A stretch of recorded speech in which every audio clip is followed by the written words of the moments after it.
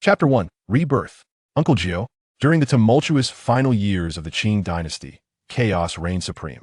In this era of decline, practitioners struggled tirelessly, while demons emerged incessantly. It was the heart of winter near Mount Mao. A young man and an elder, both clad in yellow Daoist robes, braved the biting winds and snow as they made their way to the mountain. Suddenly, from the depths of the dense forest ahead, the wailing cries of a baby pierced the air. Wah wah, wah wah. Upon hearing the sound, the two Taoists halted in their tracks. Second uncle, it seems to be the cries of an infant. We should go take a look. The speaker, despite his youthful appearance, bore a pair of thick eyebrows that almost formed a straight line, bestowing upon him an indescribable aura of righteousness. Upon hearing the young Taoist speak, the elder chastised him with a swish of his feather duster, declaring sternly, Feng Jiao, how many times must I tell you? Do not call me second uncle, refer to me as master. The young Taoist, named Feng Jiao, rubbed his head and replied helplessly, Second uncle, there's no one else around, and please, stop calling me Feng Jiao. I have changed my name to Lin Jiao. Wah wah. In the midst of their conversation, the infant's cries grew noticeably weaker. The two Taoists recognized this change and immediately ceased their debate, rushing toward the forest. In their haste, Lin Jiao, lacking the experience of his elder, dashed straight into the thicket. The old Taoist, while running, remained vigilant, his hand gripping the feathered duster tightly, as if bracing for an imminent attack. Guided by the sound of the baby's cries, the two Taoists soon discovered an infant swaddled in tattered cloth atop a mound of snow. The bitter cold had left the child's skin tinged with purple. Witnessing such a pitiable sight, Lin Jiao instinctively reached out to lift the infant. Just as his hand approached, the elder Taoist halted him, sweeping the feather duster over the child to ensure no danger lurked before allowing Lin Jiao to proceed. Cradling the infant in his arms, Lin Jiao gazed at the child's frostbitten visage, his voice brimming with indignation. I wonder which heartless parents could abandon such a child in this frigid winter, leaving him to the wilderness. The elder Taoist produced a talisman from his robe, deftly folding it into a small triangle, which he placed into the infant's swaddling.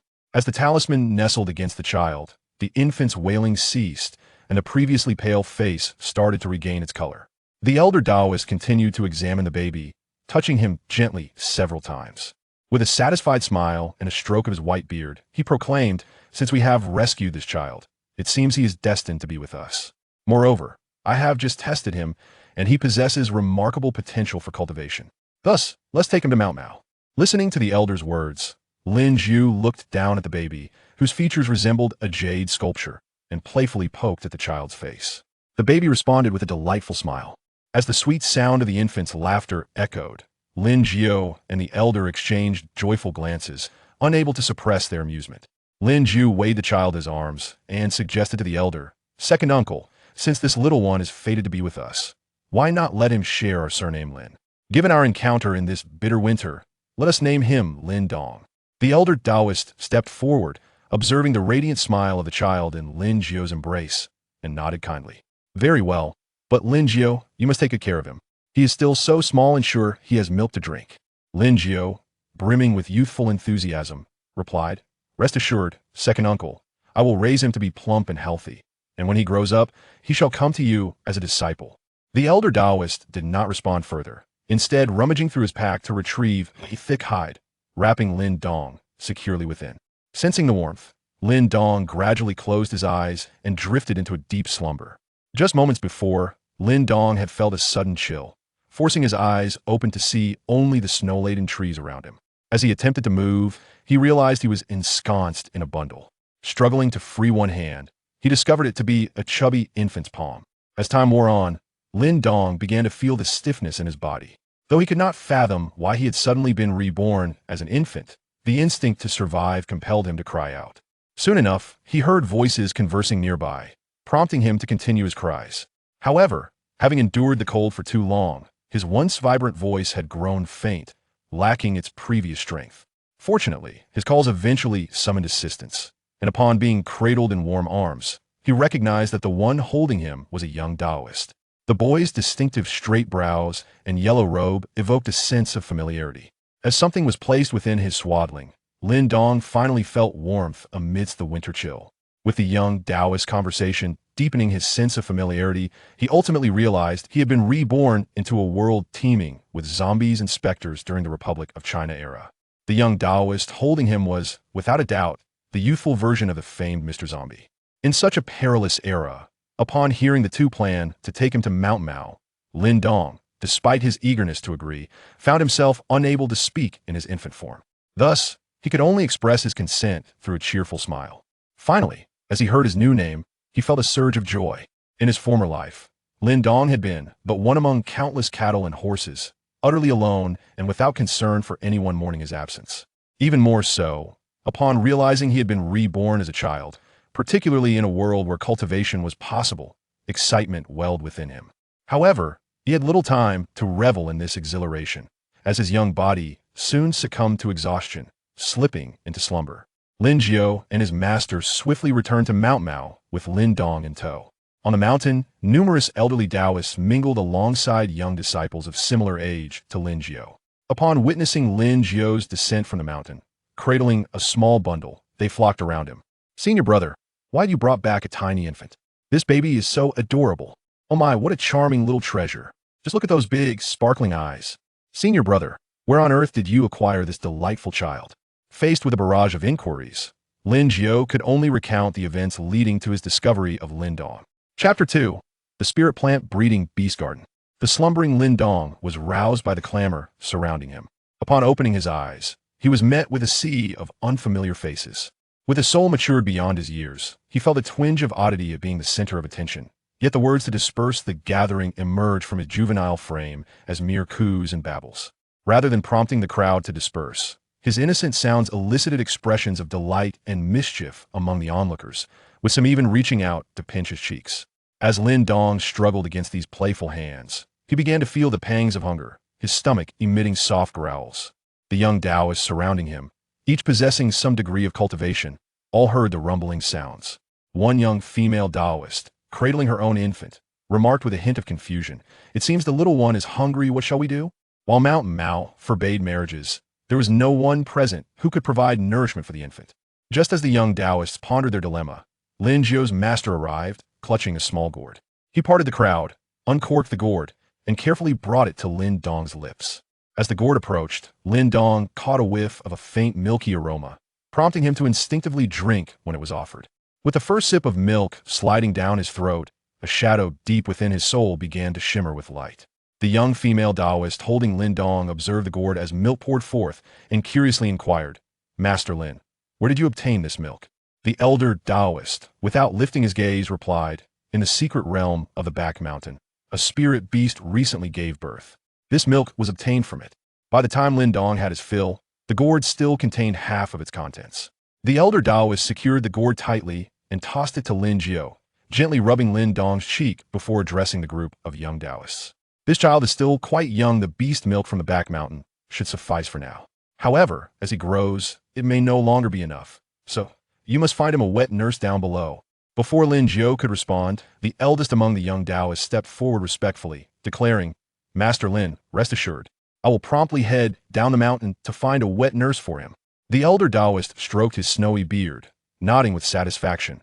"Sure, Jian, you are the elder brother among this generation of Maoshan disciples, and your demeanor is the most composed. With your assurance, I feel at ease." After speaking, the old Taoist playfully teased Lin Dong for a while longer before cheerfully preparing to depart from the Maoshan square. However, he added one last remark. "By the way, that small gourd is a minor magical artifact, capable of preserving the milk inside from spoiling. Once he has finished drinking, please return the gourd to me, so I can procure more from the back mountain." Lin Dong accompanied the old Taoist, along with a group of younger disciples, in playful antics until his youthful body could no longer sustain him, and he drifted back into slumber. As he succumbed to sleep, a luminous shadow deep within his soul gradually merged with his essence. In his slumber, Lin Dong vaguely perceived a sound akin to dingling. By the time he regained his awareness, he found himself in a small room, existing in a state of spiritual form. Information regarding the room manifested automatically within his consciousness. The small room before him was, in fact, a component of a high-grade, innate spiritual treasure. The purpose of this treasure was to provide an energy-rich environment, hastening the flow of time, enabling the cultivation of spiritual plants and the nurturing of spiritual pets. Moreover, within this small room lay a fragment of another spiritual treasure, capable of gathering merit to fish for seeds of spiritual plants across the myriad worlds. Additionally, this small room served as a naturally occurring storage space. This innate spiritual treasure was named the Spiritual Plant and Beast Nurturing Garden, shaped like a coin with a circular exterior and a square interior. The small room occupied the inner square, while the circular outer area was designated for planting and breeding. Its origin traced back to one of the most prestigious realms among the myriad worlds, the primordial world. To create the heavens and the earth, Pangu vanquished the chaotic demons, and the various chaotic spiritual treasures of these demons were shattered during the battle of creation.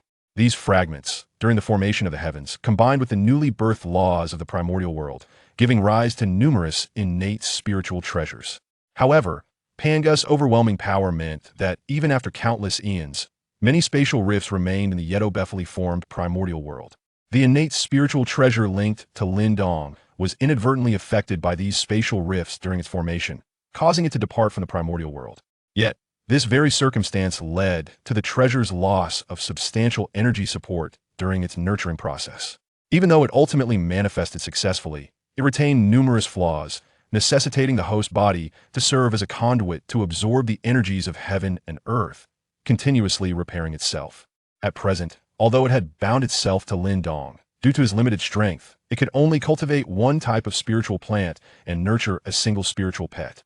Nevertheless, the time flow within the planting and breeding area was twice that of the real world. The fragment of the spiritual treasure within the small room, capable of utilizing merit to capture seeds, was acquired during the treasure's formation amidst spatial turbulence. Within this chaotic flow, the treasure also successfully obtained a seed from an innate spiritual plant. For Lin Daoist, who was still merely an infant, there were no other means to acquire spiritual plants or pets. Thus, he sought out the innate spiritual plant seed stored within the spatial realm. As he planted the seed under his guidance, Lin Daoist finally discerned the name and specific information of this innate spiritual plant. Time-space tree, an innate mid-grade spiritual root which, during its growth, binds the time-space coordinates of nearby worlds to its leaves. Touching the leaves allows for seamless transportation to another world. The growth of the time-space tree does not adhere to a specific timeline. Just as Lin Daoist finished examining the information about the time-space tree, his weakened soul was ejected from the spiritual treasure. This combination of physical and spiritual frailty plunged Lin Daoist into a profound slumber. Under the care of a group of young female disciples at Maoshan, Lin Daoist gradually grew, and in the blink of an eye, over 5 years had passed, bringing him to the age of 6. During these years, as his body and soul became increasingly attuned, many of his behaviors were influenced, exhibiting a more juvenile demeanor. In the initial months of his 6th year, he could still sustain himself solely on beast milk. However, as his body continued to develop, Lin Daoist's appetite gradually increased. Yet, the majority of the spiritual beast milk from the back mountain was allocated to the older children, leading Lin Daoist to face a crisis regarding his food supply. Chapter 3. At 6, taking a master. Ultimately, it was thanks to his elder brother, Shijian, who found a wet nurse nearby Maoshan, that he was able to eat his fill and grow healthily. After finding the wet nurse for him, Shijian departed from Maoshan due to age constraints. Lin Daoist was unaware of the specifics, often gleaning fragmented information from the elder sisters who took care of him. It seemed that every disciple of Maoshan, upon reaching the age of 18, could leave to earn their own merits. While Lin Daoist was eager to learn more, his age and physical limitations confined his daily activities to a limited area. When his elder brothers conversed, even if he strived to listen intently, he would inevitably succumb to slumber due to his youthful body. In the time that followed, even as he attempted to blend in without drawing attention, the influence of his soul and the spiritual beast's milk caused him to develop more rapidly than ordinary children. Whereas some children might remain dependent on milk until 2 or 3 years of age, Lin Daoist was weaned shortly after his first birthday, and by that age, he could walk independently and engage in simple communication. However, due to his tender years and undeveloped physique, he had not formally entered Maoshan to study its Taoist arts. Nonetheless, everyone recognized him as the chosen disciple of Elder Lin, and once Lin Daoist became aware of his surroundings, he and the others began to refer to each other as brothers and sisters. Once he was able to walk unaided, Lin Daoist frequently trailed behind the older disciples, engaging in playful antics, such as catching chickens and dogfighting on the mountain. Often, he would return covered in mud, leading to reprimands from the elder sisters directed at those who played with him. Before he turned 2, while frolicking with his elder brothers on a mountain, he stumbled upon a recently birthed Wang Jin snake. Having undergone generations of transmission, Maoshan naturally possessed an abundance of cultivation methods, including a minor technique for taming beasts. Those brothers with an interest in taming beasts pilfered several snake eggs from the Wangjin snake. Lin Daoist recalled that there was still an available slot for nurturing a spiritual beast within the spiritual plant and beast nurturing garden, so he requested one of the snake eggs from his elder brother. Fortunately, being at Maoshan, the notion of a barely 2-year-old child wanting to raise a snake would typically invite a scolding from parents. However, at Maoshan, it was commonplace to raise snakes, ghosts, and even zombies. Thanks to the existence of the spiritual garden, the Wangjin snake egg, which ordinarily required about 30 days to hatch, surprisingly emerged in just 10 days under Lin Daoist's care. Upon hatching, the growth rate of the newly emerged serpents significantly surpassed that of ordinary snakes. The few snake eggs held by that senior brother were soon rendered unviable in his hands. As time passed, he observed the flourishing Wangjin snake in Lin Daoist's grasp, occasionally feeling a twinge of regret. However, when Lin Daoist turned 3, he too departed from Maoshan. In the subsequent days, the senior brothers and sisters at Maoshan gradually left, while new apprentices were brought in to take their place.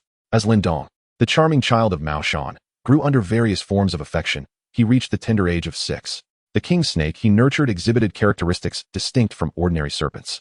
Its size increasingly remarkable. While a typical king snake may attain a maximum length of around 2 meters, Lin Daoist's companion had already reached an impressive 4 meters by the time he turned 6. The presence of such a formidable 4-meter-long serpent beside a 6-year-old child would inevitably evoke a sense of concern, regardless of the surroundings. Lin Daoist's senior brothers and sisters were no exception. Many wished to expel the formidable serpent. However, fortune smiled upon them when the elders of Maoshan discerned that this king rat snake had transformed into a spiritual beast and had autonomously recognized Lin Daoist as its master. Not only would it refrain from harming Lin Daoist, but it would also protect him in times of peril. Nonetheless, it is an exceedingly rare occurrence for an ordinary snake to evolve into a spiritual beast within such a brief span. Thus, even the seasoned elders of Maoshan found themselves unable to ascertain the extent of this snake's potential. Nevertheless, many of Lin Daoist's peers expressed envy at his remarkable fortune of acquiring a spiritual beast at such a tender age during the age of decline. Particularly, the senior who had previously bestowed the snake egg upon him lamented for several nights upon hearing the news, filled with regret. Yet, he bore no ill will towards Lin Daoist. After all, compared to an uncertain future with the spiritual snake, he cherished the little fellow he had watched grow. As for the future of the king rat snake, which remained unseen by others, Lin Daoist possessed precise information regarding it within his spiritual plant and beast garden. Name: King Rat Snake, transforming into Python. Strength: mid-level Taoist disciple potential. Early stage of human master.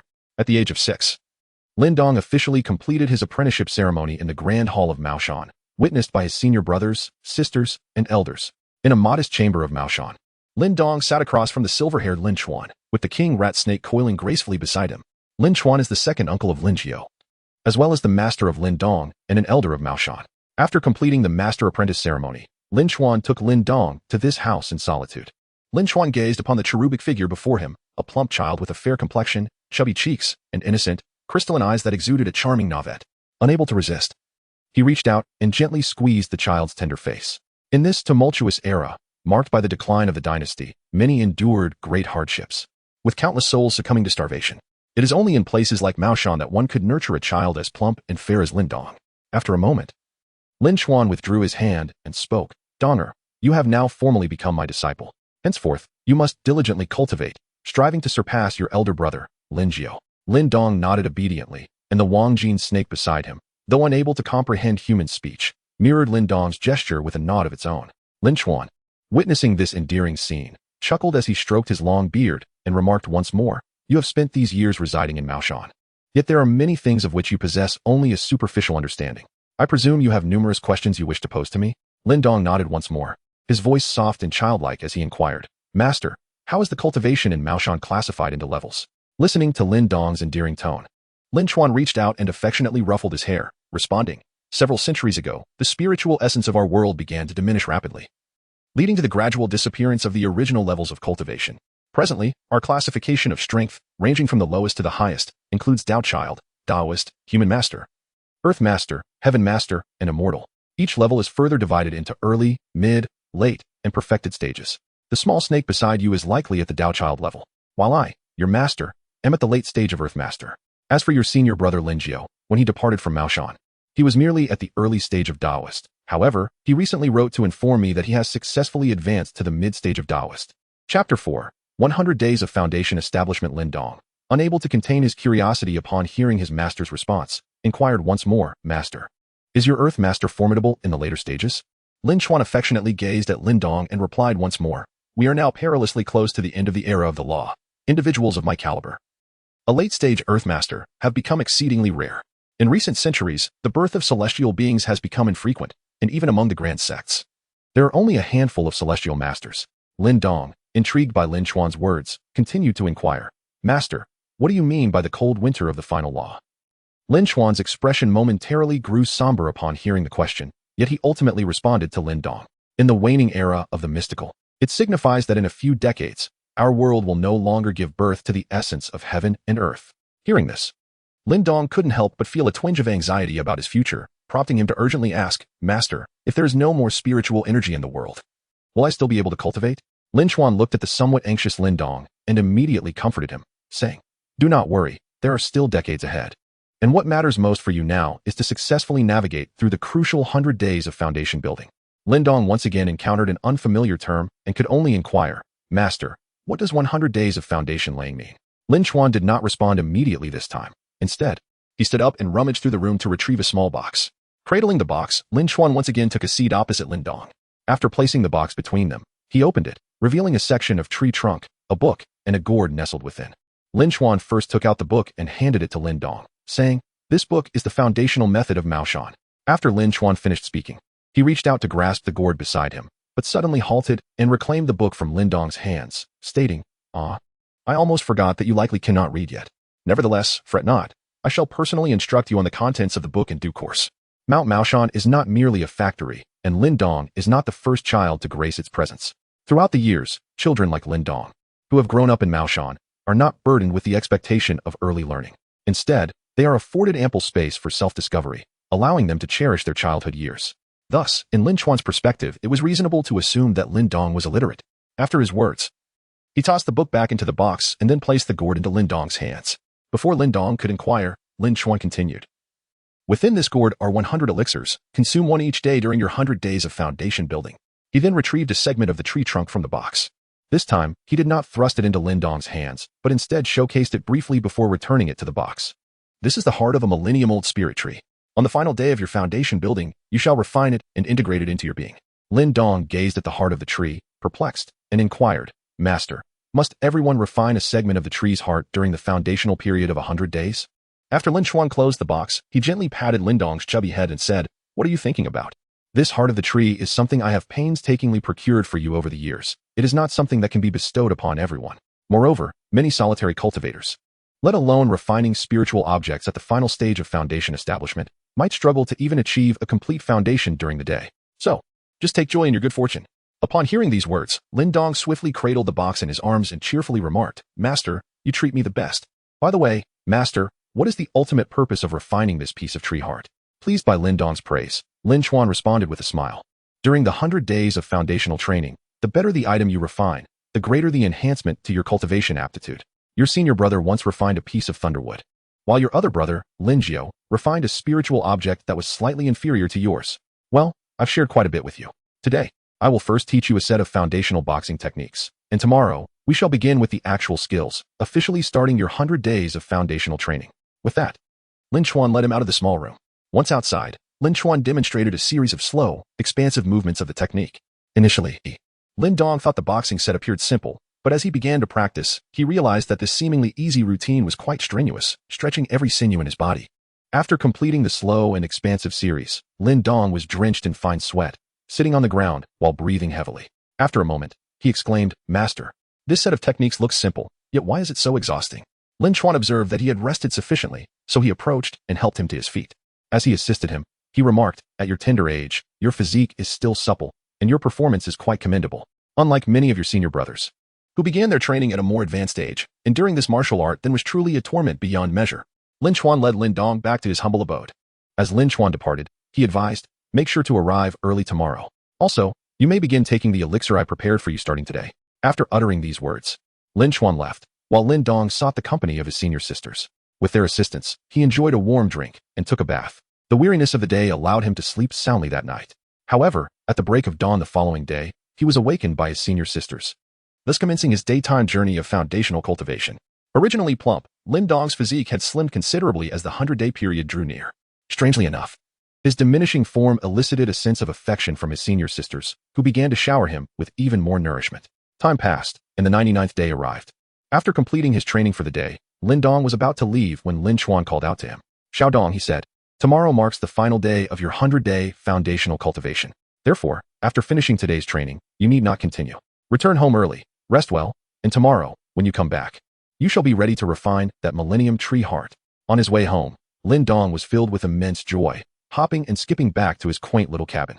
The source of his elation was not merely the impending completion of his 100-day foundational training, but rather the delightful prospect of no longer having to engage in such arduous boxing practice starting the following day. This joyful revelation allowed him to sleep soundly and peacefully that night. Before long, the dawn of the next day arrived. After Professor Lin Xuan imparted his wisdom on how to refine spiritual objects, he departed, leaving only Lin Daoist and the ancient tree heart within the abode. Lin Daoist sat cross-legged on a small bed, gazing at the ancient heart of a millennium-old tree, yet he found himself engulfed in confusion. After a brief moment of contemplation, as if resolving to take action, he clutched the tree heart and ventured into the modest cabin of the spirit plant breeding sanctuary.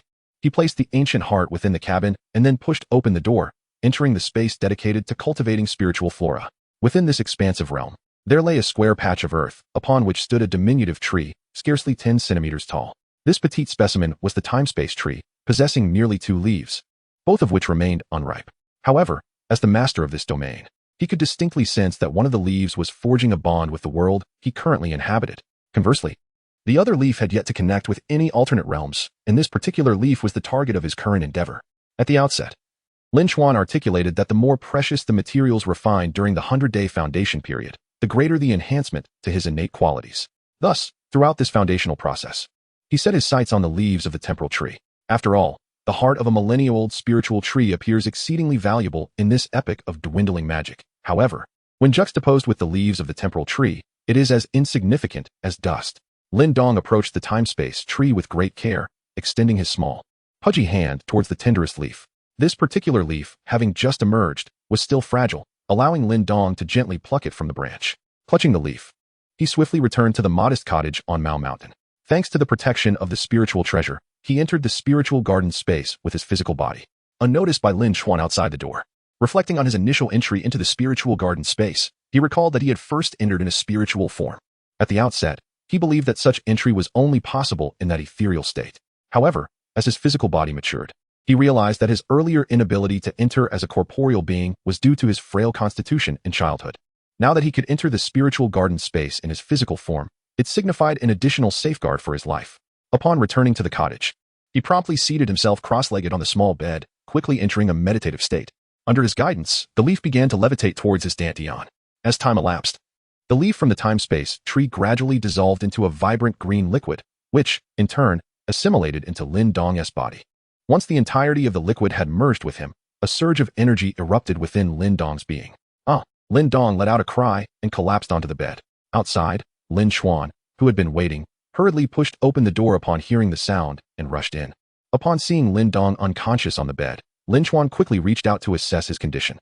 To his astonishment, he discovered that Lin Daoist exhibited no signs of distress.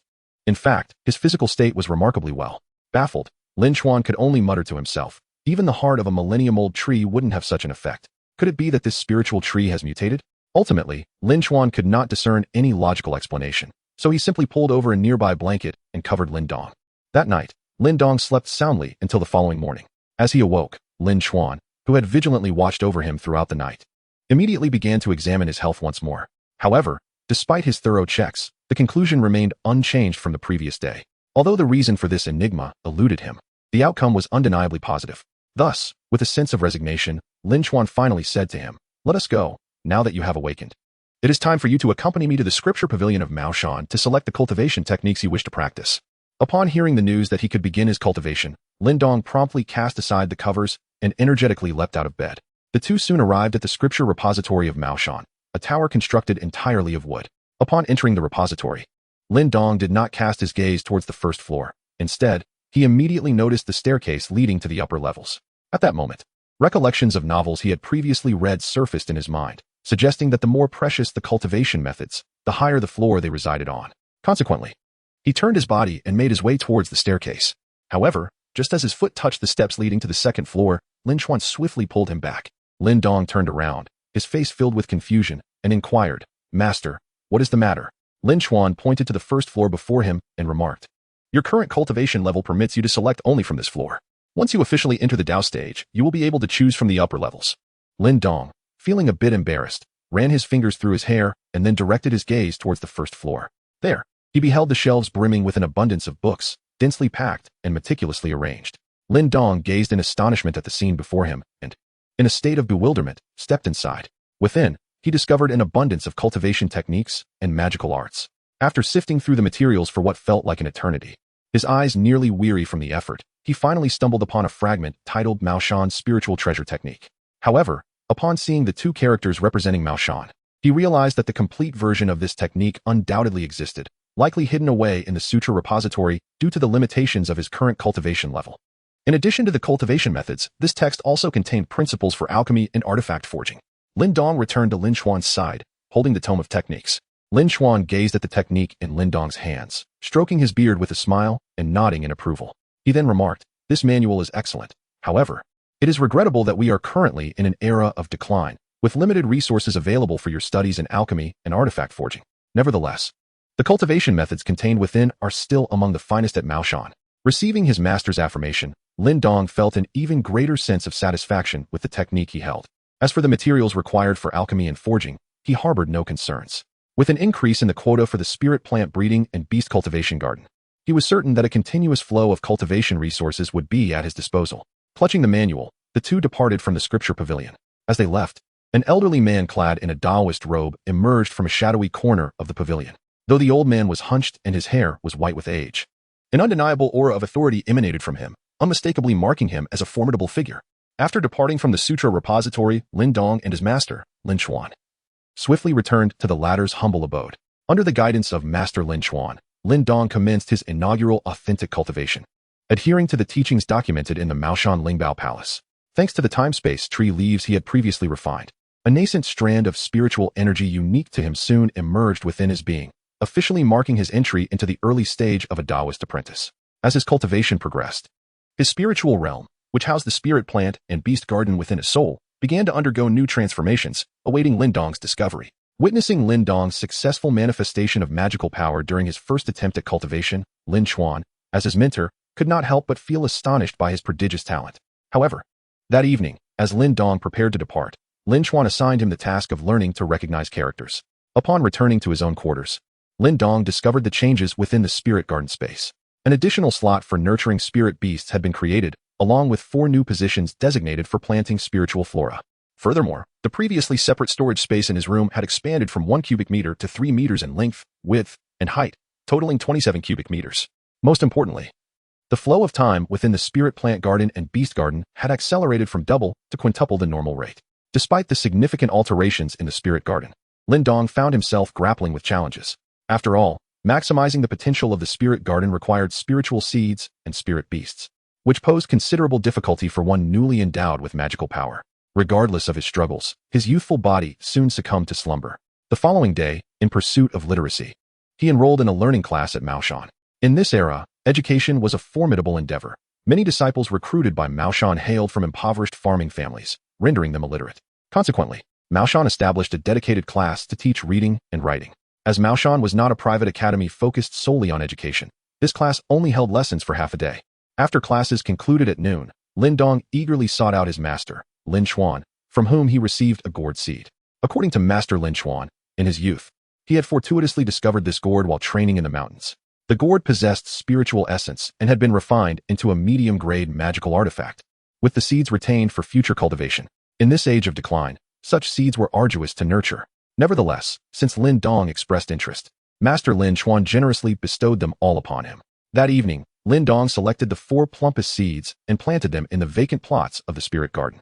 According to the spirit treasure's indications, all 4 seeds were classified as low-grade yellow level. The records within the spirit garden space categorized spiritual plants into grades: yellow, profound, earthly, celestial, immortal, divine, and spiritual.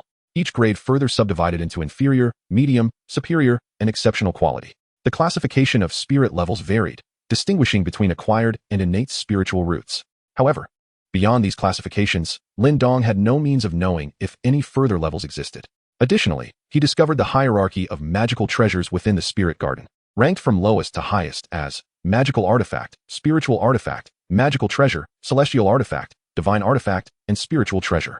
Each level was also divided into inferior, medium, superior, and exceptional quality, with spiritual treasures similarly categorized into acquired and innate types. Notably, above the exceptional quality of spiritual treasures, there existed classifications for acquired and innate ultimate treasures. Among these treasures was a particularly unique type known as the merit spiritual treasure, formed by infusing abundant merit into corresponding spiritual treasures. The paramount value of the merit spiritual treasure lies in its ability to kill without bearing karmic consequences. For instance, the golden rod wielded by Sun Wukong is an example of an acquired merit spiritual treasure. The remaining seeds were evenly divided into two portions. One portion was planted under the guidance of the King Gene snake in the nearby jungles of Maoshan, selecting locations imbued with faint spiritual energy, while the other portion was stored within the spirit garden's storage space. In the ensuing period, Lin Dong's life settled into a rhythmic routine, rising early to learn to read, practicing skills with his master after lunch, and returning to his small abode to sleep soundly at night. The once plump little fellow soon shed considerable weight amidst such a busy schedule. Fortunately, his prior foundation from a past life enabled him to adapt quickly, even when faced with the complexities of traditional characters. After becoming acquainted with numerous characters, he initially believed he would soon be liberated from his studies. However, he soon realized that to better comprehend Taoist classics in the future, he would need to learn additional specialized terminology. Time flew by, and half a year passed in this manner. Coupled with his previous 100 days of foundational training, Lin Dong approached the age of 7. One day, after completing his practice, Lin Dong prepared to return to his quarters as usual. However, just as he rose, his master Lin Chuan intercepted him, stating, "For the time being, you need not come to find me in the afternoons. I must attend a gathering of like-minded individuals. By the way, I have observed that your learning progress has reached a satisfactory level.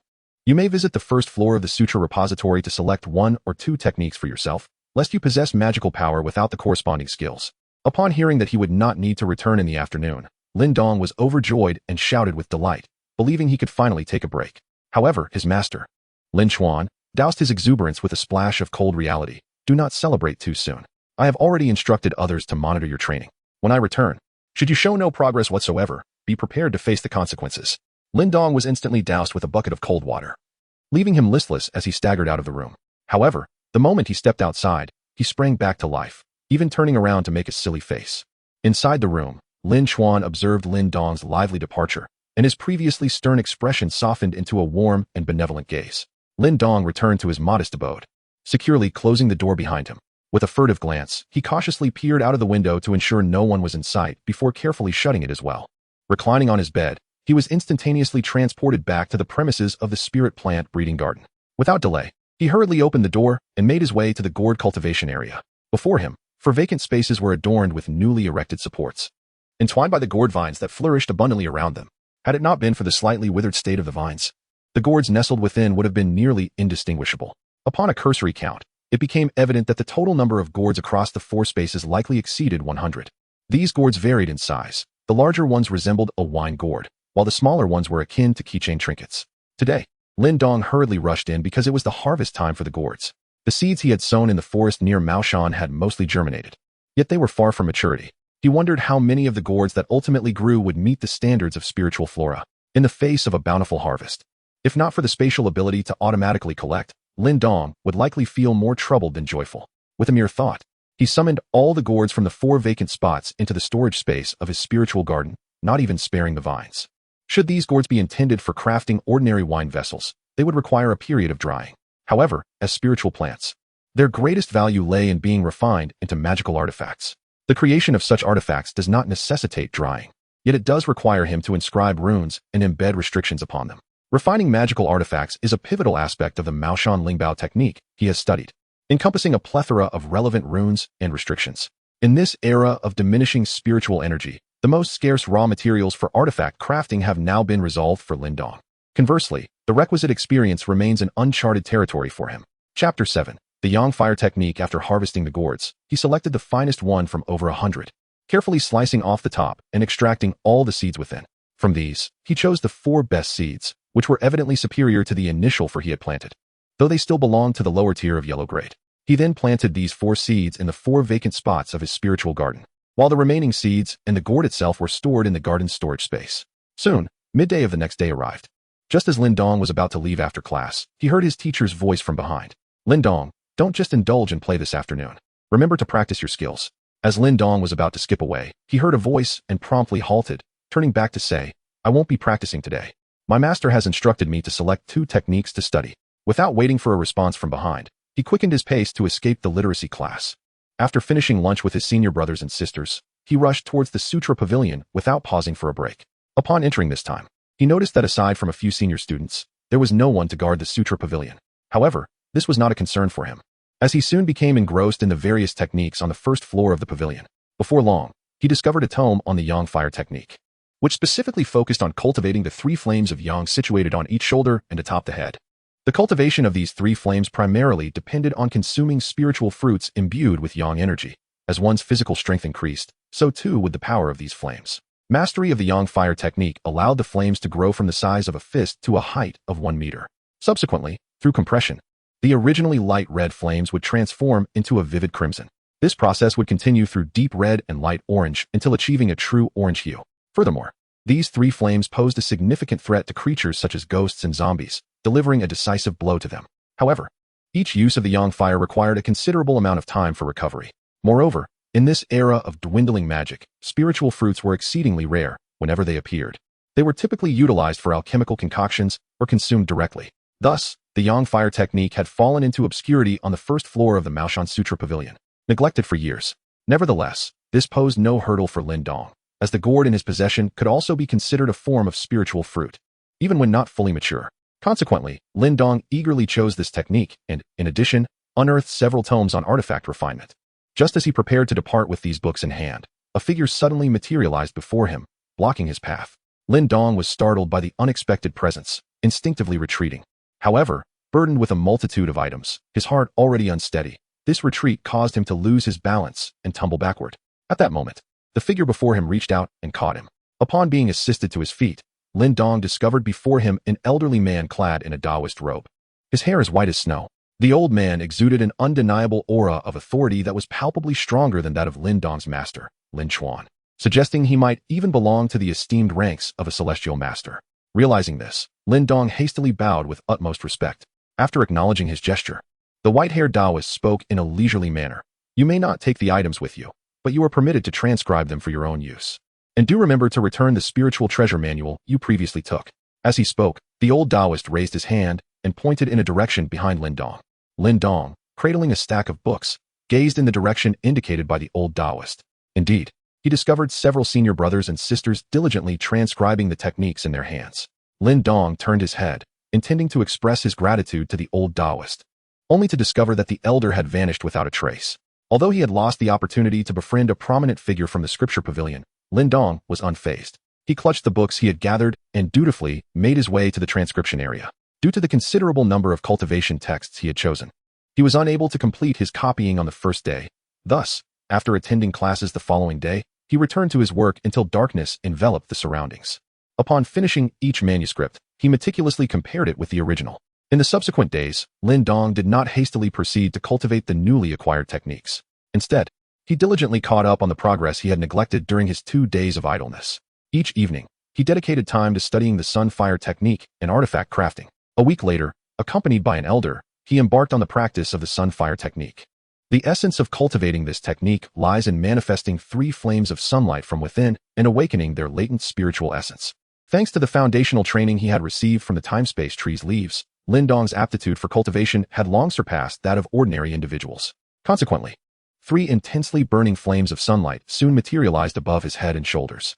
Seizing the moment, Lin Dong hastily directed the spiritual energy from his dantian into the 3 flames. The already fierce flames surged even more vigorously, akin to the volatile reaction of adding water to hot oil while cooking. As the flames exhibited violent fluctuations, threatening to spiral out of control, the protective elder immediately rose, poised to intervene should the need arise. Just as swiftly as they had flared, the fervent flames settled down in the blink of an eye. With the 3 flames gradually receding, Lin Dong, seated in meditation, opened his eyes. What has happened? Have I succeeded? As he blinked, Lin Dong heard a concerned voice beside him. Turning, he beheld Elder Mao, who was watching over him with evident care and concern.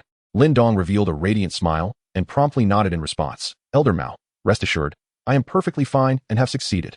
To dispel any doubts Elder Mao might harbor, Lin Daoist summoned his spiritual energy, manifesting 3 flames of yang fire that had previously concealed themselves. Once again, these flames materialized upon his head and shoulders, burning with even greater intensity than before, infused with a hint of sentience. Elder Mao, well-versed and perceptive, could immediately discern that Lin Daoist was indeed truthful. He had successfully mastered the art of yang fire. After conducting a thorough examination of Lin Daoist's physique and finding no issues, Elder Mao took his leave.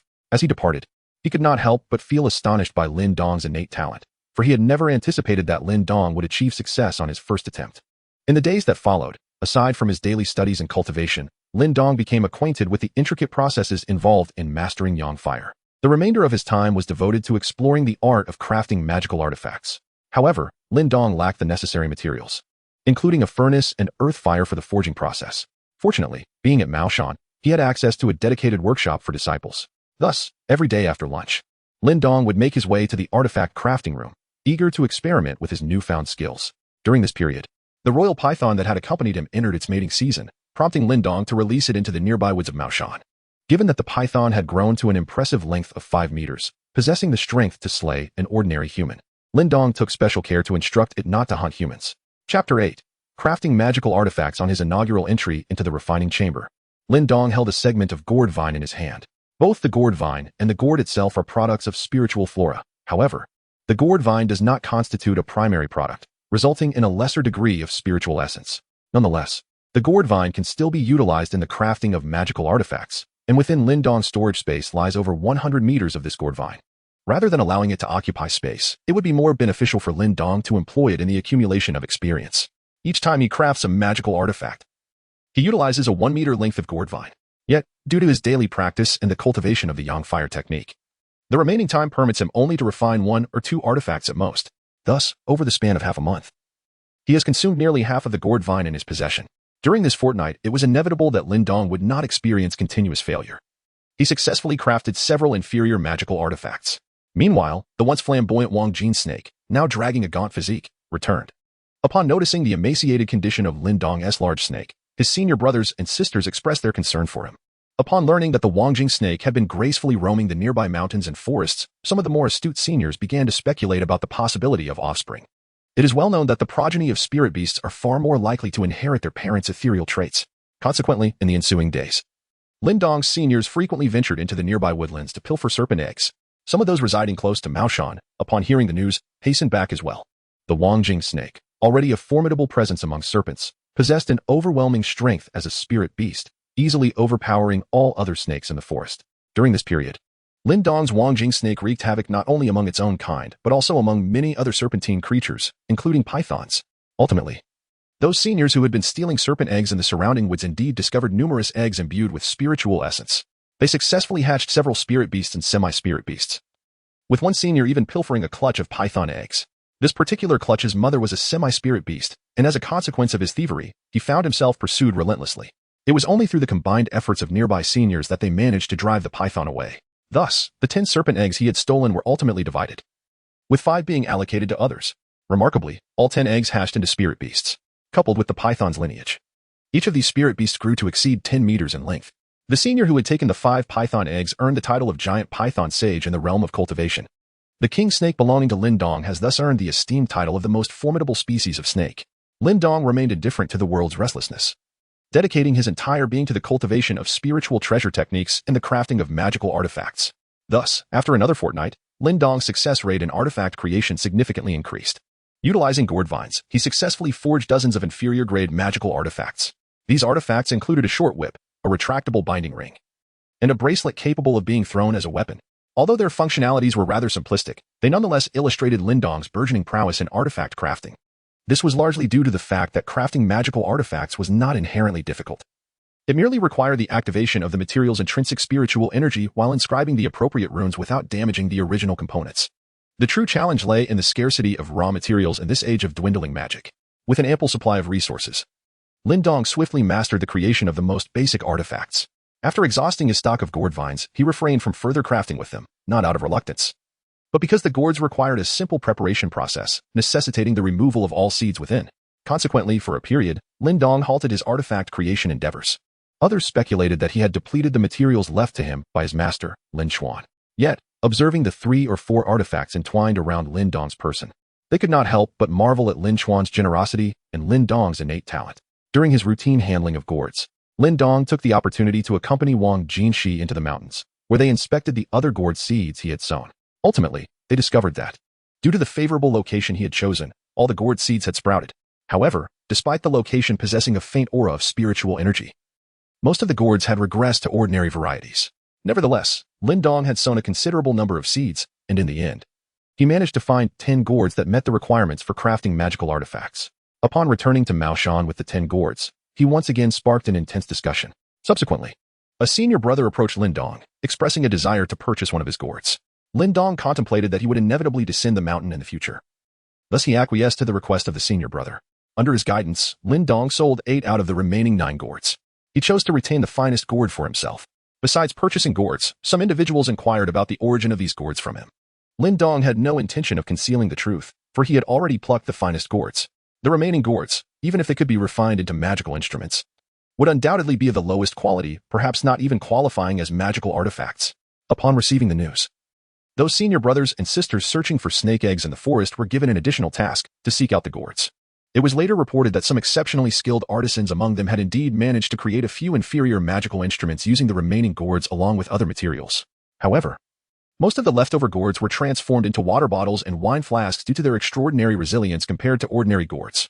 In the subsequent days, while sorting through other gourds, he managed to refine one of the remaining gourds into an inferior magical instrument. He named this creation the stone bullet gourd, which had the ability to store small stones and launch them like bullets from its mouth.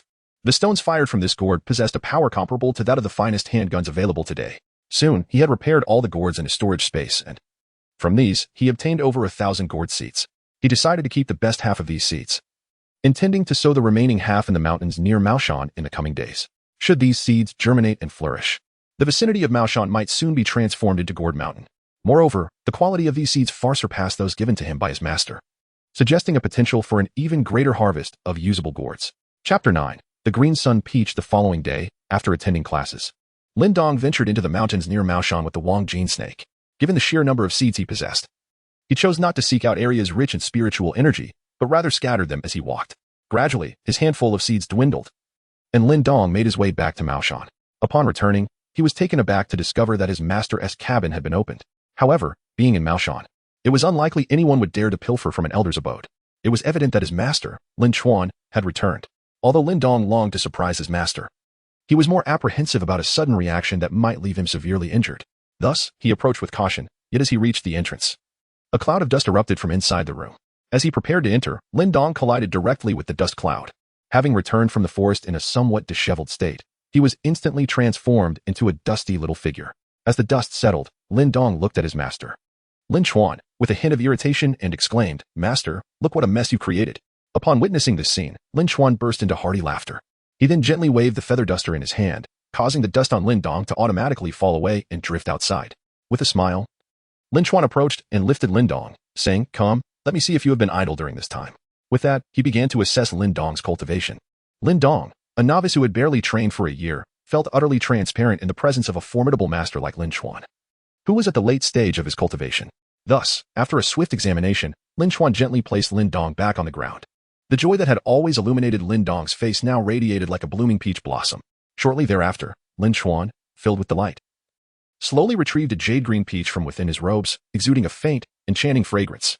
With eyes brimming with affection, he remarked, "Ah, it seems my little disciple has indeed been earnest in his cultivation during this period. Furthermore, I have heard that you have even mastered the art of crafting magical tools on your own, which brings me great joy. As it happens, I have brought you a special gift." With that, he tossed the peach to Lin Dong.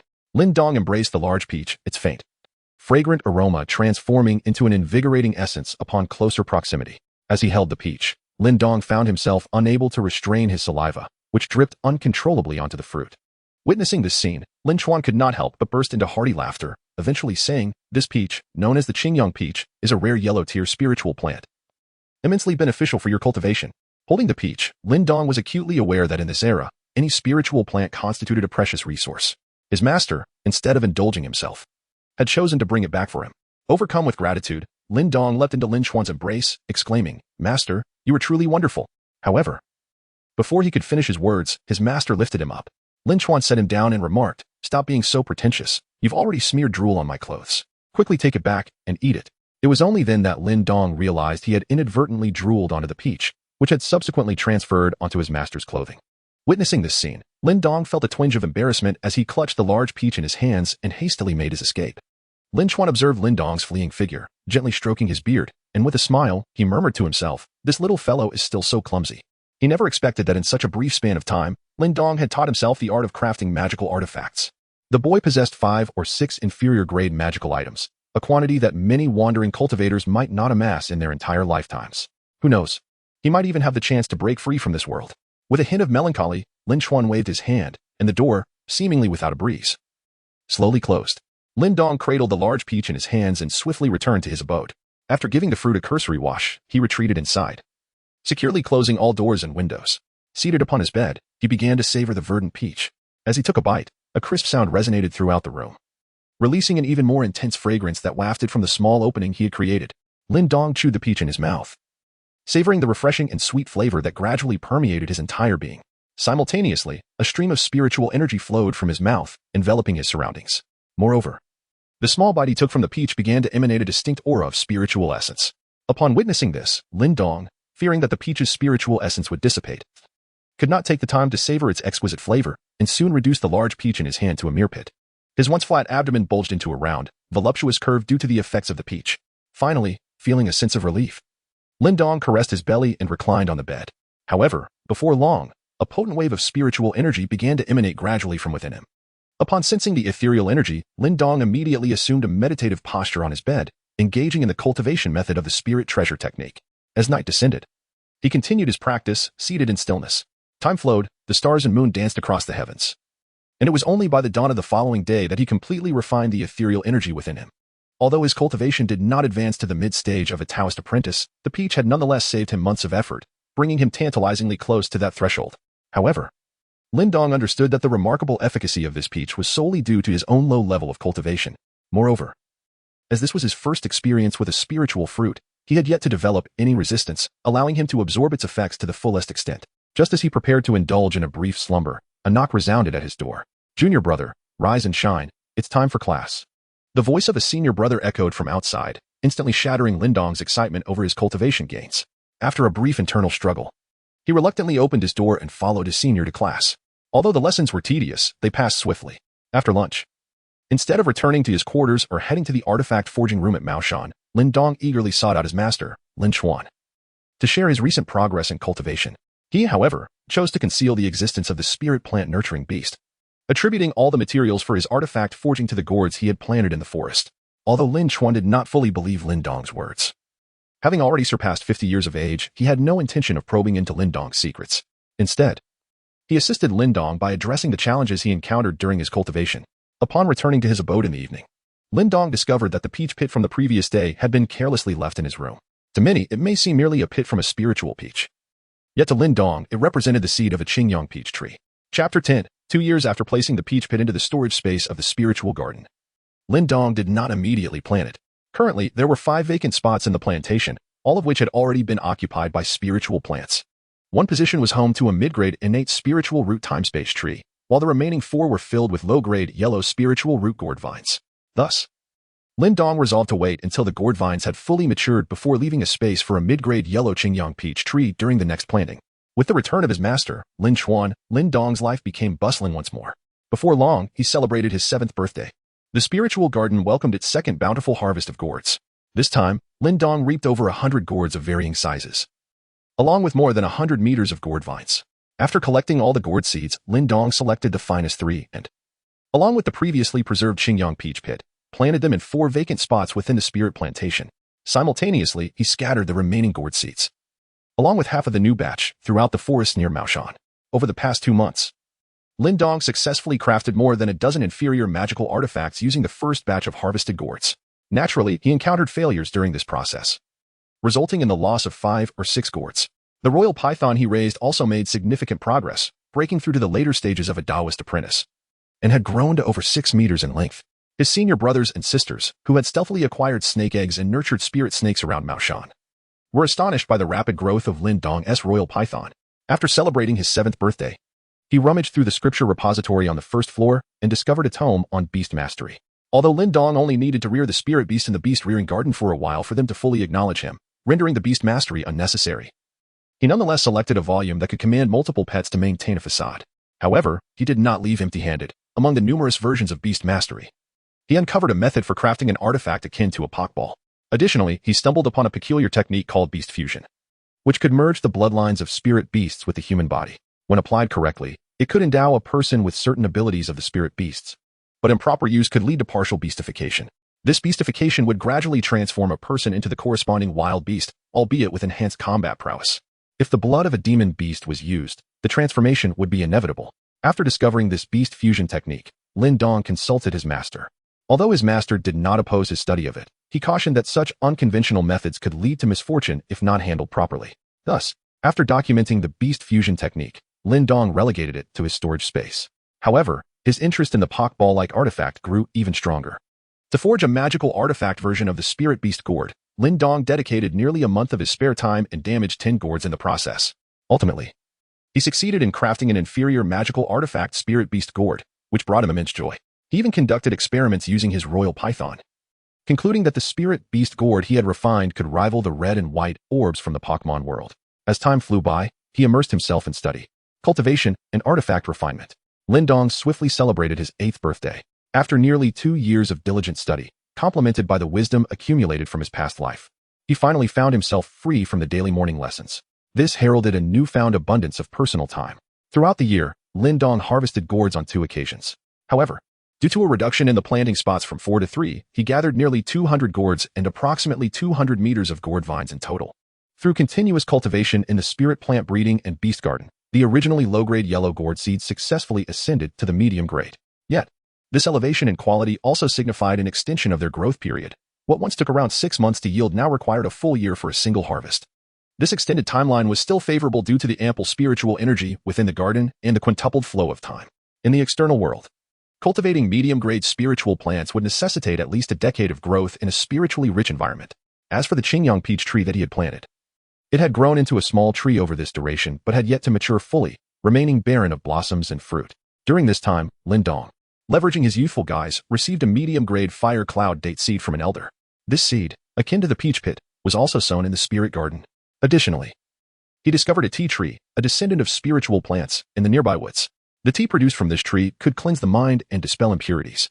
Consequently, he transplanted it into the spirit garden, naming it the Clearing Heart Tea Tree. Thus, all 5 vacant spots in the garden were filled with diverse spiritual plants. Throughout the year, Lin Daoist's scattered gourd seeds had proliferated the surrounding Miao Mountain, leading to a lush growth of gourds. With the consistent enhancement of seed quality, many of these gourds barely met the minimum criteria for crafting magical artifacts. The dawn of a new year also signified that Lin Daoist's royal python had multiplied within the forest.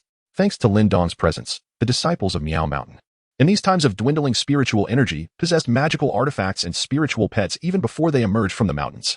However, the gourds planted in the nearby woods could only occasionally yield a qualifying gourd during their initial growth, drawing upon the inherent spiritual energy of the seeds. The subsequent generations would utterly lose the ability to produce artifact-grade gourds unless replanted in a spiritually enriched locale.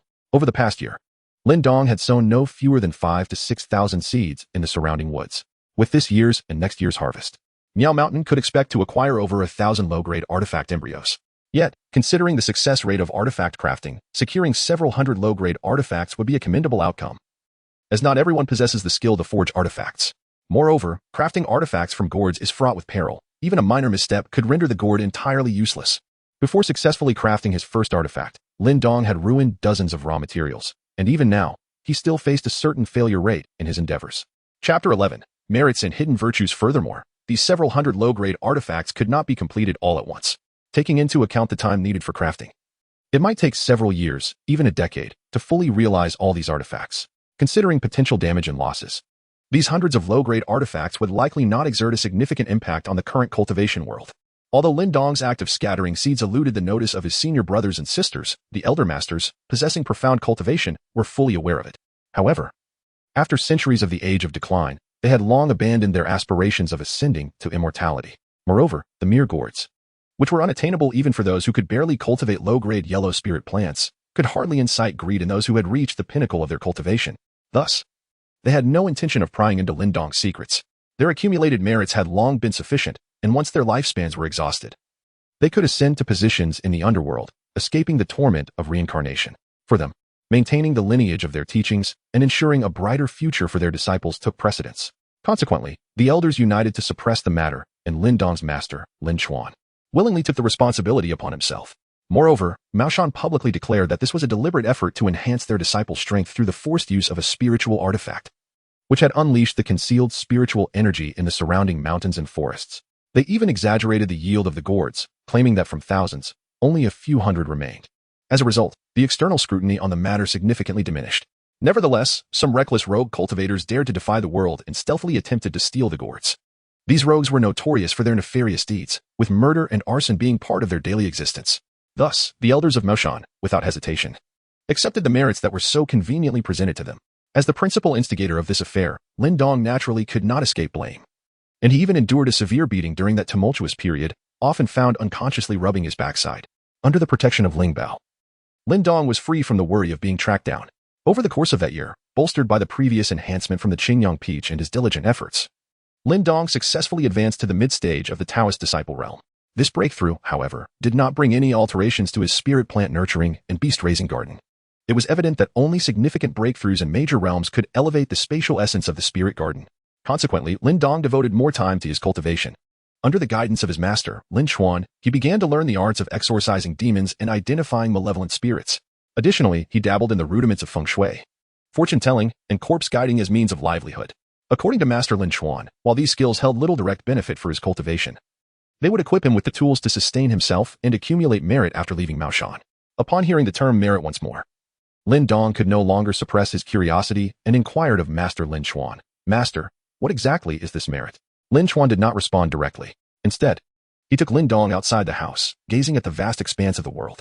He remarked, "Every action we undertake in this world is subject to a system of measurement. These metrics are known as merit, hidden virtue, and karma. To the common folk, merit is the visible good deeds performed for the benefit of oneself. Hidden virtue, on the other hand, is the altruism carried out in secrecy, which can positively influence future generations. However, from the perspective of practitioners like us, merit is the divine energy bestowed upon us for our good deeds. This energy aids us in navigating the perils of our inner demons during our cultivation, enabling us to achieve greater results with less effort. Hidden virtue represents our efforts in vanquishing evil and maintaining order in the world, rewarded by the underworld. With sufficient hidden virtue, one may attain a position in the underworld, thus liberating oneself from the shackles of reincarnation. Naturally, this privilege to exchange hidden virtue for a position in the underworld is reserved for esteemed sects like ours, the Maoshan. Since the decline of spiritual essence several centuries ago, few have managed to ascend to the rank of celestial master and attain immortality, to escape the torment of reincarnation.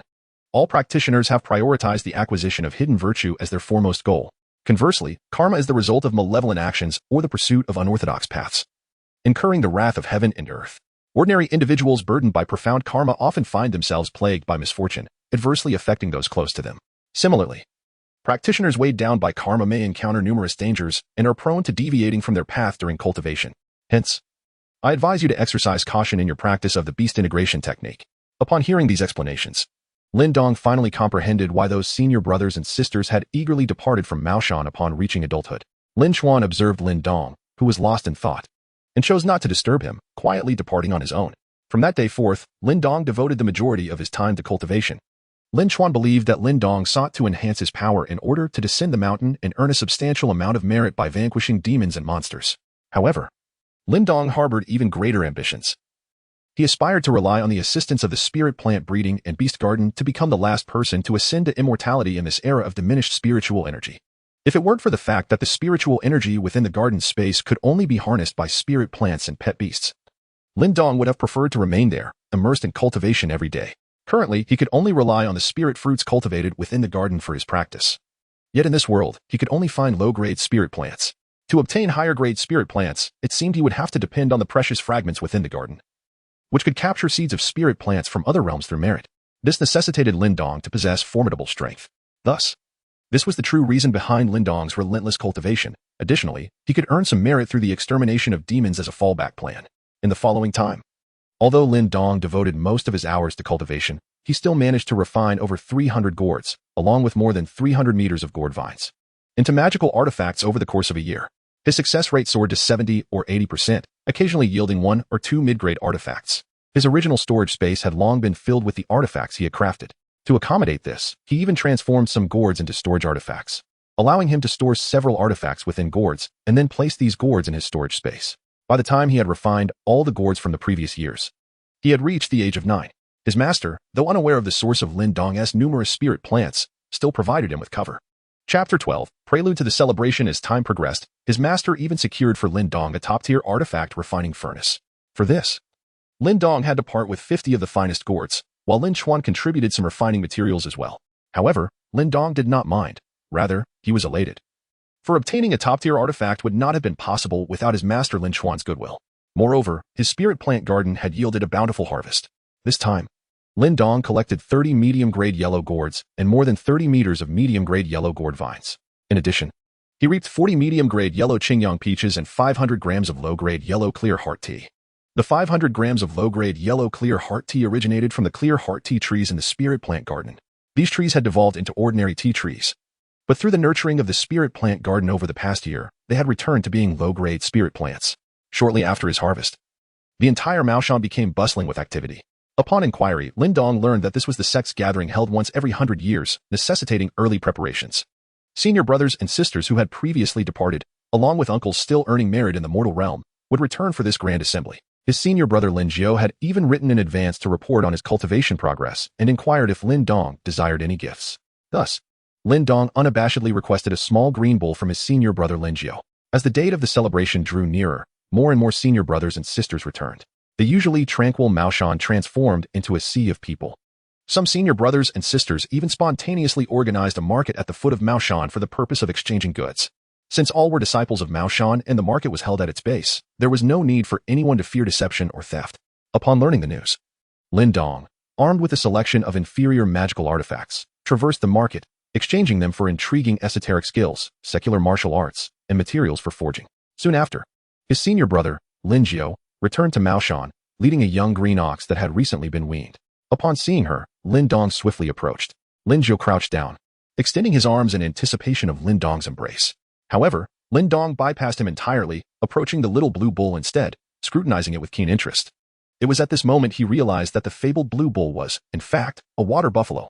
Yet, the little blue bull before him was evidently a carefully selected specimen, not only plump and well-rounded but also impeccably clean in every regard. As Lin Daoist gazed at the azure bull, Lin Jiao, feeling a tinge of jealousy, remarked, "Junior brother, it was I who brought you this little azure bull. Yet you do not even grant your senior brother a single embrace." Lin Daoist listened to the air, infused with a strong sin of jealousy, and quickly turned around, only to find Lin Jiao wearing a somewhat envious expression. Lin Daoist's expression shifted instantly as she joyfully leaped into Lin Jiao's embrace, exclaiming, "Senior brother, it has been such a long time. You are the best, truly bringing me a little green ox." Lin Chuan heard a commotion in the room and stepped outside. Upon witnessing the harmonious scene between his senior brothers, he couldn't help but stroke his beard, a satisfied smile spreading across his face. Upon hearing the laughter of his master, Lin Jiao swiftly turned around. Confirming it was indeed his master, he promptly released Lin Daoist, rose to his feet, and respectfully offered a bow. Lin Daoist continued to gaze at the little green ox, conjuring an image of himself riding atop it, exuding an air of ethereal grace. However, he had scarcely indulged in his fanciful musings when his master, Lin Chuan, rapped him gently on the head, admonishing, "Stop your idle thoughts and secure the little green ox before coming inside." With that, he ushered his senior brother, Lin Jiao, into the room. Lin Daoist gazed at the silhouettes of the two figures, instinctively stroking his chin as he mused. Indeed, Uncle Jiao, with age, bears an ever-increasing resemblance. Having pondered this thought, he tethered the small green ox to the trunk of a tree not far from the house. Then, cautiously surveying his surroundings and finding no one in sight, he swiftly retrieved some fresh gourd vines from the spiritual garden. These gourd vines, collected during his recent forays into the mountains near Maoshan, possessed qualities that closely approached those of low-grade spiritual plants. Additionally, to avoid drawing undue attention, he had accompanied his senior brothers and sisters from Maoshan to gather some gourds in the nearby woodlands. Although these gourds paled in comparison to those in his spatial realm, he could still utilize his crafting skills to forge a few inferior-grade magical instruments. The inferior-grade magical instruments he exchanged at the market down the mountain were crafted from these. While the small green ox was certainly not fond of gourd vines, the presence of spiritual energy in these vines made a significant difference. Initially resistant, the small green ox soon acquiesced and began to partake of the gourd vines after sampling a few bites. Upon witnessing this, Lin Daoist placed the gourd vine on the ground and then entered his master's abode. Lin Chuan subsequently informed Lin Dong and the others about the forthcoming arrangements. Lin Jiu, having completed his training, was qualified to attend the banquet in an official capacity. However, Lin Dong, yet to finish his training, could only accompany Lin Jiu to partake in the festivities. As an elder of the later stages of the Maoshan sect, Lin Chuan was preoccupied with discussions regarding significant matters of Maoshan during the banquet. Anticipating his lack of time to attend to Lin Dong, he informed the two of the arrangements for the event in advance and entrusted Lin Jiu with the responsibility of looking after Lin Dong. Having long departed from Maoshan, Lin Jiu found that the house he once inhabited had already been allocated to another. Thus, upon his return, he could only reside with Lin Dong. After leaving the master's abode, the young blue cow had finished consuming the gourd vines. Under Lin Dong's guidance, the young blue cow obediently followed him back to his dwelling. Anticipating Lin Jiu's arrival with a young blue cow, Lin Dong had taken the initiative to construct a barn not far from his home during this period.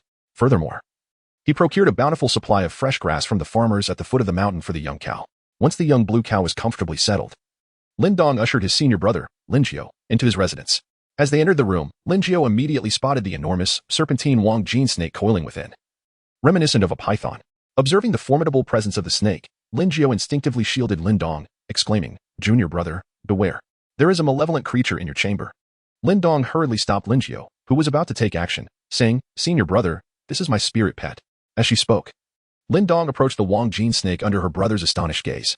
Observing the obedient Wang Jin snake, coupled with its lack of demonic aura and the abundance of spiritual energy emanating from it, it was evident that it was not a demonic creature, but rather a spirit beast. In disbelief, Lin Jiu gazed at the Wang Jin snake, murmuring to himself, "How did that little snake from years ago become a spirit beast?"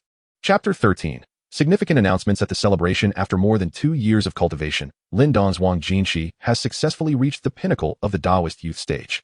Its body has grown to over 8 meters, nearing 9, which explains why it startled Lin Jiu, a mid-stage Daoist. Subsequently, he noticed several magical artifacts hanging in the room, along with the 10 or so artifacts on Lin Dong's person. Unable to contain his curiosity any longer, Lin Jiu finally inquired, "Junior brother, how have you acquired so many magical artifacts?" Lin Dong took out several gourd-shaped objects, yet to be refined into magical artifacts. From a medium-grade storage gourd he carried with him. Placing them on the table, he remarked, "I crafted these gourds myself." Lin Jiu picked up the gourd on the table and, with a hint of disbelief, said, "You crafted this yourself? You have actually learned the art of forging magical artifacts? Moreover, from where did you acquire these gourds?" Lin Dong sat on the stool and retrieved 2 roasted chickens from the storage gourd. After handing one to Lin Jiu, he began to gnaw on his chicken. In response to Lin Jiu's inquiry, he swallowed the morsel of meat in his mouth and replied, "There are numerous gourds in the nearby mountains, however, most of them are ordinary. The ones capable of refining magical artifacts are quite rare, perhaps only in the thousands." "What? Thousands? How can there be so many? Wasn't it said that there aren't many?" Lin Jiu exclaimed incredulously, holding the roasted chicken in his hand. Sitting on the chair, munching on the chicken and swinging his little feet, Lin Dong answered once more, "I certainly cannot speak the truth. Otherwise, it would cause quite a stir." Upon hearing this response, Lin Jiu nodded without a moment's hesitation. However, after a brief interval, he grasped Lin Dong's hand and inquired, "Junior brother, do you believe there might be more such gourds in the nearby mountains and forests?" Lin Dong, cradling a roasted chicken, pondered for a moment before responding, "Although most of the gourds have been picked by the elders and my senior brothers and sisters, I believe there may still be a few stragglers. What do you say? Should I accompany you tomorrow in search of them, senior brother?" Lin Jiu nodded decisively. Observing Lin Dong devouring a roasted chicken, and perceptively rose to pour him a bowl of water. The following morning, Lin Dong set off early with his senior brother Lin Jiu, venturing into the forest surrounding Maoshan. As Lin Dong had sown the gourd seeds himself, he was intimately familiar with the locations where the seeds were most likely to yield fine gourds. However, after the sweeping efforts of the elders and senior brothers and sisters, the forest was devoid of even the ordinary gourds, let alone those suitable for crafting artifacts, as they had all been harvested for sale. Initially, their search yielded no results as they traversed various locations. Ultimately, it was Lin Dong who led them to some obscure spots, where they managed to unearth 5 gourds with great difficulty. Initially, Lin Jiu had intended to take only 1 gourd, but when Lin Dong revealed 10 more in front of him, he decided to accept all 5. With several days remaining before the Maoshan celebration officially commenced, Lin Dong diligently refined all 5 gourds into low-grade magical artifacts at the behest of his senior brother. Remarkably, there were no mishaps during the refinement process, which was nearly unimaginable. This was also the first instance in which Lin Jiu witnessed Lin Dong's extraordinary abilities. Once the 5 gourds were successfully refined, the time arrived for the Maoshan celebration to officially begin. Initially, apart from the elders, only a handful of senior brothers and sisters were present at Maoshan. However, as the celebration commenced, Lin Dong was astonished to see hundreds of attendees, some of whom were elders, resembling his master Lin Chuan, their hair and beards already graying. clearly indicating their status as Maoshan elders. On the first day of the celebration, these elders dined with everyone. However, in the subsequent 2 or 3 days, they vanished without a trace. It was not until the final day of the celebration that all gathered in the Grand Hall of Maoshan. And the missing elders and the sect leader reappeared. Lin Jiao and Lin Dong, like the other disciples, gathered beneath the Grand Hall. The sect leader, accompanied by numerous elders, stood above them, with Lin Dong's master, Lin Chuan, among them. The sect leader stepped forward, sweeping his dust whisk, and an energy surged, enveloping the entire hall. The previously boisterous atmosphere fell into a profound silence. Seizing the moment, the sect leader declared, "Now that we have quieted down, allow me to speak." He continued. According to the calculations of all the elders from Maoshan, in approximately 30 to 40 years, the world will descend into a cataclysmic era devoid of spiritual essence.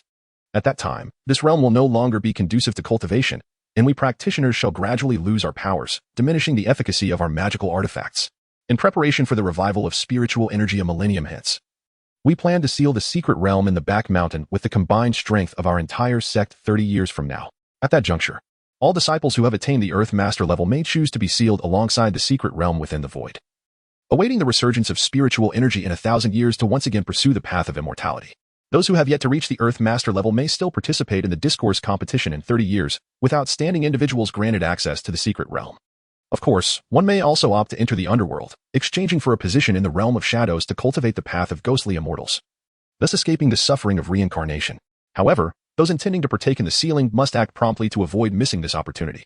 Having concluded his address, the sect leader stepped back, rejoining the elders above.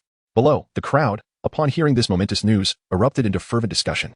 Lin Dong, filled with curiosity, tugged at his senior brother Lin Jiao's clothing and inquired, "Senior brother, which one do you choose?" Lin Jiao, emerging from his astonishment, turned to respond, "My cultivation talent is rather mediocre. I shall undoubtedly opt to accumulate virtuous deeds, with the hope of exchanging them for a position in the underworld when the time comes. Junior brother, your talent surpasses mine by far. Perhaps you could choose to seal the void alongside the back mountains of Maoshan, awaiting the resurgence of spiritual energy. Who knows? You might transcend to the realm of celestial beings in this era of rejuvenation."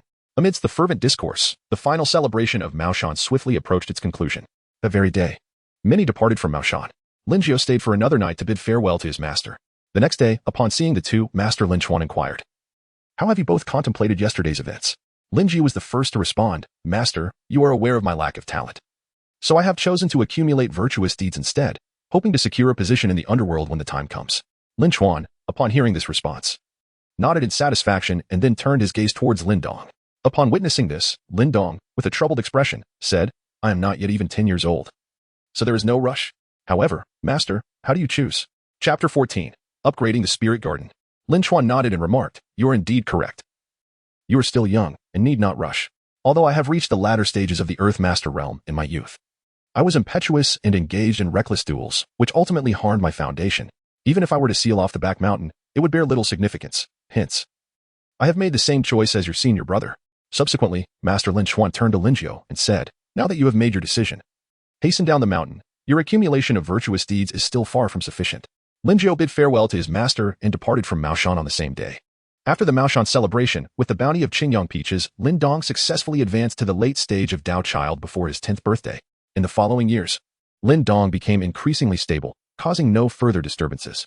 On his 10th year, a newly added little green bull in his beast breeding garden successfully transformed into a spirit beast, named Green Bull, with strength at the early stage of Dao Child and potential of mid-stage human master.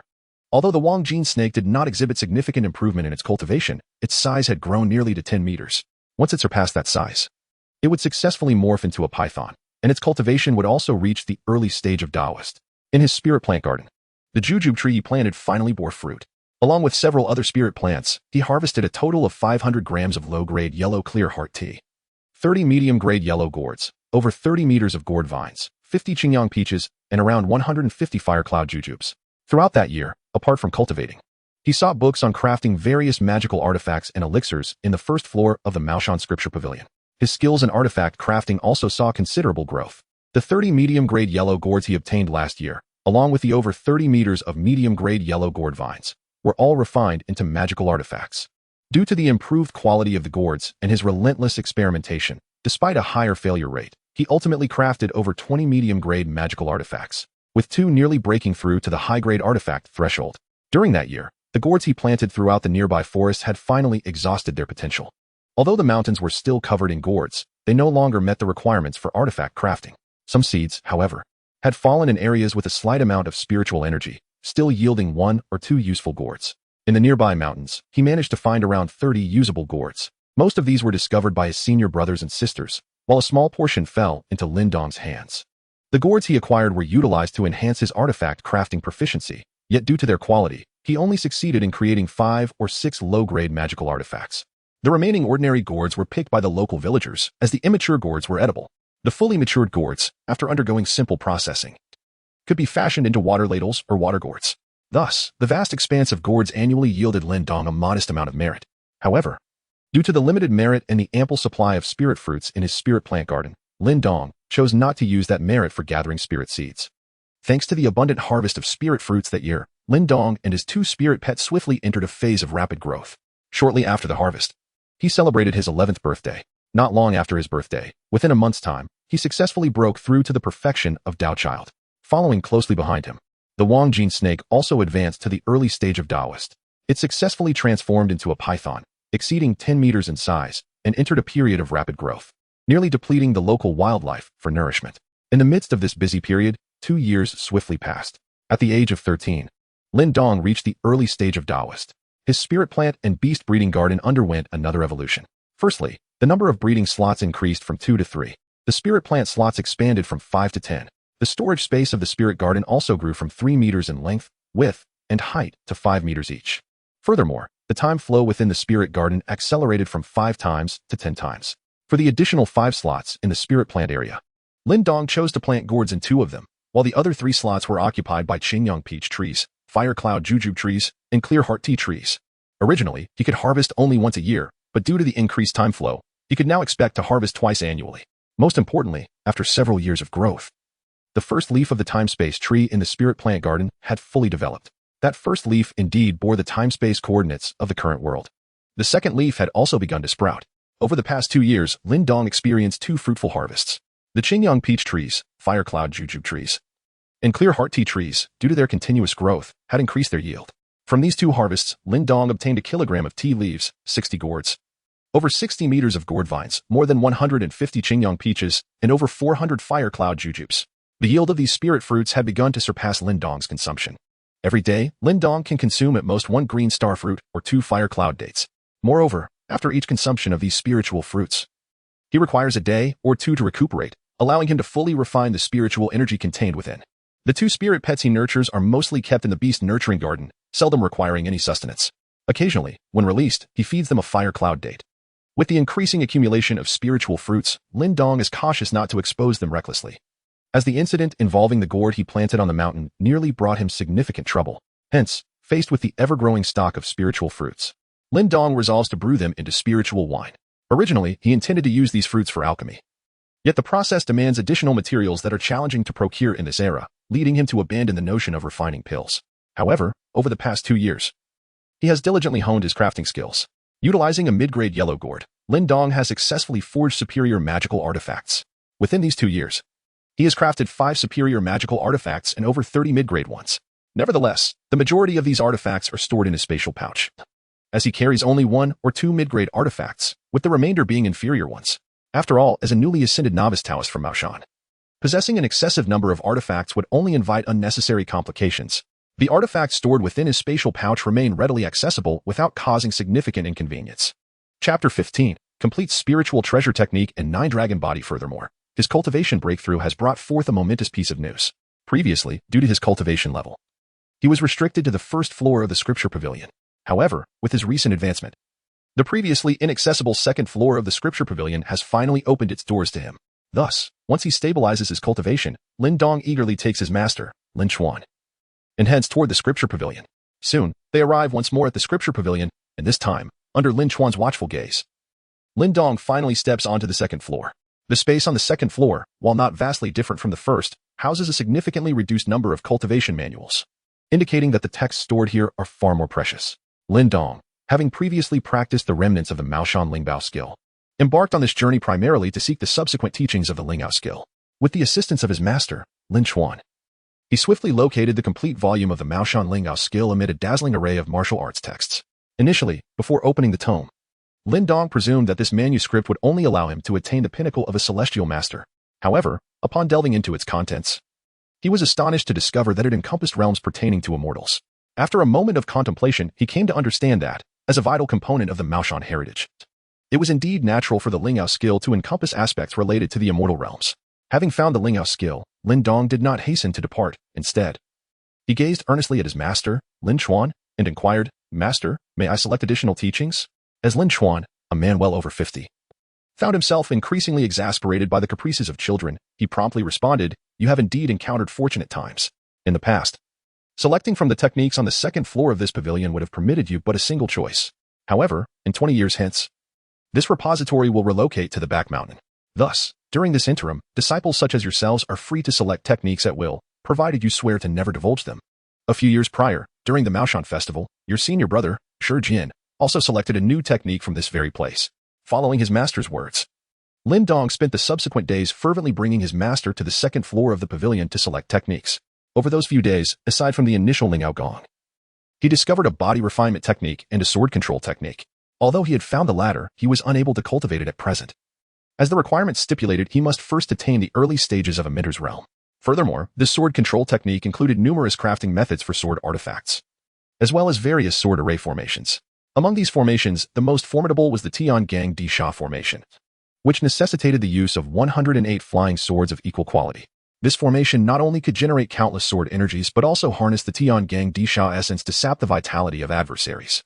The body refinement technique, titled Nine Dragons Body, also pertained to the realm of immortals. According to the theories within, as long as one continually invested resources, this technique appeared boundless. The cultivation of the Nine Dragons Body comprised 9 levels, or parts: Golden Dragon, Wood Dragon, Water Dragon, Fire Dragon, Earth Dragon, Yin Dragon, Yang Dragon, Living Dragon, and Dead Dragon. Each completed part would significantly enhance his physique, manifesting a corresponding dragon tattoo on his body, thereby granting him a degree of immunity and control over the respective attributes. Moreover, these dragon tattoos were not mere decorations. During combat, he could project dragon phantoms at will. As the number of dragon tattoos increased, the strength of the projected phantoms would also rise, potentially reaching up to 90% of his own strength. Thus, upon mastering all 9 parts of the Nine Dragons Body, he would possess 9 dragon phantoms, each embodying 90% of his prowess. Although this technique did not demand exceptionally high qualifications, it was a veritable resource sink. To cultivate any part, one required a substantial intake of attribute-specific materials. Even in the era when spiritual energy flourished, few had managed to master more than 1 or 2 parts of this technique. Since the advent of the end-of-law period, no one had succeeded in mastering any part of it. However, this challenge posed no significant obstacle to Lin Dong. Furthermore, the spiritual plants he currently possessed encompassed 2 attributes: the yang attribute of the Qing peach and the fire attribute of the Huiyun date. Given Lin Dong's trajectory, gathering all 9 attribute-specific spiritual plants was not a mere fantasy. Though Lin Chuan found Lin Dong's choice of this technique somewhat perplexing, he refrained from objection. After all, even if the technique proved unmasterable, it would not adversely affect Lin Dong.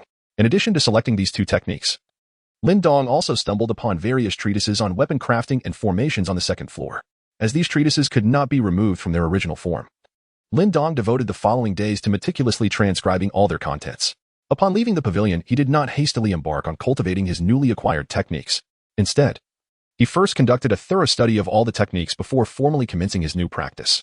Initially, he resumed his practice of the Lingao Gong. Compared to the fragmented scroll he had previously obtained, the version he now practiced was far more comprehensive, featuring more detailed paths of energy flow. Hence, he did not rush but rather proceeded steadily, taking 1 step at a time. It took him an entire week to fully adapt to the new energy routes.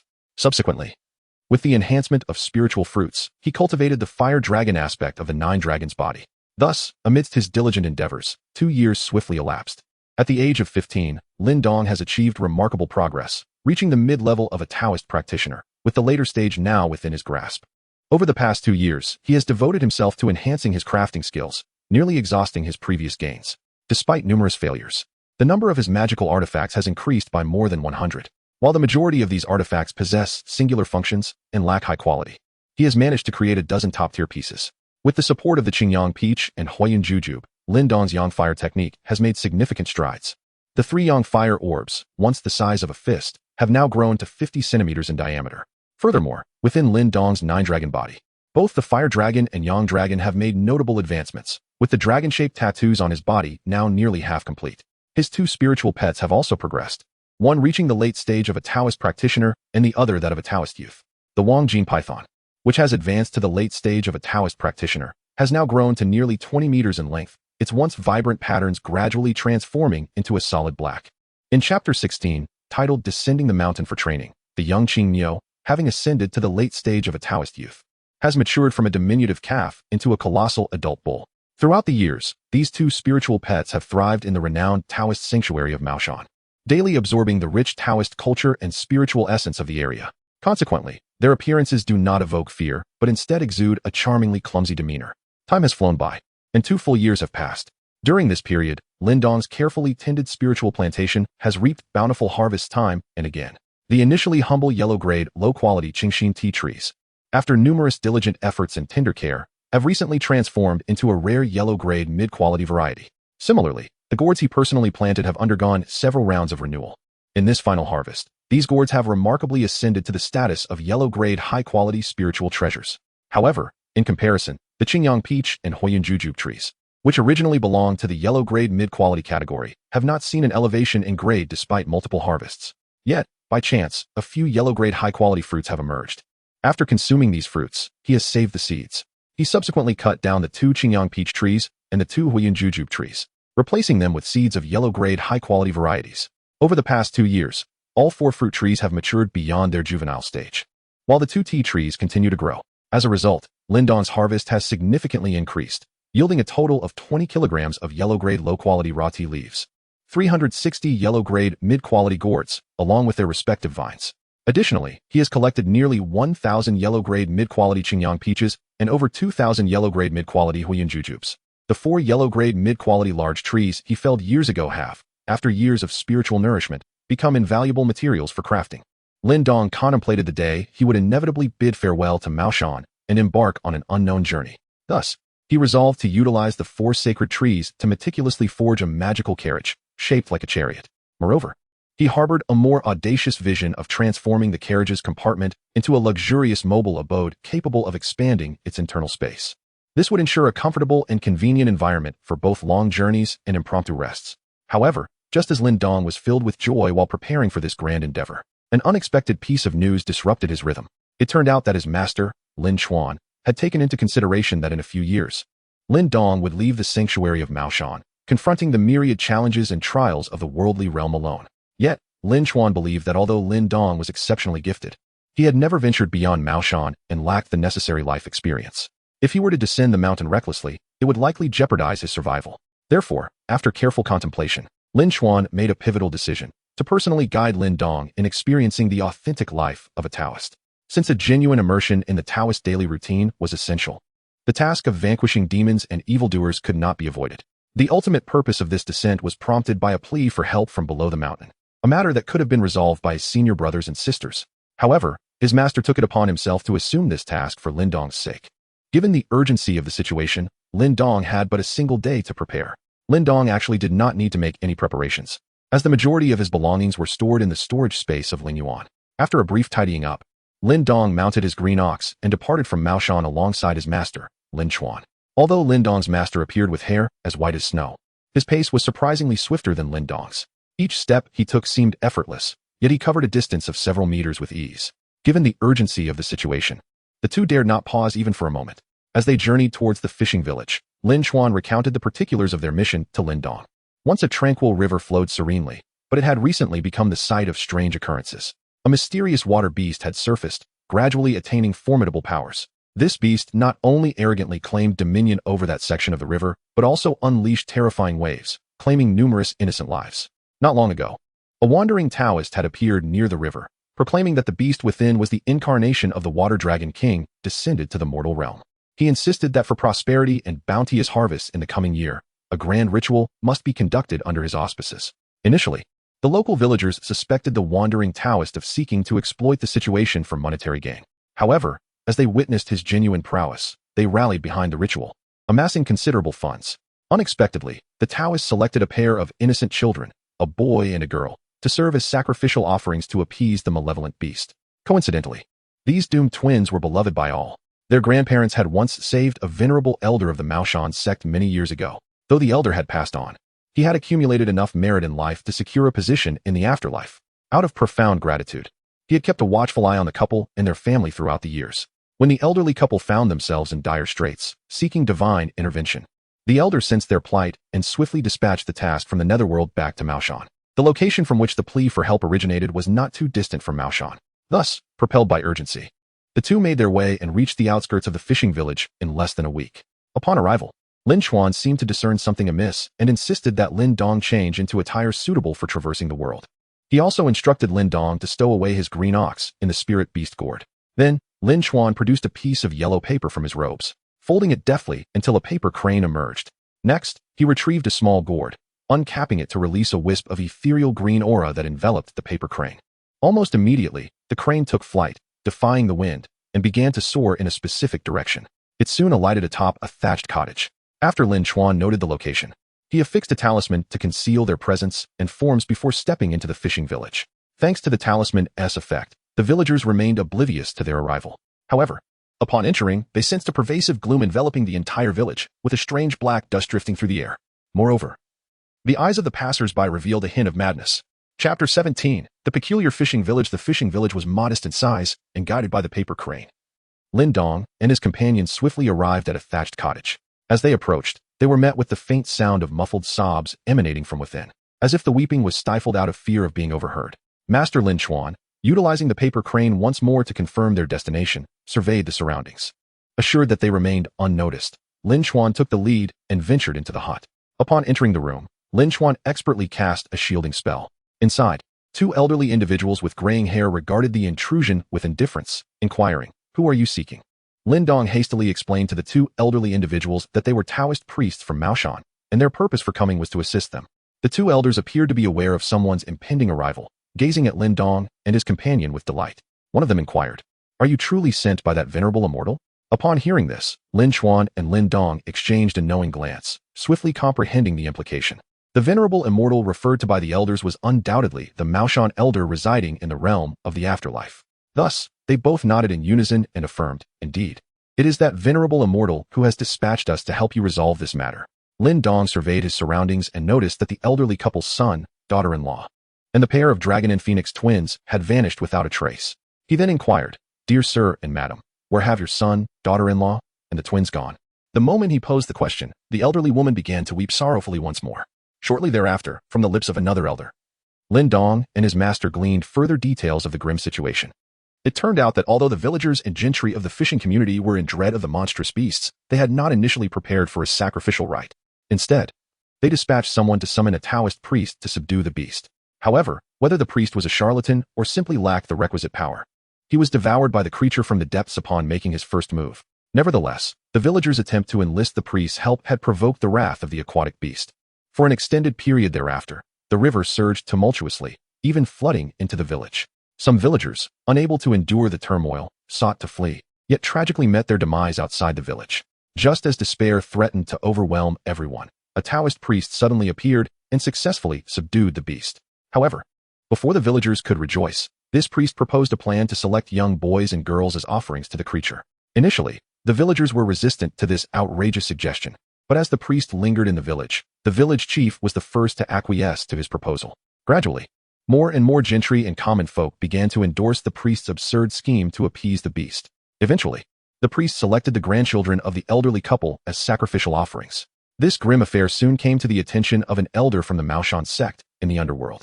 Ultimately, Lin Dong and his master, Lin Xuan, arrived at the fishing village. The elderly couple revealed that their son, daughter-in-law, and the pair of twins had been captured by the village chief just a few days prior. Furthermore, Lin Dong learned from the two elders that the ritual to appease the beast was scheduled for the day after tomorrow. Upon absorbing the entirety of this harrowing tale, it became evident that the sudden appearance of the rogue Taoist priest was fraught with troubling implications. As a formidable figure in the latter stages of the Earthmaster realm, Lin Xuan was capable of delivering a crushing blow to both the wild Taoist and the aquatic beast. However, this departure from Maoshan was intended to cultivate Lin Dong. Thus Lin Xuan refrained from directly intervening to suppress the malevolent entities. Lin Dong observed that his master refrained from intervening, recognizing that it was an opportunity for personal growth. Thus, in the stillness of the night, after offering solace to the elderly couple, he quietly departed from the thatched cottage. Gazing at the tranquil fishing village, he resolved to first check on the well-being of the couple's son and daughter-in-law, as well as the pair of twins. Following the couple's directions, Lin Dong made his way towards the most bustling houses in the village. However, upon arriving at the vicinity of the homes, he discovered that the area was patrolled by a group of robust young men brandishing torches. Despite their imposing appearance, they seemed rather feeble in comparison to a practitioner of Lin Dong's caliber. Lin Dong activated a mystical artifact that concealed his figure, allowing him to pass by the patrolling guards with utmost nonchalance. Upon approaching the house, he discovered that all the doors and windows were tightly shut. However, the courtyard wall, standing at a mere height of over 2 meters, posed no challenge for him as he effortlessly leaped over it. Inside, he quickly located the elderly couple's son and daughter-in-law. Yet the pair of dragon and phoenix twins were conspicuously absent. To avoid alarming anyone else, Lin Dong resorted to using a talisman to hypnotize the couple, extracting the information that the twins had already been taken away by a rogue Taoist priest. This priest was known to reside within the village chief's dwelling. Upon stealthily making his way there, Lin Dong was taken aback to find the village chief prostrated at the feet of the rogue priest. The priest, an unsettling figure with hair and beard as white as snow, resembled a mere skeleton. And as he inscribed unknown runes on the twins' bodies with blood tainted by malevolent energy, he occasionally emitted an eerie, mocking chuckle. The village chief, kneeling before him, appeared as lifeless as a puppet, exhibiting no reaction to the bizarre scene unfolding before him. Observing this, even the dimmest of minds would grasp that something was amiss. Yet, Lin Dong possessed a clear understanding of his own limitations. Although his cultivation advanced at a pace quicker than many, the constraints of time meant he could not rival those who had practiced for decades. Thus, despite recognizing the troubling situation, he refrained from acting impulsively. Instead, he quietly retreated to the thatched cottage and relayed his nighttime discoveries to his master, Lin Chuan. Upon hearing the account, his master remained relatively unfazed, advising him to exercise patience and to explore other areas the following day. Lin Dong gazed at his remarkably composed master, an inexplicable sense of awe swelling within him. However, as his master remained enigmatic, Lin Dong spent the entire night ruminating over what he might have overlooked, ultimately resulting in a restless night. Upon awakening the following day, he hastened to the river not far from the fishing village. As he approached the waterway, he observed a multitude of individuals collaboratively constructing an altar. The moment Lin Dong, as an outsider, appeared, the busy crowd abruptly ceased their labors, their collective gaze fixated upon him. Sensing the precariousness of the situation, Lin Dong swiftly retreated from the altar's vicinity. Once distanced from the throng, he employed the spiritual vision technique of the Maoshan school. And amidst the ceaseless flow of the river, he discerned the familiar aura of demonic beasts within the water. After considerable contemplation, he recalled the bowl of blood tainted with demonic energy wielded by the wild Taoist the previous night, realizing that the energy of the water's creatures was identical. It seemed likely that the beasts in the river were allied with that rogue Taoist. After departing from the riverbank, Lin Dong did not immediately return to the village but instead sought a vantage point nearby. Upon ascending the high ground, the entire fishing village lay before him. At that moment, Lin Dong noted that the village and the riverbank appeared to be enveloped by a singular, ominous presence. With this revelation, he once again utilized the spiritual eye technique of Maoshan, augmented by a medium-grade magical artifact. Ultimately, Lin Dong confirmed that the fishing village, along with the adjacent riverbank and a section of the waterway, was shrouded by a grand formation. Strangely, all the villagers seemed inexplicably connected to this formation. Chapter 18. A sudden turn of events. Lin Dong pondered why he had not noticed the grand formation surrounding the village the previous day. With this significant discovery, he hastened back to the village to report his findings to his master, Lin Chuan. On his way back, he observed that the villagers' condition appeared to have worsened compared to the previous day. Moreover, the villagers inexplicably harbored animosity towards him. Realizing the gravity of the situation, Lin Dong quickened his pace and returned to the thatched cottage, where he conveyed all his discoveries to his master, Lin Chuan. After listening to Lin Dong's report, Lin Chuan did not rush but instead inquired, having mentioned so much, what do you believe we ought to do? Lin Dong, seeing his master pass the question back to him, could only express his own plan. Master, it is evident that tomorrow is of utmost significance. Thus we should take action today and catch him off guard. Lin Chuan nodded in satisfaction at the response and said, I am delighted to see you think this way. Do you have a detailed plan? Lin Dong pondered for a moment, but could not conceive a suitable plan, as he remained entirely unaware of the opponent's capabilities. Ultimately, he could only suggest, Master, perhaps we should first escort the elderly couple out of the village, and then stealthily retrieve their son, daughter-in-law, and a pair of twins. Regardless of the wild Taoist intentions, our foremost priority must be to ensure the safety of the elderly couple and their family. Lin Dong initially believed that his rudimentary plan would be dismissed by his master, who would subsequently propose a more viable alternative. However, to his astonishment, Master Lin Chuan immediately concurred upon hearing the proposal. With no other option, that very evening, Lin Dong and his master clandestinely extricated the elderly couple from the village. Before returning, and to ensure safety, Lin Dong employed 3 inferior magical artifacts to establish a Sankai formation around the couple. Upon their return to the village, Lin Dong resolved to rescue the couple's son and daughter-in-law, while Master Lin Xuan would save the pair of twins. Although the master wished for Lin Dong to gain more experience, he had no intention of jeopardizing his life, thus he readily accepted the plan. The couple's son and daughter-in-law, though imprisoned, were surrounded only by ordinary young men. Lin Dong, utilizing merely 1 inferior magical artifact, rendered the surrounding youths into a deep slumber. He made this choice to avert any melodramatic scenarios that could lead to unnecessary complications. After he successfully extricated the unconscious pair from the fishing village, Master Lin Xuan also departed with the twins. The master and disciple eventually reunited at the location where the elderly couple had been situated. After Lin Dong dismantled the formation, he proceeded to awaken the 2 unconscious individuals. Upon seeing their son, daughter-in-law, and grandchildren safe and sound, the elderly couple was overwhelmed with emotion, embracing them and shedding tears of joy. Once their weeping subsided, Lin Dong turned his attention to the infant, examining the runes inscribed with blood upon its body. Drawing upon the memories stored in his mind, he quickly deduced that the runes were intended to attract the aquatic beast lurking in the waters. Furthermore, a portion of these runes bore a striking resemblance to a beast fusion technique he had previously encountered. In the midst of this joyous reunion, the fishing village finally realized that the entire family of the elderly couple had successfully escaped. Those whose minds had been ensnared were now brandishing torches, scouring the periphery of the village. Given that Lin Dong and his companions were not far from the village, their safety was evidently compromised. Thus, Lin Dong resolved to lead everyone in search of a secure refuge to evade capture. Earlier in the day, he had discovered a cave nearby. However, should the villagers regain their senses, that cave would likely no longer be a safe haven. Yet, under the current circumstances, it was clear that those torch-bearing villagers had succumbed to the wild sorcerer's influence. Once he had settled the elderly couple and their 6 family members in the cave, Lin Dong, prioritizing safety, meticulously cleansed the infant's body of the demonic blood using pure water. Subsequently, within the cave, he deployed 3 medium-grade magical artifacts to establish a trio formation. Immediately after, he set up an illusory array outside the cave to obscure visibility. With these preparations complete, Lin Dong and his master made their way back toward the fishing village. Both understood that this ordeal was merely in its infancy and far from its conclusion. To bring this matter to a close, it was imperative to confront and eliminate the wild sorcerer within the village, as well as the aquatic beast in the waters. Upon returning to the outskirts of the village, the previously concealed formation was now boldly displayed for all to see.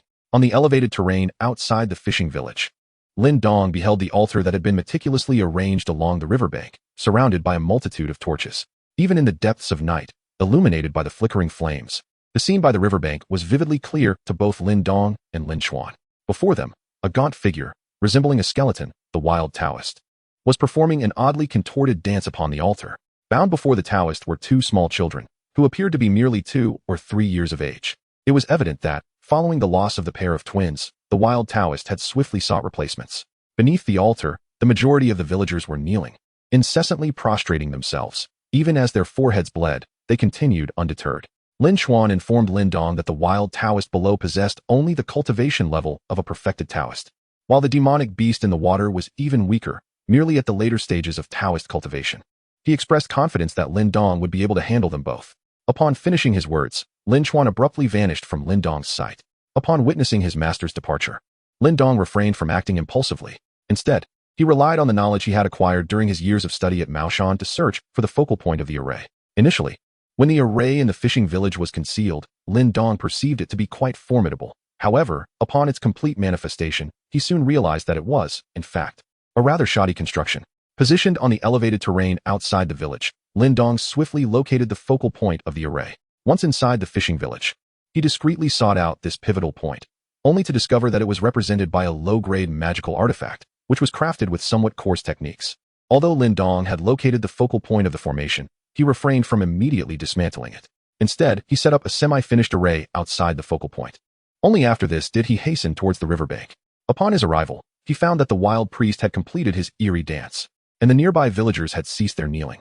However, the villagers all bore wounds on their foreheads, from which blood flowed.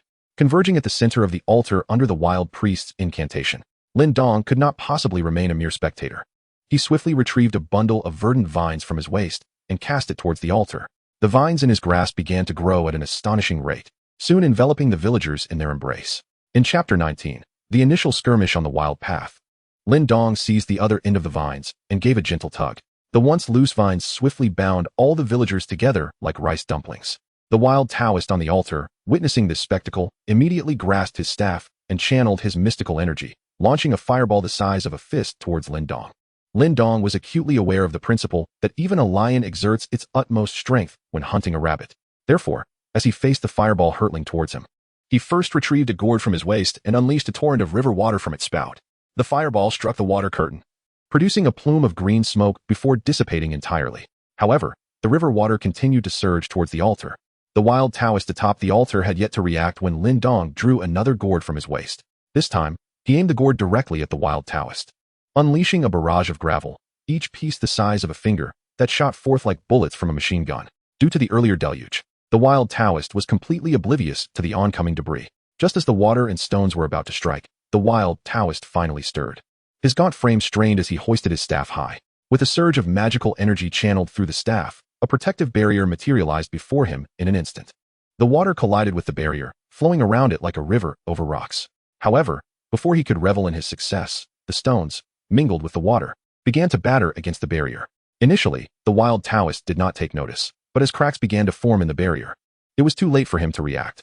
Although he managed to deflect the majority of the stones, a portion still penetrated the barrier, embedding themselves within his body. Lying on the ground, the wild Taoist murmured in disbelief, "How is this possible? I was so close to success." With his low cultivation, how could he possess two superior-grade magical artifacts? The more he pondered, the angrier he became. Despite being on the brink of death, he somehow managed to rise from the ground once more. With a firm strike of his staff against the altar, he activated the formation that enveloped the entire fishing village. The once tranquil water began to ripple, and a colossal demonic beast emerged from its depths. As the formation continued to operate, a vibrant blood pearl gradually formed on the beast's forehead. Under the wild Taoist's command, the blood pearl floated towards him. The blood that had pooled on the ground and the blood pearl that hovered in the air swiftly merged into a new blood pearl, empowered by the formation. This new blood pearl then began to fuse with the wild Taoist, although this time, the process was considerably slower. Lin Daoist, employing his old tricks, once again aimed the machine gun gourd at the wild Taoist. However, this time, a formidable force repelled all the gravel, preventing it from reaching the Taoist's body. Observing this, the wild Taoist erupted into laughter, exclaiming with unabashed arrogance, "What if you possess a superior magical artifact? I have already attained mastery. You cannot hinder me." Lin Daoist was not angered, for when the demonic beast emerged, he had already activated the magical instruments near the formation's core, instantly solidifying the previously incomplete array. At the center of his formation, the low-grade magical artifact was immediately besieged by two opposing forces of yin and yang. In a mere moment, the colossal formation that enveloped the fishing village vanished entirely. The blood pearls, which the wild Taoist had discovered fusing, plummeted to the ground, bereft of the formation's support. Before the wild Taoist could even express his wrath, he completely lost his vitality. However, Lin Daoist had no time to breathe a sigh of relief, for the demonic beast lurking in the water seized the opportunity during their duel, stealthily approaching the altar. In a fleeting moment of Lin Daoist's distraction, the creature leaped from the water, aiming to bite the two children upon the altar. Lin Daoist was unable to intervene in time, and a tragic fate was imminent. However, a whisk unexpectedly appeared before the monstrous beast. Initially indifferent, the creature soon found itself thrust back into the water with a gentle flick of the whisk. Upon witnessing the scene, Lin Daoist seized the moment while the demonic beast was still oblivious. He hurled a gourd from his waist towards the creature. The gourd swiftly came to rest atop the beast's head, and in an instant, a bolt of lightning surged forth from its spout. Lightning, being the nemesis of malevolent entities, proved to be even more potent in an aquatic environment. Furthermore, the previous wild Taoist had already drained a portion of its essence, and it had also suffered a blow from Lin Daoist's master, Lin Xuan. Consequently, as the lightning struck, the creature in the water was instantly deprived of its life. Even from the shore, Lin Daoist could detect a charred scent emanating from the beast's lifeless body. With the demise of the fiend, the dust whisk floated gracefully to Lin Daoist's side. Lin Daoist swiftly turned around and glanced back, only to find his master, Lin Xuan, standing behind him with a beaming smile upon his face. Upon witnessing this scene, Lin Daoist could not help but smile. However, his master, Lin Xuan, admonished him. "What are you smiling for? Hurry and collect your artifacts. Showboating like this might invite trouble. Moreover, this matter is far from resolved." Although Lin Daoist was uncertain about the meaning behind his master's words that there was no end, he obediently collected his magical artifacts. During the retrieval process, he also acquired corresponding spoils. The inferior artifact used by the wild Taoist to set up the formation, although somewhat damaged, was of decent material and could be reforged with some effort. Furthermore, the wild Taoist staff was another artifact of good quality, albeit crafted with rather crude techniques. In addition to these, there was a blood pearl on the altar, and a massive beast carcass was still floating on the water's surface. Upon transporting the beast's body to the shore, he discovered that it was, in fact, a catfish spirit. However, it was only when he finally retrieved the vine artifact that bound the villagers that he comprehended his master's words about there being no end.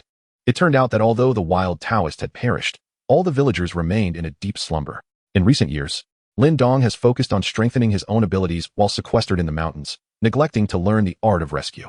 Thus, confronted with this predicament, he can only turn to his master and inquire, "Master, did that wild Taoist not perish? Why then do these villagers remain in a state of unconsciousness?" Lin Chuan approached Lin Dong, gently tapping his head and admonishing, "I told you to focus on your cultivation while on the mountain. Yet you failed to perceive such a simple issue.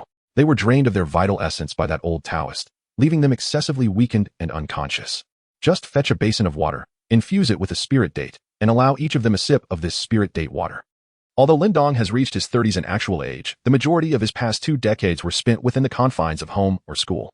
Similarly, the years of his current life have been predominantly spent on Maoshan, rendering his life experiences akin to that of a mere child.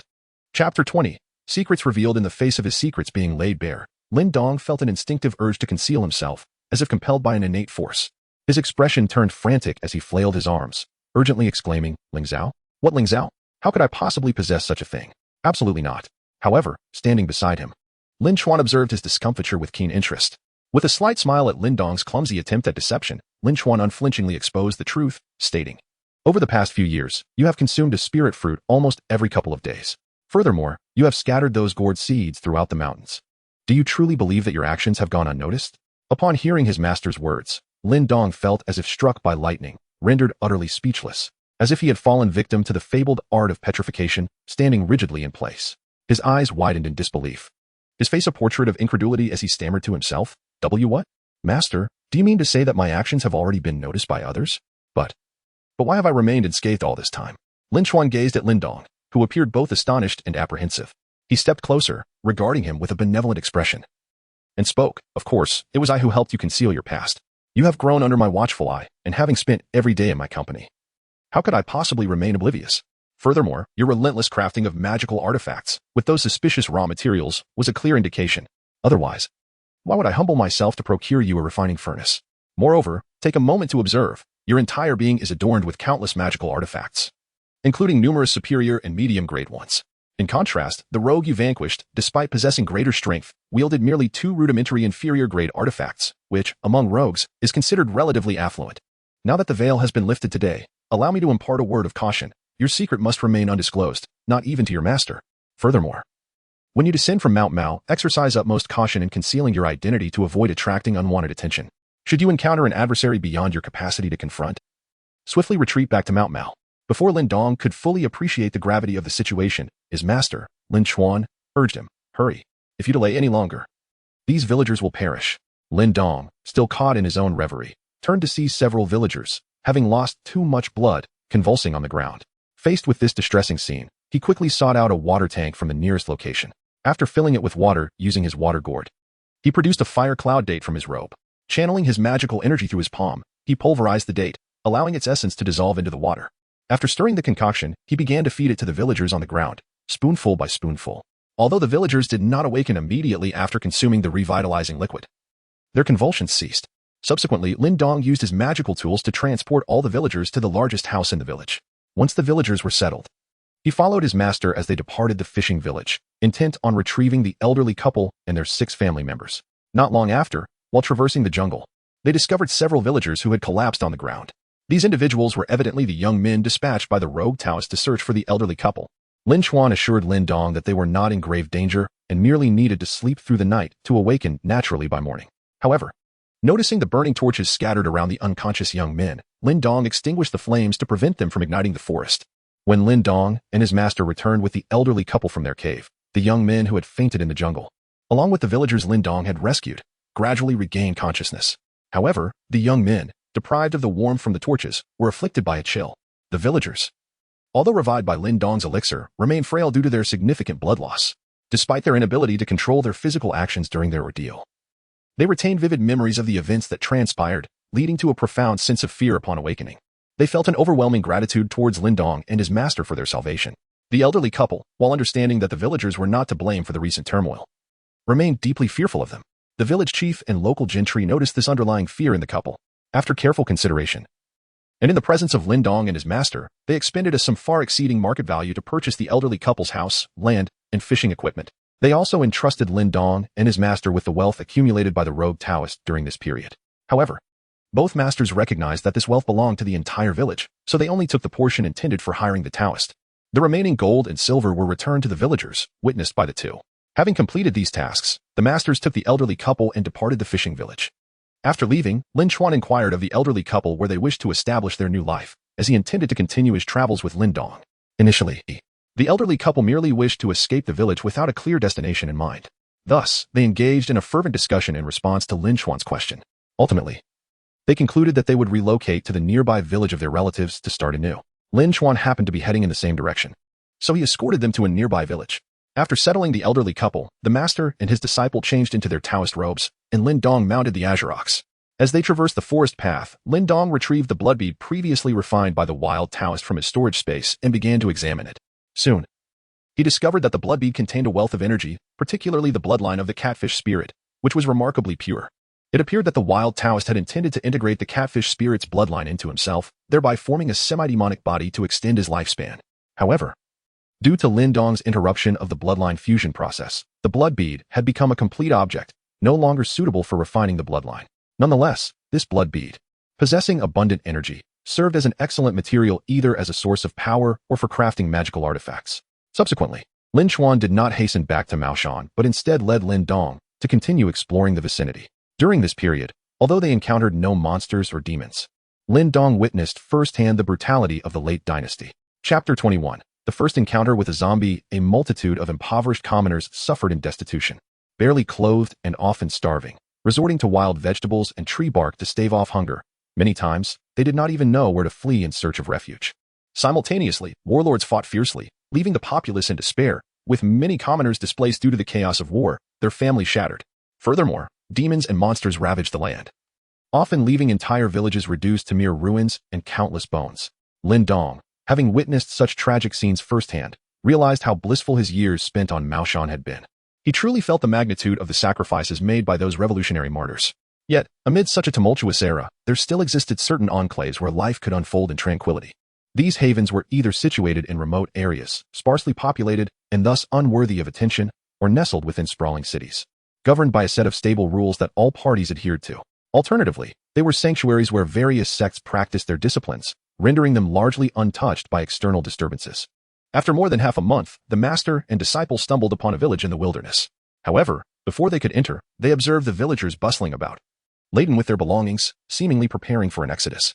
Lin Dong made a cursory observation and discovered that the village was situated in a remote area with a climate that was exceptionally pleasant, truly a rare paradise.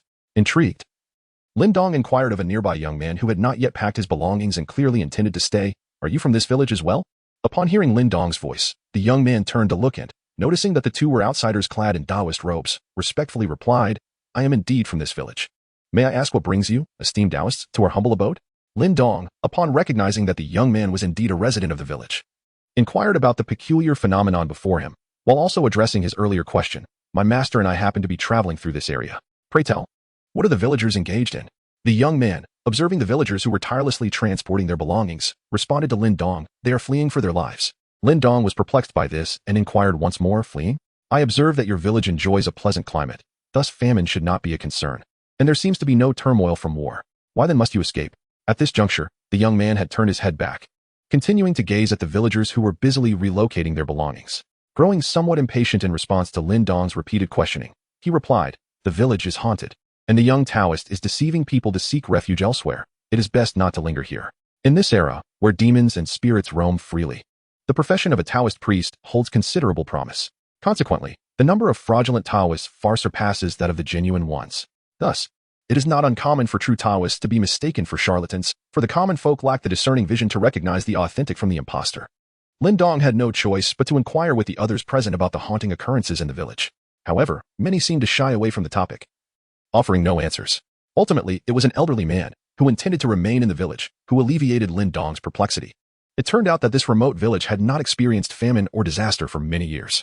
Recently, however, livestock had begun to mysteriously vanish. At first, the villagers paid little heed, considering the surrounding mountains might harbor wild beasts that would descend to prey upon their animals. Yet, as the disappearances escalated, some larger animals left behind their carcasses, revealing a horrifying truth: the livestock had been drained of their blood. In a state of vigilance, the villagers began to investigate for any other unusual occurrences.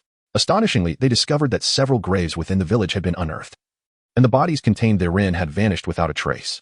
Fearful, some villagers began to flee. Whenever one person took the initiative to escape, others inevitably followed suit. Particularly in recent days, the disappearances had even extended to the living. Being ordinary folk, they felt compelled to abandon the village in the face of such terror. Thus, the master and disciple stumbled upon the scene of a collective exodus. After sharing his tale, the elderly man, much like the earlier young man, urged them to leave. Lin Dong and his master, based on their experiences from Maoshan, concluded that the greatest threat they faced was likely to be zombies. However, no one in the village sought their assistance, and they felt reluctant to intervene directly. Moreover, many villagers urged them to leave, making it difficult for them to insist on staying. Consequently, they departed from the village under the watchful eyes of the locals. Yet, encountering zombies along the way presented a rare opportunity for experience, so they did not truly leave. Instead, they circled back from the nearby mountains. On a hill close to the village, Lin Dong channeled his magical energy into his eyes and employed the Maoshan technique known as the spirit eye art. To his astonishment, the once tranquil village was now permeated with a thick aura of corpse energy. Furthermore, the surrounding mountains were similarly shrouded in a dense miasma of death. Strangely, the corpse energy emanating from the mountains was somewhat less intense than that of the village, indicating that the village harbored secrets yet to be revealed. According to the text of Maoshan, the strength of zombies can be classified from lowest to highest as follows: living corpses, white zombies, black zombies, copper-armored corpses, silver-armored corpses, gold-armored corpses, and flying zombies. Their respective powers correspond to the stages of human cultivation: mortals, disciples, priests, masters, earth masters, heavenly masters, and immortals. Based on Lin Dong's current observations, the intense corpse energy surrounding the village suggested a congregation of numerous zombies. However, he had yet to detect any black-level zombies. Instead, the majority appeared to be ordinary living corpses. Given the circumstances, Master Lin Chuan had no intention of intervening and entrusted all matters to Lin Dong. Reluctantly, Lin Dong resolved to wait until nightfall to stealthily infiltrate the village and investigate the situation. Time passed swiftly as they awaited the descent of night, which gradually enveloped the mountain village. Before Lin Dong could take action, he noticed that the malevolent aura emanating from the mountain had inexplicably diminished. However, the sinister energy within the village remained unchanged. Unable to fathom the cause, Lin Dong decided to first store the azure bowl into his spirit beast gourd and then stealthily infiltrate the village. Upon his arrival, he discovered a throng of zombies besieging a grand house within the village. Strangely, for some reason, this horde had failed to breach the stronghold despite their relentless assault. As Lin Dong drew closer, he realized that the imposing structure was, in fact, the ancestral hall of the entire village. The reason the zombies had not invaded the hall was due to a potent energy of incense and offerings emanating from within. However, this sacred energy was swiftly depleting, and it seemed that it would not be long before the hall succumbed to the onslaught. Observing the dire situation before him, Lin Dong had no time to slowly investigate the truth of the matter. The zombies besieging the ancestral hall appeared to be newly transformed corpses. Lin Dong merely needed a flicker of flame to incinerate them all. However, such an action was currently impractical, for the ancestral hall under siege by these zombies was predominantly constructed from wood. Chapter 22. Backstab. If he resorted to fire, it was likely that the zombies would be vanquished, but the hall would also be consumed in the flames, leaving those within with no means of escape. Contemplating this, Lin Dong retrieved a gourd from his waist and released it towards the zombies below. From the narrow opening of the gourd, a small snake emerged, which, upon landing, transformed into a massive python. This colossal serpent swiftly traversed the perimeter of the hall, effortlessly reducing the undead to mere fragments. A middle-aged man, observing the scene from atop the hall, immediately descended from the roof to relay the news to the others inside. As the external zombies were dispatched, the doors of the ancestral hall swung open, and a throng of individuals surged forth. Among them, an elderly man with silver hair was assisted by two robust young men as he emerged from the crowd. Upon witnessing this, Lin Dong was just about to stow the giant python into the gourd when he suddenly sensed that more zombies from the village were converging towards the ancestral hall. Lin Dong hastily beckoned to the others to take refuge in the ancestral hall while he remained outside, confronting the multitude of zombies. This time, the undead were not human but a grotesque assembly of various poultry and beasts. However, their numbers far exceeded those encountered previously. Observing this dire situation, Lin Dong swiftly commanded the giant python to charge into the horde of zombies.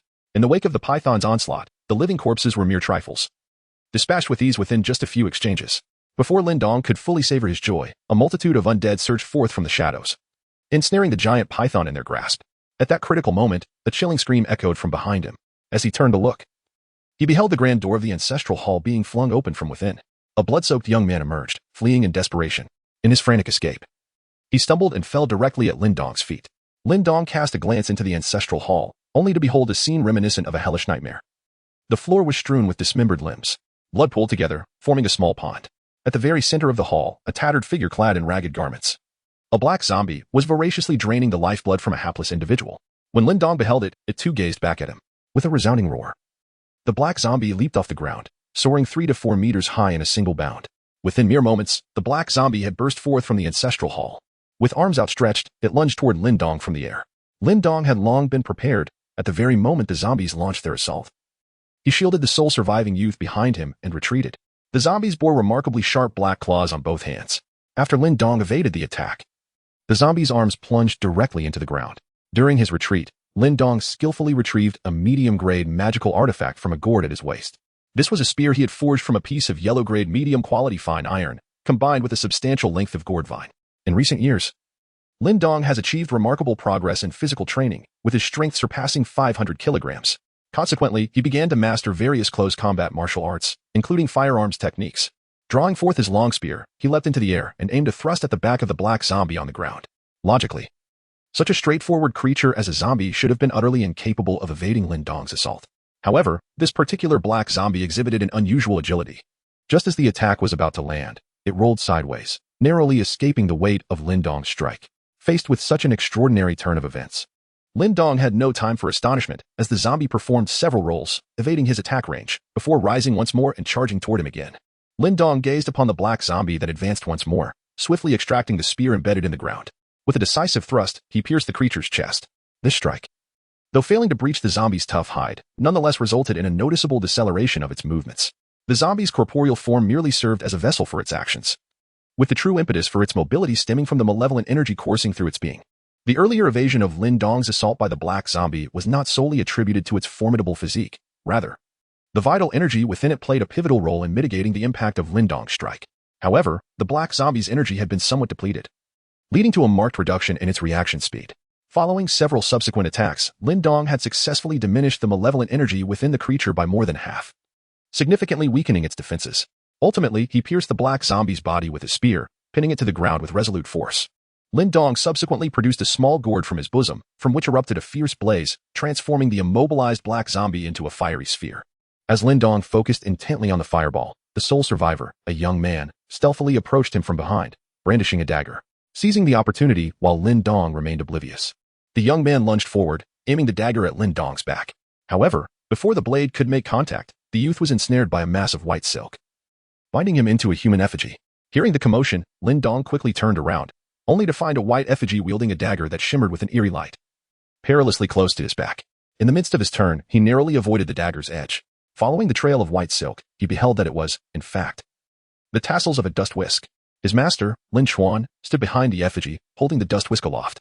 The situation became abundantly clear. The young man bound as an effigy behind Lin Daoist had intended to harm him, but was thwarted by his master, Lin Chuan.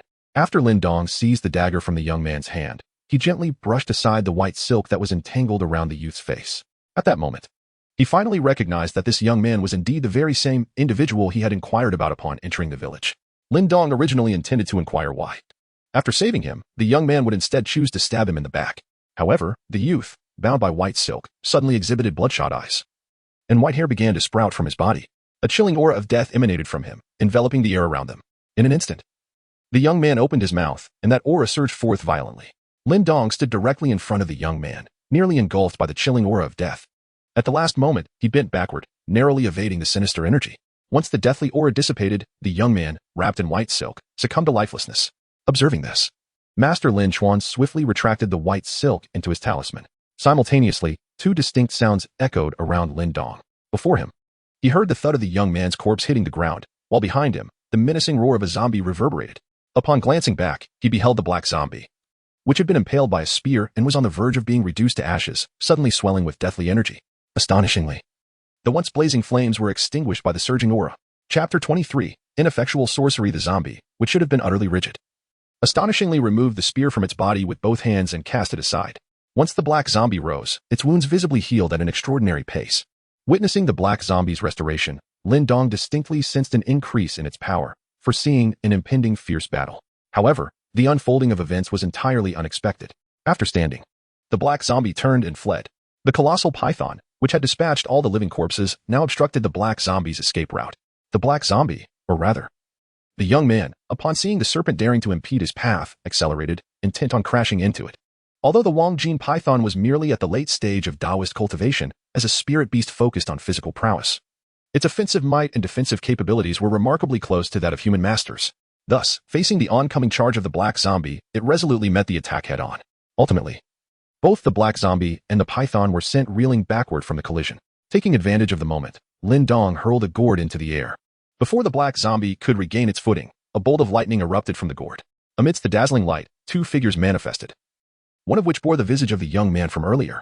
Yet, beneath the wrath of the lightning, a piercing scream echoed, and ultimately, all that remained at the scene was a pile of ashes.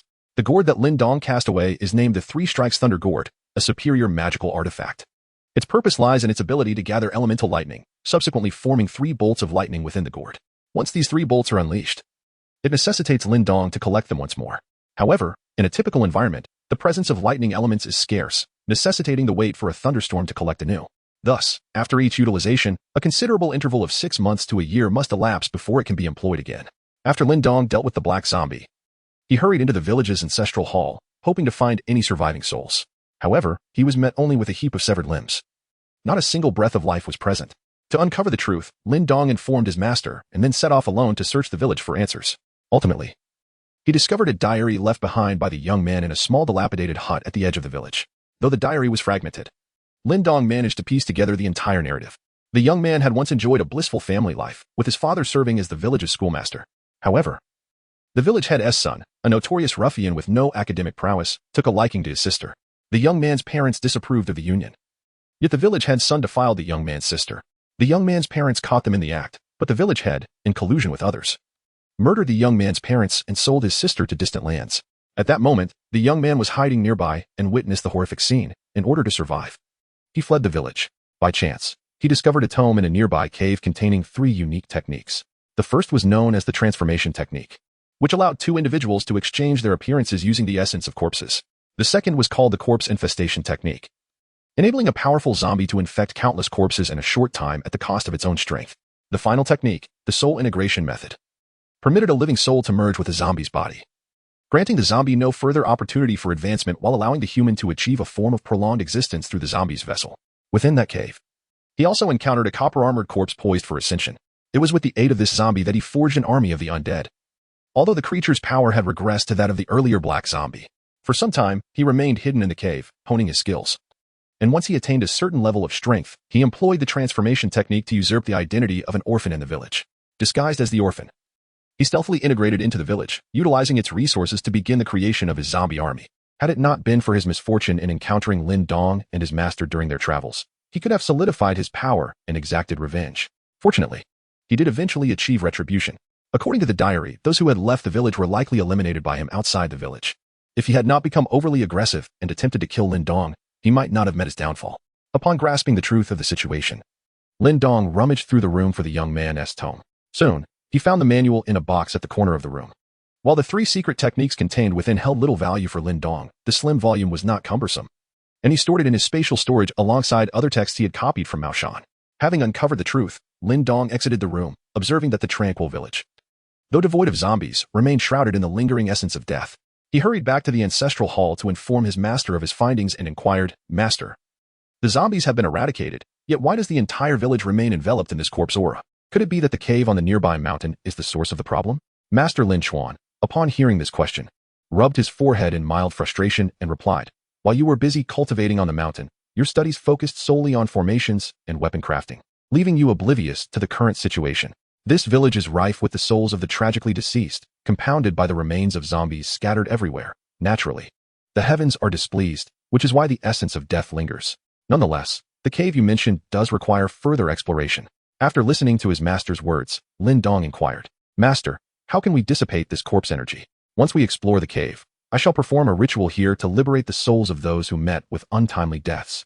Gradually, the malevolent energy will dissipate, Master Lin Chuan replied, leading the way towards the cave mentioned in the young man's journal. Upon witnessing this, Lin Dong swiftly stored the enormous python into another spirit beast gourd and then pursued his master.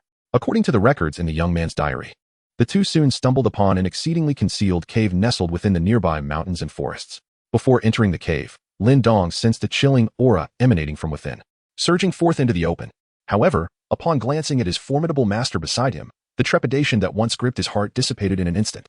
Lin Chuan gazed upon the tranquil cave, and with a subtle incantation, the duster in his hand emitted a radiant glow. Following this, he beckoned to Lin Dong and boldly stepped into the cave. Chapter 24, An Unexpected Delight. Upon witnessing this, Lin Dong immediately followed suit. After entering the cave, the two traversed a narrow passage and soon found themselves in a spacious cavern. The interior of the cave was arranged much like an ordinary room, yet it contained a small gathering array of shadows.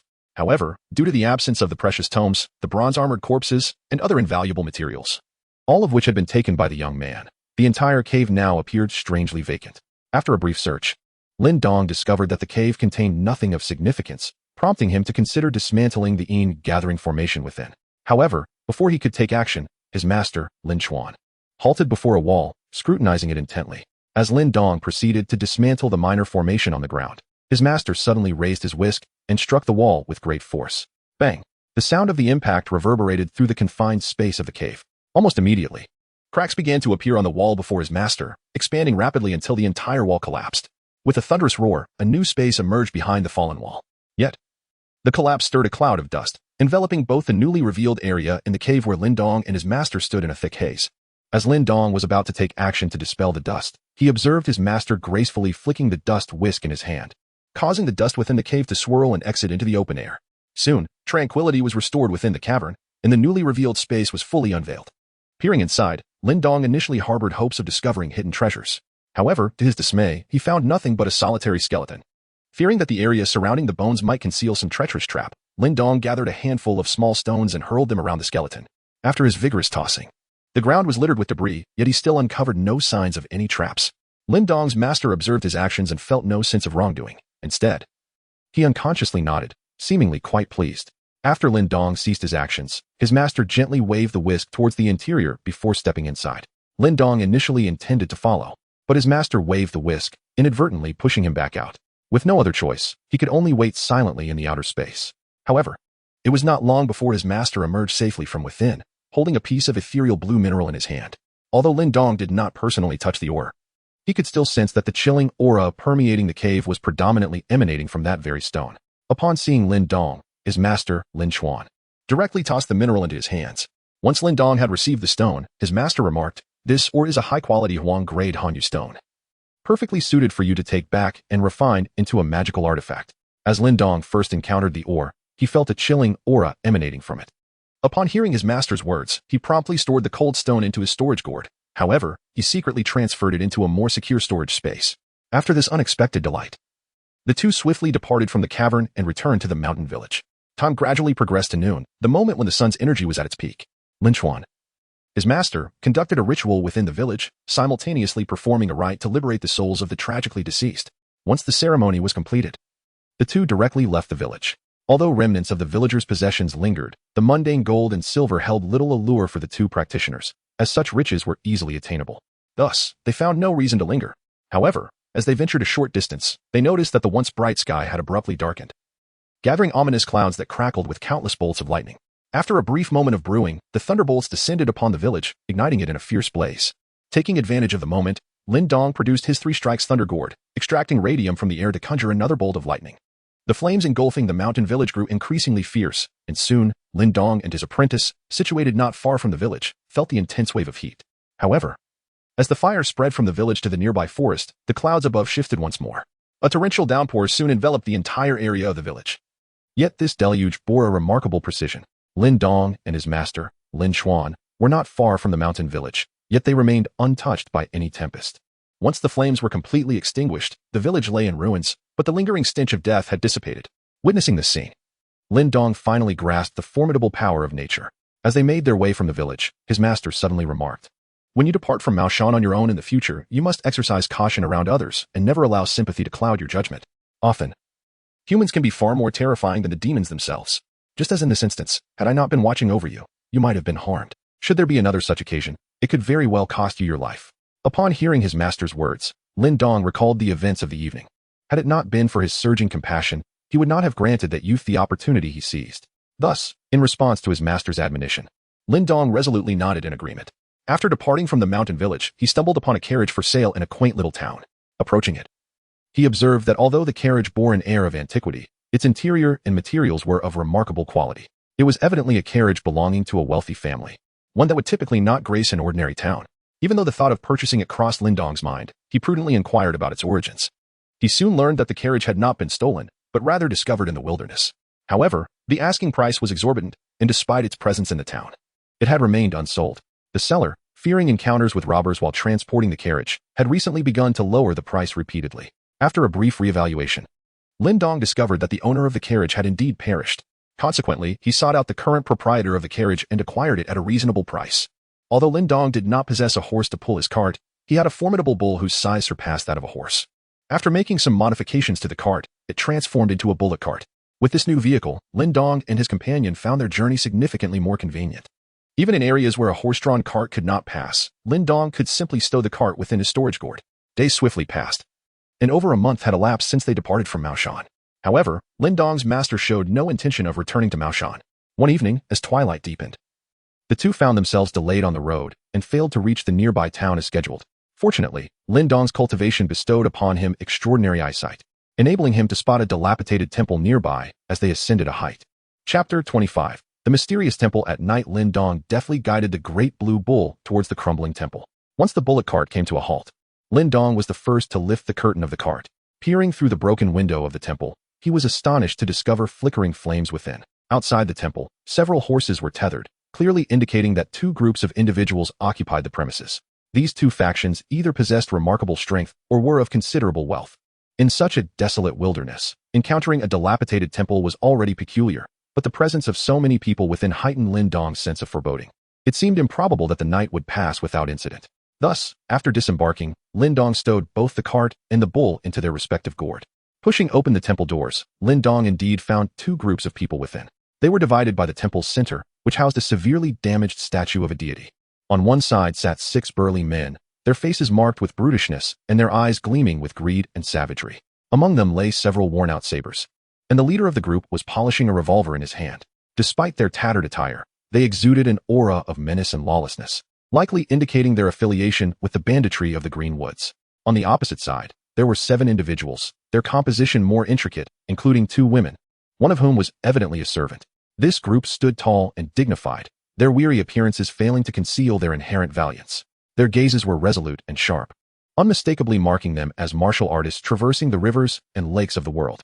It was plausible that they belonged to a prominent sect, given that one robust man appeared to lead the group. Upon witnessing the temple doors swing open, both factions instinctively turned their attention towards the entrance. However, upon observing Lin Dong and his companion clad in Daoist robes, they simultaneously averted their gazes. Lin Dong and his master paid no heed, instead making their way to another corner of the room. Before the two had even settled down, Lin Dong opened a gourd, from which he first retrieved 2 stools, followed by some timber and provisions. After Lin Dong arranged the bonfire, he paid no heed to the actions of the other 2 groups. Instead, he gently gestured towards the fire, which ignited spontaneously. This little trick was a unique ability Lin Dong acquired after achieving a minor mastery of the fire dragon body. Although the other 2 groups withdrew their gazes, they remained vigilant, closely observing the movements of Lin Dong and his companion.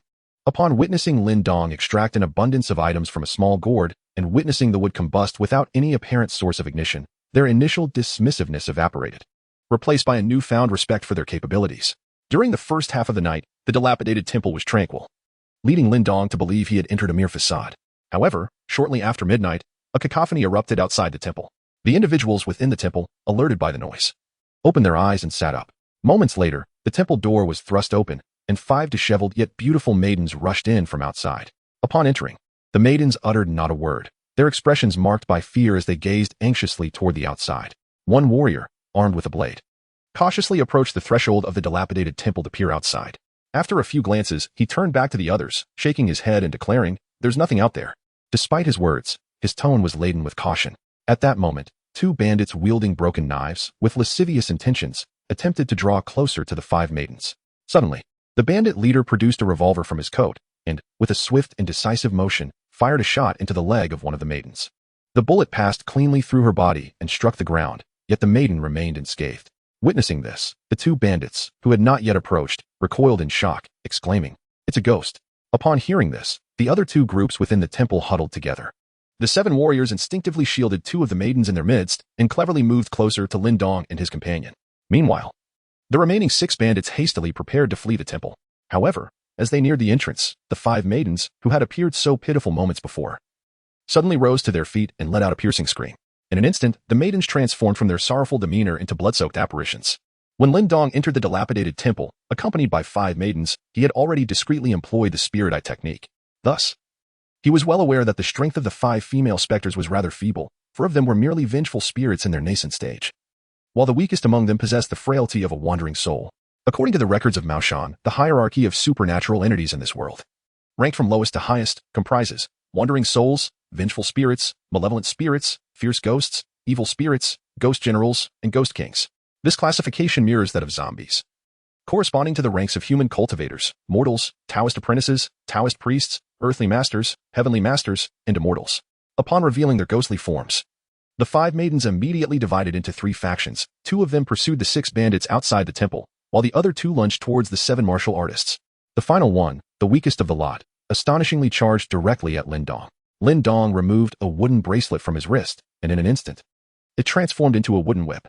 Though this whip was merely a low-grade magical artifact, a gentle crack of it nearly sent his opponent's soul into disarray.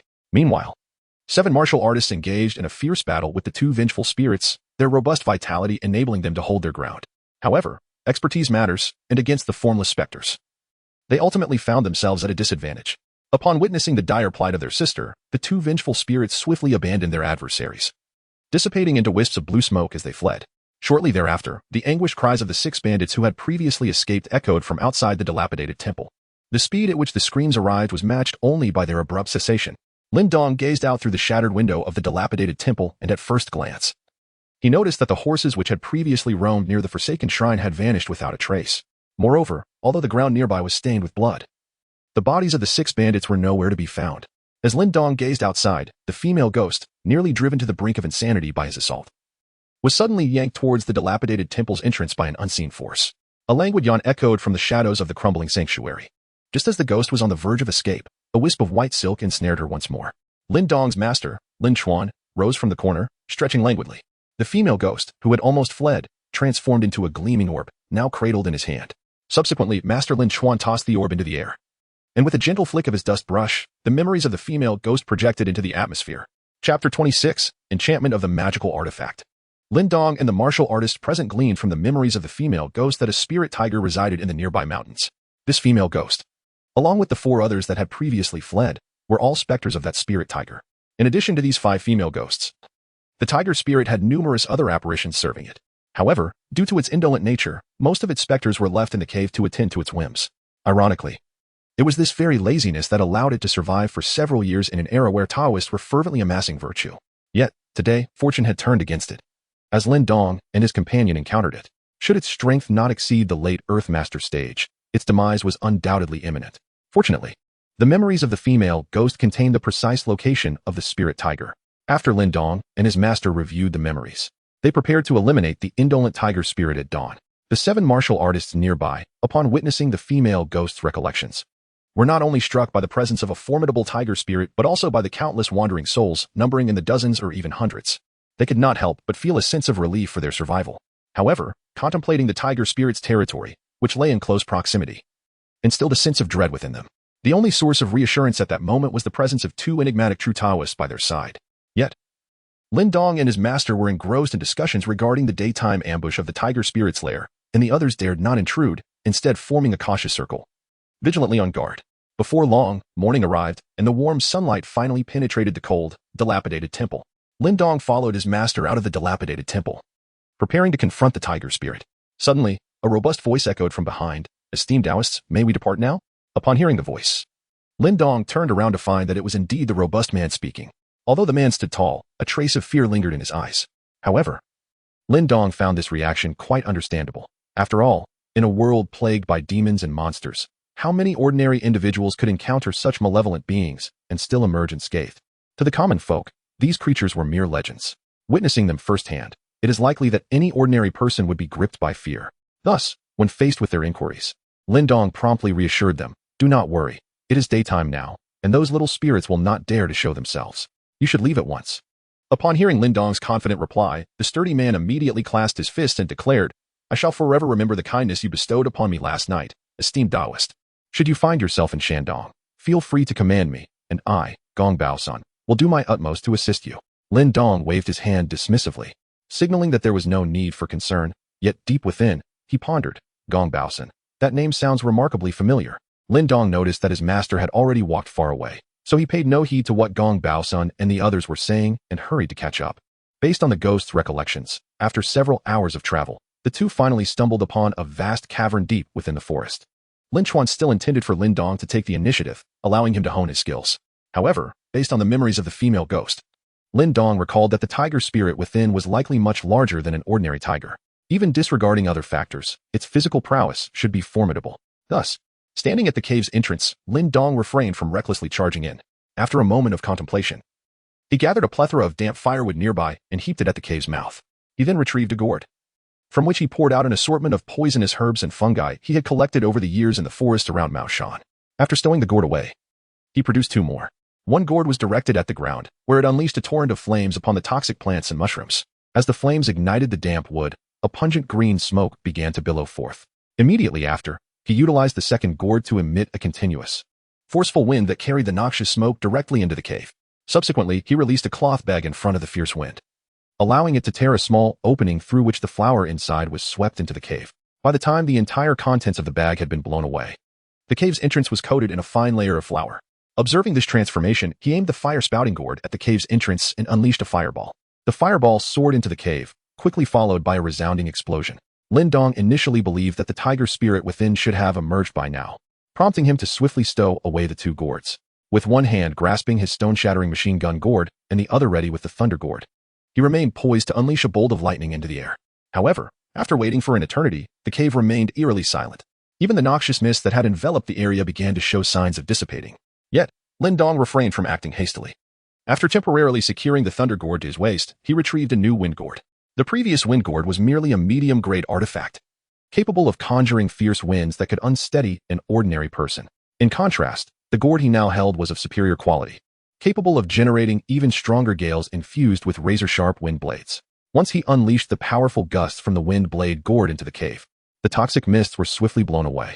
However, with no further signs of life, Lin Dong began to doubt whether he had come to the right place. Just as he was about to stow away the wind blade gourd and draw out another one, Lin Chuan, who had been observing Lin Dong's actions, could not help but interject. "No need to fetch another. I shall accompany you inside. Why do all your artifacts seem to be gourds? Could it be that those seeds I gave you truly sprouted into these?" After speaking, Master Lin Chuan strode directly into the cave, leaving Lin Dong with no choice but to follow reluctantly. Upon entering, they discovered that the once orderly cave from the female ghost's memories had been transformed into a chaotic ruin by Lin Dong's endeavors. Amidst the debris lay a colossal tiger spirit, surrounded by a number of quaking wraiths. Despite its massive form, the indolent tiger spirit was mostly flab, rendering it nearly immobile. Due to Lin Dong's actions, the creature bore numerous wounds, some inflicted by the previous dust explosions, while others were the result of incessant wind blade assaults. Upon noticing the intruders, the battered tiger spirit, even on the brink of death, summoned its last vestiges of strength to emit a fearsome roar, prompting the surrounding wraiths to charge at the two men, albeit reluctantly. Observing this unfolding scene, Lin Chuan chuckled helplessly and gently waved his dust whisk. Instantly, the dozens of wraiths rushing towards them were ensnared. Upon realizing that the tiger spirit still clung to life, Lin Dong unleashed the thunder gourd, directing a lightning strike squarely at the creature's head. The already ailing tiger spirit was deprived of its last flicker of vitality in an instant. Lin Dong, with a mindset akin to that of a hawk seizing its prey, promptly extracted a gourd and collected the corpse of the tiger spirit. Subsequently, within the lair of the tiger spirit, he stumbled upon a heap of shattered bones. Although some of the bones were charred black, while others bore remarkably sharp edges, it was evident that these remnants were the handiwork of the tiger spirit. In addition, he discovered a collection of accumulated gold and silver trinkets. After securing the precious metals, Lin Dong departed the cave alongside his master. Upon exiting, he glanced back and, utilizing the shattered stone gourd, materialized a colossal stone spear to collapse the cave's entrance. This act could be deemed a construction of a tomb for the innocent souls. Observing Lin Dong's actions, his master chuckled softly, then feigned anger, remarking, "You are overly reliant on your artifacts. What if one day they all fail you?" Before Lin Dong could respond, his master tossed him a small vial filled with orbs reminiscent of those encountered with the phantom in the dilapidated temple. As he hastened forward, he instructed, "Inside are the spirits captured this time. When you have a moment, recite the rebirth incantation a few times to guide them to liberation." Lin Dong, clutching the small vial in his hand, hastened to catch up with his master. "Master," he said, "the magical artifacts I possess and the various spells practiced by other Taoists are merely techniques for self-protection. What truly matters is one's personal cultivation. Moreover, my own abilities have already surpassed those of my peers." Without turning around, his master, Lin Chuan, continued walking forward and replied, "I understand. But I still hope you will not become overly reliant on those artifacts. I wish for you to place greater emphasis on your own cultivation. After all, you are the most gifted and resourceful individual I have ever encountered. I hope that one day you will surpass us all." Listening to his master's teachings, Lin Dong couldn't help but reflect on his own shortcomings. However, he soon realized that in this era, he had already achieved a remarkable level of perfection. He had always placed great emphasis on his personal development, even mastering a body refinement technique that very few would dare to practice. Moreover, he was acutely aware of the significance of overwhelming firepower. Throughout his journey, he had vanquished malevolent beings on several occasions, thus accumulating a considerable amount of merit. It was likely that his deeds had also been duly noted in the underworld, contributing to a substantial record of his virtuous actions. At first, Lin Chuan felt a sense of dissatisfaction upon observing Lin Dong immersed in contemplation. However, witnessing Lin Dong swiftly regain his confidence brought a smile of joy to his face. Lin Dong observed his master's unusual demeanor and instantly comprehended that this was yet another lesson imparted by his mentor. The essence of this lesson was to instill in him the importance of unwavering self-confidence and the necessity to steadfastly uphold his choices. After departing from the dense forest, Lin Dong and his companion first arrived at a quaint town, where they resided in an inn for 2 days. During this brief sojourn, he performed several rites of transcendence, successfully guiding all the souls contained within a vial to the underworld. After 2 days, he sensed a profound clarity and fulfillment within himself, and even some perplexities he had previously encountered seemed to dissolve effortlessly. Clearly, his endeavors in guiding the departed souls had garnered him considerable merit. Upon leaving the inn, his master, Lin Chuan, was quite pleased with Lin Dong's actions and thus decided to return to Maoshan. Lin Dong, on this occasion of his return from the mountains, has endured numerous trials, contending with malevolent spirits and witnessing the treachery of humanity. The initial joy he felt gradually transformed into a profound longing for Maoshan. Thus, when his master expressed the intention to return to Maoshan, he wholeheartedly acquiesced. The two of them were in perfect harmony, promptly reversing the direction of their journey and guiding the great azure ox towards Maoshan. As they traveled, reveling in the beauty of the landscape, they journeyed for a week, eventually arriving at a quaint little town by chance. As Lin Dong passed through the quaint little town, he noticed a scholar selling calligraphy and paintings by the roadside, emanating an elusive aura of supernatural energy. With a gentle pat on Nyo-Nyo's hindquarters, the ox cart came to a halt in front of the art shop. Seated within the cart, Lin Chuan felt the vehicle come to a standstill and delicately drew back the curtain, inquiring, "Why have we stopped? What has transpired?" Lin Dong turned around and conveyed his discovery to his master. "Master, do you not sense a faint aura of the supernatural emanating from the scholar selling calligraphy beside us?" Upon hearing Lin Dong's words, his master immediately turned his gaze towards the calligraphy stall. After observing for a moment, he turned back to Lin Dong and replied, "Indeed, there is a trace of otherworldly energy surrounding him. However, I can see that the scholar's vitality remains unscathed, suggesting he may have merely encountered some strange creature recently. Are you considering investigating further?" Lin Dong contemplated for a moment and ultimately resolved to investigate further, curious to discern whether a supernatural entity was at play. Nodding in determination, he leaped down from the ox cart and approached the stall displaying calligraphy and paintings, casually picking up a piece to inspect it. The scholar, who was busy promoting his artworks to other patrons, noticed Lin Dong and promptly approached him to extol the merits of the piece he held. "Esteemed Daoist, you possess remarkable discernment.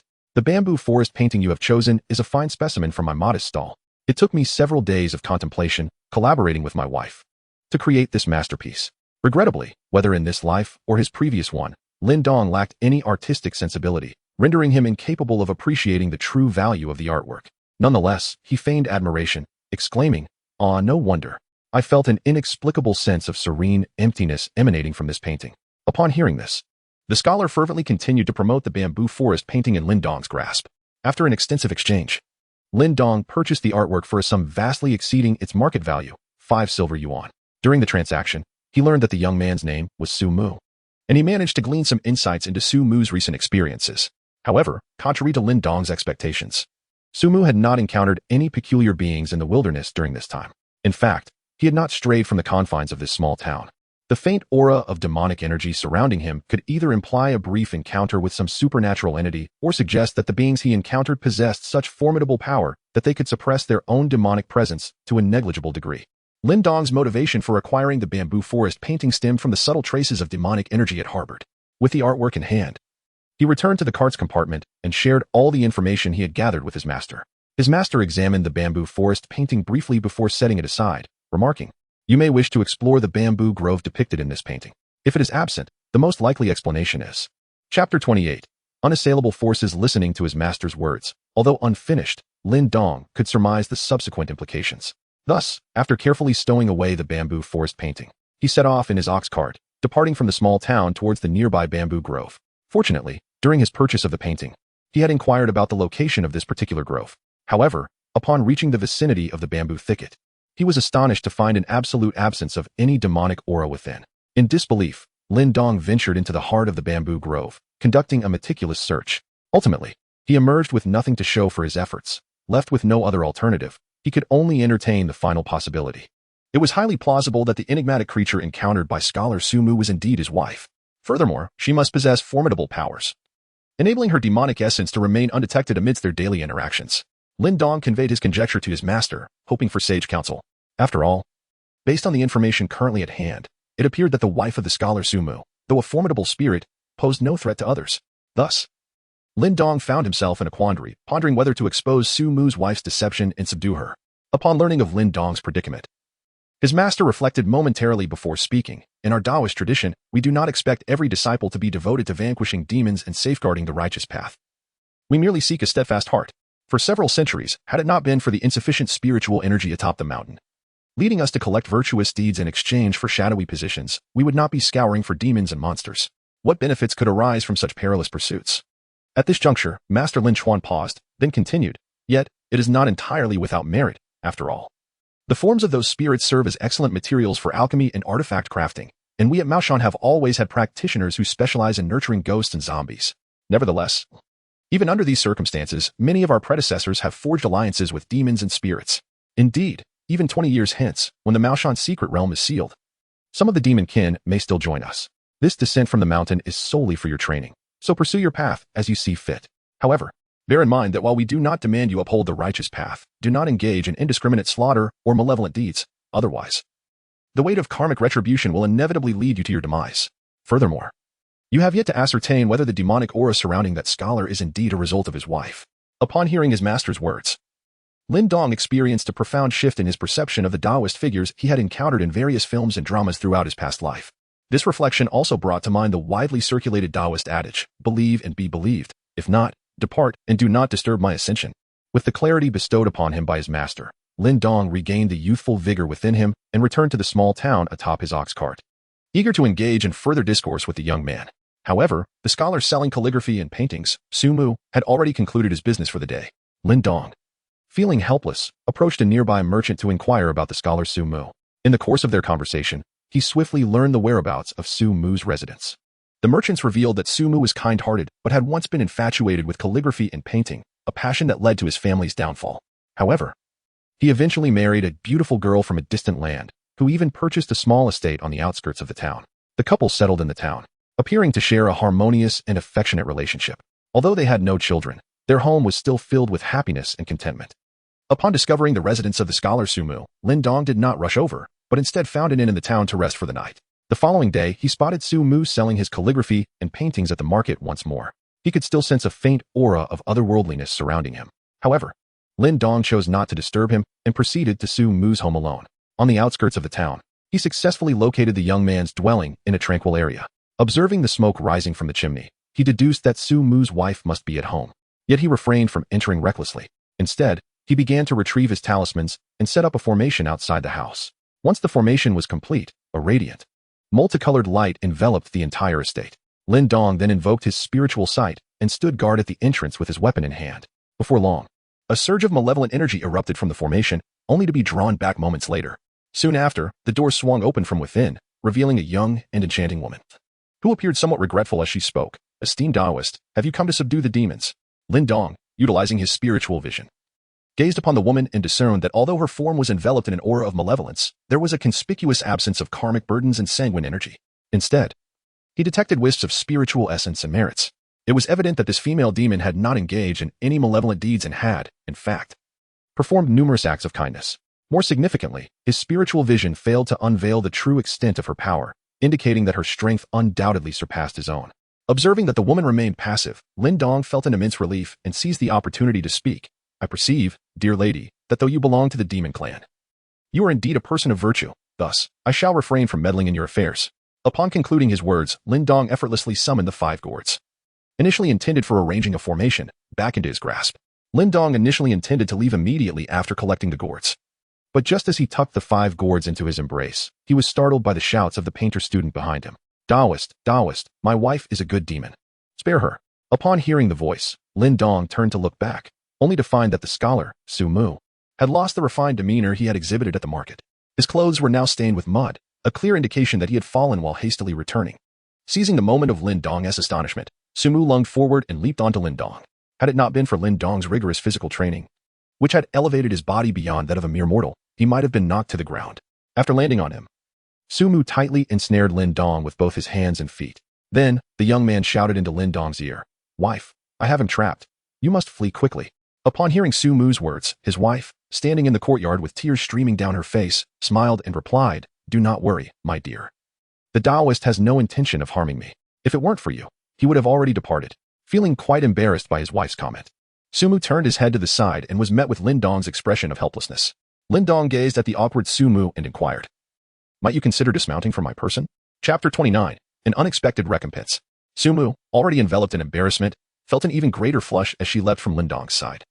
Stammering, Why yes, I apologize, Taoist. My previous actions were driven by fear that you might harm my wife.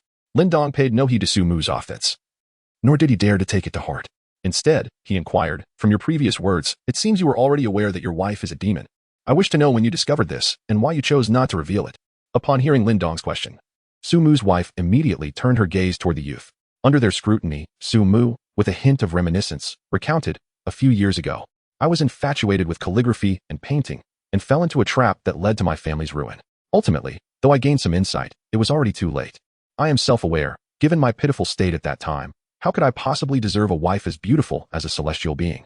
After our marriage, through careful observation, I soon noticed her extraordinary traits. Yet, she treated me with utmost kindness, unlike the demons depicted in stories who wreak havoc. Moreover, life is fleeting. Why should we be overly meticulous? The paramount concern is to cherish our life together. Hearing Su Mu's words, Lin Dong silently commended the scholar for his resolve and sense of responsibility. Su Mu's wife, moved to tears by his sentiments, found herself weeping anew. Observing her tears, Su Mu hastily approached, disregarding his disheveled appearance, and embraced her. Meanwhile, Lin Dong, witnessing this tender moment, felt as though he had been inundated with an abundance of love, prompting him to prepare for his departure. However, just a few steps away, he suddenly halted, retrieving a diminutive gourd from his pocket. This gourd was a mid-grade magical artifact he had crafted, designed to conceal one's aura. After pulling it out, he made slight modifications to its runes, transforming its function from shielding one's presence to masking demonic energy. Suppressing the emotional turmoil from the display of affection, he turned back, placing the small gourd on the ground, and declared, This gourd, Su Mu, will allow you to conceal the last trace of demonic energy within you, ensuring that no other Taoist will intrude upon your lives. With that, Lin Dong feigned a cool demeanor as he exited the manor, but once he was out of sight, he quickened his pace, racing back. Upon returning to the inn, Lin Dong pushed open the door and was greeted by the beaming face of his master. It quickly dawned upon him that his master had undoubtedly been aware of his inability to contend with the female demon. Moreover, it was evident that his master had also known in advance that the female demon possessed a benevolent nature, which allowed him to remain at ease within the inn.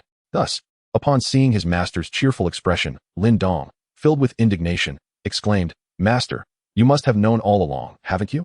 As he spoke, he feigned the intent to advance and tug at his master's beard.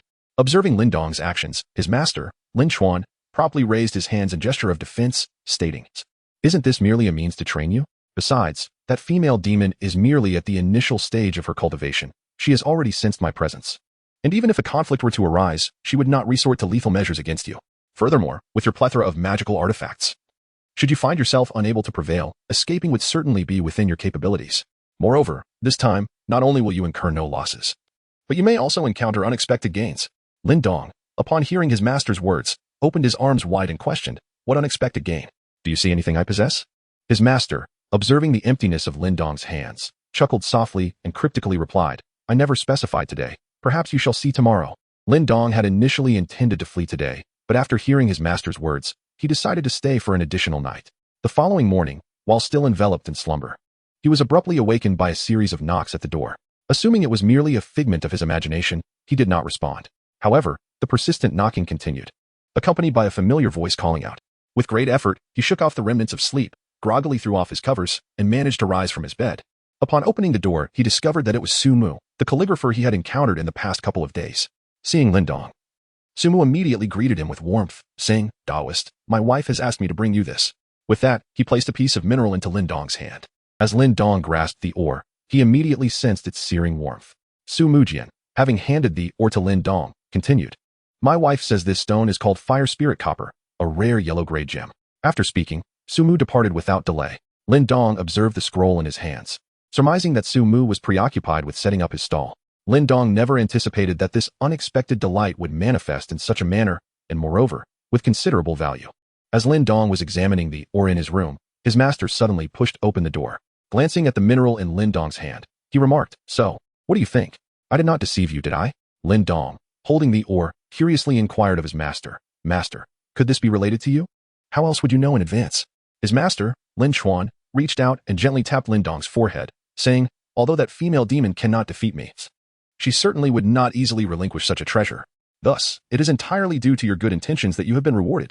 After praising him, however, his master's expression shifted to one of seriousness as he added, But remember, in this world, kindness is often met with ingratitude. Therefore, when you descend the mountain in the future, do not act on impulse with your goodwill. Despite his master's concerns, Lin Dong wished to reassure him. For in his past life, he had lived in an era where anyone who stumbled could find themselves embroiled in lawsuits. His benevolence in leaving a gourd the previous day stemmed from the formidable power of the female demon. He feared offending her. Yet, in response to his master's care, Lin Dong sincerely nodded, promising to learn from this lesson and to refrain from unwarranted acts of kindness in the future. After receiving a token of gratitude from Su Mu and his wife, the master and disciple promptly packed their belongings and departed from the small town in their ox cart. Passing by Su Mu's calligraphy and painting stall, Lin Dong greeted him but did not linger to patronize his business. Recognizing that his wife was a formidable practitioner in the early stages of Earth Master, if she desired wealth, she could easily acquire it. Once they left the town, Lin Dong seemed to recall something and hastily leaned into the cart, asking, By the way, Master, what kind of demon was that female? His master, seeing Lin Dong's entire body hanging outside, playfully tapped his head again, saying, Why concern yourself with such matters? Chapter 30. 2.5 years later, in less than a month, Lin Dong and his master successfully returned to Maoshan. Upon their return, Lin Chuan offered him a new piece of advice. During this descent, I observed that your strength is adequate and you possess numerous magical tools. However, your grasp of fundamental knowledge is rather weak. Thus, in the coming years, you must dedicate yourself to studying the relevant foundational knowledge. When you descend the mountain alone, should you encounter unfamiliar concepts, you will have nowhere to seek guidance. Lin Dong, upon descending the mountain this time, recognized the issue at hand and thus did not dismiss the advice given by his master. After their separation, he returned to his abode, only to find that during his absence of 3 to 4 months, a considerable amount of dust had accumulated within. Consequently, the first task he undertook upon returning to Maoshan was a thorough cleaning. Although Lin Dong possessed the ability to effortlessly expel the dust using spells or magical artifacts, he felt that such an approach, while effective in removing dust, left an impression of incompleteness. Therefore, he proceeded to meticulously wipe down the room with a cloth and water. By the time he completed his endeavor, 3 days had elapsed. Subsequently, he retrieved the remains of the catfish spirit and the tiger spirit from the gourd. Both of these entities possessed formidable strength, endowing their remains with remarkable value. However, during the skirmish, Lin Dong had unleashed a barrage of various magical artifacts, which had inevitably damaged the hides of the two spirits. The catfish spirit's skin fared relatively better, sustaining only some injuries from lightning, whereas the tiger spirit's hide had suffered extensive damage from explosions, wind blades, and lightning, rendering it tattered and worn. Nevertheless, Lin Dong paid no heed to this, as he meticulously skinned and disassembled the remains, preserving everything. The tiger's whip he steeped in spirit fruit wine. The flesh harvested from both spirits was entirely fed to the royal python. The remaining hides and bones were simply processed and retained. Having organized the spoils from this descent, he sought an opportunity to enter the spirit plant breeding garden in his corporeal form. He devoted half of his merits into a fragment of a spiritual treasure within a small cottage of the garden. As the merits were infused, the fragment transformed into a diminutive pond, and a small net appeared in Lin Dong's hand. Lin Dong gazed at the small net in his hand, unable to suppress a sense of bewilderment. He never anticipated that the endeavor of capturing spiritual seeds across myriad realms would unfold in such a manner. However, the shard of the spiritual treasure offered him no respite for contemplation, as soon numerous fish of varying sizes emerged in the pond. Lin Dong speculated that those fish must be the spiritual entities from another realm. He glanced at the small net in his hand, wisely refraining from attempting to capture the elusive larger fish, instead setting his sights on those that were only half the size of his net. However, even these diminutive creatures darted through the pond with remarkable speed, causing Lin Dong, despite his cultivation, to feel somewhat disoriented. Just as he was lost in this bewilderment, he suddenly noticed that the ice-melted pond was steadily diminishing in size. Fortunately, at that moment, he spotted a dark purple fish that was not very active in the water. With swift reflexes, he successfully ensnared the fish in his net. Almost instantly, the fish transformed into a dark purple lotus seed, exuding a chilling aura. There was no time to marvel at it, as the pond, formed from the fragments of the spirit treasure, began to revert to its fragmented state, and the small net in his hand dissipated into the air. Once tranquility returned, Lin Dong found himself having lost half of his merits. Yet he had successfully exchanged them for an unknown lotus seed. Moreover, as all 10 positions in the spiritual plantation were already occupied, he was temporarily unable to ascertain the specific name, grade, and properties of the seed. After Lin Dong carefully stored the lotus seeds, he followed his master's advice and proceeded to the scripture pavilion. For the subsequent 2 months, he immersed himself in the first floor of the scripture pavilion at Maoshan, diligently searching through records detailing various demons and supernatural phenomena, while also uncovering a collection of peculiar texts documenting strange occurrences. 2 months later, calculating from his last departure, half a year had already elapsed. His spirit plant breeding and beast taming garden experienced another harvest. However, since he had previously exchanged the fire cloud jujube tree and the Qing peach tree for superior yellow grade seeds, this time he only yielded 5 kilograms of mid-grade yellow tea leaves and 90 gourd plants of superior yellow grade. Nevertheless, the newly planted superior yellow grade fire cloud jujube tree and Qing peach tree had grown significantly. He anticipated that the next harvest would yield fruit. After the harvest concluded, he reduced the planting positions for the gourds from 3 to 2, utilizing the extra spot to sow the lotus seed. The moment the lotus seed was placed into the vacant space, the formerly yellow earth transformed into a small pond, large enough to support the growth of at least a dozen lotus flowers. Typically, one lotus seed usually produces only 1 or 2 blossoms. It remained uncertain whether this spiritual seed would yield differently. Upon planting the lotus seed, Lin Dong, leveraging the capabilities of the spirit garden S space, finally discerned the specific attributes of the seed. Cold jade lotus, superior yellow grade spirit plant, capable of growing lotus seeds, flowers, leaves, and roots with extreme cold attributes. Resembling black jade, all parts, seeds, flowers, and roots are edible, and due to their material properties, every component of the cold jade lotus can be utilized in artifact refinement. Having planted the new crop, Lin Dong refrained from further interference, instead immersing himself wholeheartedly in cultivation. Whenever he felt restless, he would occasionally visit the scripture pavilion to peruse some miscellaneous texts. From time to time, he would also craft some magical artifacts or transcribe various cultivation manuals on the first floor of the pavilion. Unlike the techniques available on the second floor, the methods on the first floor could only be cultivated up to the early stages of human mastery. Many of the techniques on the first floor were gathered by Maoshan's predecessors from the foot of the mountain, thus they were not restricted from dissemination. In fact, to facilitate Maoshan disciples in establishing new temples outside, they were encouraged to transcribe some manuals to take with them. However, some of the core techniques of Maoshan, even the most fundamental aspects, could not be shared. For instance, the fragment of the Maoshan spirit treasure technique that Lin Dong discovered on the first floor was classified as a core technique of Maoshan and was strictly prohibited from being disclosed to outsiders. On the first floor of the scripture pavilion, apart from some Taoist techniques, Lin Dong also unearthed a selection of Buddhist and heterodox cultivation methods. Additionally, he found several manuals on orthodox national martial arts. Time flew by swiftly as Lin Dong busily engaged in his pursuits, and before long, he found himself physically taller. Having reached the age of 18, he was now eligible to descend the mountain, in accordance with Maoshan's regulations. Chapter 31. Transformation in recent years. Lin Dong had inquired of his master, Lin Chuan, why disciples of Maoshan typically descend the mountain at the age of 18 to 20. According to his master's perspective, the stipulation for Maoshan disciples to embark on their journey at this age is primarily due to the fact that individuals have generally reached physical maturity by then. Moreover, after years of rigorous training, Maoshan disciples have typically attained a certain level of strength, with both physical prowess and spiritual cultivation meeting established criteria. Even when confronted with insurmountable adversaries, they possess the opportunity to retreat. This approach ensures that Maoshan disciples, upon their descent, are less likely to become mere cannon fodder in the realm of cultivation, while also safeguarding the continuity of Maoshan's legacy. Lin Dong, upon hearing his master's explanation, could not help but feel astonished by the cunning strategies of the Maoshan sect. After 2.5 years of diligent cultivation, bolstered by an abundance of resources, Lin Dong had successfully achieved the pinnacle of Taoist mastery. In addition to Lin Dong's advancement in cultivation, his 9-dragon body has also made notable progress. The initial fire dragon and sun dragon he practiced have begun to take shape, manifesting as 2 complete dragon-shaped tattoos on his body. However, many details of these tattoos remain unfinished, clearly indicating that there is still ample room for improvement and that he must invest further resources.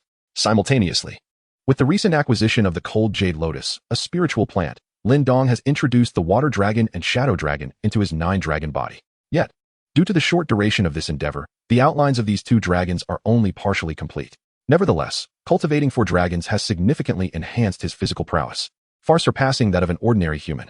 Even some lesser beasts, lacking in cultivation, may find it difficult to compete with him. His raw physical strength has exceeded 2,000 kilograms. In addition to his own capabilities, the 2 spirit pets he initially raised have also progressed, achieving the early human master and late Taoist stages of cultivation, respectively. The king snake's attainment of the early human master stage is solely due to its limited potential. However, it has successfully evolved from an ordinary snake into a black python. Its size has not changed dramatically, remaining around 20 meters in length, yet it has become more slender compared to its previous robust form, with a denser scale pattern and a more angular head shape. The green bull, on the other hand, still possesses room for improvement. Unlike the king snake, which could be casually caught in the woods, the green bull is Lin Dong's carefully selected senior disciple. As its cultivation has advanced, its size has increased considerably, far exceeding that of an ordinary water buffalo, standing over 2 meters tall and nearly 3.5 meters long. Additionally, due to its frequent consumption of the cold jade lotus seeds over the past few years, the green bull has awakened the abilities to manipulate water and condense ice. Coupled with its extraordinary endurance, it has become Lin Dong's preferred choice for pulling carts. In the past 2 years, in addition to the 2 spirit pets he raised several years ago, Lin Dong has also acquired an eagle spirit pet. Its cultivation has reached the perfect Taoist child stage. Yet, like the king snake, its potential is limited to the early human master stage. This eagle spirit pet was discovered in a nest of eagle eggs in the nearby mountains following Lin Dong's last return to Maoshan. Initially, he refrained from taking the eggs, waiting for the eagle to hatch them all before selecting the strongest chick. After 2 years of growth, that chick has matured into an eagle, and having transformed into a spiritual beast, its size now surpasses that of its parents. It currently measures nearly 1 meter in body length, with a wingspan approaching 2.5 meters, allowing it to carry Lin Dong aloft when he employs his light body technique. In the past 2 years, Lin Dong's spiritual plantation has remained largely unchanged, with the same varieties of spiritual plants still flourishing. However, the second leaf of the time-space tree is nearing maturity, and the spatial patterns on its leaves are gradually becoming distinct. Once the second leaf matures, Lin Dong will possess a new avenue for retreat. The yellow-grade mid-tier Qing tea tree has recently ascended to a yellow-grade superior tier following its latest harvest. Nevertheless, Lin Dong has decided to cut down one of the 2 Qing tea trees, replacing it with the cold jade lotus. Through his observations, he has noted that most of the spiritual plants he cultivates, aside from the time-space tree and the cold jade lotus, have reached their potential limits, and further advancements in their grade seem unlikely. If Lin Dong wishes to acquire superior spiritual plants in the future, he may have to seek them out himself or accumulate merits to utilize fragments of spiritual treasures for acquisition.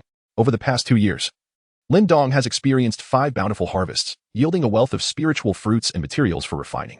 Among them, the cold jade lotus has provided him with a significant surprise. Since the seed of the cold jade lotus was sown, it has flourished without the interference of the seasons. Consequently, the pond has become a tapestry of varying sizes of lotus flowers, leaves, roots, and seeds. Most notably, after each harvest, the vacant spaces quickly regenerate into new flowers and leaves. This characteristic sets the cold jade lotus apart from other spiritual plants, which typically require replanting or regrowth after harvesting. The cold jade lotus, however, offers a continuous bounty, akin to an inexhaustible treasure trove. In addition to the developments in his spiritual plantation and his own strength, Lin Dong's skills and artifact refinement have also seen remarkable improvement over the years. By chance, he has successfully crafted 3 inferior spiritual artifacts. The first is the cold sword gourd, fashioned from a superior grade gourd and superior grade cold shadow stone, modeled after the legendary immortal slaying gourd. Within this gourd, the superior grade cold shadow stone has been refined into a small flying sword, which can unleash devastating spiritual artifact level damage when activated at a crucial moment, provided sufficient time has elapsed. Due to the quality of the materials, although the cold sword gourd has attained the status of an inferior spiritual artifact, it is merely a one-time use item.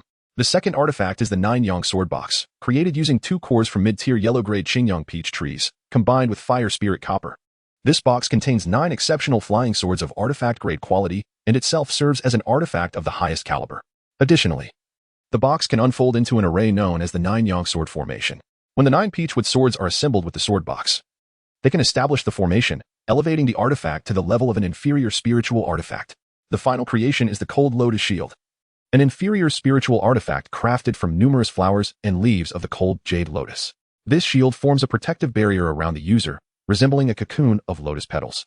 And any approaching attacks are met with a chilling counterattack. To create this artifact, most of the flowers and leaves in the lotus pond were utilized over the past 2 years. Chapter 32. New path. In addition to these 3 inferior spiritual artifacts, Lin Daoist has also refined many superior and exceptional artifacts during this time. Among the most significant is a horse-drawn carriage, constructed from the bones and hides of the 2 demonic beasts he had slain previously, combined with the majority of the trunks from the peach, jujube, and tea trees he had felled. This carriage boasts the quality of an exceptional artifact, though its exterior appears quite ordinary. Being a large cart made of wood and bone materials, the interior features a 2-story layout, with a space even larger than Li Lianhua's lotus house. Furthermore, the carriage's appearance can be altered at will. It can transform into a small boat for traversing water or unfold into a house wherever desired. To ensure comfort within the carriage, Lin Daoist has crafted several different artifacts to provide ample water supply and waste purification capabilities. Despite being constructed of wood and beast bones, the carriage possesses the resilience to withstand cannon fire, and it remains impervious to water ingress even when submerged. Additionally, Lin Daoist has set up a defensive formation within the carriage, with its core derived from the blood bead he previously acquired. Coupled with the inherent pressure from the beast bones, ordinary demonic beasts dare not approach, much less common wildlife and pests. The carriage's propulsion is powered not only by a large azure bowl, which has progressed to the late stages of its cultivation, but also by an artifact capable of drawing energy from the air. Lin Daoist has named this remarkable carriage the transformative treasure cart. Upon reaching the age of 18, Lin Daoist spent several days gathering his belongings in preparation for leaving Maoshan to journey across the world. Before departing, he sought out his master to bid farewell. Upon arriving at his master's residence, he discovered the door wide open, as though his master had been anticipating his arrival. As Lin Daoist entered the room, he beheld his master, Lin Chuan, savoring tea and awaiting his arrival. The tea his master was indulging in was crafted from the fresh leaves of the Qing tea tree, meticulously hand-rolled into a spiritual brew by himself. Since Lin Daoist seldom partook in tea, he had bestowed the majority of the tea leaves upon his master. Upon encountering his master, Lin Daoist was instantly overwhelmed by a wave of sentimentality, his eyes glistening with unshed tears. With a voice choked with emotion, he uttered, "Master, I shall descend the mountain tomorrow." Lin Chuan, who was poised to sip his tea, felt a sudden tremor in his fingers upon hearing Lin Daoist's words, nearly letting the cup slip from his grasp, spilling tea onto the table. Yet, his master maintained an air of composure, bringing the cup to his lips and finishing his tea before gently placing it back on the table. With a hint of melancholy, he responded, "Go ahead." Though his master's words were few, Lin Daoist, having spent countless days in his presence, discerned a profound sense of reluctance embedded within those 3 brief syllables. Nevertheless, Lin Daoist refrained from elaborating further. Instead, he respectfully performed a deep bow to his master, Lin Chuan, and prepared to depart. However, just as Lin Daoist was about to step through the door, his master suddenly called out, "Wait." Hearing his master's voice, Lin Chuan halted, slowly turning back. "Master, what is it?" His master did not reply immediately, instead letting out a long sigh, contemplating for a moment before stating, "Your aptitude for cultivation surpasses nearly everyone in this era, and you possess abundant resources. Perhaps one day you will transcend to the realm of a celestial master. Therefore, I wish to share with you a significant secret while the moment is ripe." Upon hearing his master's words, Lin Daoist was about to inquire about the secret when he was abruptly interrupted by his mentor. "First, allow me to speak. This secret I share with you must be etched in your heart, yet it must remain undisclosed to others. When you were not yet 10 years old, during the last celebration of Maoshan, 2 paths were revealed to you. One path leads to the ceiling of Maoshan's sacred realm, awaiting the revival of spiritual energy before embarking on the journey of immortality. The other path involves accumulating virtuous deeds, allowing one to exchange them for a position in the underworld after death, thus traversing the path of ghostly immortals. However, today, I unveil to you a third path. This path emerges when you transcend the realm of the Heavenly Master, presenting you with 2 choices. One choice is the so-called path of human immortals, where you may become an immortal in this world, enjoying prolonged life but facing a severed future. The other choice allows you to shatter the void and ascend into a higher realm. Yet, for centuries, no one has successfully broken through to the Heavenly Master level, thus rendering this option obscured. Although the journey ahead remains uncertain, it is certainly preferable to being confined to this diminutive world for eternity.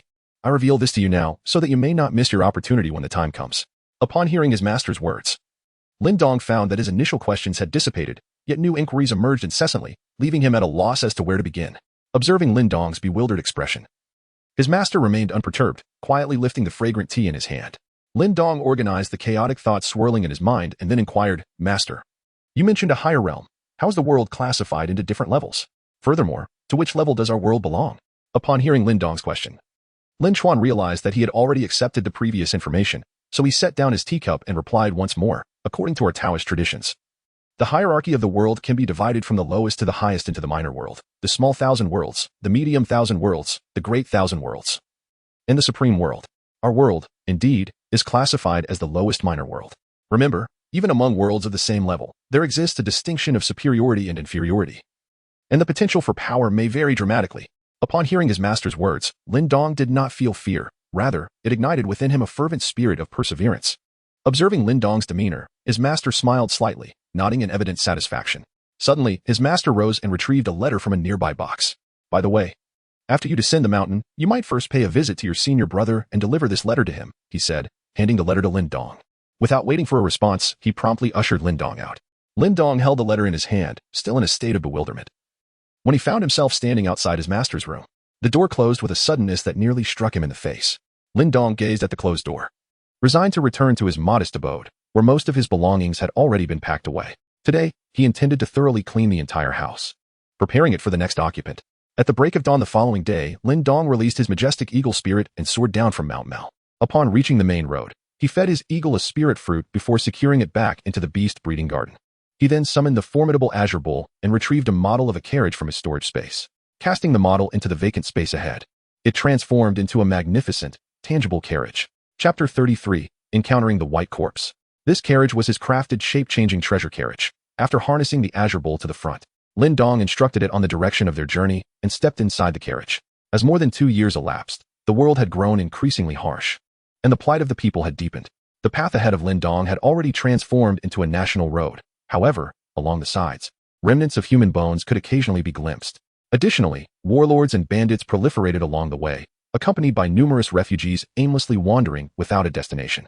Yet, upon sighting Lin Dong's formidable ox pulling the cart, they instinctively chose to retreat. Although many had encountered sizable cattle before, none had witnessed a beast of such extraordinary proportions, which could easily be deemed monstrous. Even the most naive would refrain from provoking it. With an untroubled journey, Lin Dong, following the address provided by his master, successfully reached the outskirts of a small town after a fortnight of arduous travel.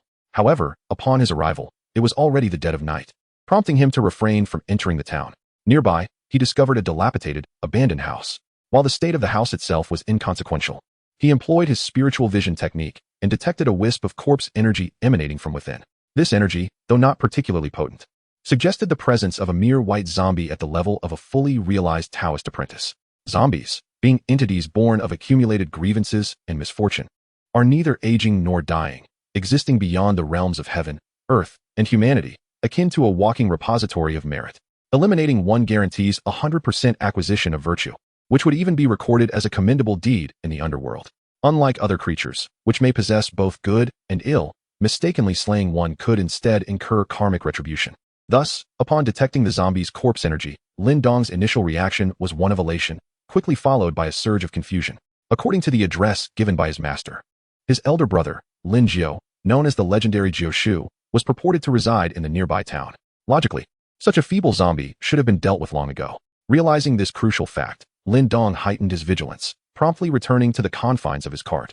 Upon emerging, he transformed his 2 or 3 mid-grade magical artifacts into a collection of top-tier ones.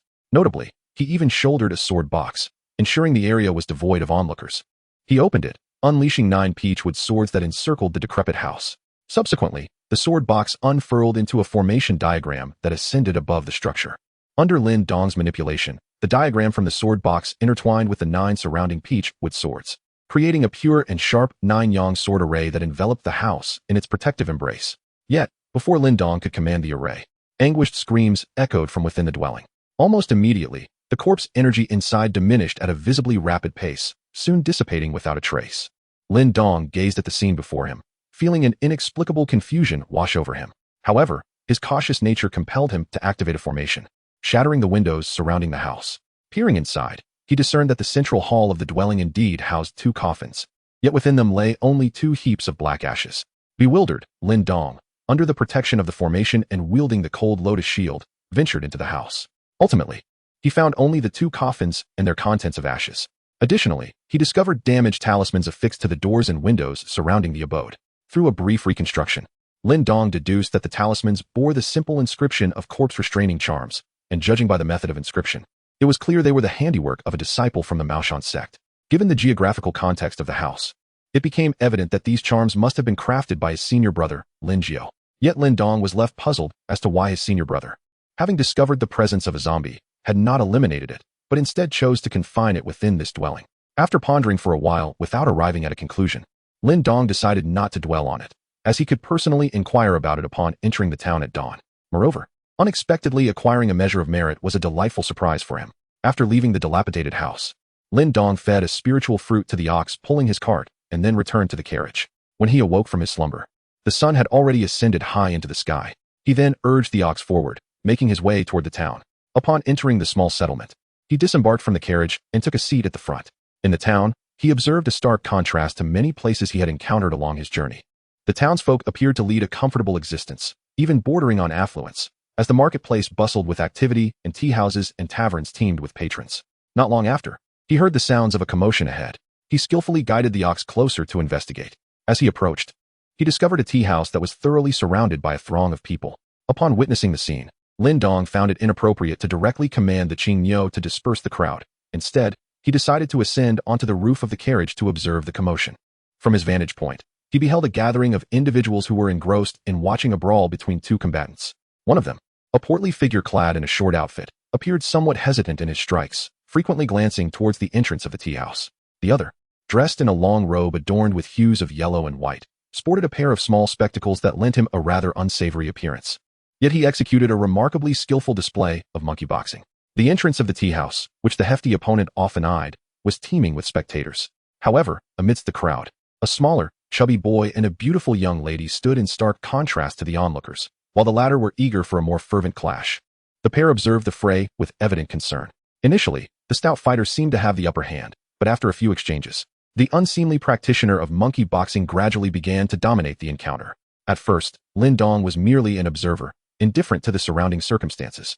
However, as the intensity of the conflict escalated, he suddenly sensed a chilling aura of magic in the air. Perched atop a vehicle, he surveyed his surroundings and soon spotted an elderly man in the tea house, skillfully manipulating a monkey. The little creature's movements were astonishingly mirrored by the lecherous individual engaged in the brawl. Upon witnessing the scene, Lin Dong swiftly flicked his hand before his eyes, causing 2 orbs of his gaze to emit a glimmer of golden light. Subsequently, he discerned that the elderly man was enveloped in a thick aura of karma. With a mere glance, he signaled the azure ox hitched to the cart, prompting it to knowingly nod its neck. The bell hanging from the ox's neck chimed in response. Chapter 34. Reunion with the senior brother Dingling. The bell jingled twice, resonating with a crisp sound that echoed throughout the street. The previously nimble and imitative young rogue, engrossed in his monkey-style fistplay, stood frozen in place upon hearing the bell. The onlookers, drawn by the sound, turned their gazes towards the azure ox. However, upon lifting their eyes, they were met with the sight of an immense azure ox, causing those closest to it to recoil in fright, exclaiming in terror. Realizing that his enchantment had faltered, the rogue, displaying remarkable adaptability, hastily apologized to the stout fellow beside him before seizing the opportunity to dash into the tea house behind him. Inside the tea house, the elderly man initially glared out the window in fury upon discovering the failure of his spell. His gaze, upon first sighting the medium-grade magical artifact adorning the ox's neck, shifted from anger to avarice. Yet, his expression changed once more as he recognized that the cart-pulling azure ox was, in fact, a spirit beast, possessing a cultivation level akin to his own in the latter stages of Taoist practice. Realizing the futility of provoking such a creature, he averted his gaze, refraining from looking at Lin Dong, who sat in the cart. As the rogue fled into the tea house, the stout fellow along with the small boy at the entrance and the young lady followed suit, charging into the establishment, where a commotion soon ensued. As Lin Dong noticed the bustle had subsided, he promptly instructed the green ox to pull the cart towards the address provided by his master. Upon arriving at his senior brother's doorstep, he discovered the gate firmly shut, and it appeared that no one was home. Consequently, he positioned the cart at the entrance and returned to the carriage. Given the carriage's exceptional soundproofing, he even took the liberty of opening one of the nearby windows. Before long, he discerned 3 distinct sets of footsteps approaching from outside. Stirred from his semi-slumber, Lin Dong rose from his specially crafted sofa, made a quick adjustment, and prepared to exit the carriage. However, just as he was about to step out, he overheard a conversation taking place outside. What a magnificent ox! One exclaimed. Master, the bell we heard earlier at the tea house was indeed from this cart. Following the remarks of the two rotund individuals, a robust voice resonated, filtering into the carriage. This ox seems oddly familiar. As he stepped out of the carriage, Lin Dong spotted his senior brother, Lin Jiao, accompanied by the two chubby figures from the tea house, gathered around the imposing green ox. Recalling the earlier conversation he had overheard, Lin Dong addressed the trio. Of course it looks familiar, brother. This very green ox was a gift from you to me. Upon hearing Lin Dong's voice, the three individuals, who had been examining the ox, swiftly turned their gazes towards the entrance of the carriage. Lin Jiao, astonished at the sight of Lin Dong, exclaimed, Junior brother? You are my junior brother, Lin Dong? Lin Dong, noticing the confusion in his senior brother's eyes, quickly straightened his posture and twirled around, exclaiming, Senior brother, it has only been 8 years since we last met, and you fail to recognize me. This azure bowl is the very one you brought for me during the Maoshan celebration. Upon hearing Lin Dong's words, although his senior brother believed in his identity, he still expressed a sense of disbelief, saying, after 8 years apart, I never expected my junior brother to descend from the mountain, and furthermore, to have grown into such a handsome young man. Come, descend so that I may take a good look at you. Upon hearing his senior's words, Lin Dong promptly leaped down from the carriage and approached his elder brother. Lin Jiao, his senior, circled around Lin Dong a few times before suddenly addressing his two disciples, Fei Bao, Xiao Hai. Why do you not come forth to greet your esteemed uncle? The two rotund figures, who had been observing Lin Dong intently while he reminisced with Lin Jiao, exchanged glances upon hearing the latter's command. They then respectfully advanced, performing a bow in accordance with the traditions of Maoshan. Greetings, esteemed uncle. Greetings. Upon witnessing this, Lin Dong neither dodged nor concealed himself, standing tall to accept the bow of the two individuals. Once they had completed their salutations, Lin Dong promptly exclaimed, Since you both display such courtesy, and seeing that you possess some cultivation, I shall bestow upon each of you a gourd. With that, Lin Dong retrieved 2 gourds, one large and one small, from within his robe. Xiao Hai, the portly youth, immediately opted for the larger gourd upon examining their sizes. Following his choice, Fei Bao, the corpulent senior brother, accepted the smaller gourd from Lin Dong's hand. Observing the cheerful interaction among them, Lin Jiao initially felt a sense of joy. However, in a fleeting moment, he realized that both gourds were, in fact, of inferior quality as magical artifacts. Consequently, Lin Jiao expressed his concerns with utmost seriousness, stating, Junior brother, they are merely in the late stage of their novice training. How can they be deemed worthy of utilizing inferior magical artifacts? You ought to reclaim those 2 gourds. Lin Dong, hearing his senior brother's words, replied with a cheerful smile, But, dear senior, this is already the worst I have to offer. Upon hearing the words of his junior disciple, Lin Jiao unconsciously directed his gaze toward the neck of the azure ox at the front of the cart. He had previously noted that the bell hanging from the ox's neck was indeed a mid-grade magical artifact. However, upon discerning the ox's cultivation level, he found that, despite having attained a consummate state as a Taoist, he harbored no desire to compete for the artifact, much like the elderly man he encountered at the tea house. After all, in his mind, the ability to command a spirit beast of late-stage Taoist cultivation to pull a card implied either extraordinary strength or prestigious lineage. Regardless of which aspect it was, it indicated that this was an entity he could not afford to provoke. To his astonishment, this formidable being had now become his junior disciple, Lin Dong. Consequently, he finally glimpsed a mere fragment of his junior's capabilities, leaving him with no objections to what seemed like a display of pride from Lin Dong. Meanwhile, Fei Bao and Xiao Hai initially paid little attention to the 2 gourds. However, upon hearing their master declare that both gourds were low-grade magical artifacts, they swiftly realized that these items might be worth more than their own lives.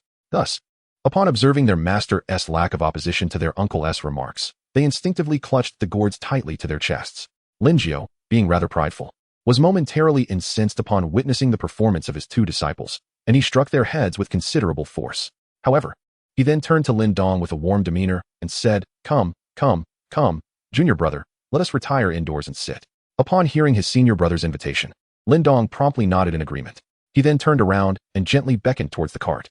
Astonishingly, the cart, which had obstructed a significant portion of the road, instantly transformed into a miniature model in his grasp. Following this, Lin Dong opened a small gourd at his waist, and with a delicate gesture, the once massive azure bowl was reduced to a streak of azure light, swiftly entering the gourd. Chapter 35, The Contents of the Letter. The 2 disciples of Lin Jiao, who were still rubbing their heads, momentarily forgot their pain upon witnessing Lin Dong's actions, standing frozen in a state of astonishment. Although Lin Jiao was momentarily taken aback, he quickly regained his composure. He then retrieved a key from his waist and approached the nearby door. Inserting the key into the lock, he turned it gently, thereby unlocking the wooden door. Without delay, he beckoned Lin Dong to enter. At the entrance, Fei Bao and Xiao Hai gradually came to their senses and followed Lin Dong's lead, stepping into the small courtyard. When Lin Jiao went inside to put away his belongings, the two hurriedly sought Lin Dong's guidance regarding the purpose of the two gourds. Lin Dong observed the curiosity of the two individuals and proceeded to elucidate the functions of the two gourds. The larger one was the first he had crafted, a gourd that could launch gravel akin to a handgun firing bullets. However, in comparison to his superior grade mechanism, the machine gun gourd, both its firing rate and power were considerably diminished. The smaller gourd, on the other hand, had the capability to emit flames extending 3 meters in length. Upon discovering the functionalities of the gourds, Fei Bao and Xiao Hai immediately engaged in a spirited discussion, deliberating on which of their gourds possessed greater prowess. Before long, amidst their animated discourse, Lin Jiao emerged from the room, presenting 10 silver dollars to Fei Bao with a solemn expression. "This is all my wealth. These $10 are yours to take." Lin Dong, through their subsequent conversation, learned that the tea house where Fei Bao had previously fought belonged to his father-in-law. However, his father-in-law disdained Fei Bao for lacking familial wealth and was unwilling to marry off his daughter to him. Therefore, Lin Jiao, as a mentor, bestowed upon Fei Bao 10 silver dollars, encouraging him to invest in a porridge shop, hoping he would leverage this venture to grow and prosper. Initially, Fei Bao and Xiao Hai believed that these 10 silver dollars constituted the entirety of their master's wealth, and they were deeply moved as they prepared to depart.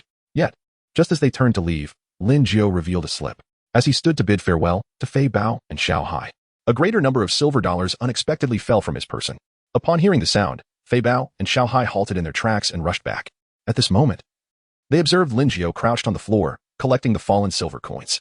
Caught in the act, Lin Jiao could only awkwardly assert, "These are counterfeit coins, unusable." While speaking, he hurriedly gathered the silver dollars before the eyes of the onlookers. Once Fei Bao and Xiao Hai exited the premises, Lin Dong retrieved a letter from his master, Lin Chuan, from his pocket, instructing him to deliver it to his senior brother. Addressing the brother who was busy hiding the silver coins, he called out, "Senior brother, Master has asked me to bring you a letter." Upon hearing this, his senior brother did not emerge immediately but responded from within the room, "Wait a moment. I shall be out shortly." Listening to the somewhat muffled voice, Lin Dong speculated that his brother was likely hiding the silver coins beneath the bed. Indeed, when his brother finally emerged, he was dust-laden, with cobwebs clinging to his hair and clothing. After receiving the letter, Lin Jiao opened it in front of Lin Dong.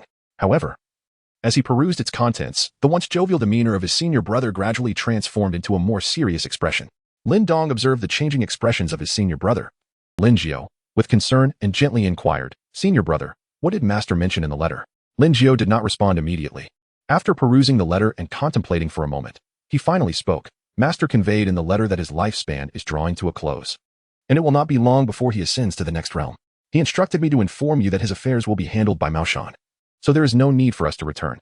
Furthermore, he emphasized that I should remind you to diligently practice and to remember the words he imparted." Upon hearing his senior brother's words, Lin Dong, in disbelief, snatched the letter from his brother's hands and began to read. After perusing the contents, the two sat in the courtyard, momentarily engulfed in contemplation. However, it was not long before they composed themselves. After all, the demise of their master merely signified a new beginning. Perhaps, in due course, they would even reunite in the realm beyond.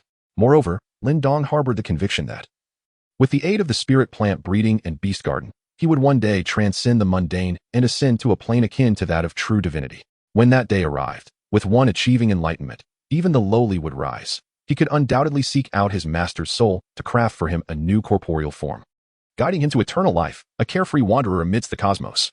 Once he had gathered his thoughts, Lin Dong recalled the two zombies he had encountered outside the town and proceeded to share the revelations of the previous night with his senior brother, Lin Jiao. Upon hearing this, Lin Jiao's expression turned troubled as he sighed, "Alas, the two white corpses you mentioned are, in fact, the parents of a wealthy merchant in this town. In the past, this couple tragically fell victim to a zombie attack, resulting in their untimely demise. At that time, I intended to incinerate their remains to eliminate any potential threat. However, I was unexpectedly thwarted by the merchant, who rallied the local populace to obstruct my efforts. Given my position in this small town, where I maintain a temple, I found it imprudent to confront them directly. Reluctantly, I resorted to sealing their bodies within an old mansion on the outskirts using a town corpse talisman. I had originally planned to discreetly address this troublesome matter at an opportune moment. Yet, as days turned into weeks, a myriad of trivial affairs besieged me incessantly. Moreover, since the two zombies remained docile and did not venture forth to wreak havoc, I gradually forgot about the situation. Your successful eradication of them today, therefore, can be deemed a fortunate occurrence." Upon hearing his senior brother's explanation, Lin Dong nodded in understanding. After all, establishing a dojo in this quaint town to safeguard peace is, in essence, a means of accumulating virtue for Maoshan. His senior brother, Lin Jiao, by setting up the dojo in this locale, inevitably engages with various townsfolk. And such interactions naturally entail a degree of compromise. Subsequently, senior brother Lin Jiao inquired about Lin Dong's recent cultivation at Maoshan, as well as the circumstances concerning their master on the mountain. After Lin Dong's elaborate narration, the evening had arrived. Lin Jiao noticed that the day was drawing to a close and remarked, "Junior brother, your arrival is quite timely. I have reserved a table outside, and it seems that the moment is just right. Let us proceed there now." As Lin Jiao concluded his words, he promptly opened the door and exited the courtyard. Although Lin Dong was unaware of his senior brother's intended destination, he chose to follow suit. Upon leaving the house, Lin Dong immediately discerned that this small town indeed differed from many places beyond its borders. Not only was it bustling during the day, but it also teemed with individuals leisurely strolling about at night. It seemed that the tranquility of this town owed much to the considerable efforts of his senior brother, Lin Jiao. Under Lin Jiao's guidance, the two first stumbled upon the porridge stall that Fei Bao had taken over. While the stall appeared somewhat appealing and even boasted a promotional event, offering a colorful shuttlecock with the purchase of a bowl of porridge, despite Fei Bao's myriad of enticing strategies, not a single customer graced his establishment. The reason for this was clear. The individual who had sold him the stall had opened a larger shop with a roof just across the street. Chapter 36. Strolling through the town. The location chosen by Lin Jiao is within that particular shop. Upon entering, Lin Dong observed that this establishment, in contrast to Fei Bao's stall, not only maintained a more formal and hygienic environment, but also offered a considerably greater variety of goods. Furthermore, the consumers in the small town were predominantly regular patrons of the shop owner, which meant that even though Fei Bao had taken over the old stall, no one was inclined to visit. Lin Dong gazed at the dishes being continually served at the table and couldn't help but ask Lin Jiao, senior brother, knowing full well that Fat Bao taking over that old stall is a trap, why did you still allow him to go? Lin Jiao picked up the bowl from the table and took a sip of porridge before leisurely saying, "Alas, there is no helping it. Although he lacks the talent for business, he must ultimately give it a try." Lin Dong felt that his senior brother's response was likely incomplete. There should indeed be a reason for the relatively low prices of this shop. Lin Jiao gazed at the contemplative Lin Dong and promptly gestured towards the delectable dishes adorning the table, exclaiming, "Stop pondering and indulge yourself. Let this meal serve as a warm welcome for you. After dining, we still have to tidy up your room." Lin Dong, whether in his past life or in this one, had long grown accustomed to solitude. He harbored an abundance of secrets, rendering interpersonal connections rather inconvenient. Thus, he hastily declined, saying, "Senior brother, there is no need to tidy my room. I shall simply reside in my carriage." Upon hearing this, Lin Jiao hurriedly exclaimed, "How can that be acceptable? You have come to my elder brother's home. How could you possibly sleep in that tiny cart?" Lin Dong observed the visibly irate Lin Jiao and hastily clarified, "Senior brother, my carriage may appear modest in size, but once you step inside, you shall comprehend the veracity of my words." Throughout their meal, the two engaged in a persistent exchange of refusals and invitations regarding the matter. Ultimately, by the conclusion of their dining experience, Lin Jiao had still been unable to persuade Lin Dong. With a resigned tone, he finally remarked, "Very well, it seems I cannot sway you. I shall accompany you to inspect your carriage, and should it prove inadequate, I will assist you in tidying your quarters." Lin Dong observed his senior's unwavering persistence and chose not to mind it, recognizing that it stemmed from a place of care. However, after they finished their meal, Lin Dong noticed that Fat Bao's stall remained devoid of customers. The only transaction Fat Bao had ever completed involved a solitary individual who, in exchange for a shuttlecock, purchased a bowl of congee, only to depart with the shuttlecock, leaving the congee behind. Even Xiao Hai, who had accompanied him, abandoned Fat Bao midway through Lin Dong's meal, scurrying over to their table to scavenge for food. After greeting Fei Bao, Lin Dong and his companions made their way back to the dojo of senior brother Lin Dong. Upon their arrival, Lin Dong once again unveiled the carriage and ushered Lin Jiao and Xiao Hai into its compartment. To their astonishment, the seemingly modest carriage from the outside revealed a spacious two-story interior, while Xiao Hai could only perceive the luxuriousness of Lin Dong's lifestyle. Lin Jiao discerned that this carriage was, in fact, a superior magical artifact, equipped with numerous other functional implements. Following this revelation, Lin Jiao no longer insisted that Lin Dong reside in his humble abode, and even Xiao Hai expressed a desire to spend a night within the carriage. Although Lin Dong was unperturbed by the notion, for the carriage already contained guest accommodations in the end, Xiao Hai was still persuaded by senior brother Lin Jiao to return to their small dwelling. After a night of cultivation in the carriage, Lin Jiao rose early the next morning to invite Lin Dong for breakfast. After their meal, Lin Jiao took Lin Dong on a leisurely exploration around the small town. During their stroll, Lin Jiao inquired, "Junior brother, do you have any plans for the future? I happen to have dojos in several nearby towns. Shall I assign one to you?" Lin Dong took out a miniature carriage from his bosom and replied, "Senior brother, behold, I have already prepared the carriage. Naturally, I intend to journey across the world." Lin Jiao, upon hearing Lin Dong's response, expressed his concern and said, "Very well then. You are still young and undoubtedly yearn for the vastness of the world. I know I cannot dissuade you, but should you encounter danger, do remember to seek out your elder brother." Lin Jiu's patient admonitions mirrored those of their master, Lin Xuan. Thus, after listening to his senior brother's counsel, Lin Dong nodded earnestly and replied, "Rest assured, brother, I hold my life in high regard, and I have no intention of leaving just yet. Since I have come this far, I must stay for a few days." Under Lin Jiu's guidance, Lin Dong quickly became acquainted with the quaint little town. By chance, the duo stumbled upon the sneaky Fat Bao and Xiao Hai. However, Lin Jiu paid them no mind, for in his eyes, Fat Bao and Xiao Hai were always up to mischief. In the afternoon, Lin Dong and his companion unexpectedly encountered a wealthy gentleman from the town. Upon seeing Lin Jiu, the affluent man insisted on treating them to a meal. Unable to decline, the two obliged and made their way to the restaurant. During the meal, the wealthy man revealed the purpose of his invitation. It appeared that he had recently been experiencing some disturbances at home and sought Lin Jiu's expertise in feng shui. As feng shui was indeed a means by which Lin Jiu established his livelihood in the mundane world, he readily consented to assist, and they arranged a time for the visit. After enjoying a hearty meal, the two prepared to head home. On their way back, Lin Jiu suddenly spotted Fat Bao and Xiao Hai lingering outside the residence of Master Shi. Beside them lay an array of exquisite porcelain.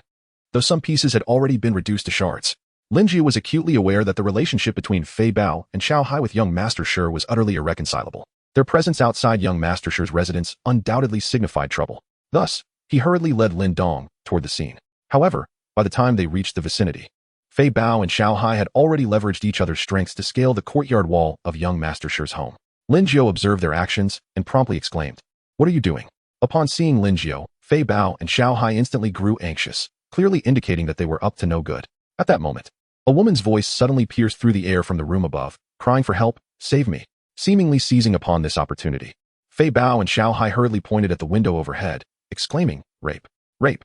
Upon hearing the girl's desperate plea from within the room, Lin Jiu could no longer hesitate and urgently instructed Fei Bao and Xiao Hai to rescue her. Once Fei Bao and Xiao Hai climbed through the window into the room, Lin Jiu effortlessly scaled the courtyard wall to follow suit. Lin Dong had perfected his body training, so with a gentle step on the ground, he leaped directly through the window. By the time several others climbed into the room, they discovered young Master Shi clad only in his undergarments, while Fei Bao and the others had rescued a disheveled young girl. As Lin Jiu entered the room, he pointed at the lewd Mr. Shi and exclaimed, "You scoundrel!" Yet, the contemptuous Mr. Shi retorted, "I may be a scoundrel, but at least I am not deceiving others out of their wealth with ghosts." Fearing exposure, Fei Bao and Xiao Hai took advantage of their master Lin Jiu's momentary distraction and pushed him directly towards Mr. Shi. Chapter 37. The Master's plight. Despite Fei Bao and his companions' efforts to conceal their actions, Lin Dong, utilizing his spiritual eye technique, discerned that the girl they had rescued was not human, but rather a female ghost. However, this ghost bore no karmic debt and exhibited only a pitiable amount of resentment. Furthermore, she was merely a mid-level spirit akin to a novice Taoist, prompting Lin Dong to refrain from intervening. Though Lin Jiu was pushed forward by Fei Bao and his companion, he did not hastily take action. Instead, he observed the retreating young Master Shi and inquired, "What exactly do you wish to convey?"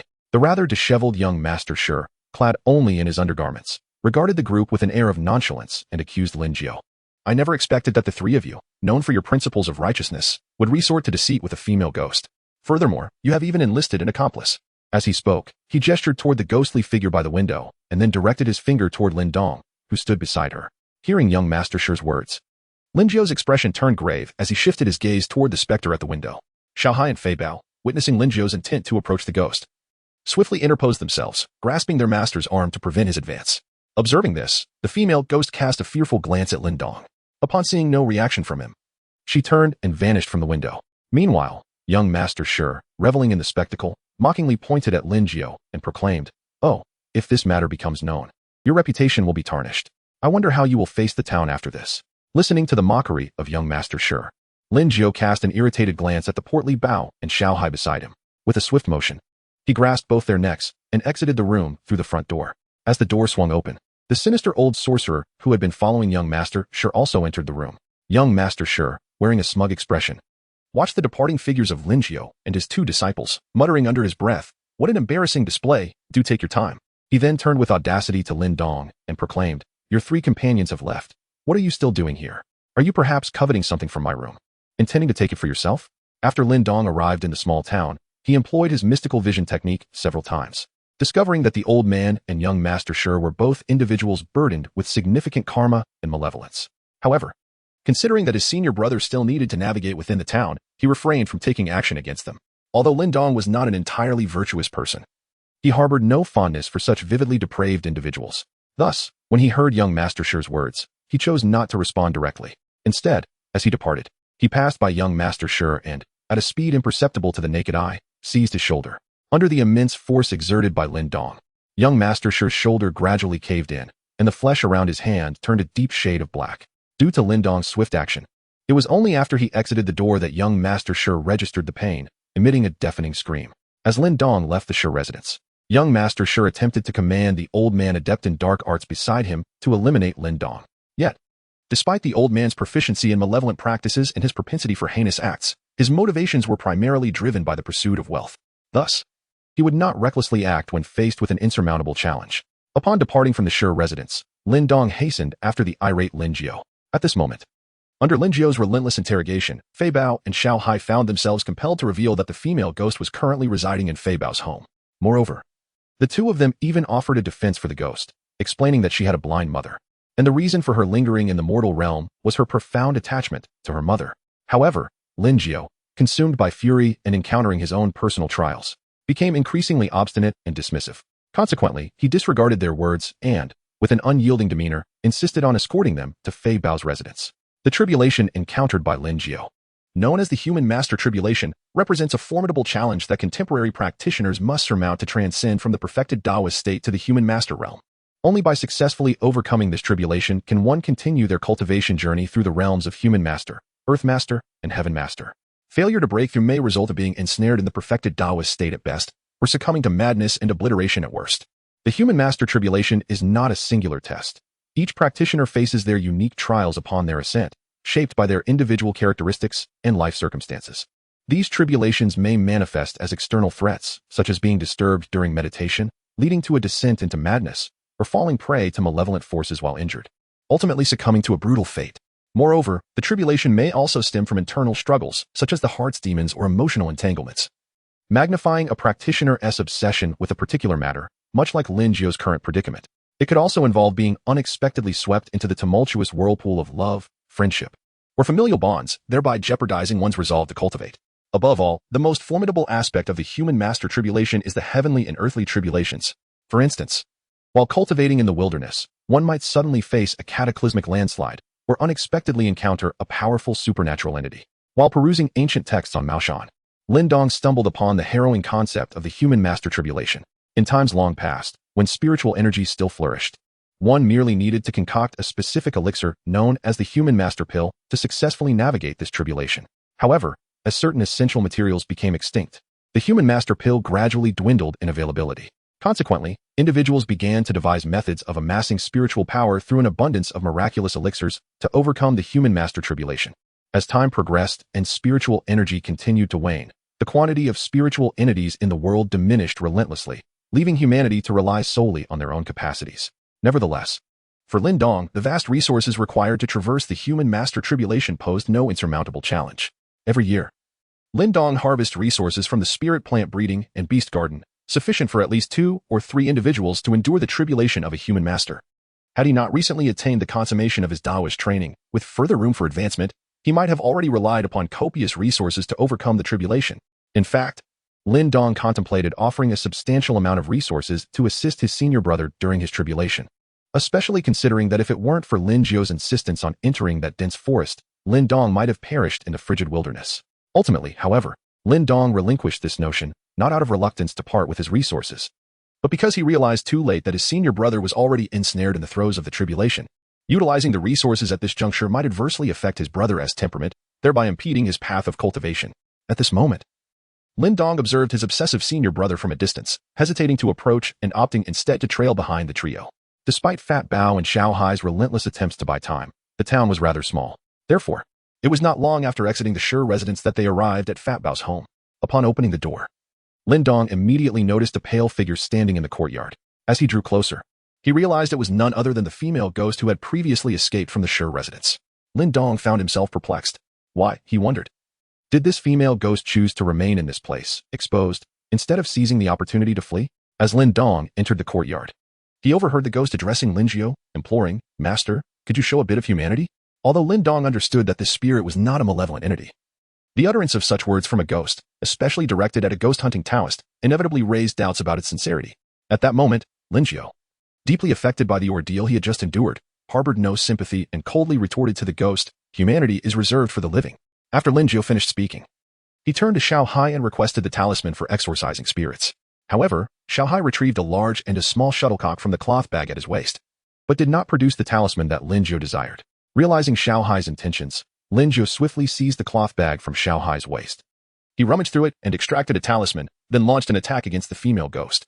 During the confrontation, Lin Dong observed that the Tai Chi talisman wielded by his senior brother Lin Jiu was merely a fade. The true form of this Tai Chi talisman turned out to be a yo-yo. Yet, this seemingly trivial modification endowed the talisman with an array of unexpected offensive capabilities. The female ghost, already at a disadvantage compared to senior brother Lin Jiu, soon found herself overwhelmed by the enhancement of the talisman. After being struck multiple times by the talisman, the female ghost sustained significant injuries and was forced to conceal herself. However, during its rotation, the yo-yo talisman possessed the uncanny ability to sense the location of the ghost. Despite the female ghost's attempts to hide, she was repeatedly detected by the yo-yo talisman. And each time she was found, she suffered another assault from the talisman. Watching the unfolding situation from the doorway, Fei Bao and Xiao Hai anxiously urged Lin Dong. "Uncle Master, Xiao Hong is a good ghost. She resorted to theft because of us. Please persuade Master to spare her. She has a blind mother to care for." Before Lin Dong could respond, the female ghost had already approached several individuals. During Lin Jiu's pursuit of the male and female ghosts, his methods grew increasingly ruthless, to the point of endangering Lin Dong and his companions. It was evident that the influence of the human master calamity was weighing heavily upon him, if not addressed swiftly. He risked succumbing to madness at any moment. As Lin Dong pondered how to assist his senior brother in overcoming this calamity, the female ghost, in her attempt to flee, unexpectedly concealed herself behind him. Lin Jiu's yo-yo, during the pursuit of the female ghost, came hurtling directly towards Lin Dong. Lin Dong gazed at the yo-yo that was about to strike his face and swiftly raised his hand to seize it. Beside him, Xiao Hai, displaying remarkable quickness, seized the opportunity to sever the string of the yo-yo. Lin Jiu observed the damage to the magical artifact and promptly discarded the rope he was holding onto the ground. He then reached into the cloth pouch at his waist, evidently searching for a new talisman. At that moment, the door to Fei Bao's room was suddenly flung open, and an elderly blind woman emerged, using a cane for support, calling out, "Xiao Hong, Xiao Hong." The female ghost standing behind Lin Dong and Xiao Hai swiftly responded upon hearing the old woman's cries, exclaiming, "Mother, mother." Without a moment's hesitation, she pushed past Lin Dong and Xiao Hai, delivering a forceful strike that sent Lin Jiu flying back to the side of the elderly woman. The reason the old woman had ventured out was that she had heard the commotion in the courtyard. The filial female ghost, upon returning to her mother's side, immediately inquired about her well-being. Meanwhile, Lin Jiu remained obstinate, intent on continuing his assault, but fortunately, Fei Bao and Xiao Hai seized the opportunity to each grasp one of his hands. They urged him, "Master, she truly has a mother who is both deaf and blind. Indeed, do not separate them." Upon hearing the words of Fei Bao and Xiao Hai, Lin Jiu gave a slight shudder, casting the two aside, and declared, "Humans and spirits must be kept apart." The elderly lady, perplexed by Lin Jiu's proclamation, inquired, "What do you mean by humans and spirits?" Undeterred by the objections of those present, Lin Jiu revealed to the elderly lady the harrowing truth that her daughter had already passed away, while simultaneously exposing the facade surrounding Fei Bao's hidden identity. The elderly lady, already in frail health and blind, was overwhelmed by the two pieces of devastating news, her sorrow reaching a point that nearly caused her to faint. Just as she was on the brink of losing consciousness, she was momentarily immobilized by the female ghost. For otherwise, it seemed she might succumb to her grief. Due to Lin Jiu's heartless actions, the previously untroubled female ghost found herself beset by an uncontainable wave of resentment. Once merely a ghost at the mid-level of a novice, she experienced a meteoric rise in power, nearing the formidable status of a full-fledged spirit medium. However, despite her newfound strength, she was quickly outmatched by Lin Jiu, who unveiled a new talisman. In a moment of desperation, Fei Bao, unable to bear the sight any longer, struck Lin Jiu with a powerful blow. Lin Jiu was struck by Fat Bao's punch, causing his entire face to flush a deep crimson. Overwhelmed by the pain, he could not utter a word and could only tremble as he pointed a shaky finger at Fat Bao. In Lin Dong's eyes, that single blow seemed to dissipate half of the ominous energy surrounding Lin Jiu. Lin Dong gazed in astonishment at Fei Bao's formidable punch, pondering whether he should allow Fei Bao to strike his senior brother again. After a brief moment of shock, Fei Bao finally comprehended the gravity of his earlier actions, and could only salvage the situation by exclaiming, "How can you call yourself a master when you show no discernment or compassion?" With a slight easing of the tension, Lin Jiu, despite the pain, gradually rose to his feet. Observing Fei Bao shielding the female ghost behind him, he promptly retorted, "Very well. I do not desire a disciple like you." He then turned to Xiao Hai and Lin Dong, declaring, "Junior brothers, let us depart from this sorrowful place." In an attempt to lighten the mood, Xiao Hai playfully chimed in, Master, is it sorrow or injury we speak of? Lin Jiao replied, it is sorrow indeed. Now, let us go. Lin Jiao clutched his abdomen and responded with a few words before unsteadily exiting Fat Bao's home. Observing this, Xiao Hai discreetly made a face at Fat Bao and then followed suit. Lin Dong retrieved a bamboo water bottle from his bosom and handed it to Fei Bao, saying, present this to the elderly lady. It will be beneficial for her health. Having spoken, Lin Dong prepared to take his leave from Fei Bao's residence. The bottle of water that Lin Dong entrusted to Fei Bao was an ethereal elixir crafted from spiritual fruits and tea, a product of his experiences in the fishing village. Depending on the variety of spiritual fruits and teas utilized, these elixirs possess distinct effects. In Chapter 39, Lin Jiao attains enlightenment and breaks through to the master level. The Qingyang peach water replenishes vital energy and blood, while the fire cloud jujube water dispels cold and dampness. The water he had just handed to Fei Bao was, in fact, the clear heart tea water. The spiritual elixirs crafted by Lin Dong are designed for the common populace. Thus, a single portion of raw materials can be diluted into an extensive vat of water, yielding no less than 100 bottles upon distribution. As Lin Dong stepped out of Fat Bao's house, a thunderclap resonated through the sky, swiftly followed by a torrential downpour. This unexpected deluge ensnared Lin Jiao and Xiao Hai at the threshold of Fat Bao's home. Lin Jiao was seated beneath the eaves when he observed Lin Dong emerge. He remarked, Junior brother, Xiao Hai, let me impart this wisdom to you. Throughout your lives, strive to be a disciple to others, and never aspire to be a master. Lin Dong naturally understood that his senior brother was saddened because, just moments ago, Fei Bao had recklessly struck him with a punch, disregarding their bond as master and disciple. All for the sake of a female ghost. In contrast to Fei Bao, Xiao Hai was far more astute. So he feigned ignorance of the meaning behind the words and inquired, why, master? Under ordinary circumstances, Lin Jiao would undoubtedly have discerned the problem. However, in this moment, his heart was brimming with indignation, rendering him oblivious to the issue at hand. Instead, he responded with veiled implications. Did you not see? After laboriously imparting knowledge to my disciples, they dare to strike their master. Upon hearing his master's words, Xiao Hai slowly turned his head, directing his gaze towards Lin Dong, who remained silent. Thus, he felt compelled to speak. Indeed, this is true. Senior brother has gone too far this time. How could one possibly strike their master? Listening to Xiao Hai's remarks, Lin Jiao could not help but feel a warm surge of emotion within, finding a measure of solace. Lin Jiao nodded slightly, a smile gracing her features as she praised her disciple, Lin Dong, saying, Junior brother, look at how understanding this apprentice is. He is certainly much better than the other one. However, at that moment, an unexpected turn of events unfolded. The once righteous Xiao Hai suddenly shifted gears and began to berate Lin Jiao in front of them both. Master, I often tell senior brother that even though you can be somewhat selfish, unreasonable, cold-hearted, and ruthless, you still remain our master, Xiao Hai said, glancing nervously at Lin Jiao, who appeared to be growing angry. Sensing the tension, he quickly changed the subject. But what does it matter? After all, you will always be our master. Even great figures like Confucius make mistakes, how much more so you? Therefore, as your disciples, we must constantly remind and advise you. If you choose to ignore our counsel, at this point, Lin Jiao's expression darkened considerably, yet she maintained her composure, pressing Xiao Hai further. What happens if I do not listen? Sighing deeply, Xiao Hai responded without hesitation, then we, as your disciples, can only continue to hold you in respect while begrudgingly preparing to give you a good thrashing. Upon hearing this, Lin Jiao could no longer contain her fury. She stood up, walked behind Xiao Hai, and gave him a gentle shove. Are you implying that your senior brother was right to hit me? Although Xiao Hai dared not turn around, he defiantly nodded, yes. Lin Jiao's anger flared at his affirmative response, and she gave him a light rap on the head. And if it were you? Xiao Hai quickly dodged forward, retreating until there was nowhere left to hide, yet he still answered assertively, the same would apply. With Xiao Hai cornered, Lin Jiao pressed him again. So you mean to say that I, your master, was in the wrong? Absolutely wrong, Xiao Hai replied, seemingly resigned, turning his head to the side. Just as Lin Jiao raised his hand, poised to deliver a blow to Xiao Hai, Lin Dong appeared behind him and firmly grasped Lin Jiao's hand. Lin Jiao, upon being caught by Lin Dong, turned his head to face him and, with an expression of disbelief, inquired, Junior brother, do you truly believe that I am in the wrong as well? Lin Dong released Lin Jiao's hand, observing the latter's somewhat despondent demeanor, and replied, Brother, have you noticed that your recent state seems somewhat off? Moreover, the distinction between right and wrong holds little significance for cultivators like us. What truly matters is whether our actions align with our own principles. However, do your recent behaviors genuinely reflect your true convictions? Lin Jiao, upon hearing Lin Dong's words, bowed his head in contemplation. After a moment, he slowly walked to the eaves of the house, gazed up at the sky, and exclaimed, Heaven, if I am indeed in the wrong, let a thunderbolt strike. As soon as he uttered these words, the sky remained unresponsive. However, just as he lowered his head in relief, a crisp rumble of thunder echoed above. Could it be mere coincidence?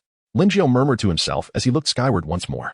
Yet, almost immediately, a bolt of lightning struck directly at his feet, sending sparks flying from the bluestone ground. Lin Jiao gazed at the shallow pit on the ground created by the lightning strike, gradually sinking into a contemplative reverie. Observing his master lost in thought, Xiao Hai prepared to approach and rouse him. Master, you haven't been struck by lightning and rendered senseless, have you? Upon noticing Xiao Hai gradually approaching Lin Jiao, Lin Dong swiftly intervened. Do not disturb your master. He is fine, merely in a state of enlightenment. Although Xiao Hai did not comprehend the meaning of enlightenment, he obediently remained in place. After a while, the aura surrounding Lin Jiao began to surge, and Lin Dong soon sensed a significant increase in his master's magical power. After a few breaths, Lin Jiao's aura and magical energy gradually returned to tranquility. And he finally lifted his head. Lin Jiao opened his eyes and spoke gently. Junior brother, Xiao Hai, I thank you both. Lin Dong clasped his fists and said, Congratulations. Senior brother, on deciphering the master robbery and successfully advancing to the early stage of master. Upon witnessing this, Xiao Hai immediately imitated Lin Dong's words. Lin Jiao first expressed his apologies for his previous actions, and then he prepared to return to Fei Bao's home to resolve the matter at hand. As Lin Jiao and Xiao Hai turned to enter the dwelling, Lin Dong noticed, on the ground where the grass had been scorched by lightning, a small crystal stone that had mysteriously emerged. Curiosity compelled him to pick up the stone and tuck it into his pocket. Subsequently, Lin Dong followed Lin Jiao and Xiao Hai once more into Fei Bao's residence. Upon seeing Lin Jiao again, the female specter known as Xiao Hong immediately became frightened and sought refuge behind Fei Bao. Lin Jiao first expressed his apologies to Fei Bao, then turned to the ghostly mother and daughter, stating, You cannot remain here. The elderly lady, under the impression that she was being chased away, hastily urged her daughter, Let us depart. Just as the ghost was preparing to pack her belongings, Lin Jiao intervened, saying, You cannot leave either. Chapter 40. A Night Search for Young Master Shi. The ghostly Xiao Hong, witnessing Lin Jiao's actions, assumed he was deliberately making things difficult for them, and in a fit of anger, positioned herself defiantly in front of the elderly lady, exclaiming, Master, if we cannot stay nor leave, what is it that you truly desire from us? Lin Jiao observed the demeanor of the female ghost, Xiao Hong, and realized that his words had led to a misunderstanding. He quickly added, Humans are of the yang, while ghosts belong to the yin. If you spend all your time with your mother, does the old lady often fall ill? Thus, your presence here is not beneficial for Bao. Upon hearing his master, Lin Jiao, speak in such a manner, Xiao Hai promptly pulled the plump Bao a few steps back, yet he expressed his concern. Master, what shall we do then? Lin Jiao casually suggested, Come to my house. Upon hearing this solution, Fei Bao and Xiao Hai exchanged astonished glances with Lin Jiao. Fei Bao boldly inquired, Is it really all right to go to your house, master? Lin Jiao, undeterred by the skeptical gazes surrounding him, proclaimed with righteous conviction, Of course, there is no problem. Master, it is all about the harmony of yin and yang. He then turned to the female ghost, Xiao Hong, inquiring about her thoughts. Xiao Hong glanced at her blind mother beside her and resolutely replied, As long as I can fulfill my filial duty and care for my mother, I shall be completely satisfied. Lin Dong, observing the satisfactory resolution of the matter, retrieved an uneven wooden bead from his bosom. He approached the elderly woman and gently draped the bead around her neck. Turning to the ghostly figure of Xiao Hong, he said, This bead is a low-grade magical artifact I have crafted, primarily designed to shield the living from the harm of yin energy. It is perfectly suited for your mother. And as fate would have it, I shall bestow it upon you today. Since descending the mountain for training at the age of 15, Lin Dong had exchanged a mid-grade magical artifact for the exquisite Huangji-grade fire spirit copper, subsequently crafting numerous small artifacts to isolate demonic Indian energies. Based on his own experiences, Lin Dong had long surmised that he was indeed living in a realm reminiscent of a supernatural cinematic universe. In such a fantastical milieu, it was certain that numerous beings, be they human or spirit, possessed peculiar inclinations and could inexplicably develop affections for other species. Thus, Lin Dong undertook the crafting of these minor magical artifacts, hoping that, by chance, they might yield something of value in return. However, given that his gourds were of the highest quality, the creation of such trinkets felt somewhat extravagant. Hence, he opted to utilize the leftover peach pits for this purpose. Yet, this decision did not imply that these artifacts were of inferior quality, for the peach pits he had consumed were also of notable excellence. Upon witnessing her mother don the necklace, the spirit girl experienced a remarkable transformation, prompting her to kneel before Lin Dong in gratitude. Thank you, master. Lin Dong gently waved his hand towards the female ghost, prompting her to rise from the ground. No need for thanks, she said. Your contribution has greatly aided my master in safely overcoming the tribulation of humanity. Accept this small talisman as my token of gratitude. Subsequently, Lin Jiao escorted both the old woman and the female ghost back to his sanctuary. However, Lin Dong chose not to accompany them. Upon his earlier departure from the Shi residence, he had not only wounded young Master Shi but had also discreetly captured a wisp of his essence. Now that Lin Dong had concluded his pressing matters, he was poised to seek out some after-dinner delights. Lin Dong retrieved a juju wood compass from the storage space and then, from the gourd at his waist, extracted a wisp of breath, which he proceeded to place into the compass. After a brief rotation, the needle of the compass pointed resolutely in a specific direction. Lin Dong released the azure bowl from his waist into the air, settling upon its broad back. Following the compass's guidance, he swiftly arrived at the outskirts of a quaint town. With each step he took, he felt an increasing chill in the air, a foreboding scent of blood lingering about. Amidst the pitch blackness of the night, Lin Dong gradually discerned flickering lights ahead, illuminated by the compass's direction. Promptly, he commanded the azure bowl to halt its advance. Leaping down from the bowl's back, he retrieved an array of magical artifacts from his storage space. The Frost Lotus Cloak, the Nine Sun Sword Box, and the Frost Sword Gourd were all drawn forth and equipped upon his person. In addition, he gathered several exquisite magical tools and released the Black Python from the gourd. Once all preparations were complete, Lin Dong stealthily approached the source of the light, shrouded in darkness. Lin Dong soon discovered that young Master Shi and the elderly man beside him, who practiced dubious arts, had established a sinister altar in the desolate wilderness. However, their altar was far more malevolent than that of the average Maoshan priest, as it was surrounded by numerous decaying corpses, instead of sacred idols. The altar was adorned with countless bowls of venomous insects. Furthermore, the lascivious young Master Shi, having had his shoulder crushed by Lin Dong previously, now had his entire shoulder wrapped in strips of cloth, which were infested with a multitude of poisonous creatures. As Lin Dong drew closer, he gradually became aware of the conversation between the two individuals. "Master, you must eliminate them, especially that new fellow who dared to crush my shoulder." Young Master Shi, wincing from pain, spoke in a fragmented manner, yet his tone was resolute, brimming with fury and malice. The old man, seemingly unfazed by young Master Shi's ire, responded coolly. "Very well, let's take care of them all. Tonight, we shall first deal with that portly fellow who is vying for your lady's affections." Although the old man's words were harsh, even from a distance, Lin Dong could detect the insincerity underlying them. However, having arrived today, Lin Dong had no intention of letting the two escape. The immense karma they carried represented merit to him. Observing the old man beginning to cast a spell, Lin Dong stowed away his superior-grade peach-wit sword into his storage space and retrieved a large, crimson gourd. This gourd was a top-tier magical artifact, an enhanced version of his previous stone-throwing machine gun gourd, aptly named the Fire God Machine Gun Gourd. Building upon its original design, he had incorporated additional fire element runes, which transformed the outer layer of the projectiles into molten lava. This alteration not only ensured the stone's impact and penetration but also augmented both burning and splash damage. With the gourd's mouth opened, Lin Dong aimed directly at the old man who was in the midst of casting his spell, as well as at young Master Shi, who was concealed behind him. At that moment, the old man was reaching into a basin filled with cockroaches, grabbing handfuls and stuffing them into the mouth of a nearby decaying corpse. As Lin Dong seized the moment of his opponent's preoccupation, he activated the gourd in his grasp. Instantly, amidst the pitch blackness of the night, fiery red fragments of stone erupted forth, resembling a celestial shower as they streaked through the air, trailing crimson tails. They surged forth like diminutive meteors, momentarily illuminating the obsidian sky. Bearing the scent of destruction, they hurtled towards the unsuspecting duo. The first fragment swiftly approached the old man, who, despite his snow-white hair, demonstrated remarkable reflexes. With a deft tilt of his head, he narrowly evaded the initial onslaught. However, that blazing red shard struck directly at the unsuspecting young Master Shi behind him. The fiery stone penetrated Shi's eye, burrowing into his brain, and upon shattering it, detonated, inflicting further devastation. In an instant, young Master Shi was transformed into a mere lifeless husk. Yet Lin Dong's assault had only just begun, with the conclusion still far from reach. An onslaught of additional red fragments rained down upon the outskirts of the altar. After a while, the gourd was finally depleted of its contents, leaving the vicinity of the altar in ruins. The scorched earth heaved, and craters pockmarked the ground like a multitude of ravenous mouths devouring the remnants of vitality. As the dust settled around the altar, the first sight to greet the eye was the grotesque mask that had once been young Master Shi, now reduced to a mere paste. The only remnants of his identity lay in the tattered shreds of clothing, still smoldering but not yet completely consumed by flames. Lin Dong soon discovered that the decaying corpse on the ground had been manipulated by the old man to shield him. However, after Lin Dong's relentless barrage, the already fragile corpse had been reduced to mere fragments.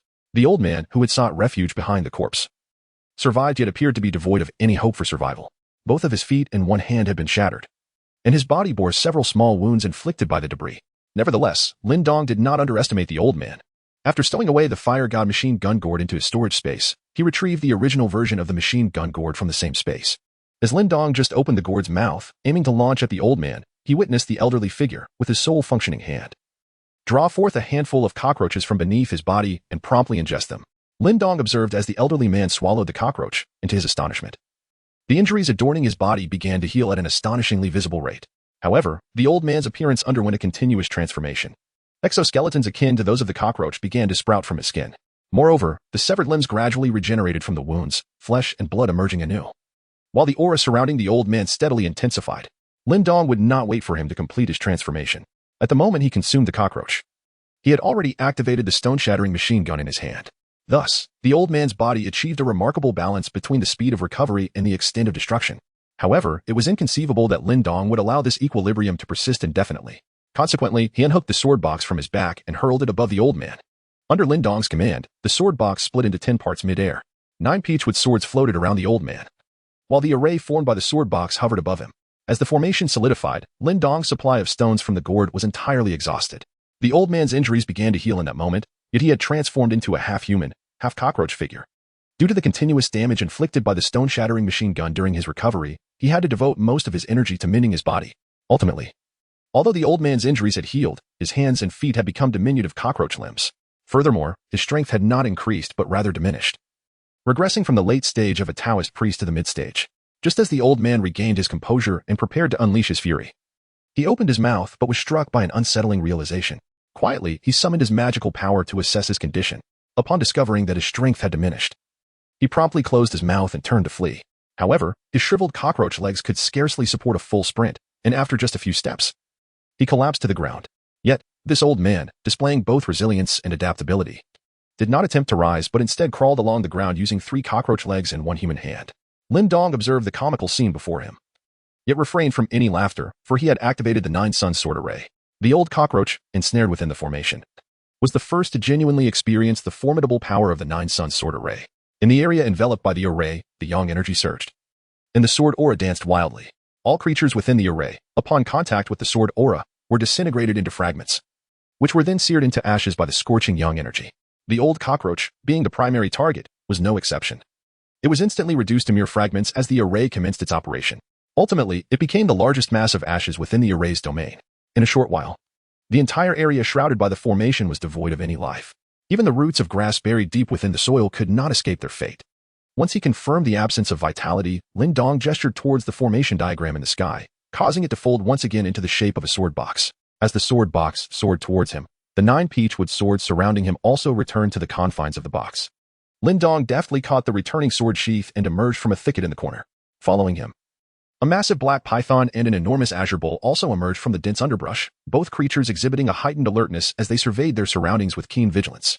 As Lin Dong first engaged with young Master Shi and the elderly man practicing dark sorcery, these 2 colossal beasts had already encircled him, remaining vigilant for any potential threats that might arise from their surroundings. Lin Dong, accompanied by 2 colossal beasts, soon arrived at the previously arranged clearing where the formation had been established.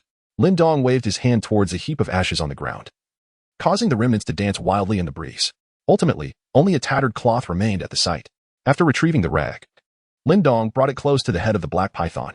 The black python leaned in towards the waterfall, inhaling deeply a couple of times before commencing to scent the surrounding air.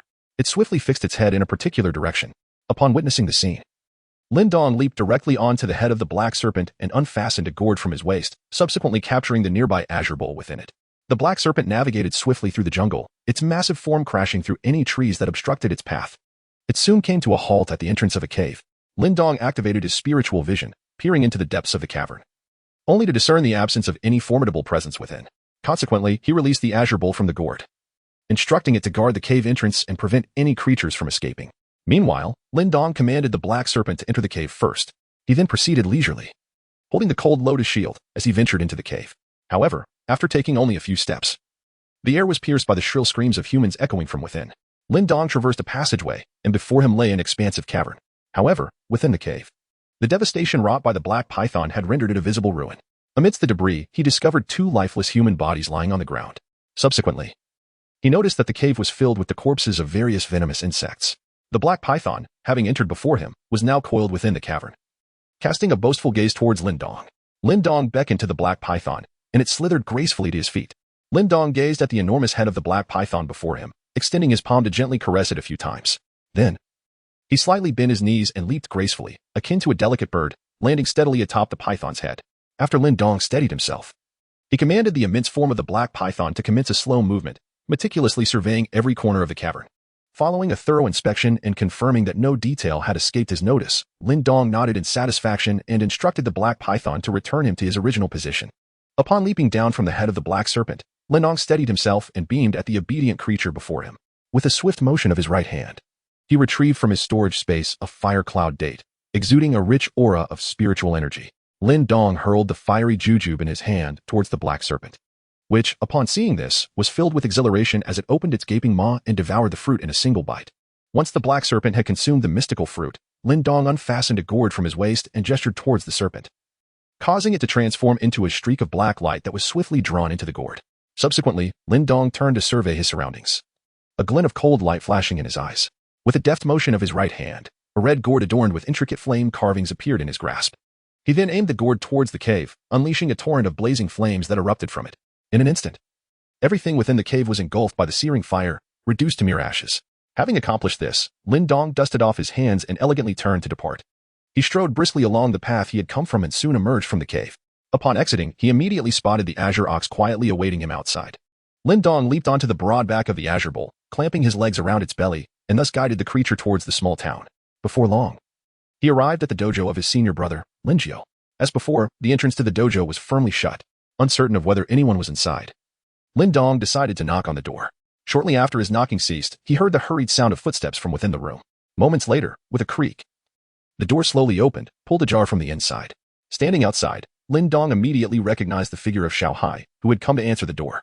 A flicker of curiosity arose within him as he inquired, "Xiao Hai, why is the door so tightly shut during broad daylight?"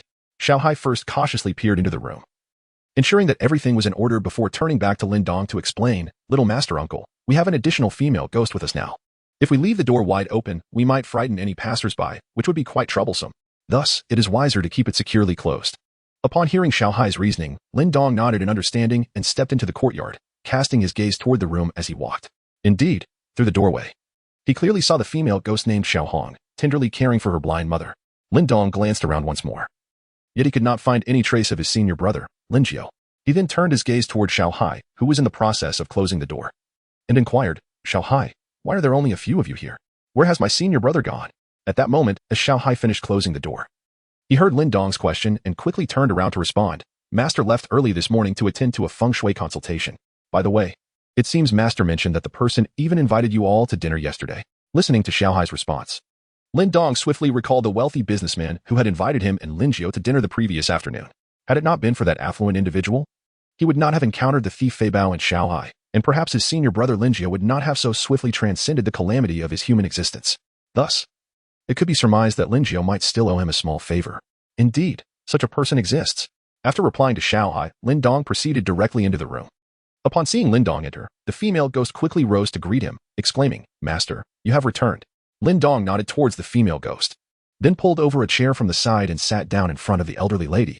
"Come, dear lady, allow me to examine your condition," Lin Dong said as he grasped one of the old woman's hands and took her pulse.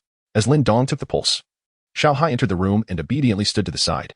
Beside him, the female ghost, Xiao Hong, observed Lin Dong with a look of anxiety etched across her face. As Lin Dong gently released the elderly woman's hand, the female ghost, Xiao Hong, anxiously inquired, "Master, how's my mother?"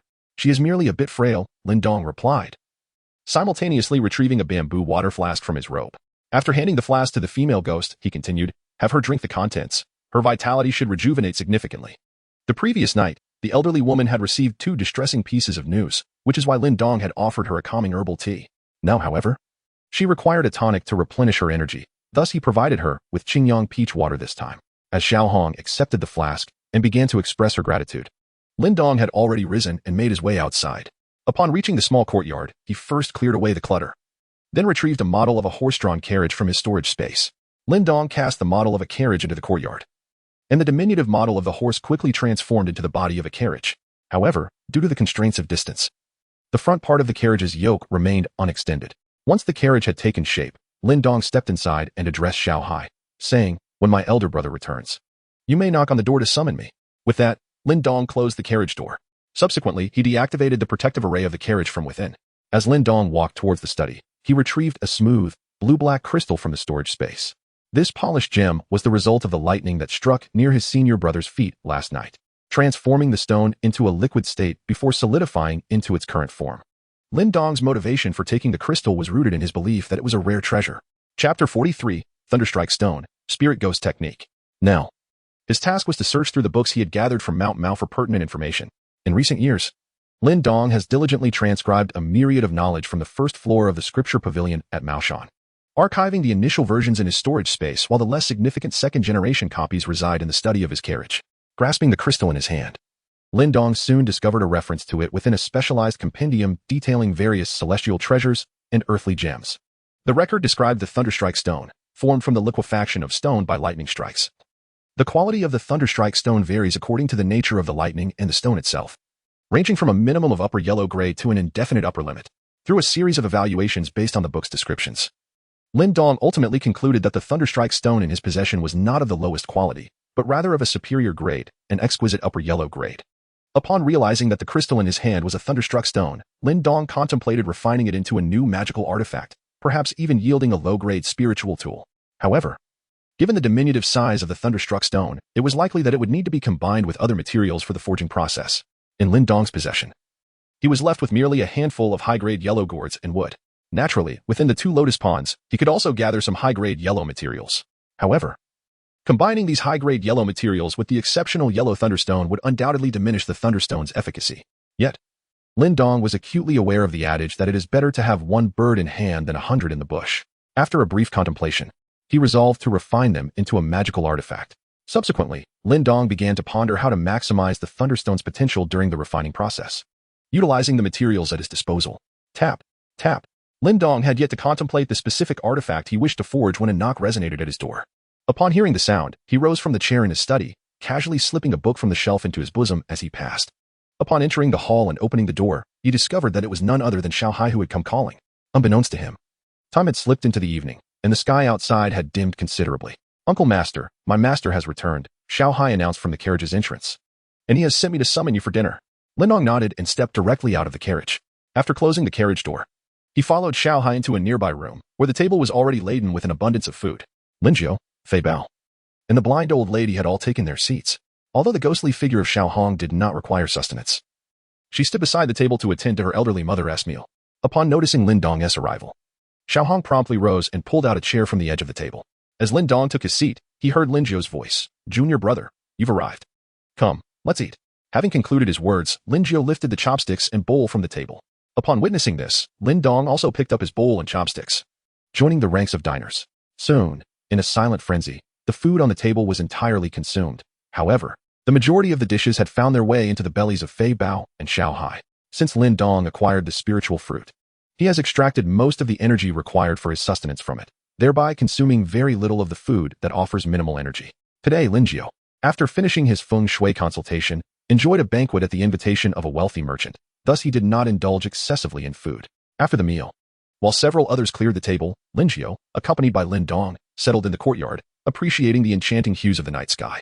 Lin Dong suddenly remarked, "Senior brother, how do you intend to arrange matters regarding Xiao Hong and her mother?" Lin Jiu, upon hearing the question, glanced at Xiao Hong, who was tidying up the table in the room. After a moment of contemplation, he replied, "To be frank, I have not conceived of any effective solution. Although the old lady has significantly improved following your treatment, her foundation has been compromised after spending too much time with the ghost. She likely has only a few years left to live. Perhaps, in due course, we shall send both mother and daughter on their final journey together." Lin Dong took a book from his bosom and handed it to Lin Jiu, who was standing nearby. He then said, "Senior brother, please take a look at this volume on spirit and ghost techniques, and see if it may be of any use." Lin Jiu took the book handed to him by Lin Dong, and immediately began to peruse its pages. After a short while, he closed the book and, with a hint of hesitation, remarked, "While this spirit and ghost technique may assist the young girl Xiao Hong and her mother, it seems somewhat unjust to Xiao Hong herself." Lin Dong gestured towards the industrious Xiao Hong and said, "Senior brother, shall we inquire about the thoughts of Miss Xiao Hong herself?" At that moment, the busy Xiao Hong seemed to have heard their voices, and she appeared beside them, carrying 2 cups of tea. Lin Jiu glanced at the suddenly appearing Xiao Hong, then lowered his gaze to the book in his hand titled Spirit Ghost Technique, unable to make a decision for a moment. It was not until Xiao Hong placed the tea she was holding on a nearby table and prepared to leave that Lin Jiu abruptly raised his head and called out, "Miss Xiao Hong." Upon hearing Lin Jiu's call, Xiao Hong immediately halted her steps, turned around, and respectfully replied, "Master, what is it?" Lin Jiu handed the tome of cultivation techniques to the ghostly maiden, Xiao Hong, and remarked, "My dear Xiao Hong, my junior disciple has discovered a method that may facilitate your cultivation. This technique not only enables you to harness your own yin energy, but also possesses the remarkable ability to heal your mother's hidden afflictions. However, as with all things, there is a trade-off. This path will sever your ties to the cycle of reincarnation, binding you to exist solely as a spirit henceforth." Upon receiving the book, Xiao Hong was initially eager to peruse its contents. Yet, just as she was about to unveil its secrets, she hesitated, closed it once more, and returned the sacred manuscript to him. In the beginning, Lin Jiao and Lin Dong believed that the female ghost, Xiao Hong, was reluctant to remain a spirit, thus abandoning her cultivation of the technique. However, upon receiving the method, Lin Jiao witnessed Xiao Hong kneeling before them and earnestly pleading, "Master, please teach me how to cultivate this technique."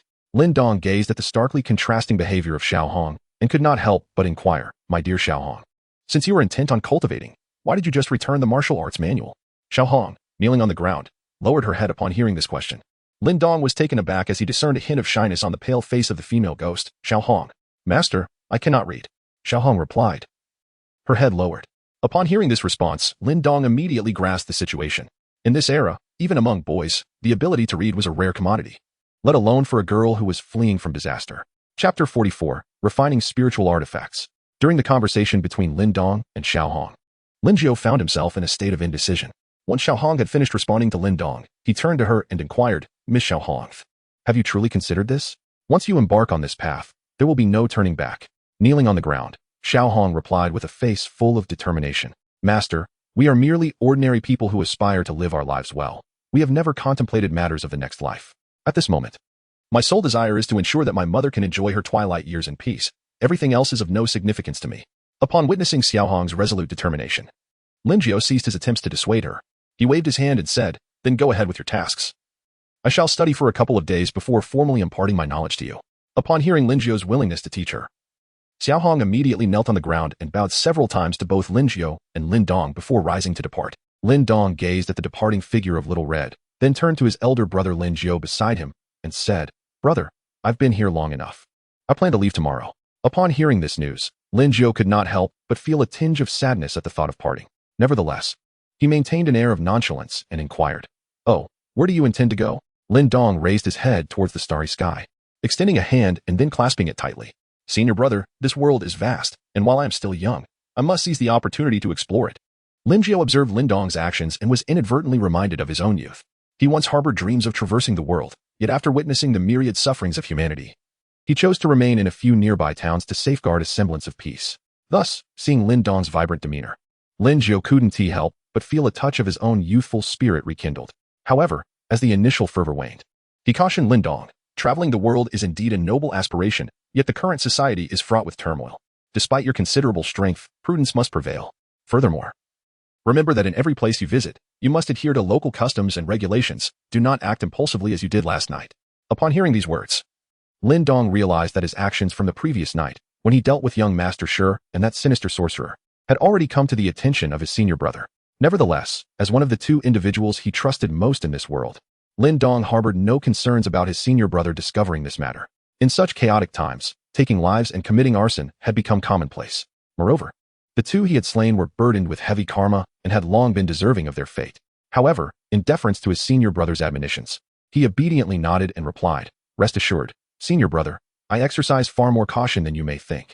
I only strike when I am capable of overwhelming my adversaries. And in the face of danger, I remain ever prepared to make my escape." Lin Jiao listened to Lin Dong's response, feeling a mix of amusement and exasperation. After exchanging a glance, the two fell into a contemplative silence, refraining from further conversation. The following morning, under the watchful eyes of the townsfolk, Lin Dong boarded a carriage, allowing the sturdy blue ox to pull him away from the quaint village. Once he had departed, Lin Dong retrieved a compass from his storage space and began to search for a location abundant in thunderous energy. Perhaps due to the merits gained from vanquishing young Master Shi and the old man, Lin Dong was fortunate enough to discover a rare site rich in thunderous essence within just a few days of leaving the town. His quest for such a location was to refine the thunderstone in his possession into a formidable artifact. Upon locating the site, Lin Dong did not rush into the process of crafting. Instead, he planned to set up a formation around the area to harness the surrounding thunderous energy, ensuring that it would coalesce during his forging endeavor. To establish this formation, he needed numerous identical magical instruments, ideally crafted from iron or stone. Although Lin Dong possessed numerous spiritual roots, he was precisely lacking the iron stone necessary for crafting magical artifacts. However, his distress was swiftly alleviated upon discovering this location where thunderous energy converged. It turned out that areas rich in such electric energy were often abundant in materials like iron ore. In this region, Lin Dong swiftly discovered a vein of iron ore exposed upon the surface. Though the iron ore lay bare, most of it held little value for cultivators, as ordinary iron was incapable of being refined into magical artifacts. However, the artifacts Lin Dong intended to forge were disposable, thus making the exposed iron or marginally usable. Given that he was utilizing common iron, coupled with the inherent limitations of a one-time use artifact, the potency was significantly diminished compared to formal artifacts. To achieve a similar effect, Lin Daoist needed to multiply the quantity of artifacts he produced several times over. Consequently, the entire process of mining the ore and crafting the artifacts consumed a full month of his labor. By the end of this month's endeavor, he successfully established a colossal thunder-trapping array around the mountain, rich in thunderous energy. With all preparations completed, Lin Daoist commenced the formal forging process. He positioned the refining cauldron at the pinnacle of the mountain, where the thunder energy was most abundant. He then retrieved the finest gourd from his storage space, along with a small piece of thunderstone he had previously acquired. Time swiftly elapsed over 2 days, during which the thunder-gathering array he had set up caused the mountain to be enveloped in dark clouds. Atop the summit, Lin Daoist channeled his magical energy into an object resembling a trumpet within the refining cauldron, continuously etching various runes upon its surface and interior. Soon, the final rune was inscribed, and the trumpet-like object detached from the cauldron, soaring towards the ominous clouds above. As the object approached the darkened sky, the previously tranquil clouds underwent a dramatic transformation. Silvery lightning danced like a ferocious dragon, weaving through the clouds, erupting with explosive brilliance, illuminating the gloom as if to shatter it into fragments. Following this, a resounding thunderclap reverberated, akin to the collapse of heaven and earth, each roar more resounding than the last, causing the very ground to tremble.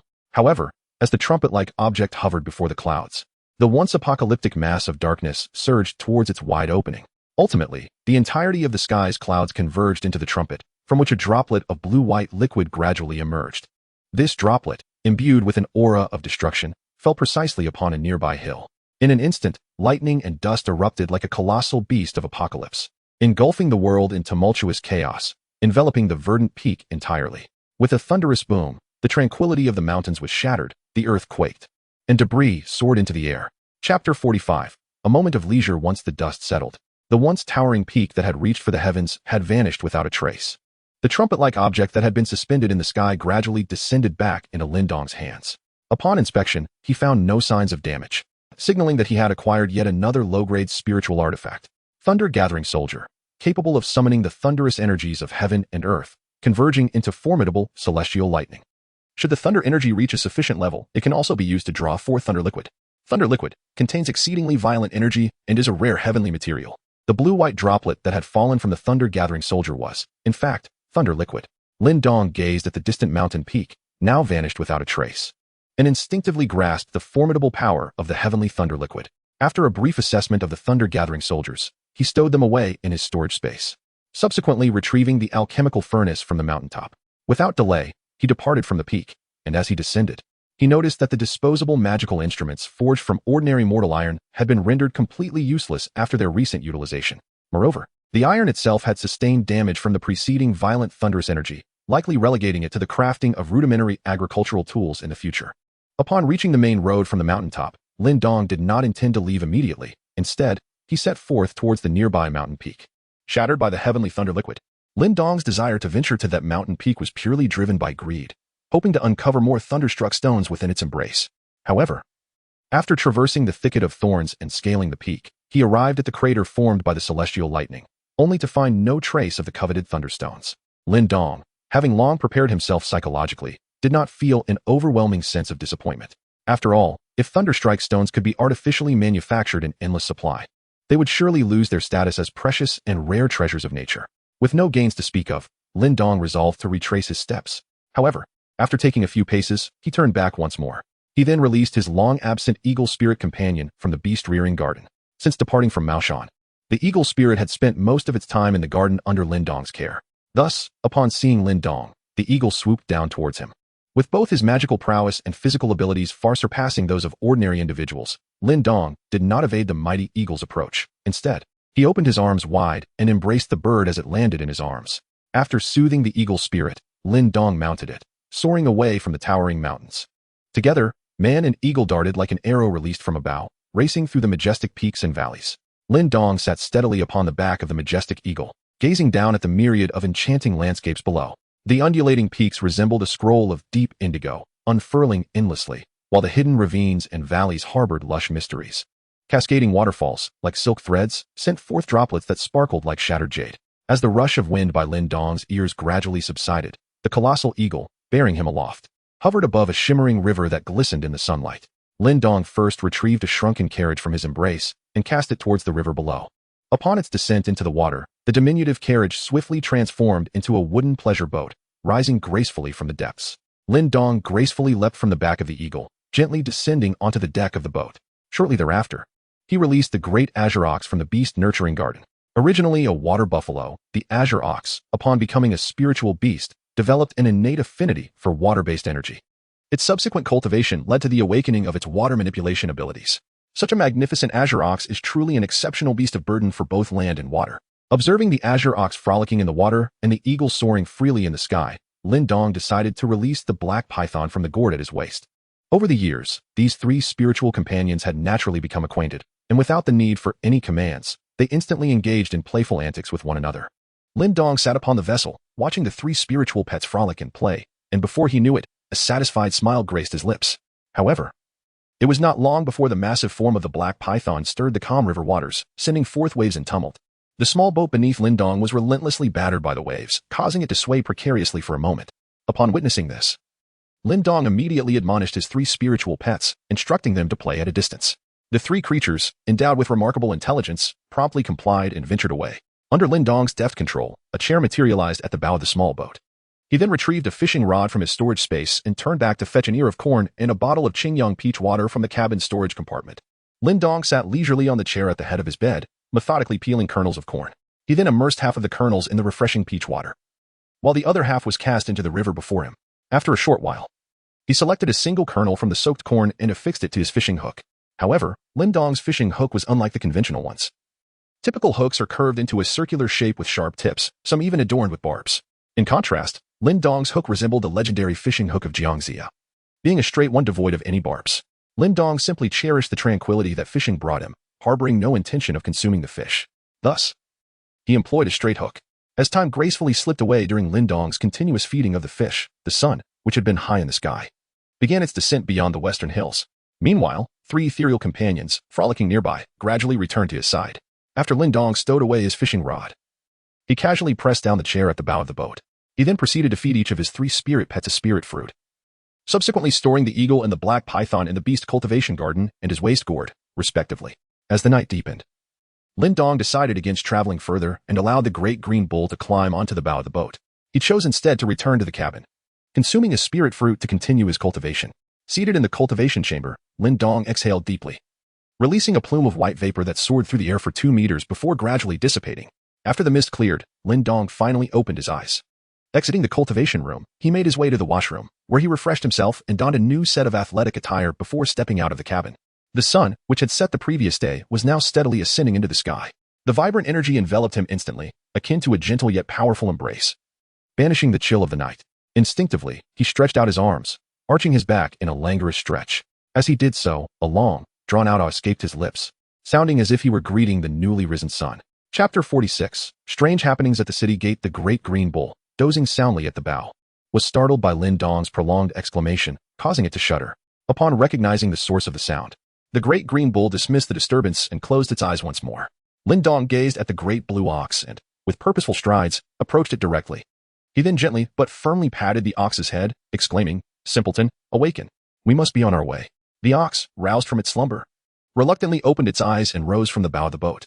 It tilted its head towards the rising sun and let out a resounding moo as if stretching, arching its back while extending its forelimbs in a graceful display of muscular strength. Suddenly, without any warning, the creature leaped into the air like a massive stone plummeting down, creating a thunderous splash that sent water soaring in all directions, akin to a silver-white curtain exploding outward. In an instant, the bow of the boat was enveloped in a cascade of water. Just as the deluge threatened to drench Lin Dong, he waved his hand lightly, causing the torrent to suspend in midair before cascading back onto the great blue ox's head. After a few moments of submergence and resurfacing, the ox bounded back to the front of the boat, lifting its head and issuing a powerful moo that echoed across the waters. The once tranquil vessel, resting upon the river's surface, was suddenly propelled forward by an inexplicable force. Following the river after winter, Lin Dong embarked on a journey where, at impassable stretches, the boat would transform into a carriage drawn forth by a blue ox. Along the way, every few days, he would encounter a quaint village or a small town. Most of these villages and towns were devoid of any peculiar occurrences, thus Lin Dong would typically linger for merely one night before resuming his travels.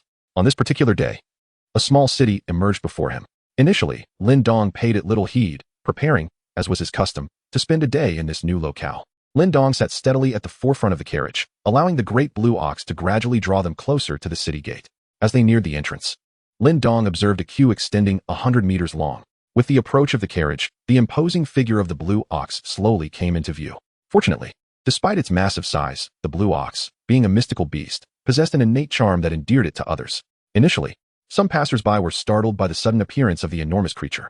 However, they soon realized that the blue ox, despite its formidable stature, posed no threat. As the line progressed, the guards stationed at the city gate gradually noticed the colossal blue ox. As they drew nearer, they recognized the carriage it was pulling and Lin Dong seated at the front. After a thorough inspection, they concluded that Lin Dong was not among the city's esteemed officials, thus revealing their inherent ruffian nature. Just as Lin Dong was about to drive his horse-drawn carriage through the city gate, several police officers suddenly positioned themselves in front and shouted loudly, "Halt!" Routine inspection. At first, Lin Dong believed it to be merely a routine procedure. So he commanded the towing vehicle, Qing, to halt. He then gently caressed the cabin, which, moments ago, had revealed a spacious interior, suddenly transformed into an ordinary compartment. Observing Lin Dong's cessation of movement, the officers swiftly converged around the cart, with two soldiers acting particularly aggressively as they forcefully entered the cabin, rummaging through its contents. After a thorough search, the cabin was left in disarray, yet they failed to uncover what they sought. Consequently, upon exiting the compartment, the two seized Lin Dong with great fervor, intending to drag him from the cart. However, despite their utmost efforts, they found Lin Dong utterly unyielding. The officers surrounding the cart soon perceived the anomaly and promptly unstrapped the rifles slung across their shoulders, aiming them menacingly at Lin Dong and Qing. At the outset, Lin Dong believed that these officers were diligent in their duties. However, observing their conduct now, it was evident that they were nothing more than ruffians. Just as Lin Dong was poised to teach these scoundrels a lesson, a middle-aged man, dressed almost identically to the other officers, emerged from within the city gate with a furious expression. As he burst forth, he strode directly toward the armed policemen. Before they could react, the middle-aged man swiftly raised his hand and delivered a resounding slap to each soldier, followed by a vehement rebuke. "Have you all lost your senses? Put away your weapons at once." He then shouted at two individuals sprawled atop a carriage. "What are you two doing? Get down this instant." Upon hearing the man's admonition, the armed officers promptly sheathed their weapons. However, the two individuals clinging to Lin Dong's attire on the carriage were momentarily taken aback and did not respond. Observing this, the middle-aged man approached and seized one of them, yanking him off the carriage and delivering a forceful slap. The other person, witnessing this, hastily leapt down from the carriage. Yet he too was not spared from the middle-aged man's wrath. Following this, the middle-aged man quickly adjusted his disheveled attire, his face adorned with a forced smile, and hurried to Lin Dong's side, speaking with a tone of obsequiousness. "My lord, they have failed to recognize your stature. Please, do come in." Lin Dong had descended the mountain for over a month, yet he found himself confronted with a bewildering scene for the first time. Thus, the question of whether to enter the city became a matter of deep contemplation for him. The middle-aged man, noticing Lin Dong's lack of response, assumed that he disapproved of such an approach. Without a moment's hesitation, he drew a firearm from his waist. Upon witnessing this, Lin Dong assumed an attack was imminent. He swiftly retrieved a high-grade defensive artifact from his storage space, while concealing his other hand behind his back, discreetly extracting the frost lotus veil from his storage as well. Lin Dong had prepared thoroughly. Yet the middle-aged man swiftly drew a handgun from his waist and aimed it directly at the two individuals who had previously climbed onto the carriage. Before anyone could react, the middle-aged man had already pulled the trigger. Bang! Bang! The sound of two gunshots echoed as the two who had intended to throw Lin Dong off the carriage now lay motionless in a pool of blood. Lin Dong observed the actions of the middle-aged man, momentarily bewildered. After dispatching two individuals, the man tucked his handgun into his waist and stood respectfully beside the carriage, inquiring, "My lord, is it permissible to proceed now?" The man's behavior was exceedingly peculiar, prompting Lin Dong to contemplate for a moment before he stowed his exquisite magical artifact into his storage space. He then performed a subtle gesture, activating his spiritual sight. In an instant, Lin Dong scanned the individuals surrounding him and cast a glance towards the city before him. In Chapter 47, the fine wine emitting dark smoke, he discerned a faint, elusive dark aura within the city but found no other anomalies. Unable to identify any issues and swayed by the man's earnest demeanor, Lin Dong set aside his uncertainties and lightly tapped the carriage. The azure ox pulling the carriage, seemingly receiving a command, finally set forth, advancing towards the city gate. The middle-aged man, observing this development, promptly cleared the path and stood respectfully by the roadside, watching as Lin Dong enter the city. As Lin Dong's carriage entered the city gate, a middle-aged man seemed to recall something and suddenly shouted towards Lin Dong, "Sir, I work at the police station in the city. If you need anything, call me. My name is Luer." As Lin Dong's figure vanished from the soldier's side at the gate, Luer's previously sycophantic demeanor transformed into a cold glare directed at the nearby soldiers. "What are you staring at? Hurry up and clean this mess," he commanded, Upon receiving the order, the police immediately moved the two corpses lying on the ground to the side, wrapping them in a roll of straw matting. After clearing the bloodstains, one of the officers could no longer restrain his curiosity and inquired, "Uncle Lu, who was that person? Why did it cause such a commotion?" Lu first wiped away an imaginary bead of sweat from his forehead, then patted the questioning officer on the shoulder. "Who was that person? I do not know him. But I recognize the ox pulling the carriage. It is not something we can provoke." The officer, incredulous at this response, exclaimed, "What? Uncle Lu? You don't even know him, yet you assert we cannot provoke him? And what is so formidable about an ox? I could take it down with a single shot." In response to the officer's retort, Lu shouted in anger, "You know nothing.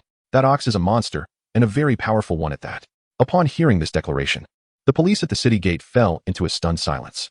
After a moment, one officer cautiously asked, "Uncle Lu, how do you know that ox is a monster?" Lu appeared to recall a terrifying memory, fear evident in his eyes, yet he answered the officer's question. "For years ago, our village somehow attracted a rat spirit.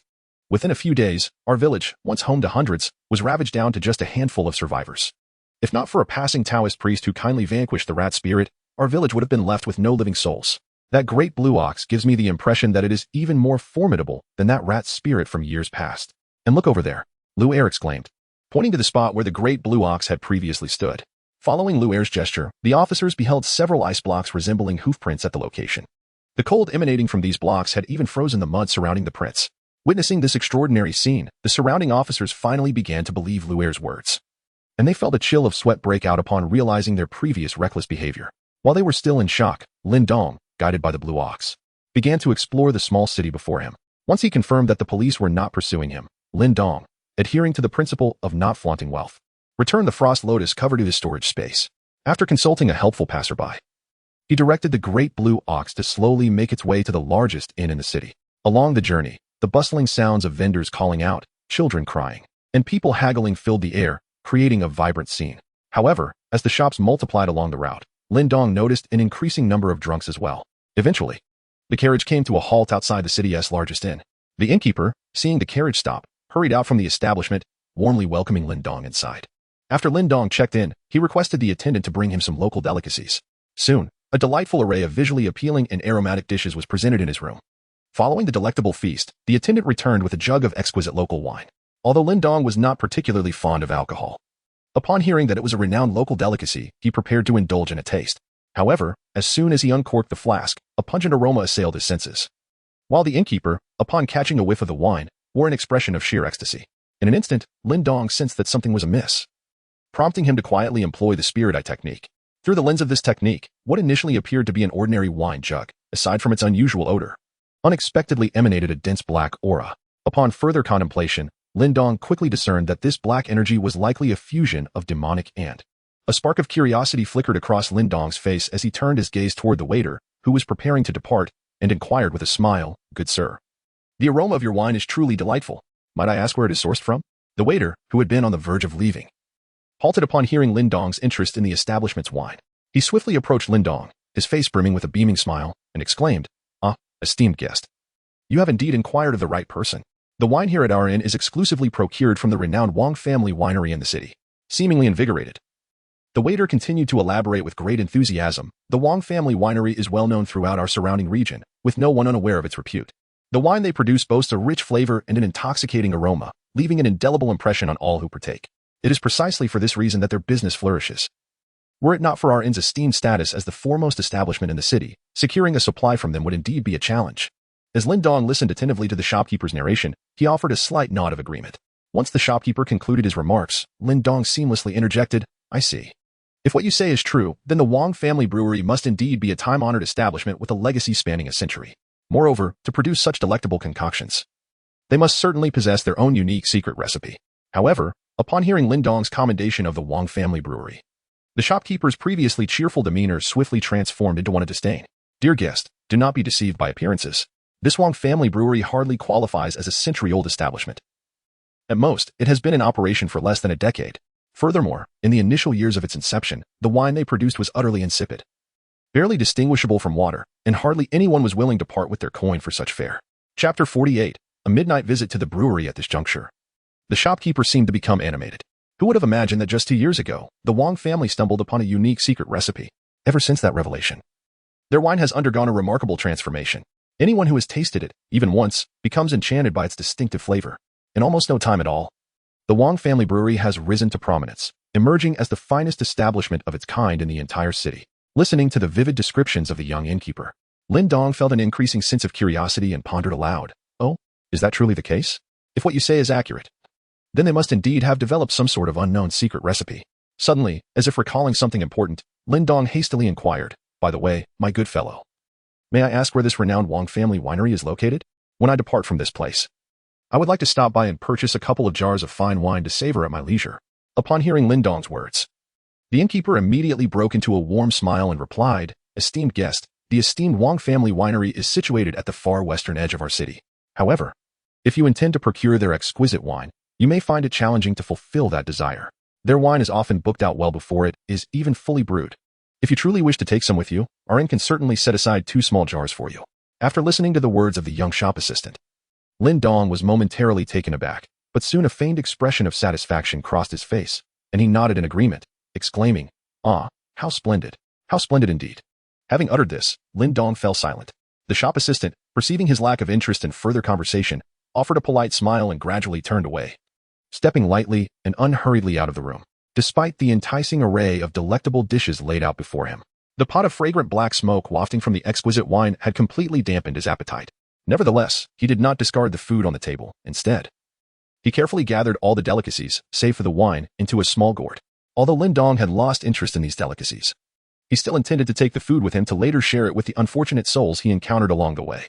As Lin Dong entered the quaint town, the hour had already progressed to the afternoon, and it was not long before the sun had fully descended beyond the western hills. Nightfall arrived. Yet the town did not succumb to a profound silence. Instead, the nocturnal ambience unveiled a fresh and captivating landscape. At this moment, Lin Dong departed from the inn alone, his objective clear as he journeyed westward. However, as he walked, the lights began to dim, and the throngs of pedestrians dwindled like receding tides. The shops lining the streets extinguished their lights, their doors firmly shut, leaving only the distant barks of dogs breaking the silence. As he approached the western edge of the city, the once pure moonlight took on a desolate hue. The surroundings grew so tranquil that only his footsteps echoed in the stillness. And apart from himself, the only company was the shadow cast by his own form. Before long, Lin Dong stumbled upon a sign in the farthest corner of the western city, boldly inscribed with the words, Wang's Distillery. Upon reaching the exterior of the distillery, he was greeted by a potent aroma of alcohol wafting through the air. Yet, as a practitioner, he discerned within the fragrance an acrid, familiar stench. The moment he attempted to draw closer to Wang's Distillery, an unsettling chill coursed through him, causing the hairs on his body to stand on end. And a flicker of trepidation crept into his heart. Thus, he halted his advance, standing before the distillery, and employed a technique to activate his spiritual sight. Through this enhanced vision, Lin Dong quickly observed that, although the structure of Wang's Distillery appeared somewhat dilapidated like the others around it, it was shrouded in a dark, ominous energy. After a period of meticulous observation, he noted that within this black mist, several souls were ensnared, unable to escape. According to the knowledge he had acquired at Maoshan, ordinary souls typically appeared pale and listless. However, the souls trapped within the dark energy exhibited a peculiar phenomenon. They were tinged with a faint red hue, drifting as if inebriated like an ordinary person. While the number of these souls was considerable, they posed no immediate threat to Lin Dong due to their lack of cultivation. Exercising caution, he resolved to survey the surrounding area for any additional peculiarities. Upon leaving the front gate and approaching the walls of the distillery, Lin Dong soon discovered numerous corpses of rats and insects littering the ground. Logically, a renowned distillery should maintain a pristine environment. Carefully, he approached, gently prodding the corpses with a broken twig. This action revealed that not all the creatures were deceased. Some were merely incapacitated, akin to individuals who had overindulged in drink. Although this discovery was unusual, Lin Dong remained discreet, continuing his investigation around the distillery. Ultimately, he found that merely approaching within half a meter of the distillery would subject one to its intoxicating vapors, resulting in mild intoxication or, in severe cases, even death by inebriation. Stealthily, Lin Dong ventured into a nearby dwelling.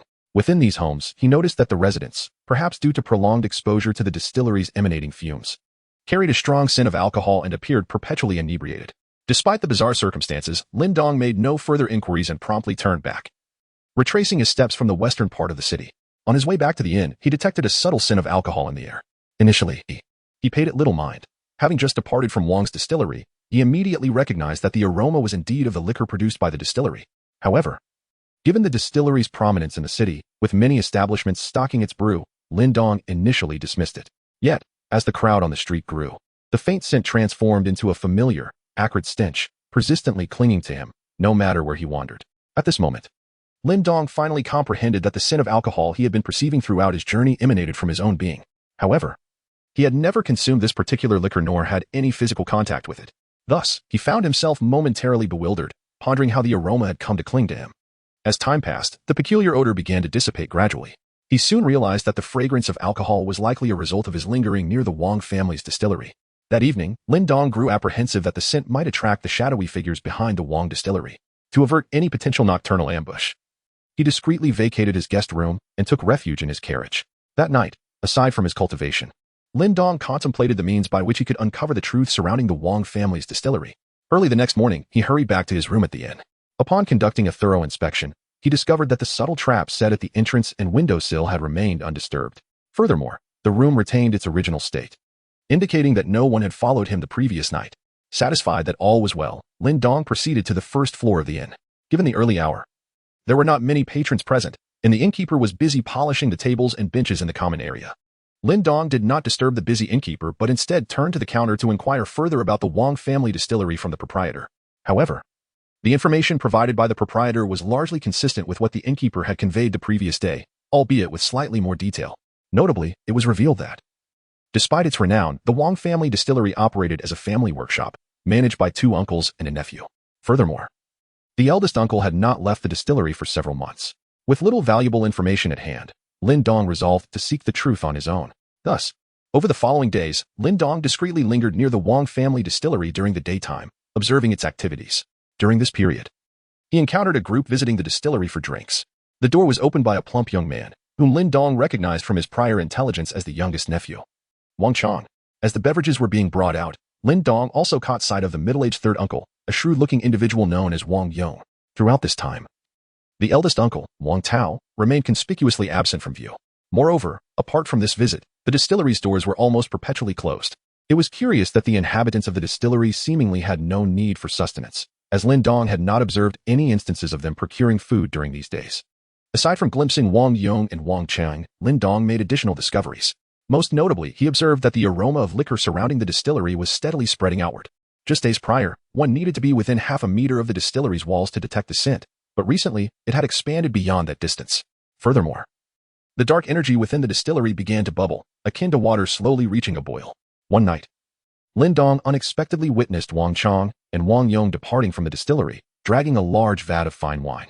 Upon noticing this, Lin Dong discreetly followed the duo, ultimately arriving at the city's prison. He then observed the two Wang family members exchanging the vat of wine with a prison warden for a living person concealed within a burlap sack. Initially, Lin Dong contemplated intervening, but he quickly discerned that the individual bound within the sack exuded a heavy aura of malevolence, indicating he was far from virtuous. Consequently, he decided to observe the unfolding events. Soon after, the Wang uncles returned to the distillery, hauling a wooden cart. Before long, through the lens of his spiritual sight, Lin Dong noticed that the dark energy within the distillery had thickened once more. Additionally, another soul had emerged within the dark mist. As this soul materialized, it instinctively sought to enter the cycle of reincarnation. However, it was swiftly ensnared by the dark energy, and its pallid essence gradually became tainted with a shade of red. Subsequently, akin to the other souls, it succumbed entirely to a state of intoxication. Lin Dong surveyed the scene before him and finally grasped the origin of the dark aura. Yet he remained perplexed about the true nature of this ominous energy. However, this uncertainty did not deter him from preparing to take action. Weighing the potential gains and losses, Lin Dong devised a preliminary plan that very evening. At the break of dawn the next day, he stored the azure bowl and the cart, which he had kept at the inn, into his spirit beast gourd in storage space. He then departed the inn alone, making his way toward the police station of the small town. At this moment, the first light of dawn was emerging, and the city still seemed to be enveloped in a sweet slumber, with the police station remaining tranquil, as most officers had yet to arrive for duty. As Lin Dong slowly entered the police station, his gaze swiftly swept across the surroundings. Soon, he noticed the front desk, where only a lone young officer sat, isolated in his vigil. The young officer's appearance struck Lin Dong as somewhat familiar. However, the instant Lin Dong stood before the young officer, it was as if a bolt of lightning had struck him. The officer, who had been caught in a state between sleep and wakefulness, abruptly sprang from his chair, his body trembling slightly, and with a hint of trepidation in his voice, he inquired, "Sir, how may I assist you?" Lin Dong gazed at the youthfully exaggerated reaction of the young police officer, a flicker of doubt welling up in his heart. "You seem somewhat frightened. Could it be that we have encountered each other before?" In response to what appeared to be an innocuous question from Lin Dong, the young officer's complexion shifted dramatically, beads of sweat rolling down his forehead. Without the luxury of wiping away the perspiration, he stammered, "Yes, sir. A few days ago, I was on duty at the city gate." Upon hearing this, Lin Dong finally grasped why he found this individual somewhat familiar. He proceeded to inquire about a certain Lu Er, a man he had encountered previously at the city gate. The young officer, upon realizing that Lin Dong was seeking Lu Er, instantly turned and dashed toward the police station, calling out, "Uncle Lu! Uncle Lu!" Shortly thereafter, Lu Er, a middle-aged police officer, rushed out of the station. Upon seeing Lin Dong, Lu Er's upright posture slightly bent. As he quickly approached and bowed his head, saying, "Sir, you were looking for me?" After greeting Lu Er, Lin Dong articulated the purpose of his visit. Chapter 50, the sudden turn of the winery. It turned out that Lin Dong had contemplated the previous night that if he were to unravel the mysteries surrounding the Wang family winery, allowing the souls trapped therein to reincarnate, he would undoubtedly accrue a significant amount of merit. Furthermore, he would surely be duly noted in the underworld. However, should he inadvertently provoke a conflict while deciphering the situation at the winery, endangering the surrounding populace, he would find his efforts in vain, potentially incurring a heavy karmic debt instead of gaining merit. Thus, he had come to the police station to seek assistance in evacuating the citizens near the Wang family winery. Initially hesitant upon hearing Lin Dong's intention to confront the winery, Lu Er's reluctance was not due to any powerful figures associated with the establishment, but rather an instinctive awareness that Lin Dong's endeavor was fraught with peril. Although Lu Er might be perceived as a formidable figure among ordinary people, he was but a mere ant before the influential elite. Having encountered supernatural occurrences, he understood that those powerful individuals Lin Dong sought to engage were, in their essence, no different from himself, tiny ants in the grand scheme. Thus, in Lu Er's mind, the task Lin Dong requested would undoubtedly be more challenging than it appeared. As Lu Er weighed the pros and cons, Lin Dong, misinterpreting his hesitation as reluctance to assist, decided to apply some pressure. "By the way," he said, "if the matter of the Wang family winery is not resolved, those who have partaken of their fine wine might not fare well." To bolster his credibility, Lin Dong lifted his foot and stomped down forcefully. The entire police station reverberated with a resounding crash, followed by a gentle tremor. The ground beneath Lin Dong's feet cracked, fissures radiating outward. Whether it was Lin Dong's words that instilled fear for his own safety or the display of Lin Dong's formidable power, Lu Er hastily invited Lin Dong to take a seat and promptly turned to gather reinforcements. Before long, the once tranquil police station bustled with activity. Lu Er soon assembled a group of over 30 well-equipped officers and approached Lin Dong, saying, "Sir, we are ready. Shall we proceed?" Upon receiving Lu Er's report, Lin Dong rose and replied, "In that case, let us go." Under Lin Dong's guidance, the group swiftly made their way to the Wang family winery on the western outskirts of the town. It was quite a rare occurrence for over 30 uniformed officers to mobilize simultaneously in this small town, thus attracting the attention of numerous passersby. Before they reached the winery, Lin Dong halted and instructed Lu Er, "Lead your men to disperse everyone in the vicinity of the winery to prevent any collateral damage during the impending confrontation." Understanding that he would not have to face the adversaries directly, Lu Er quickly set about evacuating the surrounding crowd. The commotion had already alerted the two men inside the winery, who, upon seeing the police clearing the area, realized their secrets had been exposed. They hurried into the brewing room of the winery. As they acted, the previously invisible dark aura surrounding the Wang family winery gradually became apparent to all. The crowd that had needed to be dispersed by the police now fled in panic upon witnessing this unsettling phenomenon. Lin Dong observed the unfolding situation and naturally understood that his presence had been revealed. However, witnessing the panicked civilians fleeing around him, he felt that his premature exposure might not be entirely unfavorable, as it ensured that they would not be inadvertently harmed in the ensuing chaos. Just as Lin Dong found solace in this thought, the dark mist that had merely enveloped the Wang family brewery suddenly erupted, spreading outwards in an alarming manner. Yet, he remained unperturbed, for prior to taking action, he had strategically set up contingencies around the brewery. Faced with the current predicament, Lin Dong swiftly performed several hand seals, causing streams of spiritual energy to emanate from his hands and dart towards the periphery of the brewery. From the soil surrounding it, for wooden plaques, each intricately engraved with the symbols of the four symbols, soared into the air upon sensing the spiritual energy. These plaques served as the focal points around which a protective barrier gradually formed, swiftly enveloping the Wang family brewery. As the dark mist emanating from the brewery encountered this barrier, the majority of it dissipated into nothingness. Lin Dong had designated these four wooden plaques as the four symbols purification plates. Each plaque was a top-quality magical artifact, meticulously crafted from the finest parts of a half-grown Qingxin tea tree. To enhance their aesthetic appeal, each plaque featured elaborate carvings of the azure dragon, white tiger, vermilion bird, and black tortoise. Each of these plaques possessed the ability to purify the mind and dispel malevolent forces. When combined, they could be arranged to form a purification formation. To elevate the grandeur of the formation, Lin Dong further embellished the plaques with the four symbols designs, thus transforming the formation into the four symbols purification formation. The dark mist within the Wang family brewery began to dissipate precisely because it encountered this formidable formation. Lin Dong's decision to set up the formation in advance was motivated by the intoxicating aroma emanating from the distillery, which could disturb the mind. Originally, this formation was intended to counteract the wine's fragrance, but unexpectedly, it also proved effective against the dark energy. Although the majority of the dark energy was purified by the formation during its dispersal, approximately 1/10 managed to escape its confines.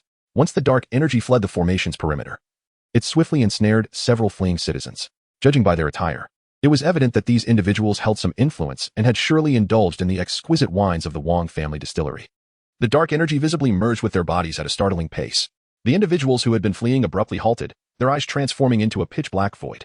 Those with eyes turned dark regained their vigor almost instantaneously, lunging towards Lin Dong with ferocious intent. Although Lin Dong could have easily defeated them with a single strike, he chose to wield a commonplace rattan artifact from his storage space, motivated by the pursuit of virtue. The rattan elongated in his grasp, quickly ensnaring the assailants in a tangled mass. To prevent further individuals from succumbing to the dark energy's corruption, Lin Dong retrieved a wooden tablet from his storage space. This tablet was akin to the four that formed the four symbols purification array, with the sole distinction being that it bore an engraving of a qilin. This was quite reasonable, as it was common knowledge that there are 5 elements in the 4 symbols. As Lin Dong gently tossed the tablet into the air above the formation, the power of the purification array surged once more, trapping all the dark energy within its confines. However, the situation did not conclude there. While the dark energy from the Wang family distillery ceased to spread outward, the energy trapped within the distillery suddenly became exceedingly murky, and the souls within the dark energy began to exhibit extreme agitation. After confirming the situation outside, Lin Dong stabilized himself and directly retrieved the Jiang sword box from the storage space. As soon as the box was taken out, he swiftly cast it into the heart of the tranquil heart formation. In midair, the box disintegrated, revealing 9 peachwood swords that stood resolutely amidst the swirling black mist. Concurrently, the main body of the sword box unfurled, transforming into a formation diagram that settled directly beneath the qilin wooden tablet. Once the formation diagram and the 9 peachwood swords were in position, a new formation rapidly took shape within the 4 symbols tranquil heart formation. However, the purpose of this newly established formation was not to confront the ferocious souls. After all, employing this formation against those raging spirits might obliterate them entirely, which, while seemingly satisfying, would constitute a considerable loss for Lin Dong. Thus, after the 2 formations were established, he began to arm himself. Lin Dong first secured the frost sword gourd at his waist and activated the frost lotus shield, enveloping himself in a protective barrier of icy lotus petals. Subsequently, he grasped a superior peachwood sword in his left hand and an exquisite spirit-collecting gourd in his right, making his way towards the Wang family tavern. After traversing 2 formations, Lin Dong boldly plunged into the depths of the swirling black mist. To illuminate his path, he also activated a bracelet in his possession. Although the bracelet was of modest quality, the light it emitted was sufficient to dispel the darkness surrounding him. However, as he entered the black mist, the frenzied souls within erupted in a cacophony of screams and charged towards him. Lin Dong channeled his magical energy, gently brushing over the spirit-collecting gourd in his hand, which was instantly activated. The frenzied souls appeared fearsome, brandishing their claws and fangs. However, in essence, their strength barely reached the initial stage of a novice. Faced with Lin Dong's artifact, any soul daring to approach stood no chance of resistance and was effortlessly drawn into the gourd. Yet, these souls seemed to possess a semblance of intelligence. Upon realizing Lin Dong's formidable prowess, they swiftly retreated into the confines of the distillery. Upon witnessing this scene, Lin Dong chose not to linger, merely clutching his peachwood sword and gourd as he ventured deeper into the Wang family distillery. Along the path he traversed, he sporadically left behind numerous peach pits. Although the doors of the distillery were tightly secured, they succumbed effortlessly to the seemingly blunt edge of his peachwood sword, which cleaved through the lock with ease. Passing through the entrance, he formally stepped into the inner sanctum of the distillery. Lin Dong discovered that amidst the black mist, there lingered a potent aroma of alcohol. Initially unprepared, he inadvertently inhaled a trace of the intoxicating scent, which nearly caused him to succumb to inebriation. However, fortune smiled upon him as a wooden talisman hanging around his neck suddenly activated. In that moment, it was as if he had stumbled upon a refreshing, thirst-quenching draft of icy water in the midst of a desert, jolting him back to lucidity. This wooden talisman, akin to the ones used in the external formation, was crafted from the verdant parts of the tea tree. Yet, the talisman adorning his neck was of superior quality, forged from the heartwood of the tea tree, rendering it a remarkable magical artifact. In the moment when Lin Dong was momentarily affected by the intoxicating fumes, a robust young man suddenly burst forth from the dimly lit tavern, clutching a massive iron axe. The young man seized the opportunity while Lin Dong was distracted and leapt into the air, aiming the axe directly at Lin Dong's head. However, enveloped in the protective embrace of the cold lotus shield, Lin Dong found that the axe, upon descent, encountered the ethereal lotus projection surrounding him, which instantaneously manifested into solid form. Moreover, the iron axe was subjected to the freezing effects of the lotus apparition within mere moments of contact. The once formidable weapon became exceedingly brittle. The brittle axe shattered into fragments upon striking the lotus. Regaining his composure, Lin Dong recognized the assailant as Wang Chang, the nephew from the Wang family tavern. Yet, the youth's physique had undergone a significant transformation. Previously plump, he now stood tall and robust. Furthermore, the ordinary Wang Chang had now attained the cultivation level of a late-stage Taoist disciple. Observing the dark aura radiating from Wang Chang, Lin Dong realized that he had undoubtedly succumbed to the insidious influence of the malevolent energy. Despite the presence of this dark aura, Wang Chang had not lost his sanity. It was evident that he was either complicit with the shadowy figure behind the scenes or at the very least, entangled with him. Thus, Lin Dong showed no mercy towards Wang Chang. With a swift motion of his peachwood sword, he severed the young man's neck. As Wang Chang fell lifeless, a surge of even deeper, more ominous black energy erupted from his body, immediately soaring towards the rear of the Wang family tavern. Lin Dong gazed in the direction from which the ominous black mist had retreated, instantly discerning that the orchestrator of these dark machinations was undoubtedly situated behind the Wang family distillery. After conducting a brief inspection of his gear and confirming its reliability, he hastened towards the path taken by the retreating shadow. As he approached the rear of the distillery, he noted that the surrounding black mist was also surging towards his advancing trajectory. The relentless flow of the dark vapor, directed towards a singular point, caused the density of the mist around Lin Dong to diminish steadily. Before long, the entirety of the black mist converged into a chamber within the Wang family distillery. While the rest of the establishment was laid bare, Lin Dong had previously gathered some intelligence regarding the layout of the Wang family distillery. Thus he was aware that the place where the dark aura converged was indeed the site of their brewing activities. As he approached the distillation room, he could hear the sound of incantations being chanted within. With a swift stroke of his peachwood sword, he cleaved the wooden door before him. And what greeted his eyes was the sight of dark energy coalescing around a large vat. Additionally, the frenzied spirits that had fled earlier were now rushing into the vat with fervor. The catalyst for this influx of dark energy and spirits was none other than Wang Yong, who was casting spells nearby. Originally an ordinary man like Wang Chang, Wang Yong was now enveloped in a shroud of dark energy, which had bestowed him with cultivation abilities, elevating his power beyond that of Wang Chang, and allowing him to reach the early stage of Daoist mastery. As the third uncle of the Wang family distillery and the executor of this ritual, he was undoubtedly aware that his nephew, Wang Chang, had met a tragic end at the hands of Lin Dong. Yet, upon seeing Lin Dong, he did not cease his incantations. Chapter 52. The emergence of the wine demon Lin Dong surveyed the situation before him and promptly retrieved 2 self-detonating peach pits from his storage space. These self-detonating peach pits were a type of low-grade magical artifact, produced in bulk. Without uttering a word, Lin Dong hurled one pit towards Wang Chang, who was in the midst of casting a spell, and the other towards the wine vat that was continuously gathering dark energy and souls. The moment the pits made contact with the vat, they detonated violently, reminiscent of grenades. Boom. The wine vat shattered into countless fragments due to the explosion, and the wine erupted, splattering everywhere. The cascading fine wine and debris formed an unsightly curtain of liquid at the former location of the vat. Wang Yong, who was casting his spell, perhaps sensing the imminent danger, swiftly raised the altar before him before the peach pit could approach. Upon contact with the pit, the altar too was obliterated in midair, much like the wine vat. Yet, a final remnant of dark energy and a frenzied soul still surged towards the spot where the wine vat had once stood. Having narrowly escaped peril, Wang Yong beheld the scene before him and erupted into raucous laughter, proclaiming, "Ha ha ha, we have ultimately triumphed." As Lin Dong hurled several self-destructing peach pits toward Wang Yong, who was laughing heartily, it seemed he was so engrossed in his mirth that he failed to notice the impending danger. Ultimately, Wang Yong met a fate more tragic than that of his nephew, as the explosions from the peach pits left scarcely a trace of intact remains in the winery. At that moment, the water curtain cascaded to the ground, revealing an elderly man standing where the wine jar had been. With his eyes closed and his head slightly bowed, he stood there as the dark energy within the winery coiled around him, visibly drawn into his being at an astonishing rate. Lin Dong, having gathered intelligence, deduced that the elderly man must be the third individual from the Wang family distillery, specifically his second uncle, Wang Tao. Observing the increasing pressure emanating from the old man, Lin Dong understood the gravity of the situation and the peril to his life. Consequently, he swiftly removed a bracelet crafted from peach pits from his wrist and hurled it towards Wang Tao. In the midst of this action, Lin Dong also retrieved a divine fire machine gun from his storage space. The peach pit bracelet quickly encircled Wang Tao's neck. Upon opening the gourd lid in his hand, Lin Dong deftly executed a spell, causing the peach pit bracelet around Wang Tao's neck to erupt violently. In an instant, the explosion reduced Wang Tao's head to mere powder. However, astonishingly, his body did not collapse. Instead, a new head formed from dark energy manifested directly upon his neck. Upon witnessing this scenario, Lin Dong wasted no time and directed the mouth of the gourd towards Wang Tao's corpse. Channeling his magical power, he activated the gourd. which instantaneously unleashed a barrage of fiery projectiles.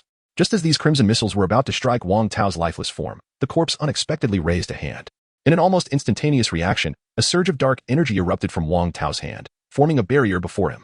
Although this ominous mist temporarily obstructed the fiery projectiles, the force of the lava-infused ammunition and the subsequent explosive damage incessantly depleted the dark energy. By the time the gourd had exhausted its supply of projectiles, Wang Tao's headless body remained steadfast, as if the preceding events had never transpired. Remarkably, his once deep blue robe had become completely enshrouded in darkness, and the dark energy forming a head upon his neck had inexplicably grown more animated. The oppressive aura emanating from Wang Tao clearly indicated that his strength was at least at the pinnacle of human mastery, if not perilously close to that of an earth master. Under Lin Daoist's spiritual vision, Wang Tao could no longer be classified as human, nor even as a ghostly entity. If one were to categorize him, he would unequivocally be deemed a demon. Furthermore, given the manner of his emergence and the pervasive sin of alcohol surrounding him, he could aptly be referred to as a spirit of intoxication. Just as Lin Daoist scrutinized this spirit of intoxication, the previously motionless figure suddenly began to stir. It seemed that the demon was attempting to acclimate to its corporeal form, first flexing its fingers and then shifting its feet. Lin Daoist would certainly not wait for the enemy to be fully prepared before taking action. Therefore, as the wine demon stirred, Lin Daoist promptly activated the 9-yang sword array, enveloping the entire Wang family's distillery. As the formation began to operate, pure yang sword energy started to emanate continuously within the array. However, the origin of this pure yang sword energy was centered around the 9 peachwood swords, which meant it had yet to penetrate the interior of the Wang family distillery. Before Lin Daoist could make a move, the wine demon raised both hands and unleashed streams of dark energy towards the surrounding wine jars. As soon as the black mist made contact with the jars, it swiftly infiltrated their interiors. Yet, the wine demon did not cease its assault after releasing these wisps of dark energy. With a flick of its left hand, a wave of black energy coalesced before the demon, forming a powerful gust. The moment the dark wave took shape, it surged directly towards Lin Daoist with astonishing speed, leaving him no time to react. Fortunately, the frost lotus shield he bore had already been activated as the black wave approached. A barrier resembling a frosted lotus flower enveloped him. The wine demon's attack was indeed formidable, although it failed to shatter the lotus barrier. It forced Lin Daoist to stagger backward repeatedly. At that moment, the dozens of wine barrels that had been infused with the dark energy began to tremble. Initially, the tremors were slight, but they intensified rapidly, culminating in a resounding explosion right before Lin Daoist's eyes. Fragments of the shattered jars hurtled toward him at an alarming speed. However, despite their seeming ferocity, these shards were no match for the previous strike of the wine demon. Long before they could reach him, the freezing power of the frost lotus shield reduced them to mere powder. Following the explosion, numerous corpses, shrouded in dark energy, emerged from the remnants of the wine barrels, immediately lunging towards Lin Daoist. Lin Daoist surveyed the somewhat crowded room, relinquishing any further entanglement. Under the protection of Han Lian's shield, he harnessed the pure yang sword energy to strike a hole in the ceiling above. Subsequently, an influx of pure yang sword energy surged into the chamber through the newly created aperture. Under Lin Daoist's command, this sword energy advanced directly towards the dark corpses looming before him. Though these corpses had gained the ability to move due to the corruption of dark energy, they remained, at their core, mere cadavers steeped in alcohol for an indeterminate duration. Thus, the pure yang sword energy effortlessly cleaved the dark corpses into several pieces. Moreover, upon being struck by the sword energy, the fragments of the corpses ignited due to the pure yang essence and ultimately reduced to a pile of ashes. Chapter 53. The mysterious powerhouse. As Lin Daoist confronted the dark minions, the wine demon quietly initiated a charged attack from the side. He raised his left hand, aiming it at Lin Daoist, and soon a palpable sphere of black energy coalesced in the palm of his hand. Lin Daoist observed the visage of the wine demon, clearly brimming with the intent to unleash a formidable strike. Drawing upon his recent experience, Lin Daoist understood that allowing the wine demon to accumulate its power unchallenged would inevitably result in his inability to withstand the impending assault. Thus, he resolved to launch a preemptive counterattack while the wine demon had yet to initiate its offensive. Before executing his strike, Lin Daoist cast a glance upwards at the gaping hole above him. He then formed a series of intricate hand seals, summoning the entirety of the sword energy from the 9-sun sword array to direct an assault towards the wine demon. Moreover, he simultaneously crafted a new incantation, gesturing towards his rear. Seizing the moment, Lin Daoist propelled himself forcefully upwards, leaping towards the aperture in the ceiling. At that very instant, the onslaught of pure yang sword energy surged forth, arriving before the wine demon, initially poised to unleash a devastating blow. The wine demon was compelled to raise its other hand, conjuring a swirling mass of black mist to shield itself from the impending strike. Although Lin Daoist's attack was directed at the wine demon, the other dark corpses present in the same room were also affected. As Lin Daoist stood firm atop the roof, the dark corpses within the distillery had already been reduced to mere ashes. Yet, in the face of such an onslaught, the liquor demon's gathering of its formidable spell remained undeterred, the black orb continuing to coalesce within its palm. However, The liquor demon soon realized that all of its minions had been vanquished, and Lin Dong had ascended to the rooftop. Undeterred by the onslaught of pure yang sword energy, the liquor demon prepared to leap with all its might, aiming to shatter the rooftop. But at that moment, the incantation Lin Dong had invoked behind him finally took effect. On the ground traversed by Lin Dong, numerous self-exploding peach pits were left behind. Under his command, these explosive pits surged forth instantaneously towards the direction of the wine demon. Lin Dong was apprehensive that such an assault would not completely vanquish the wine demon. Therefore, he retrieved the thunder-gathering soldier from his spatial storage and hurled it into the sky. As the thunder-gathering soldier ascended, the previously clear skies over the small town darkened at a visible pace. Countless dark clouds began to materialize above the town, and within those clouds, flashes of lightning were brewing. At that moment, the wine demon exerted force beneath its feet and leaped into the air. However, just as the wine demon was suspended in midair, the self-detonating peach pits finally arrived on the battlefield. The wine demon had no time to react before it was bombarded by numerous peach pits from all directions. Although it possessed profound cultivation, the lack of time to respond caused the initial attacking self-detonating peach pits to send it crashing back to the ground. Nonetheless, due to its black aura, a protective shield had already formed around it to withstand the pure yang sword energy. Thus, it incurred little damage upon landing. The wine demon employed even more black energy to enhance its protective shield. The damage from the self-detonating peach pits, though not particularly strong, failed to even ripple the shield. However, as these peach pits were all crafted as self-detonating artifacts, they possessed formidable secondary damage. Consequently, after striking the protective shield, the peach pits began to explode in a series of chain reactions. Although the materials of these artifacts were relatively decent, their mass production rendered them barely adequate as low-grade artifacts. Nonetheless, the explosive effect of these artifacts could rival the full-force strike of a late-stage Daoist cultivator. Furthermore, Lin Dong had nearly deployed 200 self-detonating peach pits. If the power of these 200 self-detonating peach pits could be compounded, it would not matter if the wine demon were merely at the initial stage of Earthmaster. Even if it were at the perfected stage, it would be reduced to ashes. Additionally, the sword energy from the Nine Suns sword array was not to be underestimated, coupled with the continuous flow of witnessing sword energy. Thus, for the time being, the wine demon could only curl up within its protective shield, unable to resist. Boom, boom, boom. After a series of relentless explosions, the majority of the Wang family's winery was reduced to a heap of ruins, with the dust from the debris enveloping the entire formation. Upon witnessing this situation, Lin Dong ceased the transmission of sword energy through the formation. Once the dust settled, a headless corpse, emanating faint wisps of black smoke, lay amidst the ruins. Moreover, the dark orb that had previously gathered in the palm of the wine demon had vanished without a trace. Lin Dong gazed at the wine demon, observing that his strength had regressed to the initial stages of a human master. However, upon ceasing his attacks, the wine demon's power began to rapidly recuperate. Witnessing this, Lin Dong promptly channeled a surge of magical energy towards the thunder-gathering legion in the sky. In an instant, the ominous clouds that had long accumulated above swiftly converged towards the thunder-gathering legion. Yet, just as Lin Dong was poised to deliver the final blow to the wine demon, he discerned that the outermost four-symbol purification array had been effortlessly breached by an intruder positioned fortuitously behind him. In that moment, a cold sweat trickled down Lin Dong's back. Relying on the protection of the cold lotus shield, Lin Dong prepared to turn and ascertain the identity of his assailant. However, at that moment, his nine-yang sword formation was effortlessly breached by the intruder. Even in his naivety, Lin Dong comprehended that this individual was undoubtedly a formidable opponent. Thus, he abandoned the notion of looking back and instead exerted force beneath his feet, intending to temporarily escape the reach of the person behind him.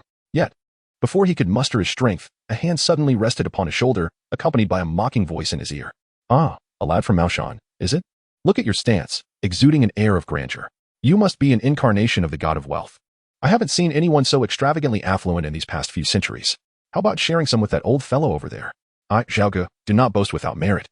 I've crossed paths with many of your esteemed Maoshan ancestors, and have formed quite the solid rapport." Initially, Lin Dong was entirely focused, ready to risk his life at any moment. Yet, he found himself remarkably composed. This did not imply a lack of anxiety or fear. Rather, it was the realization that such emotions were futile at this juncture. The stranger not only breached Lin Dong's meticulously arranged formations with ease, but also rendered the cold lotus shield, which he held in high regard, utterly ineffective. The hand resting lightly on Lin Dong's shoulder felt paradoxically frigid and weighed down upon him like a massive stone. Lin Dong understood that with the opponent's formidable strength, taking his life would likely be a mere flick of a finger. Contemplating this, although a sense of trepidation stirred within him, he quickly regained his composure. He was acutely aware that in the presence of such an absolute powerhouse, he possessed no means of resistance. Therefore, without hesitation, he responded, "Of course, esteemed senior, please proceed." Chapter 54, The Soul Ferryman? Upon hearing Lin Daoist's succinct and resolute reply, the figure behind him seemed momentarily taken aback, before retracting the hand that had rested on Lin Daoist's shoulder. Subsequently, a soft rustle of footsteps echoed as the enigmatic individual slowly emerged from behind Lin Daoist. Making his way towards the wine demon amidst the ruins, Lin Daoist observed the senior's remarkably avant-garde attire, a fitted, dark suit adorned with intricate patterns that accentuated his stature, complemented by his lustrous black hair, unmistakably marking him as a formidable figure. However, as Lin Daoist scrutinized the senior's ensemble, he couldn't shake the feeling that while it was undeniably fashionable, it bordered on excessive. Lost in his musings, Lin Daoist noticed that the senior had already approached the wine connoisseur, extending his hand towards his inner pocket. Lin Daoist had anticipated that the venerable figure would produce some formidable magical artifact. To his astonishment, however, the elder drew forth a handgun from within his robes. Bang! As the elder squeezed the trigger, a bullet emanated from the firearm, exuding a palpable sense of mortal peril that enveloped Lin Daoist.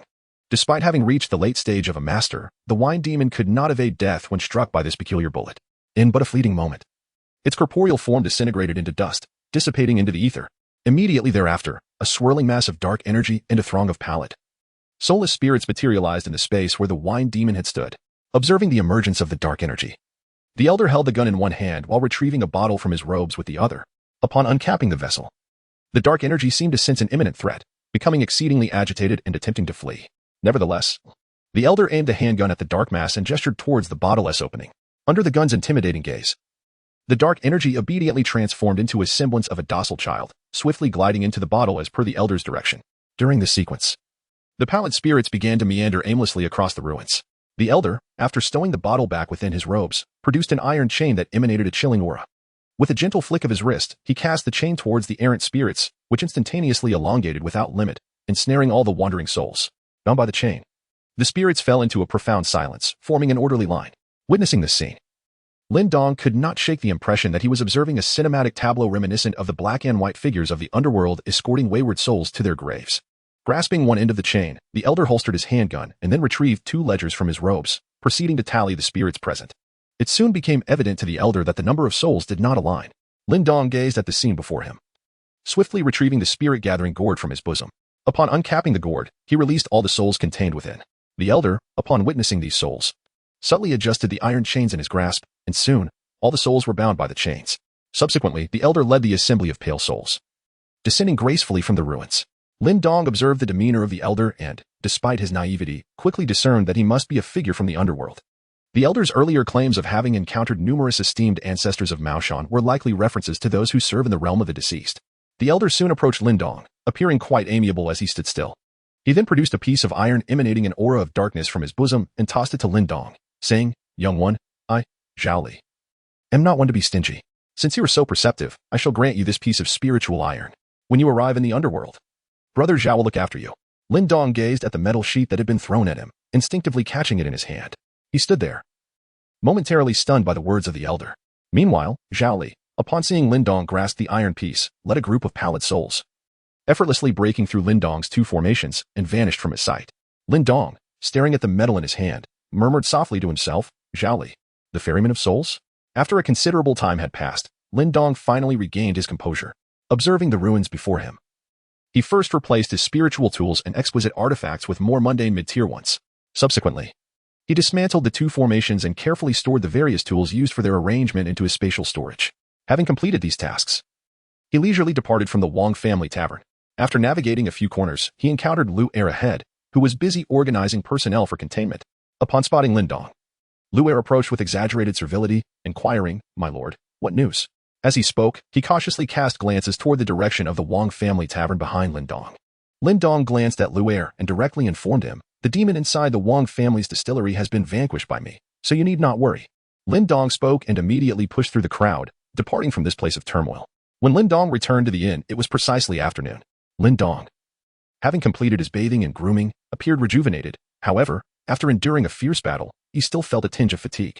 He had initially intended to retire to bed after dinner to restore his energy and prepare for his departure the following day. Yet, as evening descended, an unexpected turn of events unfolded. Lu Er made a sudden visit, and he was not alone. Behind him trailed a host of distinguished dignitaries, each accompanied by a throng of respectful attendants. The convergence of such a multitude swiftly obstructed the spacious entrance of the inn, rendering it impassable. Lin Daoist merely cast a cursory glance, yet with his keen insight, he surmised the intentions of these individuals. This group, it was highly likely, had come to curry favor with him. After all, the recent fierce battle had probably spread like wildfire among the onlookers throughout the small town. However, as Lin Dong observed this gathering, still clutching an array of gifts, he felt no joy. Instead, a sense of irritation washed over him. For Lin Dong was acutely aware that although these individuals would undoubtedly shower him with flattery, they could hardly be deemed virtuous. After some contemplation, Lin Dong declined the majority of the visitors, citing the excessive toll of the recent conflict and his temporary lack of energy. Nevertheless, he ultimately resolved to meet with Lu Er and a few key figures of significant standing in the town. Once these individuals entered Lin Dong's chamber, he first retrieved a pouch of silver dollars he had prepared in advance, placing it upon the table. With a smile, Lin Dong addressed Lu Er, saying, "Lu Er, today's events owe much to you and your subordinates. This modest token is but a small gesture of my gratitude. Please convey it to your brethren." Upon witnessing this, Lu Er immediately bowed, respectfully accepting the pouch of silver dollars. "Thank you for your generosity, my lord." However, just as Lu Er was about to take his leave, Lin Dong spoke again. "Not so fast. This offering is for your subordinates. As for you, I have prepared two options. One is 100 silver dollars, while the other is a simple wooden plaque. Which do you prefer?" Being a shrewd individual, Lu Er understood that a wooden plaque capable of rivaling 100 silver dollars could not possibly be as unremarkable as it seemed. Thus, upon hearing the two choices, he swiftly made his decision. "My lord has already been so generous, I shall choose the wooden plaque." With a smile gracing his lips, Lin Dong gazed at the astute Lu Er before slowly raising his right hand and gently waving it over the table before him. In that fleeting moment, a quaint wooden plaque materialized on the previously barren surface. This plaque, imbued with a deep brown hue, were faintly etched mysterious runes. After scrutinizing Lu Er's countenance with keen attention, Lin Dong waved his hand once more. This time, as his arm moved, two identical wooden plaques appeared alongside the first. These three plaques were crafted by Lin Dong during his time at Maoshan, specifically designed as protective tokens for ordinary individuals. Initially, his intention behind forging these tokens was merely to exchange them for wealth upon descending the mountain. However, to his surprise, their first purpose was to be bestowed upon others. While these tokens fell short of true low-grade magical artifacts, they were perfectly suited for gifting to common folk. After all, the materials used were exceedingly mundane, rendering any possibility of their elevation to magical artifacts nearly non-existent. This very quality ensured that they would not attract the attention of malevolent forces, thus averting potential calamities. Moreover, the protective efficacy of each token was singular and fleeting. Hence, Lin Dong deemed them as the most appropriate gifts, observing the miraculous appearance of three wooden plaques on the table with a mere wave of Lin Dong's hand. The others in the guest room found themselves momentarily uncertain whether it was a mere illusion. Yet, Lin Dong paid no heed to their skepticism and directly addressed Lu Er. "These three plaques are all yours. They are perfectly suited for your family of three." Upon hearing Lin Dong's words, Lu Er swiftly seized the three plaques from the table, clutching them in his hands. As Lin Dong observed Lu Er take the wooden talisman, he continued, "This talisman must be kept close. It can ensure your safety." Upon hearing the talisman's significance, the other dignitaries in the room immediately fixated on it with the intensity of ravenous wolves.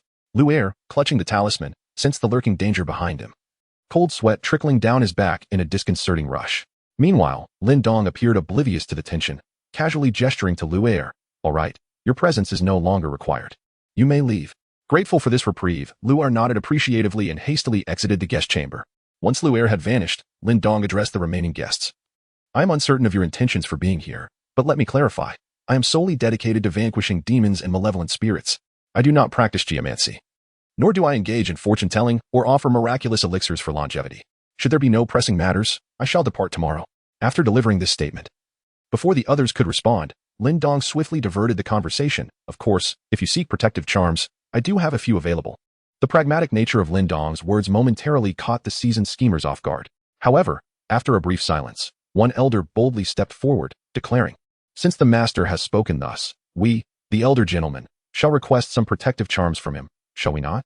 The other dignitaries nodded in agreement, rallying behind the elder's suggestion. Ultimately, Lin Dong sold over 100 protective charms at a price of 100 silver coins each and more than a dozen talismans at 1,000 silver coins apiece. This pricing was significantly higher compared to his senior brother, Lin Jiao, primarily because Lin Jiao typically served in smaller towns and was known for his amiable demeanor. In stark contrast, Lin Dong had recently arrived in this small city and had swiftly dismantled a notorious incident involving human brewed liquor, reducing the Grand Wang family's distillery to ruins in no time.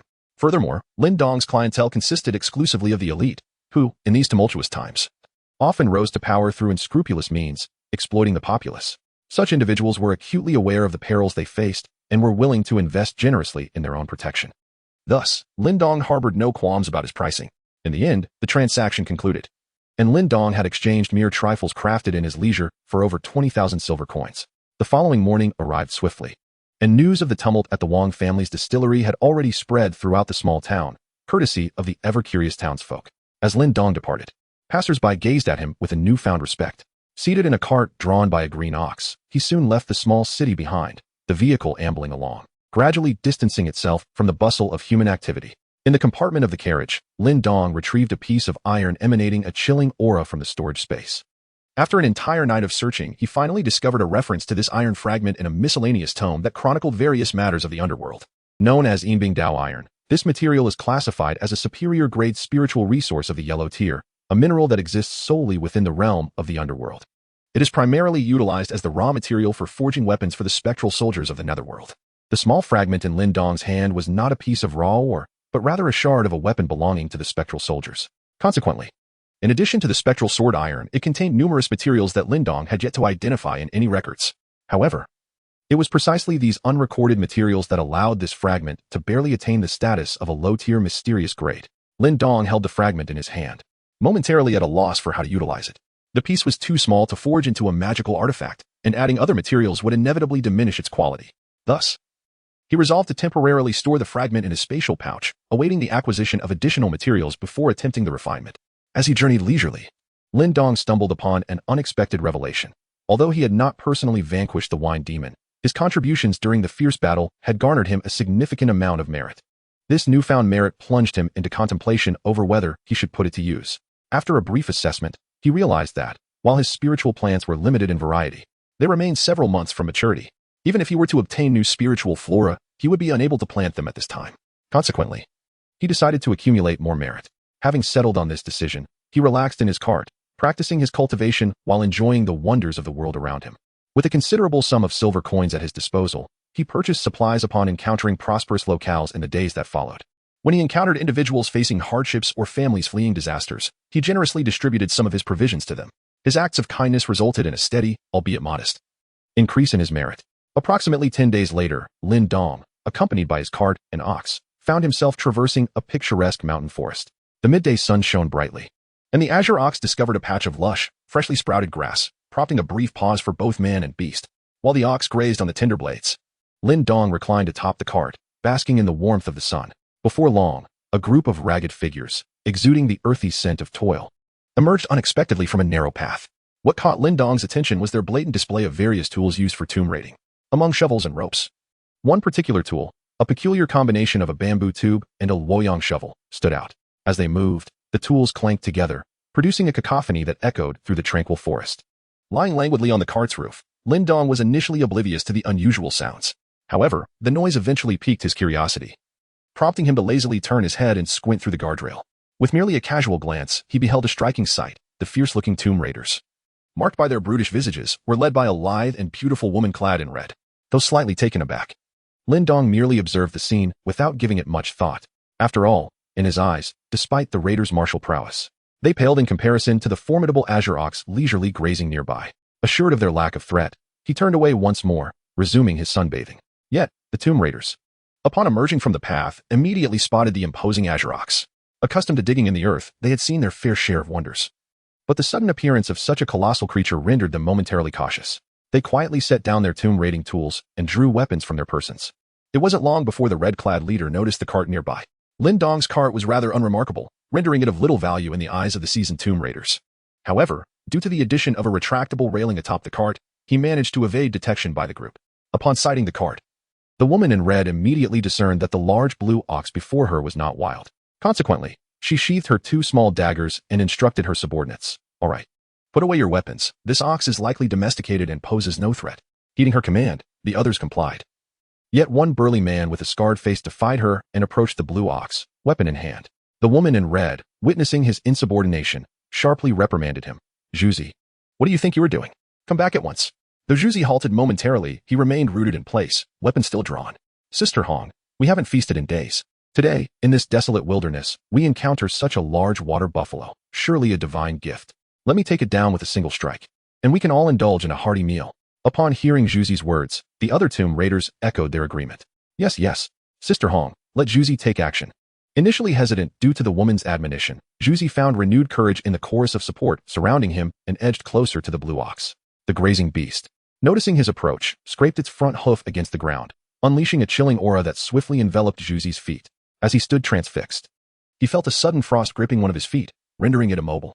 Following the icy trail on the ground, he realized that this extraordinary assault originated from the blue ox. Before he could fully comprehend the situation, a rope ensnared him, and with a powerful tug, he was yanked into the air, his foot throbbing with intense pain. Though the blue ox did not strike with lethal intent, Zhuzi suffered considerable injury, compounded by the violent efforts of his comrades attempting to rescue him, which only exacerbated his wounds. Suspended in midair, his foot was now bloodied and battered.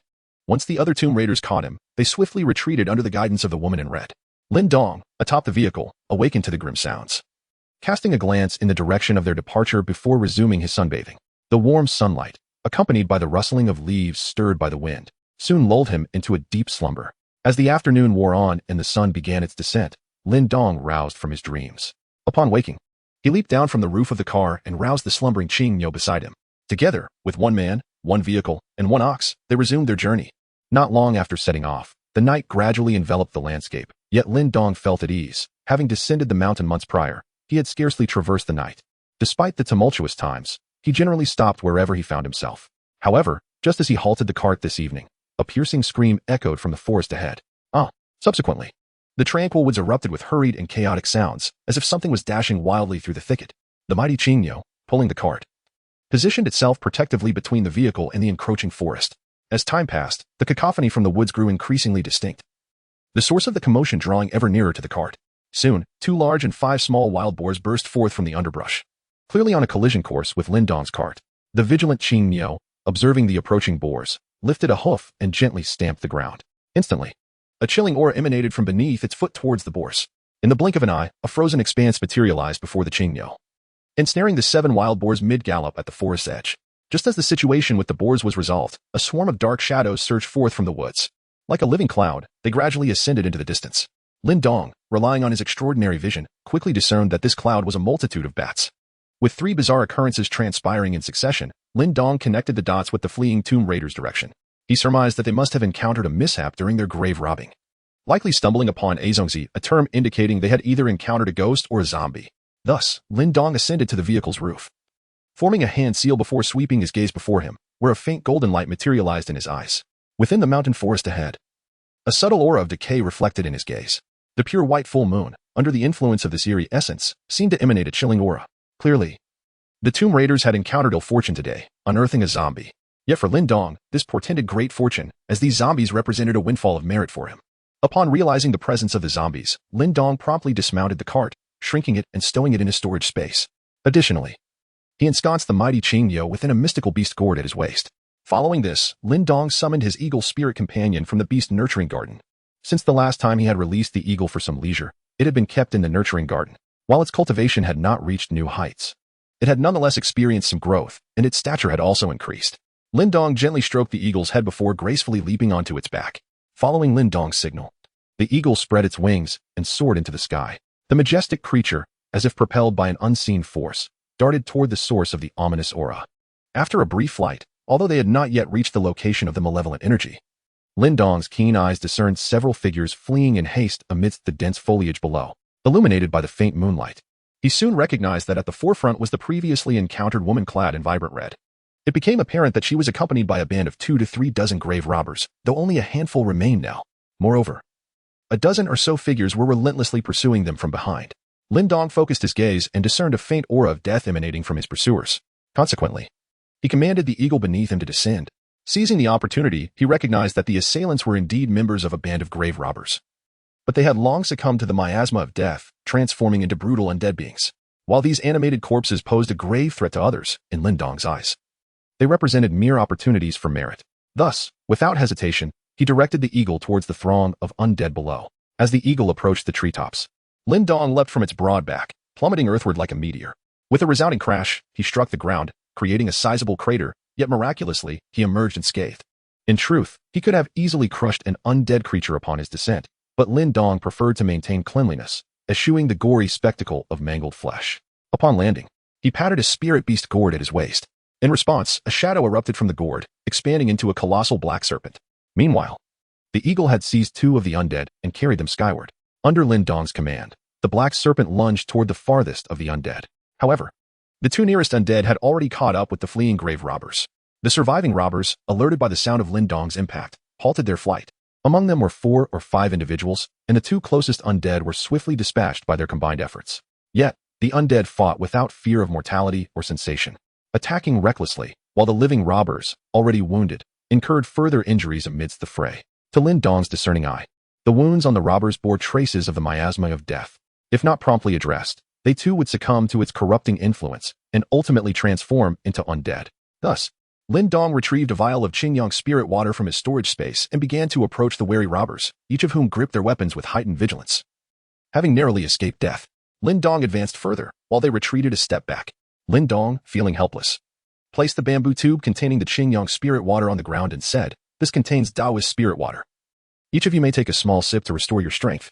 The remainder can be used to cleanse your wounds, lest you too become one of those wretched corpses."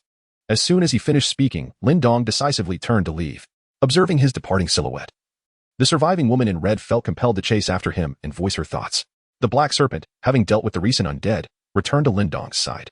The woman in red halted abruptly upon noticing the black snake beside Lin Dong, murmuring in astonishment, "Is that a black python or a black flood dragon?"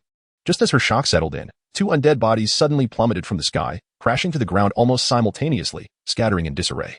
As Lin Dong surveyed the scene, he retrieved a yellow talisman from his pocket. In his hand, the talisman ignited spontaneously, emanating a refreshing aura that swiftly enveloped the jungle. This yellow talisman, known as the Purification Talisman, was originally designed to dispel various noxious vapors from the air. However, during the creation of the talisman, Lin Dong had infused it with leaves from a mystical tree, endowing it with the ability to eradicate subtle traces of corpse energy. Lin Dong chose to employ this talisman upon realizing that, although he had dealt with the zombie, the surrounding atmosphere was still tainted by faint remnants of corpse energy. If left unaddressed, this contamination could lead to further complications within the jungle. For Lin Dong, the pursuit of virtue was paramount, and thus, upon detecting the presence of the corpse energy, he activated the Purification Talisman. Indeed, as soon as the talisman was employed, the subtle traces of corpse energy in the forest vanished without a trace. Having resolved the issues within the forest, Lin Dong then stored the black serpent into his spirit beast gourd.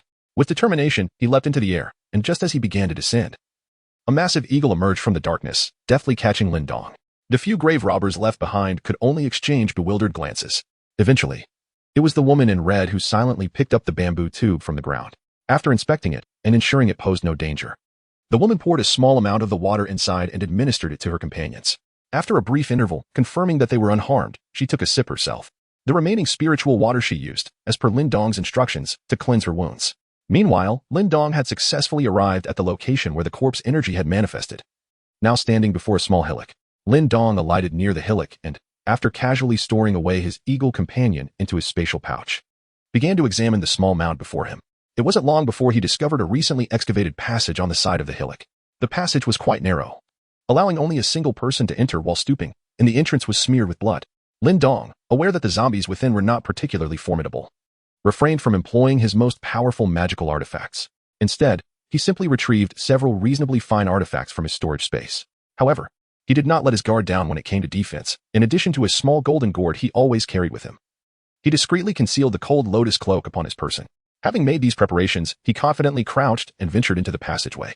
The moment he stepped into the corridor, a pungent and overpowering stench assaulted his senses. Lin Dong urgently activated the bracelet on his wrist, and in an instant, a barrier formed around him. Utilizing the luminous glow emitted by the bracelet, he began to survey his surroundings. Suddenly, he noticed a dark silhouette by the wall. Cautiously approaching, he discovered that the shadow was, in fact, a headless corpse. The lifeless body leaned quietly against the wall, devoid of any vitality. Subsequently, guided by the light of the bracelet, Lin Dong found a matching head not far from the headless body.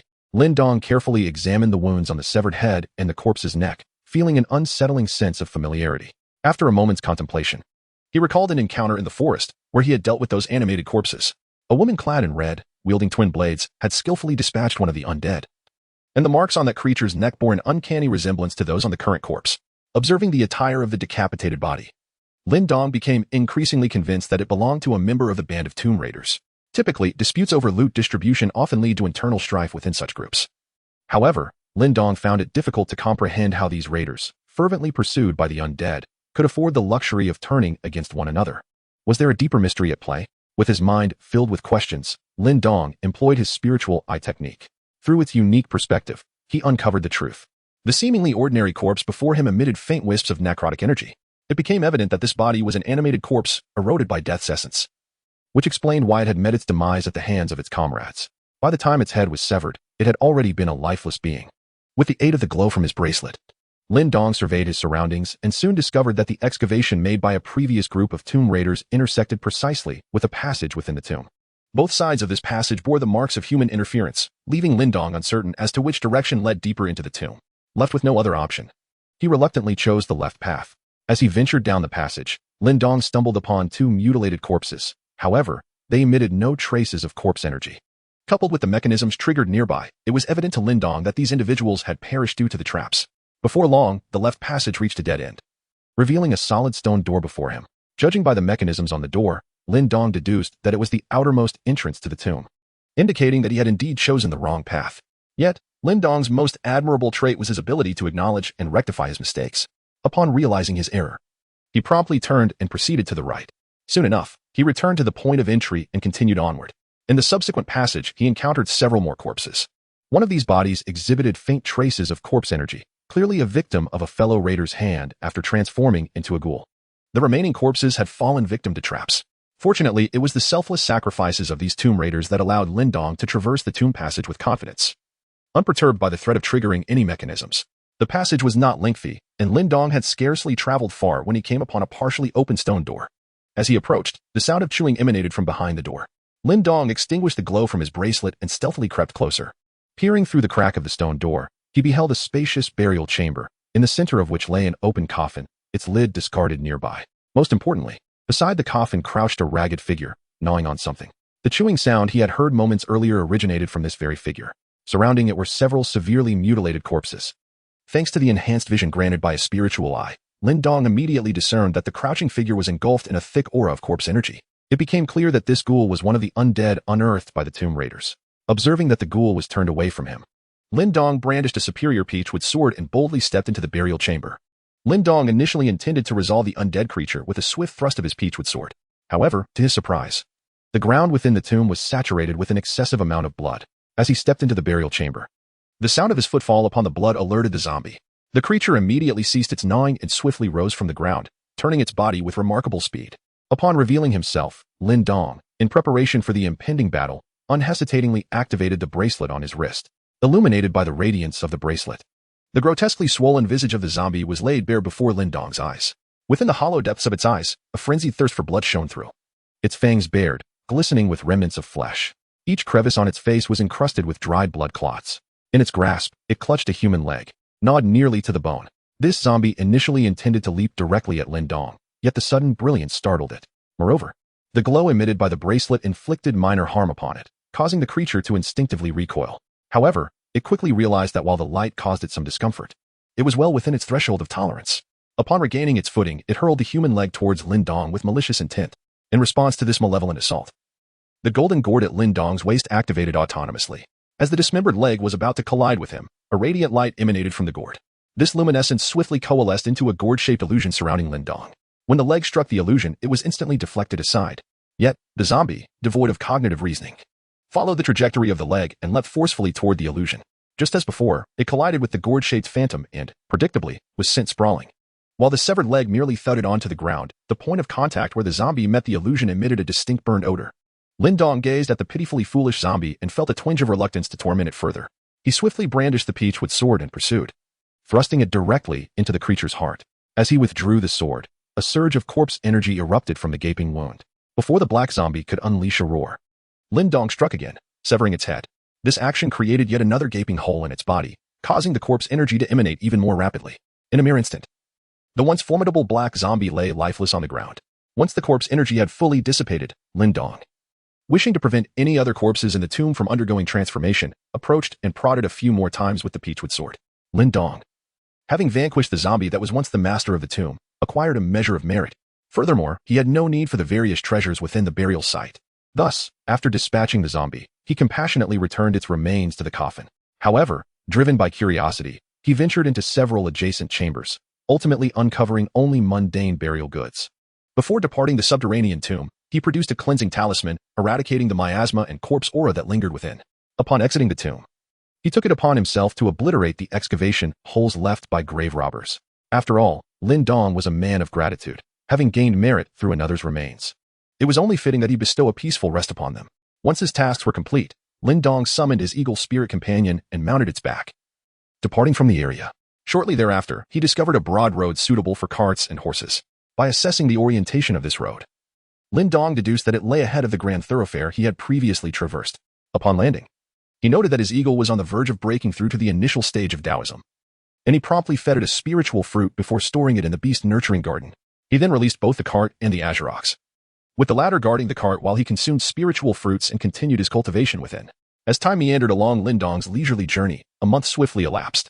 During this period, he devoted his nights to cultivation within the confines of the cart, while his days were spent wandering at leisure, selecting paths that piqued his interest. He would pause to admire scenic vistas, lend a hand to those in distress, or cast his line in pristine rivers. Occasionally, he would indulge his whims by practicing calligraphy or crafting a few magical artifacts. Thus, while it may have appeared that he had traveled extensively, in truth, he remained largely within a singular region. Given the era, death was rampant, and Lin Daoist occasionally encountered various lesser zombies and spirits. For an ordinary person, such encounters would surely spell disaster. However, for Lin Daoist, they were serendipitous boons. Moreover, the merit accrued from exterminating zombies and liberating souls far surpassed that gained from aiding ordinary folk. One day, in a quaint town, Lin Daoist stumbled upon a portly figure strikingly reminiscent of Fei Bao. Had he not known that Fei Bao had no relatives, he might have mistaken this rotund individual for the latter's sibling. Since this discovery, Lin Daoist chose to linger in the town, drawn by the fact that this hefty man was named Zhang Dedan. While residing there, he began inquiring about the whereabouts of real person Qian and real person Su. After some investigation, he first located real person Su's charity hall near the town.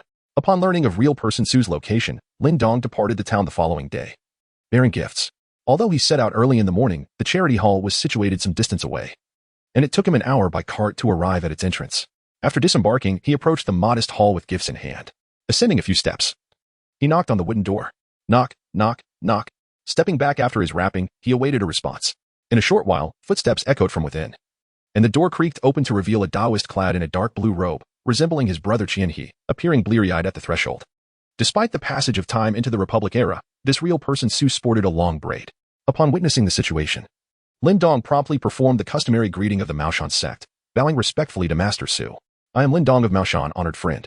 I happened to pass through this area and heard of a charitable establishment nearby, so I came to pay a visit. Upon hearing Lin Daoist's words, Master Su hurriedly returned the greeting in a flustered manner. Subsequently, at Master Su's invitation, Lin Daoist entered his charitable establishment, engaging in casual conversation with him. Chapter 60. Assistance to Zhang Dedan. From their conversation, Lin Daoist discerned that while Master Su appeared to be a solitary practitioner, he actually bore a certain affiliation with Maoshan. Upon closer examination, it became evident that, like Fei Bao, he was a genuine disciple of Maoshan, albeit an outer disciple who had been taken under the wing of the sect. However, due to their status as outer disciples, they were unable to practice the authentic techniques of Maoshan and could only cultivate from the fragmented scrolls that Maoshan had collected.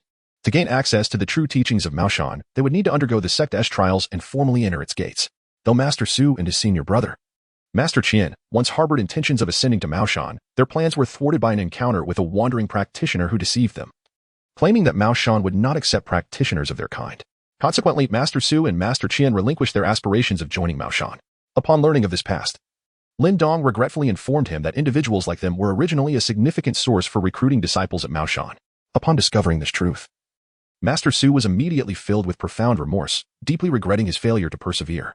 Upon witnessing this, Lin Daoist informed him that his journey to Maoshan was not yet too late. After all, at approximately 30 years of age, he was at the prime of his life, ripe for endeavor. Moreover, with Su Zhenren's current cultivation at the mid-stage of Taoism, it was entirely plausible for him to achieve the rank of a human master before the onset of the final law's winter.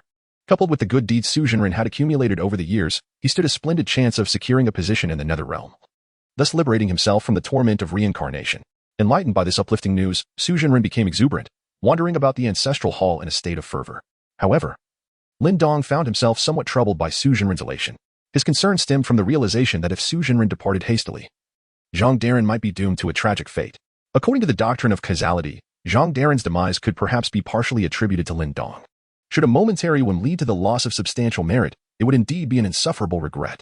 Nevertheless, despite his reservations, he did not hinder Su Zhenren from pursuing a brighter future. After all, Obstructing one's path to enlightenment is akin to annihilating an entire family. Thus, Lin Dong awaited Su Jinren's return to composure, engaged in a brief conversation, and then took his leave from the ancestral hall. The following day, filled with unease, Lin Dong returned to the ancestral hall once more. Lin Dong initially believed that Master Su had departed, but to his surprise, he encountered Master Su again at the charitable graveyard. Upon inquiry, he learned that Master Su intended to arrange all the corpses within the graveyard before his departure. From this minor incident, Lin Dong discerned that Master Su's character was indeed commendable. Consequently, Lin Dong ceased to be preoccupied with Master Su's whereabouts and even silently wished for his safe journey to Maoshan. Moreover, Master Su's senior brother possessed a strength comparable to Master Su's, both being merely at the mid-level of Taoist practitioners. If necessary, Lin Dong could personally intervene to resolve the matter. After Lin Dong made a resolute decision in his heart, he engaged in a casual conversation with Master Su before rising to depart from the ancestral hall. Following this departure, Lin Dong never returned to the hall again. However, upon returning to the small town, he became apprehensive that his impulsive actions might inadvertently endanger the innocent Zhang Dedan. Thus, during a chance encounter with Zhang Dedan in the town, Lin Dong inscribed a spell within him for the purpose of tracking his whereabouts. Subsequently, Lin Dong found solace in remaining in the town, spending the majority of his time in the inn, diligently practicing his cultivation. Nevertheless, after a few days, with nothing significant occurring regarding Zhang Dedan, Master Su visited the inn to bid farewell to Lin Dong. After bidding farewell to Master Su, Lin Dong resumed his cultivation at the inn. Within a few days, guided by the positioning on his compass, Lin Dong discovered that Zhang Dedan had departed from the small town. Upon discovering this situation, Lin Dong promptly departed from the inn, compass in hand, and pursued Zhang Dedan. His pursuit led him to a desolate construction site on the outskirts of the town. While he did not directly enter, he observed Zhang Dedan engaged in a wager with a group of individuals. It was evident from their preparations that they intended to masquerade as ghosts to frighten Zhang Dedan. However, driven by an unwavering desire to uphold his pride, Zhang Dedan foolishly accepted the bet to demonstrate his supposed bravery. Upon witnessing the situation, Lin Dong couldn't help but feel that Zhang Dedan truly deserved his fate. However, just as he was about to rise and depart, he suddenly perceived an ethereal layer of gloom within the abandoned house before him. Adhering to the principle of resourcefulness, Lin Dong resolved to exorcise the malevolent spirits residing within the dwelling. Thus, he positioned himself outside the house, quietly observing as Zhang Dedan ventured inside. Soon after, those who had conspired to deceive Zhang Dedan began their preparations outside the abode. Yet their efforts to feign a haunting were rather rudimentary, merely donning white cloth over their bodies. As time gradually passed and the night deepened, despite Zhang Dedan's inner trepidation, he summoned his courage to make himself at home in the dilapidated structure. Meanwhile, the conspirators commenced their antics. They created various noises outside to capture Zhang Dedan's attention. Following this, the individuals cloaked in white began their spectral masquerade, having also set up a few rudimentary traps within the house. A parade of tactics ensued, and indeed, Zhang Dedan was thoroughly frightened. However, the traps they had devised were rather crude, and he quickly discerned their presence. Just at that moment, a genuine spirit materialized among the goods. When the counterfeit specters encountered the authentic one, all present, including Zhang Dedan, were instantly compelled to flee the dilapidated dwelling in terror. Lin Dong gazed at the departing figures and promptly scaled the crumbling wall of the dilapidated house to enter. Among the cargo, a spirit, believing Lin Dong to be allied with the earlier group, prepared to manifest and frighten him. However, the moment she appeared, she noticed Lin Dong wielding a gourd, its opening directly aimed at her. Furthermore, she sensed an immense force emanating from the gourd's mouth, drawing her inexorably towards it. The spirit's power was merely akin to that of an early-stage Taoist apprentice, capable of startling an ordinary person at best. Thus, confronted by the exquisite spiritual artifact, the soul-collecting gourd, she possessed no means of resistance and was almost instantaneously ensnared within its confines. Lin Dong finished collecting the ghost and retrieved a compass from his storage space, which was used to locate Zhang Dedan. Observing the readings, it appeared that Zhang Dedan and his companions were making their way towards the town. Lin Dong gazed at the swiftly moving marker on the compass, understanding just how quickly Zhang Dedan and his companions were fleeing. After surveying the vicinity and confirming the absence of other malevolent spirits, he returned to the small town. Upon his arrival, Lin Dong found himself pondering the curious nature of their world, despite the prevalence of demons and supernatural beings. Many ordinary citizens might live their entire lives without encountering the bizarre even once or twice. Yet, wherever Zhang Dedan appeared, he always seemed to cross paths with one or two apparitions, as if he possessed an innate ability to attract them. Chapter 61, revealing the truth to Zhang Dedan thus. Lin Dong sought out Zhang Dedan once more, scrutinizing him with keen interest. This inspection unveiled a remarkable truth. Zhang Dedan's frequent encounters with these entities stemmed from his inherently mean disposition, naturally drawing him closer to the spirit world. Consequently, he often stumbled upon these ethereal beings in the wilderness, though fortunately, his fate was merely inclined towards Yin, not overwhelmingly so. Had it been otherwise, He might have been perceived as a delectable source of energy by those very demons. Just days after the unsettling incident in the dilapidated house, Zhang Daiden discerned his wife's infidelity. However, lacking concrete evidence, this suspicion bred a sense of wariness in Lord Tan, the very man with whom Zhang Daiden's wife was entangled. To that end, Lord Tan enlisted the aid of Qian Jinren, seeking to orchestrate a scheme to eliminate Zhang Daiden. Lin Dong initially believed that events would not transpire so swiftly. However, one morning during breakfast, he unexpectedly discovered Zhang Daiden engaging in a wager with a subordinate of Lord Tan. Consequently, Lin Dong decided to follow the two as they departed from the small town. The subordinate led Zhang Daiden to a dilapidated house on the outskirts of the town, where he divulged the details of the bet before making a hasty escape. Just as Zhang Daiden was about to enter the house, Lin Dong suddenly appeared and called out to him, "Zhang Daiden, if you enter that house, you may very well meet your demise today." Zhang Daiden, taken aback by Lin Dong's sudden appearance, retorted with insolence, "Who are you to curse me here? Were it not for your youth, I would have already given you a thorough beating." Upon witnessing this, Lin Dong had no choice but to inform him, "There lies a zombie within this dwelling, which will rise from its coffin when darkness falls. If you intend to spend the night in this dilapidated abode, you may never again behold the dawn." Lin Dong initially believed that upon hearing this news, Zhang Daiden would exhibit some hesitation. However, to his surprise, Zhang Daiden harbored no doubt regarding Lin Dong's words. In fact, he remarked, "You are still young. Do not recklessly don a robe and attempt to deceive others. Were it not for my good temper, you would certainly be in for a beating." Listening to Zhang Daiden's words, Lin Dong felt no anger. After all, during his descent from the mountain over the past few months, many common folk had doubted him. In the eyes of ordinary people like Zhang Daiden, only those venerable old Taoists, with their gray hair and imposing demeanor, were deemed genuine masters. To them, a young Taoist like Lin Dong was undoubtedly perceived as a charlatan. Therefore, in response to Zhang Daiden's skepticism, Lin Dong stepped into the dilapidated house and gestured for Zhang Daiden to follow, saying, "Since you do not believe, come in and see for yourself." Without hesitation, Zhang Daiden followed. Upon entering the crumbling abode, they indeed discovered a coffin within the room. However, Zhang Daiden was not taken aback, as he was already aware of its presence from a prior wager he had made, which was precisely why this place had been chosen for their bet. Yet, upon entering, Lin Dong strode directly toward the coffin and grasped its lid. The lid, which had been securely nailed down, seemed as light as a delicate leaf in Lin Dong's hands. Easily lifted and set aside, he then beckoned Zhang Daiden to investigate further. At that moment, Zhang Daiden was utterly awestruck by Lin Dong's remarkable strength, to the extent that when Lin Dong gestured for him, he rushed over with an almost obsequious eagerness. As he approached, Zhang Daiden noticed the peculiar sight within the coffin. The corpse, which should have long since decayed into a pile of bones, remained astonishingly intact, yet its visage had transformed into a grotesque mask. The once tightly sealed lips were now slightly parted, revealing a pair of glistening fangs. This horrific sight was overwhelmingly chilling. Even Zhang Daiden, who prided himself on his bravery, felt a shiver run down his spine upon witnessing it. The stark reality before him compelled Zhang Daiden to accept everything Lin Dong had asserted previously. Just as Lin Dong believed that after witnessing such a scene, Zhang Daiden would surely retreat and abandon the wager, an unexpected turn of events occurred. Zhang Daiden suddenly raised his head, his face etched with terror as he looked at Lin Dong, tremblingly asking, "Master, you possess great powers. Is there any way for me to safely spend a night in this house?" Upon hearing this, Lin Dong's eyes widened in disbelief as he gazed at Zhang Daiden, his voice rising incredulously. "Are you out of your mind? Now that you are aware that a zombie roams here, how can you still wish to stay overnight? Can't you see that the person you wagered with clearly intends to take your life? What, they want to harm me?" Zhang Daiden trembled at the revelation, his face reflecting shock and confusion. Clearly, he found it difficult to accept Lin Dong's grave assertions at that moment. Lin Dong gazed at the bewildered expression on Zhang Daiden's face, silently pondering to himself that, judging by his demeanor, Zhang indeed appeared to be unaware of any threats against him. Lin Dong furrowed his brow, contemplating the matter repeatedly in his mind. At last, he resolved to reveal the truth to Zhang Daiden. "Zhang Daiden, do you truly remain unaware? Your wife has been secretly consorting with old Master Tan from the town. Moreover, the individual who bet against you today was, in fact, acting under the instigation of old Master Tan." At this juncture, Lin Dong paused momentarily, then emphasized further, "Their intentions are quite straightforward. They aim to eliminate you, thus allowing old Master Tan and your wife to indulge in their desires without restraint." Upon hearing these words, Zhang Daiden was struck as if by a bolt of lightning, his eyes widening to an astonishing degree, nearly large enough to accommodate a hen's egg. His face flushed crimson, and he vehemently shook his head, protesting with all his might, "No, it cannot be. This is utterly impossible. How could my wife do such a thing? You must be mistaken." However, Lin Dong was acutely aware that without a decisive approach, it would be challenging to rouse the obstinate Zhang Daiden from his delusion. Thus, Lin Dong unhesitatingly continued, "If you doubt my words, why not return home at once to verify?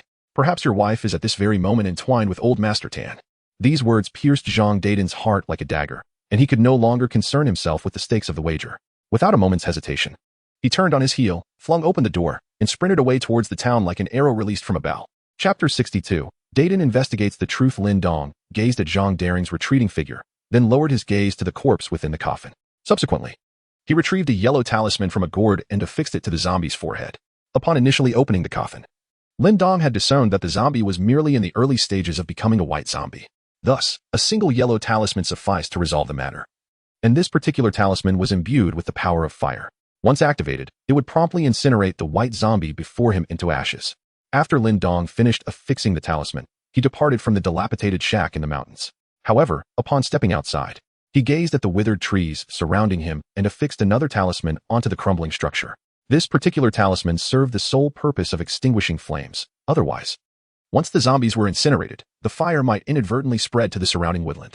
In such a case, Lin Dong's good intentions could easily transform into an act of arson. The merits he had painstakingly accumulated might prove insufficient to atone for such a disaster. Having completed these tasks, he then retrieved a compass marked with the location of Zhang Daoist, which indicated that he was steadily making his way toward the small town. As Lin Dong was about to deactivate the compass regarding Zhang Daren's aura, a sudden impulse stirred within him, prompting him to halt his actions. He then returned the compass to his storage space. After completing this, Lin Dong recalled that, according to the original narrative, there should still be some specters in the vicinity of this small town. Lin Dong, feeling idle, began his search around the small town, entering any dilapidated houses he came across. As night deepened, the fire talisman he had previously set was finally triggered. The moment the zombie opened its eyes, it was instantly engulfed in flames from the talisman. Within minutes, the undead creature became utterly still. The flames consuming the zombie swiftly spread to the coffin beneath it. And from there, they ignited the entire decrepit house. Had it not been for the water talisman affixed outside, the forest itself would likely have succumbed to the inferno. Thanks to the water talisman, only a charred corpse remained within the ruined dwelling. Meanwhile, in the town, Master Qin, who was manipulating the zombies through sorcery, suffered significant backlash due to the fiery demise of the undead. Unforeseen by Master Qin, who had not prepared any contingencies for failure, the plan to eliminate Zhang Daben had to be postponed by a day. By dawn, Lin Dong discovered 2 or 3 more live corpses near the town. Had he not dealt with these live corpses, they would have eventually transformed into white zombies. If left unattended, the town could very well have become a paradise for the undead. After Lin Dong had cleared the nearby town of its malevolent spirits, he prepared to return to the town for some much-needed rest. As he walked along the path, an unexpected thought crossed his mind, prompting him to retrieve the compass he used to locate Zhang Daren's whereabouts. To his astonishment, the compass indicated that Zhang Daren's position had reappeared just outside the town. Lin Dong initially believed that Zhang Daren had once again fallen victim to deceit. After much contemplation, he resolved to investigate the matter. Following the compass's guidance, Lin Dong traversed the winding mountain paths, ultimately arriving at a desolate area outside the town. Here, a long-abandoned house stood solitary and forlorn. As Lin Dong stepped into the dilapidated structure, despite his light tread, the multitude of withered branches and leaves underfoot produced a resounding noise. This sudden commotion instantly roused Zhang Daren, who had been resting on a worn patch of the floor in a corner of the room. His eyes, which had been firmly shut, flew open abruptly, revealing irises dilated to their utmost, shot through with crimson veins. As Lin Dong approached step by step, Zhang Daren's heart raced increasingly, the tension rendering him momentarily oblivious to the very act of breathing. His chest heaved violently, yet each inhalation and exhalation felt laborious, as if an invisible hand were firmly constricting his throat. Simultaneously, his body became as rigid as if struck by a powerful electric jolt, leaving him utterly immobile. The only part of him still capable of movement was his right hand, which clutched the hilt of his knife with a vice-like grip. The strain was so intense that the veins in his arm stood out prominently, resembling grotesque, twisting worms. As Lin Dong stepped into the room, his gaze immediately fell upon Zhang Daben, who was drenched in blood and in a state of utter disarray. In addition, Zhang Daben clutched a long knife, gruesomely stained with blood. The crimson droplets on the blade now dried and congealed into dark red patches, exuding a nauseating stench. Upon recognizing Lin Dong, Zhang Daben's demeanor shifted drastically, akin to a balloon that had been abruptly punctured. All the tension he had accumulated dissipated in an instant. The once taut nerves relaxed abruptly, and even his hands, which had been tightly gripping the hilt, relinquished their hold, allowing the heavy knife to clatter to the cold floor.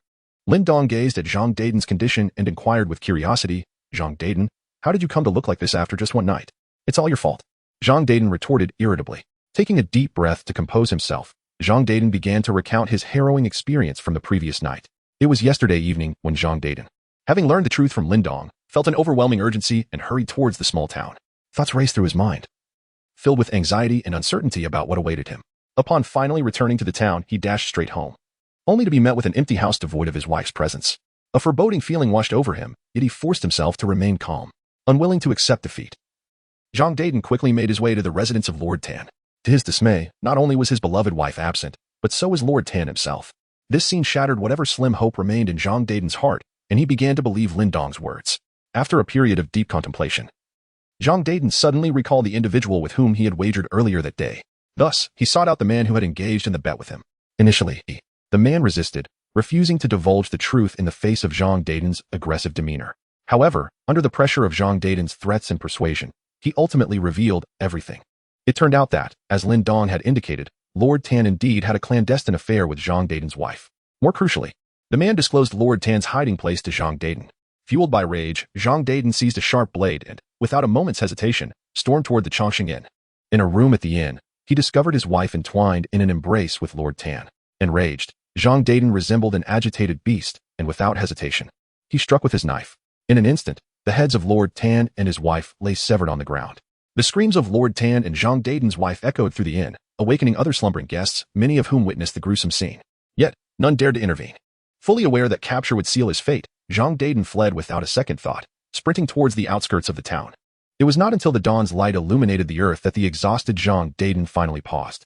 In that moment, he appeared utterly disheveled, his clothing drenched in blood, the metallic scent lingering in the air. To avoid attracting attention, he searched for a place to hide and ultimately stumbled upon a dilapidated shack. It was soon after that Lin Dong unexpectedly appeared in this forsaken dwelling, leading to their chance encounter. Upon hearing Zhang Daiden's account, Lin Dong was about to inquire further when a rumbling sound emanated from Zhang Daiden's stomach. Despite being in such a predicament, Zhang Daiden felt a twinge of embarrassment and awkwardness. Blushing, he explained, "I spent the entire night fleeing for my life, without a drop of water, which is why." Lin Dong smiled gently, seemingly indifferent to Zhang Daiden's embarrassment. He then retrieved several large meat pies from his storage space. These meat pies, untouched by the passage of time within the storage, emerged still steaming and exuding a fragrant aroma. Lin Dong took out the meat pie and stepped forward, presenting it to Zhang Daiden. Upon receiving the meat pie, Zhang Daiden immediately began to devour it voraciously, but after just a couple of bites, he suddenly choked. Upon witnessing this, Lin Dong had no choice but to retrieve a bottle of pristine spring water from his storage space. As Zhang Daiden took large bites of the meat pie, complemented by the spring water, however, Lin Dong gazed thoughtfully at Zhang Daiden and then spoke softly, "Zhang Daiden, it seems you can no longer remain in this small town. Do you have any other places to go? Or do you have any relatives in this world to whom you can turn for support?" As Lin Dong posed his question, Zhang Dad dared to savor a fragrant meat pie, which he had been clenching between his teeth. Upon hearing Lin Dong's inquiry, he momentarily froze, then hastily increased his chewing pace, his cheeks puffing out like those of a gluttonous little squirrel, diligently attempting to break down the morsel in his mouth. After a few hurried swallows, the meat pie was indiscriminately gulped down into his belly, wiping the grease from the corner of his mouth. A tinge of sorrow crossed his expression as he replied slowly, "It seems I truly have nowhere to go. Since childhood, I have been an orphan, drifting aimlessly to survive. After enduring much hardship, I eventually grew into adulthood, relying on sheer physical strength to scrape by. Fortune smiled upon me, and I was fortunate enough to marry a beautiful and delicate wife. I had hoped that from then on, I could lead a stable life. Yet who could have anticipated that I would find myself in such dire straits?" At this juncture, Zhang Dad let out a deep sigh, his face etched with desolation and resignation, as the meat pie in his hand appeared to have lost its flavor, reduced to mere mechanical bites. Lin Dong quietly listened to Zhang Daiden's narrative, and a trace of compassion involuntarily stirred within her heart. After a brief moment of contemplation, a pristine book materialized in his hands. Lin Dong, holding a book, seemed to have suddenly remembered something and hurriedly inquired of Zhang Daiden, "Do you know how to read?" Upon hearing this, Zhang Daiden promptly shook his head, a hint of self-doubt reflected in his eyes. Observing his reaction, Lin Dong was not taken aback. He then retrieved a rather ordinary peachwood talisman from his storage space, followed by a small pouch of silver coins. He placed these 3 items beside Zhang Daiden and said, "Given our acquaintance, I am inclined to lend you a hand. Your constitution is predominantly yin, making you susceptible to various malevolent entities, yet your innate strength surpasses that of others. Thus, I have provided you with a manual on Hanchuan boxing. Once you find a place to learn to read, you may study it. As for this wooden talisman, you must carry it with you at all times. It will enhance your yang energy, thereby diminishing the likelihood of malevolent beings detecting you. Regarding this pouch, it contains several silver coins for your journey." Upon hearing Lin Dong's words and glancing at the 3 items beside him, tears uncontrollably welled up in Zhang Daiden's eyes. While nibbling on a meat pie, he tremulously exclaimed, "Daoist, we have only met twice, yet you are so willing to assist me. You truly are a kind-hearted person." Zhang Daiden epitomized the common folk. possessing the typical qualities associated with them, including an insistence on maintaining face, which often led him to be taken advantage of. However, he also exhibited another characteristic of the common people, an innate kindness. It was this benevolent trait that garnered him assistance from Su Jinren in the original narrative. Moreover, it was precisely because of such qualities that Zhang Daren harbored no suspicion towards Lin Dong's actions. Lin Dong observed Zhang Daden, tears streaming down his face. Yet he continued to chew on the meat pie, which struck Lin Dong as rather amusing, nearly prompting him to burst into laughter. However, it was then that he recalled the blood covering Zhang Daden's body, prompting him to rise and say, "You eat first. I will fetch you some clean clothes. If you run around like this, you are bound to be caught." With that, Lin Dong exited the dilapidated hut and retrieved several garments from his storage space. Given Zhang Daden's considerably larger frame compared to Lin Dong, the clothes might not fit him perfectly. Thus, Lin Dong carefully selected the most spacious items available. Upon his return to the ramshackle dwelling, he found that Zhang Daden had devoured the meat pie entirely. Lin Dong then extended the clothes towards him, saying, "These are my garments. They may not fit perfectly, but at this moment, there is nothing better available. Change into these quickly and flee, lest you be pursued." Having spoken, Lin Dong prepared to turn and depart, but Zhang Daden suddenly inquired, "Daoist, may I ask what your name is?" Lin Dong heard Zhang Daren's question and walked towards the exit without turning back. Just when Zhang Daren thought that Lin Dong wished to avoid further interaction, Lin Dong's voice unexpectedly echoed back, "Shout out Lin Dong, Zhang Daren. May we meet again by fate." Having concluded his words, Lin Dong found himself outside the dilapidated house, prompting him to return directly to the town. Chapter 64. Entering Xiangxi. After fleeing the town, Zhang Daden, after numerous twists and turns, ultimately arrived in Hong Kong. Relying on the martial arts manual gifted by Lin Dong, he resolutely forged a path for himself in the world. Upon Lin Dong's return to the small town, he discovered that the demise of Master Tan and Zhang Daden's wife at the Chongqing Inn had become a widely circulated tale. Yet, despite the recent occurrence of such a heinous crime, the town appeared remarkably unperturbed. The affair involving Master Tan, Zhang Daden, and his wife had transformed into a topic of casual conversation among the townsfolk, discussed in alleyways and during leisurely meals. What was even more perplexing was the utter lack of pursuit for the perpetrator, Zhang Daden. Conversely, various factions within the town devoted their energies to a fierce contest over Master Tan's inheritance. Even the once trusted advisor of Master Tan cast aside past loyalties, resorting to unscrupulous means to seize the deceased's wealth. As for the money-driven Qian Jinren, he naturally ceased to act against Zhang Daden in the absence of financial incentives from Master Tan. In fact, Qian Jinren had now joined the fray for Master Tan's assets. Witnessing the tumultuous scene in the town, Lin Dong was engulfed by a lang of emotions. On one hand, he felt a flicker of satisfaction at Zhang Daden's temporary evasion of capture, yet on the other, he was profoundly saddened by the chaotic and greed-driven nature of this world.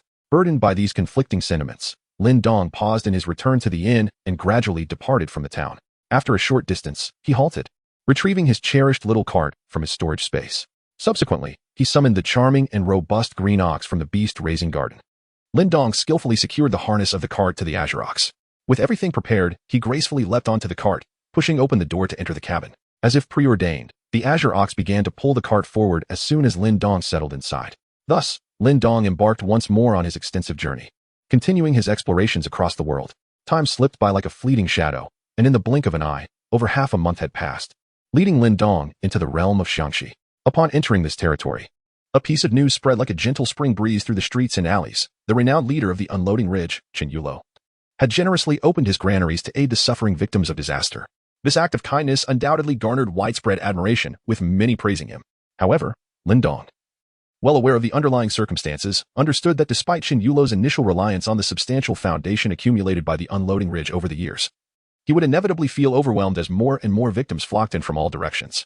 After all, in the face of a relentless influx of disaster victims, even the most robust financial and material resources would be hard-pressed to sustain themselves for long. Ultimately, Chen Yulo found himself unable to maintain his support and led his many brothers to the fabled Bottle Mountain, seeking to plunder the vast treasures hidden within. Yet, this well-intentioned venture marked the beginning of Chen Yulo's tragic fate. Moreover, if this were merely an ordinary world devoid of supernatural forces, such a large congregation of victims might only incite ailments like plagues. Yet, the realm they inhabited was imbued with wondrous spiritual energies. Thus, such a multitude of disaster victims would inevitably give rise to extraordinary occurrences. These events could prove fatal to any ordinary individual, yet for Lin Dong, they presented a significant opportunity for accruing merit. He could utilize various charms and spiritual waters to heal the injured or ill victims, which would undoubtedly earn him considerable spiritual merit. With this understanding, Lin Dong drove his ox cart alongside the victims, making his way to the location where the Unloading Ridge was distributing rice to the needy. Initially, the journey progressed smoothly. However, as time passed, some unfortunate incidents began to unfold. Certain confused and greedy victims, noticing Lin Dong's solitary figure beside his seemingly valuable cart, found their malicious intentions stirring within them. They plotted to eliminate Lin Dong under the cover of night and seize his cart along with any potential treasures it might contain. What these ill-intentioned individuals failed to anticipate was that the seemingly docile Azure Ox was, in fact, a magical beast endowed with extraordinary abilities. As night descended and those who sought to harm Lin Dong took their first steps, the spiritual energy within the Azure Ox transformed into an intense, frigid aura, instantly freezing these individuals into solid blocks of ice. Lin Dong paid little heed to their plight. His heart remained with the suffering victims, as he continuously employed his mastery of charms and precious spiritual waters to heal the wounded and save lives. His benevolent actions did not go unnoticed, spreading among the victims like wildfire, elevating his status in their eyes. When Lin Dong finally arrived at the modest town where Qin Yulo had established his granaries to aid the victims, the sight of his iconic ox cart prompted the hurried townsfolk to pause and willingly part to allow him passage. Soon, amidst the throng of people, Lin Dong entered this vibrant town brimming with hope. Atop the imposing city tower stood Qin Yulo, tall and commanding, surrounded by several of his trusted subordinates. The scene below quickly captured his attention. Observing the ancient ox cart weaving through the crowd, he felt a twinge of unease, as if it were overshadowing his own presence. Pointing towards the cart, he inquired of those nearby, "Who is it that rides within that ox cart?" Upon hearing Qin Yulo's question, a well-mannered young man hurried forward. Bowing respectfully before the leader, he cautiously approached the city wall and leaned over to gaze down at the cart. After a moment of contemplation, he returned to Qin Yulo's side and replied softly, "Reporting to the chief, as far as I know, there is likely a highly skilled practitioner of the Tao within that cart. This individual has recently utilized his profound charm and water techniques to rescue many suffering victims." At that moment, a woman in a vivid red dress, standing beside Qin Yulo, directed her gaze towards the ox cart below. Initially, she cast a casual glance, but as time passed, an unsettling familiarity began to dawn upon her. Suddenly, a flash of insight illuminated her mind, and she exclaimed, "Oh, isn't that the cart I encountered on the road the other day? Could it be that the person inside is the one who saved my life that night?" The unexpected outburst startled Qin Yulo, causing him to shudder, his heart nearly leaping from his chest. However, being a person of experience, he quickly regained his composure and turned a puzzled gaze towards the woman in red. Furrowing his brow, he inquired, "What is it, Miss Red? You seem to recognize that cart?" Realizing her previous reaction had been somewhat exaggerated, the woman felt a hint of embarrassment and offered a respectful salute to Qin Yulo, hastily explaining, "Chief, I don't know if you recall, but not long ago, I led a group of brothers on a mission. Yet, unexpectedly, that operation resulted in devastating losses, and we returned empty-handed." With a gentle sigh, she displayed a countenance filled with regret. Qin Yulo pondered her words, his mind racing. After a moment of silence, as if struck by a thought, he slowly articulated, "So it pertains to that incident. I do recall you mentioning a mysterious young man riding a colossal serpent who appeared out of nowhere to save you all. Could it be that this enigmatic figure is somehow connected to the individual within that ox cart?" The woman in red, uncertain, could only respond, "Chief, I cannot say for certain. After all, I have not seen the person inside the cart. Perhaps we should wait and see when he emerges, and then we will know." Upon hearing these words, Qin Yulo silently nodded and then directed his gaze towards the ox cart that was entering the city. As the cart reached the midst of the crowd, Lin Dong pushed open the carriage door and slowly emerged. Spotting Lin Dong, Hong Gunyang eagerly exclaimed to Qin Yulo beside her, "That's him. He saved us that day." In response to her declaration, Qin Yulo promptly made his way towards the nearby staircase, articulating as he walked, "Since he has shown you such kindness, we must descend to meet him and ascertain his purpose for coming here." Hong Gunyang and several other leaders, upon witnessing Qin Yulo descend the staircase, hastily followed suit. Before long, they navigated through the throng and arrived at the front of the ox cart. As Lin Dong traversed through the crowd, he discerned their presence in advance. Initially, he noted that Qin Yulo possessed a remarkable Taoist cultivation. Thus, Lin Dong discreetly employed his spirit eye technique. Under its gaze, he perceived that although Qin Yulo's Taoist cultivation was merely at the perfected stage of a young Taoist, he also exhibited commendable martial prowess. The amalgamation of both allowed him to exhibit strength akin to that of a mid-stage Taoist priest. Beyond his cultivation, Lin Dong observed an extraordinary circumstance surrounding Qin Yulo. While he had accumulated a significant amount of merit, he was simultaneously burdened with an overwhelming amount of karmic debt. Qin Yulo's charitable nature, exemplified by his act of opening the granaries, naturally contributed to his store of merit. However, intertwined with this merit was an insidious and substantial karmic debt, intricately connected to those in his vicinity. It was evident that this formidable karmic debt stemmed from centuries of grave robbing by the Shelling sect. As Qin Yulo assumed the mantle of the sect's leader, he bore the heaviest burden of this accumulated debt, as this centuries-old karmic debt continued to weigh upon him. The scant merit he had accrued began to deplete in a desperate attempt to safeguard him. Had it not been for the considerable merit he amassed over the years, it is likely he would have succumbed to dire fate long ago. In Lin Dong's eyes, The rate at which Chun Yulo's karmic debt eroded him was in a precarious balance with the rate of merit accumulation. However, the journey to the Bottle Mountain had undoubtedly inflicted significant wear on Chun Yulo's merit, leading him to a downward spiral that ultimately resulted in his blindness. Surrounding Chun Yulo were the elite figures of the Shelling sect, among whom was a somewhat familiar figure clad in red. These individuals, too, were affected by the karmic debt of the sect, yet they bore little merit themselves. Consequently, during the expeditions to the Bottle Mountain and Gelong Mountain, nearly all of Chun Yulo's elite companions suffered devastating losses. Thus, Lin Dong truly confronted the perils of tomb raiding.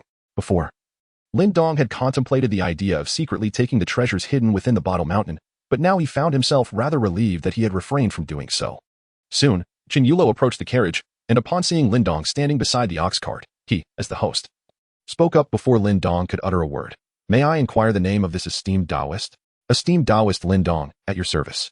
"I believe I have had the pleasure of meeting Mr. Chen," Lin Dong replied courteously upon hearing Chun Yulo's inquiry. Chun Yulo, who delighted in associating with remarkable individuals, felt a surge of joy upon learning that Lin Dong was acquainted with him, and promptly asked, "It seems you are familiar with me, esteemed Daoist." Lin Dong gazed intently at the beaming countenance of Chun Yulo, a subtle smile gracing his lips. Without a moment's hesitation, he responded to Chen's words, "Mr. Chen, your noble act of opening your granaries to aid the suffering populace has surely spread like a gentle breeze throughout the realm. In this world, many consider it a tremendous honor to be acquainted with you." Upon hearing these words, Chun Yulo, despite feeling a swell of pride and satisfaction within, could not entirely conceal a hint of guilt that flickered across his face. With a soft sigh, he remarked, "I have merely done what little I can. However, with the number of disaster victims continuing to rise, I fear I may struggle to sustain this effort for long." Lin Dong was acutely aware that although Chun Yulo had faced numerous perils and incurred significant losses in the Bottle Mountain, he ultimately succeeded in retrieving all the precious treasures concealed within, thereby alleviating the disaster. After hearing Chun Yulo's words, Lin Dong hurriedly offered words of comfort. "Director Chen, do not be overly troubled. As the saying goes, where there is a will, there is a way. In my view, when the time is ripe, a suitable solution will naturally present itself." Chapter 66, Contributing to Disaster Relief. Having spoken these comforting words, Lin Dong suddenly remembered that his carriage likely contained a considerable amount of silver coins. As he seldom required them, he resolved to present them to Chun Yulo for the relief of the victims. "Furthermore, I still have some silver on me. Today, I wish to donate it all to you, Director Chen, to lend a meager hand in assisting these unfortunate victims." Upon hearing Lin Dong's words, Chun Yulo felt as if he had just sipped a refreshing cup of honey water, his spirits lifting instantly. However, he did not believe that a humble monk could possess substantial wealth, so he ultimately declined Lin Dong's offer. "Daoist, your good intentions are appreciated, but you monks have little money. It is best to keep it for your own needs." At that moment, a young lady in a vibrant red dress, standing a short distance behind Chun Yulo, seized the opportunity while others were momentarily distracted. She discreetly reached out and gently tugged at the hem of Chun Yulo's garment. This subtle gesture instantly reminded Chun Yulo of the matter at hand. With a serious expression, he quickly spoke again. "Daoist, I wonder if you remember this young lady beside me?" As he spoke, he deftly nudged the young woman in red slightly forward. Lin Dong had already noticed the young woman clad in red when Chun Yulo and his companions arrived. The unfortunate event of unearthing a zombie from an ordinary grave left a lasting impression on him. Thus, in response to Chun Yulo's inquiry, Lin Dong nodded slightly and replied, "I naturally remember. We have crossed paths before." Upon hearing Lin Dong's acknowledgement, the young woman in red hurriedly clasped her hands in a gesture of respect, her demeanor imbued with reverence as she expressed, "I am deeply grateful for the life-saving assistance you rendered that day, esteemed Daoist. I have always held it close to my heart. I never anticipated such fortune to encounter you again here." Her voice, melodious and clear, resonated with genuine gratitude. However, in response to her heartfelt thanks, Lin Dong displayed a demeanor of nonchalance, waving his hand dismissively with a smile as he remarked, "It was but a trifling matter, hardly worth mentioning." His calm and untroubled manner evoked a sense of admiration in those present.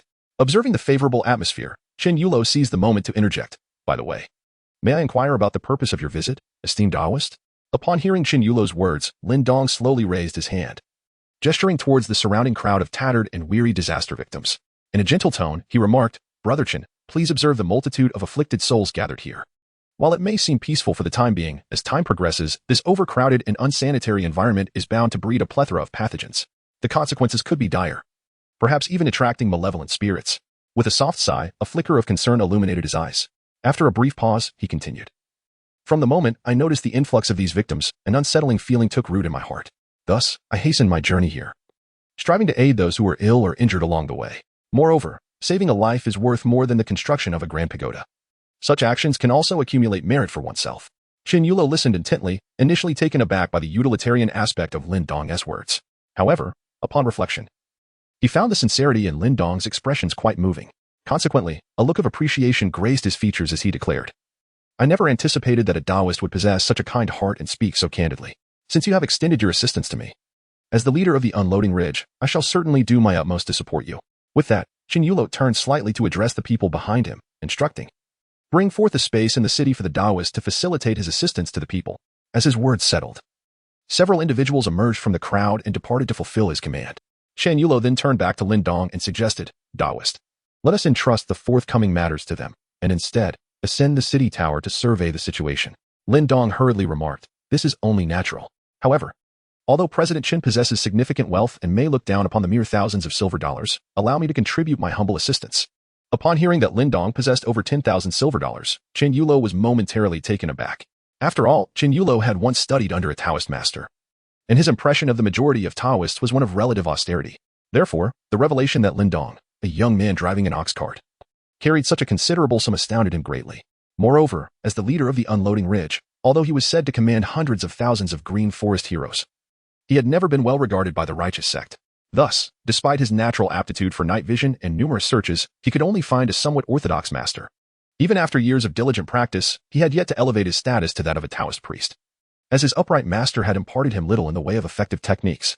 Now, however, a genuine Taoist clad in a Maoshan robe was lavishly praising him due to a moment of whimsy and even generously offering assistance. Even with a resolute mind, Qin Yulo could not help but feel a surge of emotion at this moment.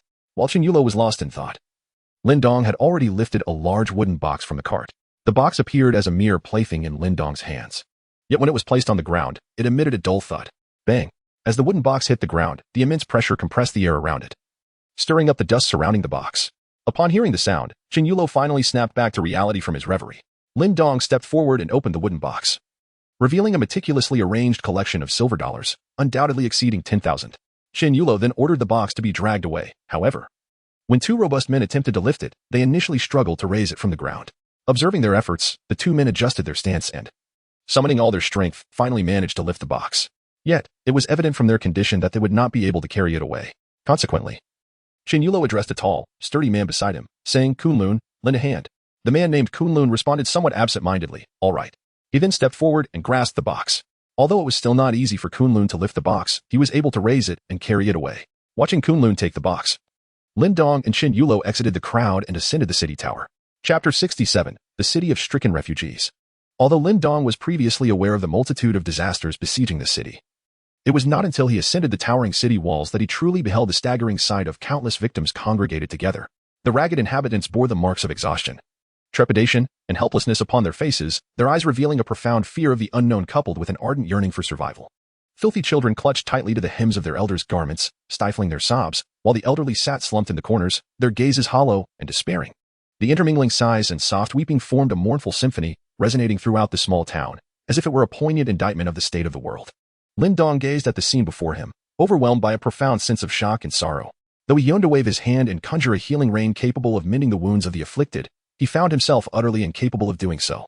This inability stemmed from two primary reasons. Firstly, his cultivation level did not permit the execution of such a technique. Secondly, the current state of the world lacked the necessary conditions for such an endeavor, as the environment was devoid of sufficient spiritual energy. Qin Yulo approached Lin Dong's side, speaking with a hint of compassion. "It is indeed astonishing, isn't it? My decision to open the granaries was prompted by witnessing scenes like this. However, what I observed then was far less shocking than what we see now." Lin Dong continued to observe the situation below the city, noticing that more individuals were hastening towards the town. The two had not watched for long when a sturdy laborer swiftly ascended from beneath the city walls. The laborer, standing not far behind them, respectfully addressed Qin Yulo, saying, "Captain, the area you instructed to be cleared has been prepared." Upon hearing this, Qin Yulo turned directly to Lin Dong and remarked, "Master Dao, since they have completed their task, shall we go and take a look now?" Lin Dong withdrew his gaze from the disaster survivors and nodded towards Qin Yulo. "Very well, please proceed, Chief Qin." With this affirmation, Qin Yulo gestured for the strong men to lead the way. Upon descending from the city wall, several strong men were already awaiting at the staircase. Under their guidance, Lin Dong and his companions swiftly arrived at a temporary tent situated near the city wall. At that moment, Hong Gunyang was directing the arrangements within the tent. Upon noticing their arrival, she hurriedly approached them. "Chief, Daoist Lin, you have arrived." Then, pointing to the tent behind her, she somewhat bashfully remarked, "I apologize, Daoist Lin, but there are no suitable places in the city at present, so we could only hastily erect this tent." while Lin Dong stood atop the city wall. He had already discerned that this fortress had likely long been abandoned. Most probably, Qin Yulo had dispatched someone to locate this place for the resettlement of the displaced. Thus, the city offered no commendable accommodations, and given that it had recently been activated, many of the refugees, despite having entered the city, found themselves exposed to the elements without so much as a roof overhead. Even those from the unloading ridge were temporarily residing in such makeshift tents. Upon hearing the words of the Red Maiden, Lin Dong promptly remarked, "What is there to complain about? To have cleared a space and erected a tent in such a short span is already a testament to the initiative of the unloading ridge faction." He then swiftly added, "However, let this tent remain for the refugees. I only require you to clear an area twice the size of this tent for me." Just as the Red Maiden was about to respond, Qin Yulo interrupted her, saying, "Red Maiden, please proceed as Lin Daoist has requested and clear a space for him." Following the directive, the Red Maiden quickly organized her team to clear a larger area beside the tent before them. As Lin Dong returned to his ox cart while they were clearing the open space, he skillfully maneuvered the Azure ox to draw the cart closer. Since there was no need to set up tents in the clearing, as soon as Lin Dong brought the cart from the crowd, the area was nearly ready. After a brief wait, a space twice the size of the previous tent area was cleared by a group of formidable laborers. Once the red-clad maiden had cleared the space, she hurried over to Lin Dong and Qin Yulo, exclaiming, "Daoist, the area you requested has been prepared. What shall we do next?" Lin Dong expressed his gratitude upon hearing the words of the Red Maiden, saying, "Thank you, Red Maiden. Now, I kindly ask you to take a couple of steps back." Qin Yulo, standing nearby, gestured to the surrounding, prompting them all to step back from the cleared space. After Lin Dong delineated the area, he reached out gently towards the nearby carriage, which instantaneously shrank to the size of a toy, fitting snugly in his palm. Subsequently, he hurled the diminutive carriage into the open space, and it expanded at a visible pace. However, during its metamorphosis, the carriage lost its original form, resembling a grand house instead. Ultimately, when the transformation ceased, a two-story wooden building had emerged in the area cleared by Hong Gunyang and her companions. Qin Yulo, along with the surrounding unloading laborers and the onlooking disaster victims, stood transfixed, utterly astonished by the spectacle before them. At that moment, a small girl's voice pierced the silence of the crowd. "Mommy, is that handsome brother a deity come to save us?" The tranquility of the surroundings amplified her words, making them resonate loudly. The girl's mother, realizing the source of the sound was her child, instinctively covered the little girl's mouth. Anxiously, she then cast a worried glance towards Lin Dong and his companions. Lin Dong approached the anxious mother and daughter with a gentle smile, softly brushing the dust from the little girl's face. He then retrieved a meat pie from his storage space and handed it to the child, saying, "I am not a deity, but I will be here to tend to your ailments. If you feel unwell, please come to this house to find me, all right?" After this, Lin Dong stood up and announced the news loudly to everyone around. He then invited Qin Yulo and others to enter the room for a closer look. Pushing open the wooden door, they stepped into an exquisitely designed two-story wooden house. However, many important rooms within the house were cleverly concealed by Lin Dong. After a few casual exchanges, Lin Dong began to immerse himself in life in this small town. Most of his days were dedicated to cultivation, while the remaining time was spent healing the injured disaster victims. Occasionally, he would dissolve a spiritual fruit into a large quantity of water, creating a rudimentary version of spiritual water to help restore the victim's health. Simultaneously, Lin Dong explained to Qin Yulo and the others the principles of disinfection using lime. Chapter 68. The arrival of Lord Luo. Despite the influx of disaster victims in the town, no chaos or epidemics broke out for the time being. 2 months swiftly passed. The small town witnessed a constant ebb and flow of disaster victims, gradually accumulating tens of thousands of individuals within its desolate boundaries. To maintain order, Qin Yulo mobilized numerous personnel from various sources. Additionally, many victims unable to survive elsewhere joined the Yuling faction within the town. However, even with the substantial support of over 10,000 silver dollars from Lin Dong, Qin Yulo began to feel the strain of resources. During these 2 months, Lin Dong's cultivation steadily progressed, bringing him to the threshold of becoming a master. Yet, he refrained from hastily breaking through. Part of the reason was to deepen his foundation, while another part stemmed from his recent observation of a scar-faced warlord named Luo Lawai, who had come to the town in search of Qin Yulo. This heralded the impending tale of fury in Xiangxi. The bountiful treasures within Mount Ping tantalized Lin Dong's desires, not to mention the enormous alchemical furnace, which could potentially be an extraordinary artifact. The existence of ghostly and human talismans alone warranted Lin Dong's journey. Moreover, various herbs thrived around Mount Ping, and the ancient tombs still held numerous treasures left behind. Therefore, Lin Dong planned to explore Mount Ping alongside Qin Yulo, though he did not intend to partake in any tomb raiding. After all, plundering such a grand tomb would undoubtedly attract considerable trouble, and even the karma incurred would be beyond the endurance of an ordinary person. As for Qin Yulo and his companions, burdened by debts, they could bear the consequences of any karmic repercussions from tomb raiding. A few days after Luo Lawai's arrival, Lin Dong noticed the Yuling warriors in the town beginning to prepare various tools. Thus, one evening, Lin Dong left the wooden house alone and sought out Qin Yulo. Throughout these 2 months, as the two most unique individuals in the town, Lin Dong and Qin Yulo frequently engaged in conversation. Although they were not bound by the deepest of friendships, they had developed a solid camaraderie.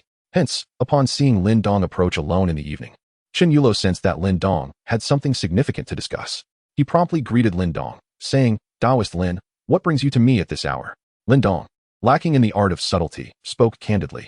"I have observed the city's excavation laborers diligently preparing various tools for tomb exploration. Thus I have ventured to divine your fortune." Upon hearing this, Qin Yulo's interest was piqued. "Oh, I am curious to know how Lin Daoist's divination has turned out." Although Lin Dong is adept at divination, this time he relied not on fortune-telling, but rather on his profound understanding of the narrative. Indeed, the insights gleaned from divination cannot rival the knowledge he possesses from having witnessed the unfolding of events. Thus, in response to Qin Yulo's curiosity, Lin Dong could have elucidated the entirety of his future life trajectory. However, in pursuit of his own interests, he chose to remain somewhat reticent and merely conveyed, "The outcome of my divination is rather dire, a most unfavorable omen. Which is why I sought you out for a discussion." Upon hearing this grim news, the jovial expression on Qin Yulo's face abruptly stiffened, gradually transforming into a more solemn demeanor. Yet, he quickly recalibrated his emotions and remarked, "Oh, that's of little concern. We have always been on the brink of peril, and everyone is mentally prepared. I am merely curious about what the Taoist priest wishes to discuss with me." From Qin Yulo's words, Lin Dong sensed a hint of despondency. Yet he also discerned a resolute spirit. However, this did not deter Lin Dong from expressing his forthcoming intentions. "Brother Chun, through our time together, I have come to recognize you as a man of unwavering integrity and strength. Therefore, I am prepared to lend you my assistance. Yet, I must implore you to reveal your destination, so that I may offer you some prudent advice." Although Lin Dong was already aware that Qin Yulo and his companions intended to journey to Ping Mountain, he could not simply disclose this information, as it would seem as if it were divined. Qin Yulo, being a practitioner of the arts, possessed a certain level of skill, albeit not as formidable as others. Thus, Lin Dong could not treat him as one of the uninformed. Any deception must adhere to a semblance of logic. Therefore, it was imperative for Lin Dong to ascertain their intended whereabouts before he could provide sound counsel. Moreover, should Qin Yulo choose to withhold the truth of their destination, Lin Dong would have no choice but to respect their fate. After a moment of contemplation, Qin Yulo responded to Lin Dong, "Daoist Lin, our journey is not far. It lies within the depths of the nearby mountains. However, we are currently uncertain of the exact location and must seek clues within those mountains." Lin Dong contemplated for a moment before speaking. "In the depths of the mountains of western Hunan, there is an abundance of various venomous insects and extraordinary beasts. The ancient tomb that Brother Qin has set his sights on is surely not an inconspicuous one. Throughout history, grand tombs have harbored many dangers. Since Brother Qin has chosen an ancient tomb nestled in the deep mountains of western Hunan, it is likely that the venomous creatures within are even more formidable. Therefore, it is imperative that Brother Qin brings ample supplies of substances such as lime and sulfur to ward off these pests." As soon as Lin Dong's words fell, Qin Yulo nodded and remarked, "Your reasoning is sound, Daoist Lin. Although I have made some preparations, I did not take this operation to heart. Had it not been for your timely counsel, I fear my momentary oversight could have resulted in grievous losses for the Unloading Ridge sect. Please allow me to pay my respects." With that, Qin Yulo rose from his seat, poised to bow deeply before Lin Dong. Upon witnessing the scene, Lin Dong promptly stepped forward, supporting the clasped hands of Qin Yulo, who was poised to offer a bow. "My dear brother Qin, there is no need for such formality. As the saying goes, those who walk the righteous path receive abundant aid, while those who stray find themselves alone. The assistance I extend to you today is solely due to your noble act of generosity, unburdened by concerns of gain or loss. I surmise that you shall soon find yourself quite occupied, so I shall take my leave for now." With that, Lin Dong bid farewell and returned to his humble wooden abode. True to Lin Dong's anticipation, Qin Yulo began instructing his men to prepare a vast array of supplies to combat the venomous creatures and peculiar beasts. Within a few days, he had nearly completed all preparations. Consequently, accompanied by Hong Gu and others, he made his way to Lin Dong's two-story wooden dwelling. Qin Yulo's visit coincided with a tranquil morning when Lin Dong had yet to embark on the day's endeavors. Chapter 69. The journey to Mount Ping. Lin Dong observed the sleek attire of Qin Yulo and his companions, realizing they were prepared for departure. He then inquired, "Brother Qin, are you here to bid me farewell?" Qin Yulo, feeling a sudden sense of shyness, scratched his nose and replied, "Not entirely, primarily. I wish to see if Daoist Lin would be inclined to accompany us." It seemed that Qin Yulo was apprehensive about imposing on Lin Dong, so he hastily added, "Of course, if Daoist Lin prefers not to join, it is perfectly fine. I will ensure that arrangements are made to maintain order here in your absence." Although Lin Dong had long been prepared to accompany Qin Yulo and the others, he momentarily hesitated, reflecting on the matter. After what seemed like a resolute decision, he replied with conviction, "Very well. Were it not for Brother Qin's noble purpose of aiding the disaster-stricken, I would never consider extending my assistance." Upon hearing these words, Qin Yulo was momentarily touched. Thank you, Daoist Lin, for your support. I shall forever hold your kindness in my heart. Upon witnessing this, Lin Dong gently waved his hand and led the way out of the wooden cabin.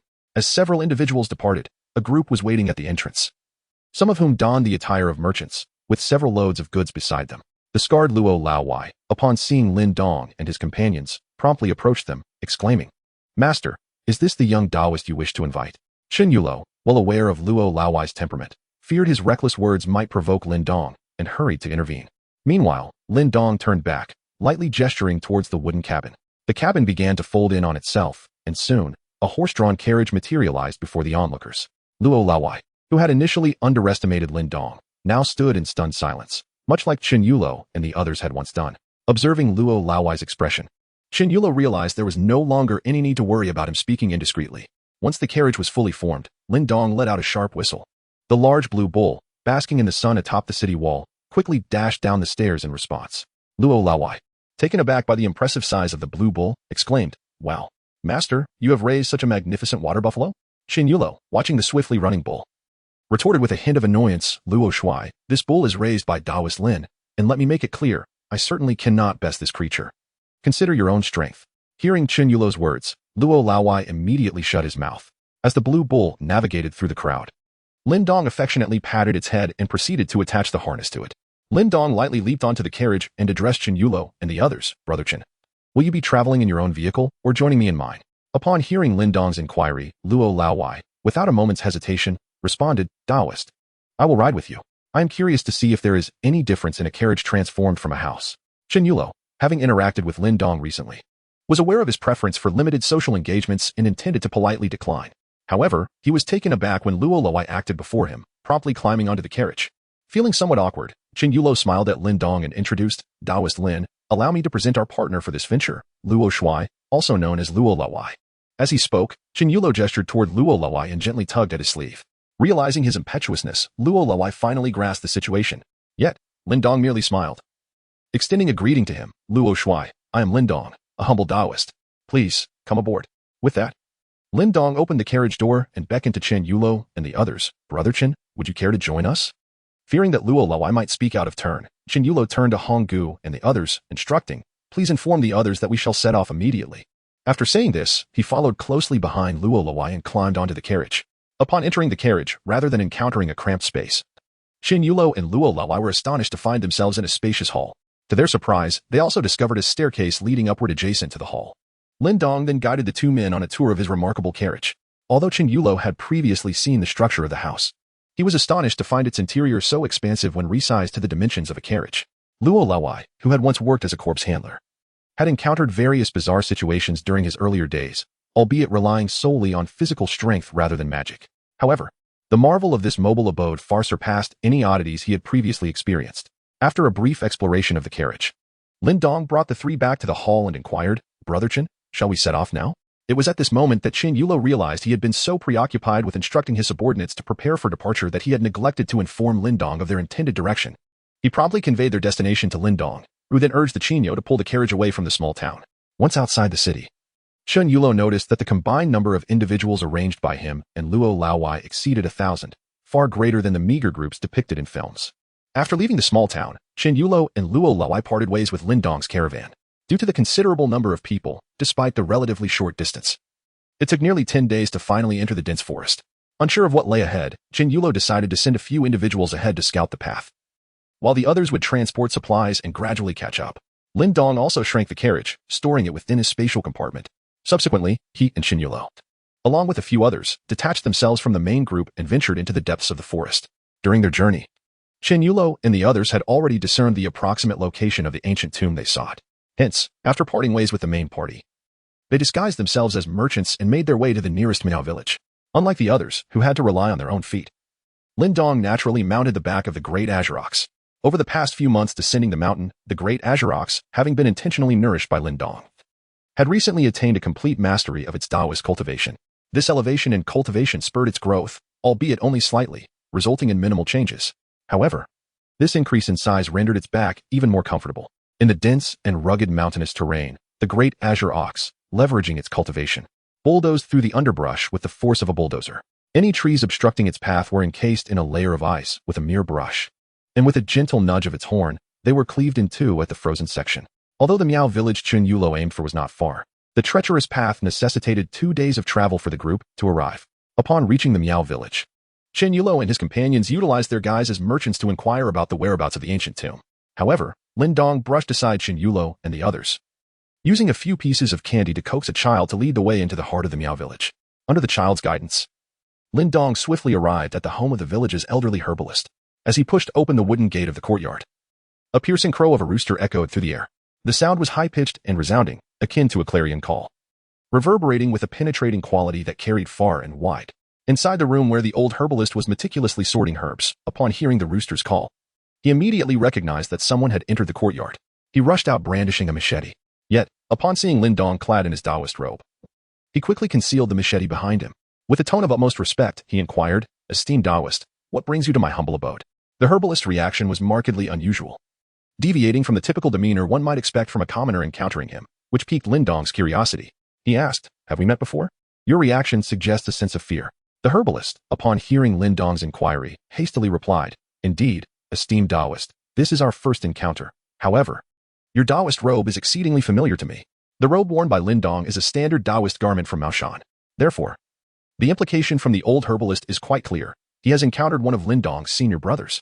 Furthermore, it seems that the senior brother has left a profound impact on him, or perhaps instilled a considerable fear, which explains the herbalist's timid demeanor upon seeing Lin Dong today. Lin Dong curiously inquired, "From your words, it seems you have encountered one of my senior brothers. I wonder who it might be." The old herbalist, without any pretense, simply replied, "I do not know that Daoist's name, but a few years ago, when I crossed paths with him, he was single-handedly battling a horde of malevolent spirits. I recall that when he made his move, it was like a thunderclap in a clear sky. The spirits were as mere playthings in his hands, dissipating at a mere touch." As the old herbalist reminisced, his eyes were filled with longing, yet also imbued with profound fear. Listening to the words of the old herbalist, Lin Dong finally comprehended that the person he had encountered was none other than Shi Jin, the senior disciple of the Maoshan lineage. Simultaneously, Lin Dong understood why the old herbalist's gaze was laden with fear that far surpassed any sense of longing. Shi Jin was not only exceptionally gifted, but also ruthless in his actions, rarely showing mercy. Thus, anyone who had witnessed Shi Jin in action would undoubtedly be gripped by an overwhelming sense of fear. As the old herbalist completed his recollection, he hastily turned to Lin Dong and inquired, "By the way, Daoist, what brings you to seek me?"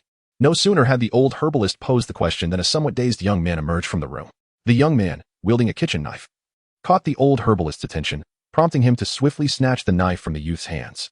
He admonished, "Muji Xianka, who permitted you to come out? Hurry back to your room." With that, the old herbalist playfully kicked the young man's backside.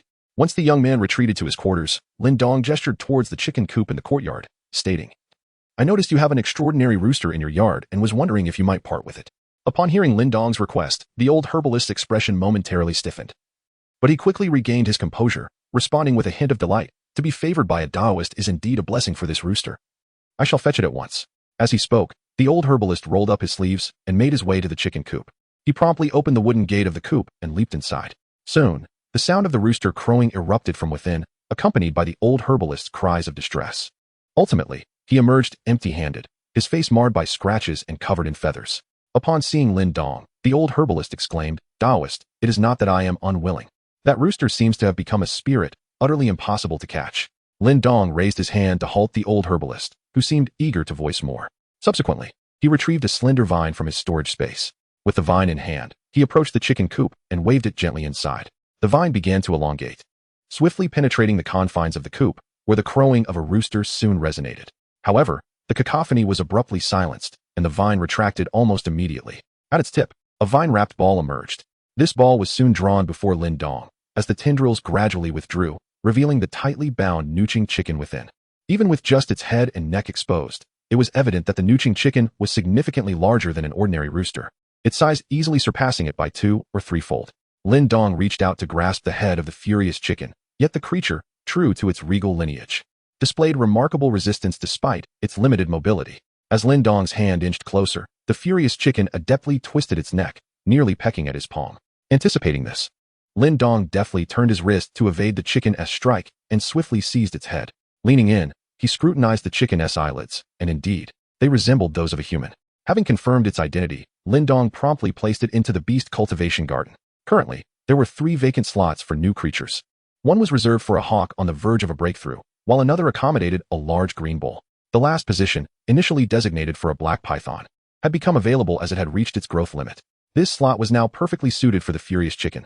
After securing the chicken, Lin Dong also stored the vine artifact in his inventory.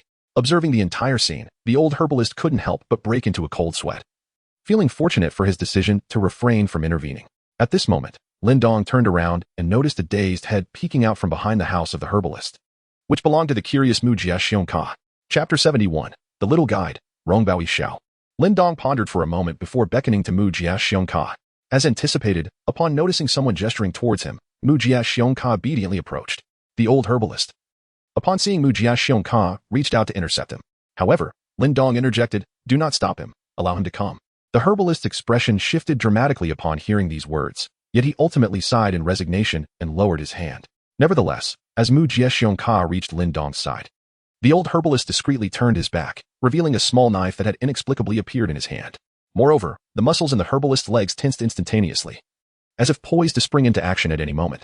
Lin Dong gazed at the towering figure of Mu Jia Xiong Ka before him, and with a deliberate motion, he reached into his bosom to retrieve a piece of candy, which he extended towards Mu Jia Xiong Ka. Upon receiving the confection, Mu Jia Xiong Ka inhaled its aroma before promptly devouring it, despite the old herbalist's futile attempts to intervene. As he relished the sweetness of the candy, a spontaneous smile blossomed on his lips, radiating pure joy. Seizing this moment, Lin Dong grasped one of Mu Jia Xiong Ka's hands and channeled his magical energy along his arm, delving into an examination of Mu Jia Xiong Ka's physical condition. Before long, Lin Dong discerned several blockages within the cerebral veins of Mu Jia Xiong Ka, which were evidently the culprits behind his dementia. However, Lin Dong's mastery over magic was not sufficiently refined to dissolve these obstructions through his mystical powers. Nevertheless, he possessed alternative methods to aid Mu Jia Xiong Ka in alleviating the blockages within his meridians. With that intent, Lin Dong procured another bag of candy from his garments and presented it to Mu Jia Xiong Ka. He then approached the old herbalist, producing a small pouch from his own attire and handing it over to him. Within this pouch lay 3 leaves of spiritual tea, each capable of being steeped in boiling water to yield 10 portions of ethereal essence. If consumed daily, within a month, Mu Jia Xiong Ka would regain his normal faculties. As he spoke, Lin Dong gestured toward Mu Jia Xiong Ka, who was incessantly attempting to count the candies, yet remained unable to ascertain the total number. Upon hearing Lin Dong's words, the old herbalist swiftly extended his hand to receive the small package. In Lin Dong's perspective, his actions today represented a fair exchange of 3 leaves of spiritual tea for the angered bird, thus rendering both parties free of obligation towards one another. Moreover, the 3 leaves of spiritual tea held far greater significance for the old herbalist family. As Lin Dong stepped out of the courtyard, he abruptly halted his movement, skillfully gesturing with his hands to invoke his spiritual vision technique. Turning his gaze back, he beheld the old herbalist unwrapping a small parcel, and he discerned that traces of cultivation lingered on the old man's form. However, it appeared that his powers had been rendered null by another, which had previously escaped Lin Dong's notice. It was only upon activating his spiritual vision that he could detect the faint remnants of cultivation on the old herbalist. Additionally, a subtle trace of thunderous energy clung to him, a sensation that was strikingly familiar to Lin Dong, unmistakably akin to the thunderclap fist of his senior brother, Shi Jian. Upon discovering the situation of the old herbalist, Lin Dong finally comprehended why the old man would display such fear upon seeing his Taoist robe. However, the fact that the old herbalist managed to survive under the hands of his senior brother, Shi Jian, indicated that he was not a mere ordinary figure. Thus, even after uncovering the old herbalist's secret, Lin Dong chose not to intrude further, instead turning directly towards the entrance of the Miao village. At that moment, the old herbalist also suddenly paused in his examination of the spiritual tea, lifting his gaze to cast a glance at the departing Lin Dong.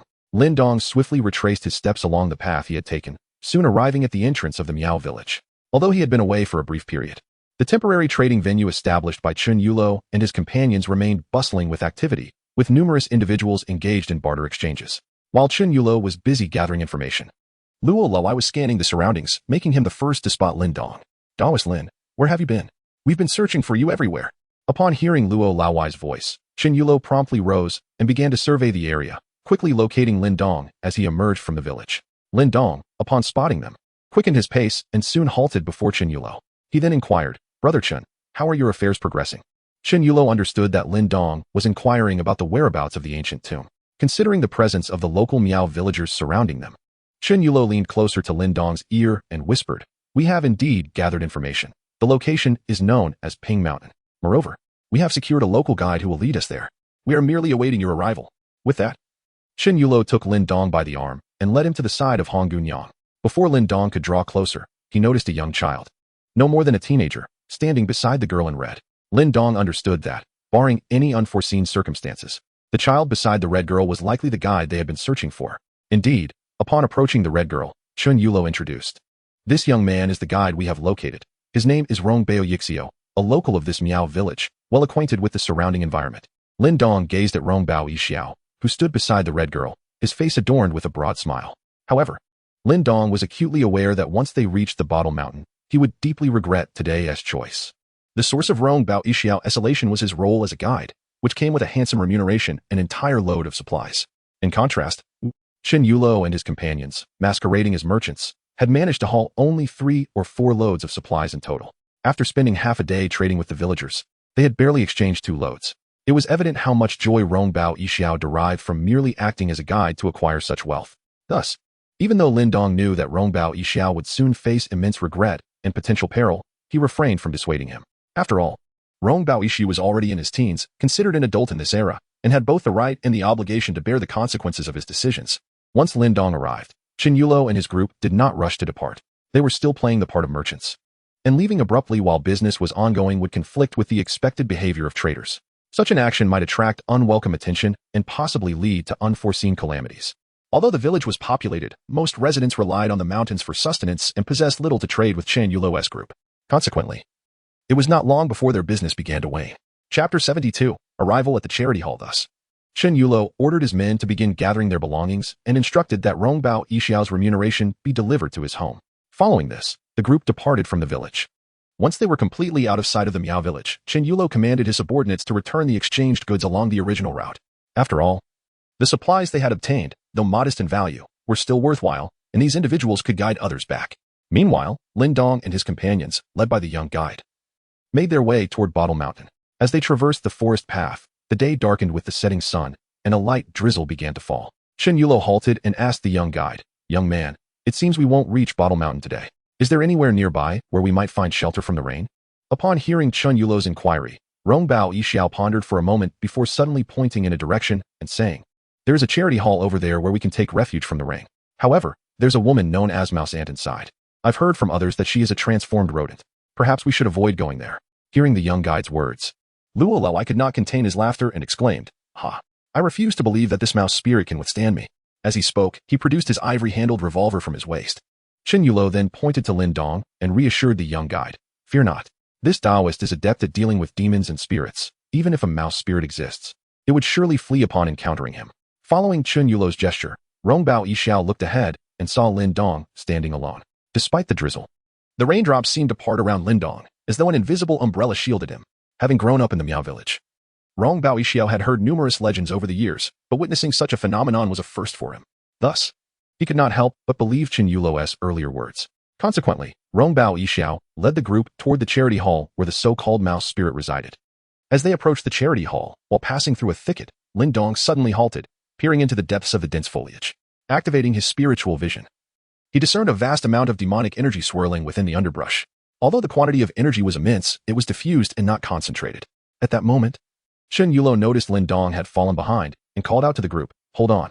Where is Lin Daoist? You all wait here for a moment. I shall go back to find him." Without waiting for a response, Chen Yulo turned and ran back. He soon spotted a figure gazing into the distance. Upon recognizing Lin Dong, he called out, "Lin Daoist, what are you doing here?" Hearing Chen Yulo's voice, Lin Dong withdrew his gaze and approached him, replying, "Nothing. Let us proceed." Though curious, Chen Yulo, as the leader of their group, understood that not every moment warranted inquiry. Thus, he said nothing more and followed Lin Dong. And together they soon rejoined Luo Laowai and the others, who breathed a sigh of relief at their return. Nevertheless, Luo Laowai could not help but ask Lin Dong, "Lin Daoist, why did you suddenly lag behind? With your level of cultivation, you surely cannot be lost?" Lin Dong replied with a smile, "Oh, it's nothing much. I simply stumbled upon something intriguing, so I paused to take a closer look." Upon hearing Lin Dong's response, old Luo suddenly became animated and exclaimed, "Lin Daoist, you haven't discovered some treasure, have you? We are all here together, so do not indulge in solitary enjoyment." Lin Dong regarded the avaricious Lao Luo with a glimmer of danger in his eyes and remarked, "The object I have discovered is surely something that Commander Luo would never wish to encounter in his lifetime, perhaps due to Lin Dong's amicable demeanor during this period." Lao Luo, upon hearing his words, felt compelled to retort. However, Chen Yulo, standing nearby, discerned the underlying implication in Lin Dong's statement and swiftly intervened to prevent Lao Luo from further commentary. Subsequently, amidst a somewhat awkward atmosphere, the group hurriedly made their way to the ancestral hall indicated by the young guide. Just as Chen Yulo and the others rushed inside to seek refuge from the rain, Lin Dong, however, paused outside the hall, employing his spiritual sight. After a thorough scan, he found no signs of any anomalies within. At that moment, several individuals who had already entered the hall noticed that Lin Dong remained outside in the rain, his hands engaged in some arcane gesture. Chen Yulo, suspecting potential danger within the hall, wasted no time in seizing the young guide and fleeing from the premises, while also calling out to Hong Gu and the others as they made their escape. Lin Dong observed the frantic demeanor of Chen Yulo and the others, and he couldn't help but feel a surge of anxiety himself. Promptly, Lin Dong retrieved a peach-wood sword from his storage space with remarkable swiftness and with heightened vigilance. He moved forward. In Lin Dong's perspective, any spirit capable of eluding his keen sight must possess considerable strength. Thus, during his approach, he also took out the Frost Lotus cloak from his storage. Upon reaching Chen Yulo, Lin Dong inquired urgently, "What has happened? Is there something amiss within the ancestral hall?" Hearing Lin Dong's question, Luo Lawai and Hong Gunyang, along with the others, swiftly turned their gazes towards the fleeing Chen Yulo, realizing that he had perhaps overreacted. Chen Yulo felt a mixture of embarrassment and irritation under their scrutiny.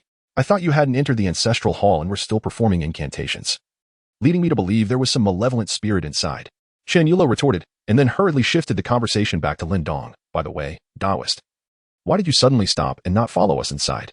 Upon hearing this, Lin Dong realized that the current situation was nothing more than a farce shared between him and Chen Yulo. Consequently, he returned the peach-wood sword and the cold lotus cloak to his storage space before responding. "I was merely inspecting whether there were any peculiar energies within this ancestral hall." "Were there any?" Old Luo, ever cautious about his life, hurriedly inquired upon sensing the potential danger. Lin Dong shook his head and replied, "Within this ancestral hall, I have indeed found no signs of danger." However, Old Luo, observing Lin Dong's reluctance to get to the point, grew impatient and urged, "But what? Do speak swiftly." Chapter 73, The Mysterious Forest and the Raccoon Demon. Lin Dong cast a deep glance at Old Luo and then replied, "However, on my way here, I stumbled upon a nest of minor demons, and I am now prepared to eliminate them. I recall that Commander Luo previously asked me to share this with you, though I wonder if he is now willing to accompany me."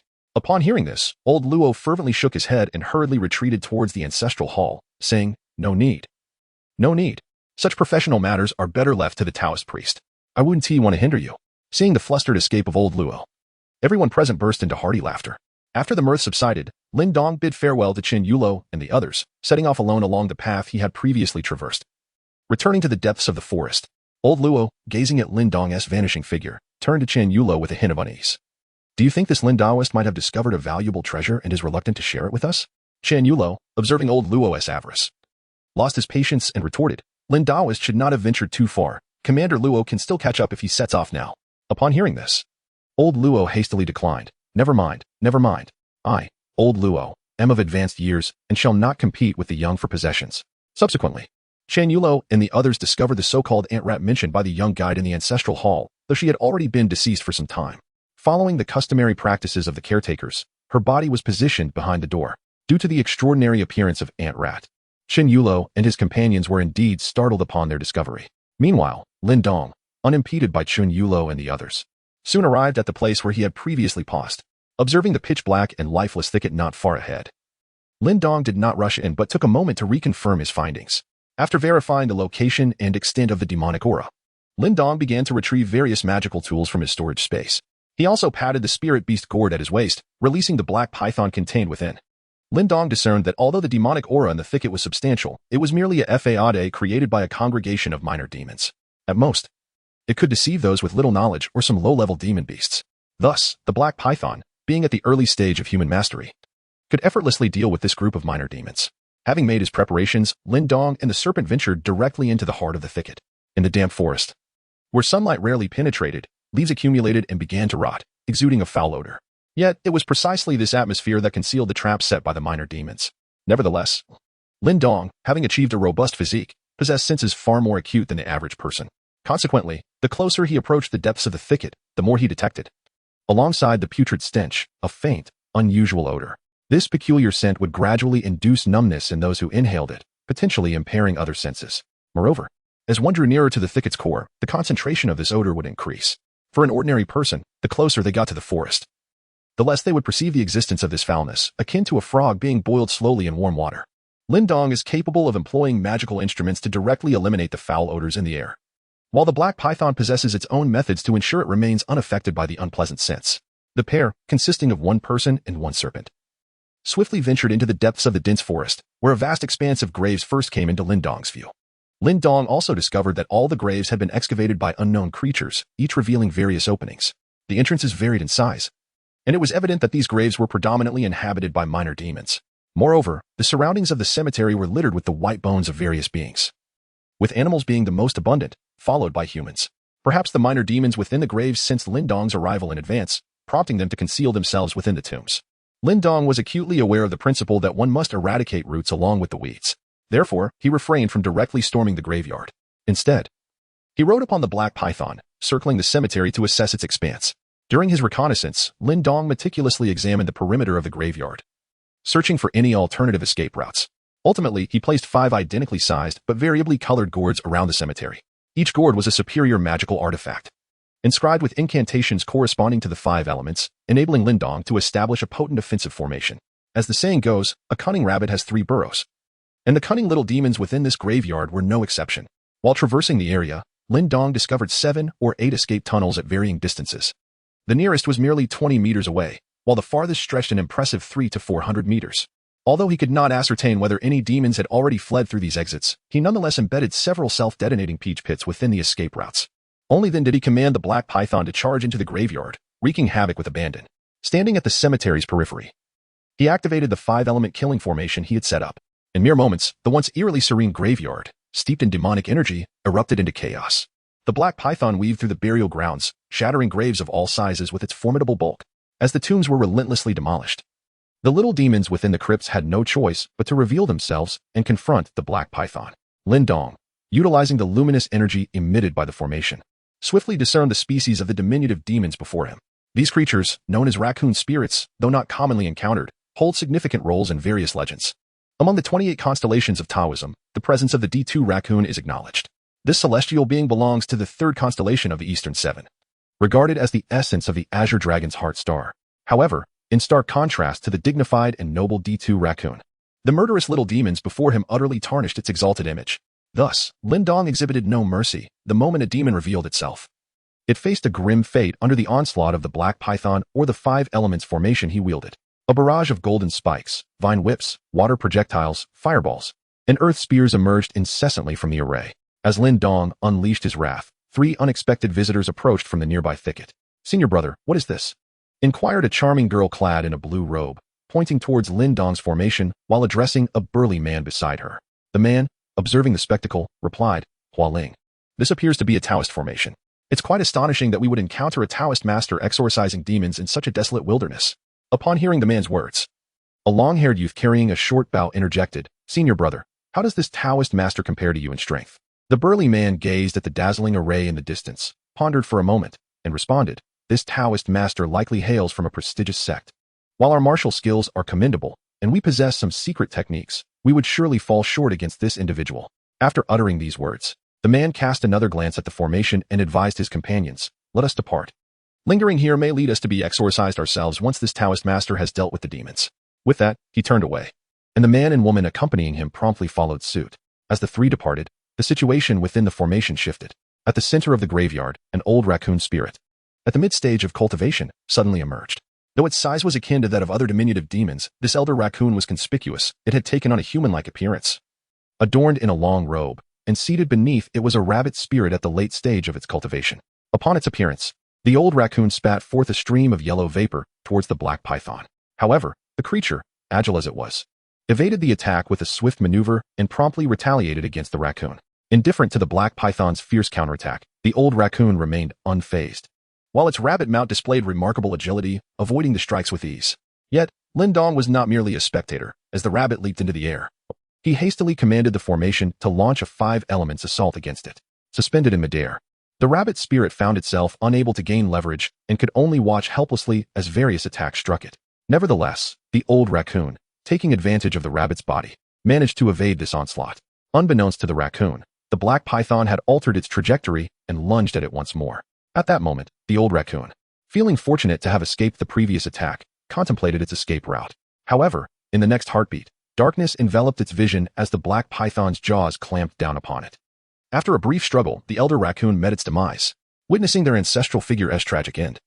The remaining diminutive demons in the graveyard abandoned their resistance and fled toward the nearest exit, seeking to escape through the underground passage. Yet, one of Lin Daoist's 5 elements formations was capable of manipulating earth and stone, and thus, many of the fleeing creatures were crushed to death by his control over the terrain. A few that successfully reached the escape route were met with sudden demise as the explosive peach pits at the entrance detonated, claiming their lives before they could savor their fleeting joy. As the diminutive demons began their retreat, tranquility soon reclaimed the graveyard. Not long after the battle commenced, Lin Daoist noticed 3 unfamiliar figures nearby. Apart from their varying levels of strength, the 3 shared striking similarities. They exuded a dense, earthy aura and a faint trace of Taoist energy. Additionally, Lin Daoist sensed a chilling curse emanating from them. However, the trio did not approach and merely lingered for a brief moment before stealthily departing. Lin Daoist, considering his current position alongside the characteristics of the 3 individuals, surmised that they must be the last descendants of the mountain-moving sect, namely Zhigu Xiao, Old Foreigner, and Hualing. As the battlefield regained its tranquility, Lin Daoist, wielding a peachwood sword, ventured into the formation. Only after confirming that no living demon beast remained within the entire graveyard did he dismantle the array. What followed was Lin Daoist's time to manage the spoils. In ancient times, the pelts of raccoons were esteemed treasures among the nobility. Moreover, these raccoons had evolved into spiritual beings, and their fur, nourished by demonic energy, was of even greater value. Thus, Lin Daoist first gathered all the pelts of the raccoon spirits from the graveyard. The remaining bones were collected as they could remedy the soul departure affliction. As for the residual flesh and blood, they were generously awarded to the diligent black python. Just as Lin Daoist concluded the sorting of the spoils and prepared to return to the righteous manor, he noticed a figure rushing towards him. The aura emanating from this individual was quite familiar to Lin Daoist. It was indeed Qin Yulo, whom he had previously encountered. Furthermore, Lin Daoist observed that Qin Yulo seemed to be in pursuit of something. As Qin Yulo drew closer, Lin Daoist discerned a small wild cat in front of him. However, both the wild cat and Qin Yulo gradually slowed their pace as they approached the graveyard, yet neither of them seemed to notice. Before long, the diminutive wild cat collapsed onto the ground, and the pursuing Qin Yulo followed suit, both falling to the earth. Although Lin Daoist had dealt with the minor demons within the graveyard, the miasma they had dispersed around the vicinity remained unabated. The actions of Qin Yulo and the wild cat were indicative of their succumbing to the noxious fumes surrounding the graveyard. Lin Daoist rushed over as soon as he saw Qin Yulo fall victim. When Qin Yulo was first struck, his heart brimmed with terror, especially as the sound of footsteps approached, causing his heart to leap into his throat. Naturally gifted with night vision, Qin Yulo could see clearly even in the dimly lit forest. Thus, as the figure drew near, he recognized Lin Daoist and breathed a sigh of relief. Lin Daoist was aware that Qin Yulo was unable to move, so he retrieved a leaf of calming tea from his storage space and held it near Qin Yulo's nose for him to inhale. Fortunately, Qin Yulo's poisoning was not severe. Shortly after inhaling the tea leaf, he began to regain his ability to move. Upon witnessing Qin Yulo's ability to move, Lin Daoist inquired, "Brother Qin, how is it that you find yourself here?" Qin Yulo gestured towards a wild cat in the vicinity and replied, "It was all in pursuit of that wild cat that I inadvertently fell victim to the miasma here." With that, he struggled to stand and retrieved a dagger lying beside him. As he approached the wild cat, he continued, "The rat widow of the has passed away. Yet this wild cat brazenly carried off one of her ears right before my eyes. The rat widow and my fellow brothers from thee are all unfortunate souls. I could not bear to see her end in such a disreputable manner, hence I pursued her, only to be ensnared in this place." Before he could finish his sentence, Qin Yulo reached the wild cat and swiftly ended its life with a decisive strike. He then picked up a desiccated ear from beside the wild cat and presented it to Lin Daoist, exclaiming, "Behold, this is the ear." Afterward, he questioned Lin Daoist, "By the way, did you not mention your intention to exterminate demons? How is it that you two find yourself here?" Lin Daoist raised his hand and calmly gestured towards the desolate graveyard behind him, responding, "Rest assured, it has all been dealt with. Moreover, were it not for the miasma laid by the malevolent creatures in this vicinity, how could you, with your prowess, have fallen prey so easily?" Upon hearing this, Qin Yulo hastily turned his gaze in the direction Lin Daoist indicated. However, what first caught his eye was not the dilapidated graveyard, but rather 2 lanterns emitting an eerie glow. Just as Qin Yulo was about to rely on the lantern's light to survey his surroundings, the 2 lanterns flickered unexpectedly. His attention was instantly captivated. Upon closer inspection, he realized that they were not merely lanterns, but rather the enormous eyes of a serpent. Qin Yulo mistakenly believed it to be a serpent demon that Lin Daoist had overlooked, and he feared an imminent ambush. Without hesitation, he grasped Lin Daoist's arm tightly and shouted, "This is bad. Run. There's a monster behind you." While speaking, he desperately tugged at Lin Daoist, eager to flee this perilous place. Yet, no matter how hard Chen Yulo exerted himself, even with all his strength, he could not budge Lin Dong in the slightest. Conversely, Lin Dong merely applied a gentle force and effortlessly pulled Chen Yulo back. Do not be alarmed, brother Chen. That is not a monster, but my spirit companion. It will never harm us. Lin Dong, with a gentle smile and a relaxed tone, comforted the startled Chen Yulo. Gradually, two serpent-like eyes emerged from the darkness, revealing the presence of a massive black snake concealed within the shadows. It was the snake's dark scales that had prevented Chen Yulo, who possessed natural night vision, from noticing it sooner. At that moment, he recalled the words of the Red Lady, who had mentioned that Daoist Lin had a gigantic black serpent. However, during the past 2 months of companionship, Lin Dong had only been accompanied by a large azure bull, causing Chen Yulo to gradually forget her previous words. Realizing that the formidable black serpent behind him posed no threat, Chen Yulo felt an immediate sense of relief. It was only then that he truly observed the ruins surrounding Lin Dong. Yet, before he could examine them in detail, a sudden dizziness overwhelmed him. Reminiscent of being affected by miasma, he quickly suggested, "We should depart swiftly. The Red Lady and the others are waiting for us at the ancestral hall." Although Lin Dong was aware that Chen Yulo intended to depart due to the miasma, he refrained from exposing him. Instead, he grasped Chen Yulo and leaped onto the head of the black python. Subsequently, Lin Dong guided Chen Yulo on a breathtaking experience. The black python, utilizing its formidable bulk, charged recklessly through the jungle. Before long, the trio, 2 individuals and 1 serpent, returned to the exterior of the ancestral hall. In this era, aside from a handful of cultivators and pilots, Chen Yulo might very well be the first to traverse such rapid means of transportation. Thus, upon dismounting the serpent, he could not help but exhibit signs of motion sickness, pressing himself against the wall of the ancestral hall, nearly on the verge of retching. Fortunately, Chen Yulo's physical constitution was far superior to that of an ordinary person, allowing him to suppress the wave of nausea. Upon witnessing the scene, Lin Dong inquired with concern, "Brother Chen, are you feeling unwell?" After taking a few deep breaths, Chen Yulo replied, "It's nothing. Let us proceed inside swiftly." As soon as the words left his lips, he stepped toward the entrance of the ancestral hall. However, just as his right foot crossed the threshold, he hesitated and withdrew. Turning to Lin Dong, who was beside the black spider, Chen Yulo cautiously remarked, "Daoist Lin, I am truly grateful for your aid this evening. However, as the leader of the unloading ridge, I wonder if we might discuss this matter further." Lin Dong naturally understood Chen Yulo's intention, so he hastily replied, "Brother Chen, I find myself somewhat perplexed by your words. Did you not encounter me only after you had slain the wild cat on your own?" Pleased by Lin Dong's assurance, Chen Yulo cheerfully made his way towards the charity hall. Lin Dong gazed at Chen Yulo's retreating figure and couldn't help but feel that there was indeed a certain childlike innocence about him at times. Observing that Chen Yulo had already entered the ancestral hall, Lin Dong ceased his delay and promptly stowed the black python into the spirit beast gourd at his waist. He then followed in Chen Yulo's footsteps and stepped into the hall.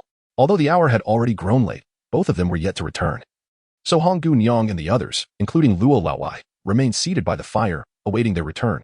As Lin Dong made his way into the ancestral hall, he heard Honggu Nyang exclaim, "Zongba Tu, you have finally returned." Before Lin Dong could hear Chen Yulo's response, he was interrupted by the voice of old Luo. "Chun, have you managed to catch that wild cat?"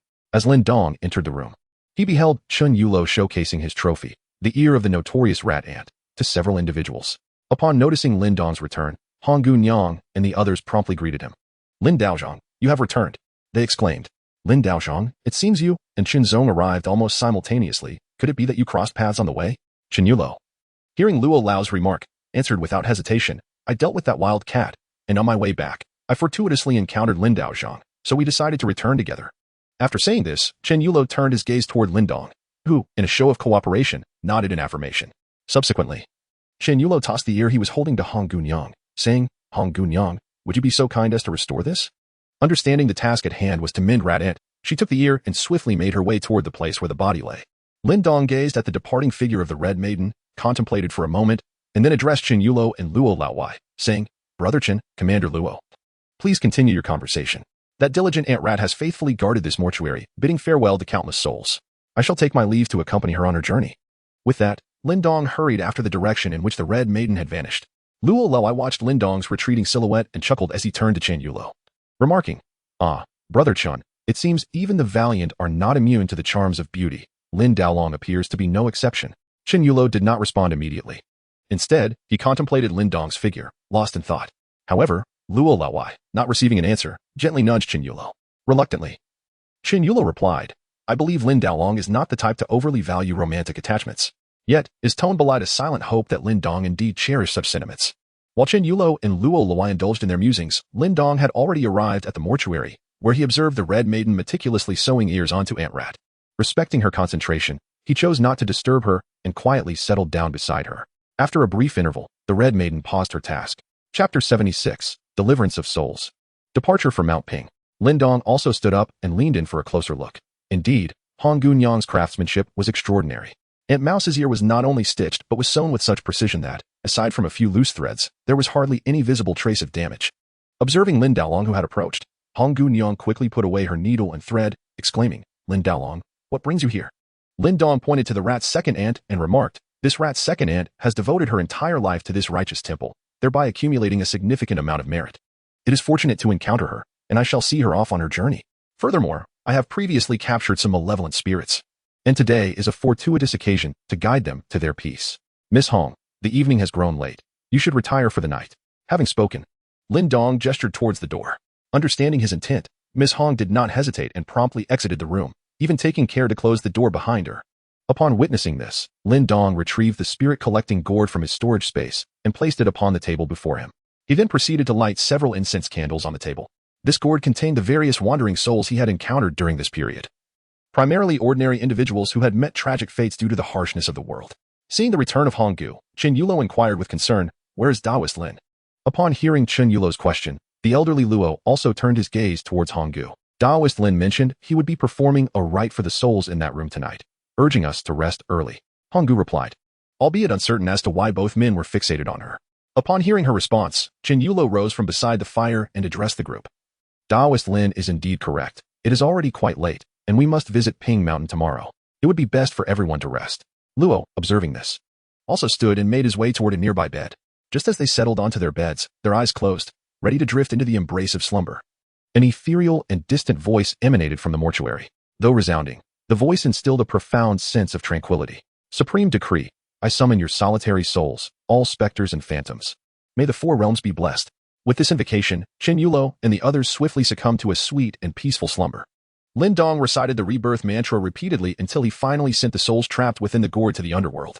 In truth, to ensure that all souls enter the cycle of reincarnation devoid of any sin, a process of several days of expiation would be required. However, while these souls may have been innocent in life, they transformed into malevolent spirits after death, wreaking havoc in various realms. Therefore, in Lin Dong's perspective, if they were to evade the punishments of the 18 levels of hell, it would be an injustice to all living beings in the universe. Thus, the primary purpose of Lin Dong's recitation was not to absolve them of their sins, but rather to summon the spectral soldiers of the underworld to force these souls back to their rightful realm. Yet, the departure of the spirits from the gourd did not signify the end of Lin Dong's endeavors. He then dedicated a segment of the rebirth mantra specifically for Aunt Mouse, hoping she would lead a blissful and fulfilling life in her next incarnation.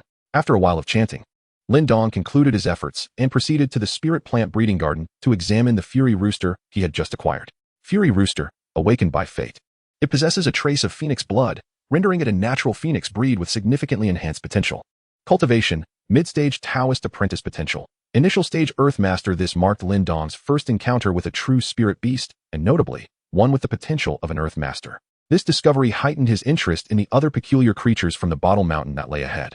Time swiftly passed, and the sky outside began to brighten, while Lin Dong gradually heard the familiar sound of clanging from afar. This sound resonated with him, reminiscent of the clattering made by the unloading laborers he had encountered en route to Bottle Mountain, bearing various tools.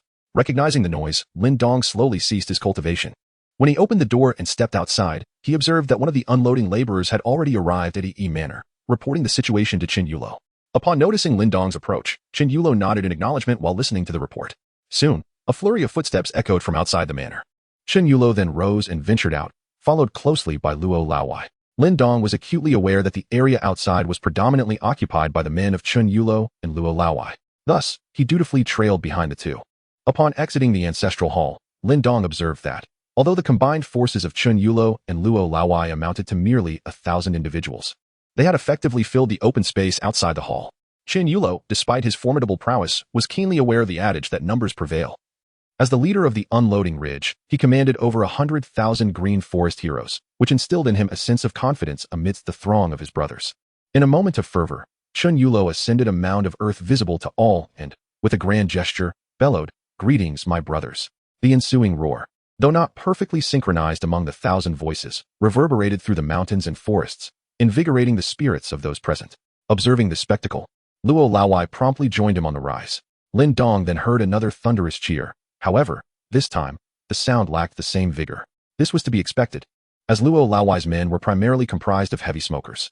In contrast, Chen Yulo's followers were seasoned warriors, laborers in peaceful times, and valiant fighters in battle. Subsequently, both Luo Laowai and Chen Yulo stood atop the mound, delivering impassioned speeches to galvanize the crowd.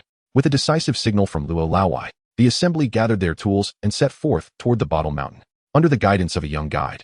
They traversed dense forests and meandered along narrow paths until they soon beheld a mountain resembling a giant bottle, enveloped in swirling mists.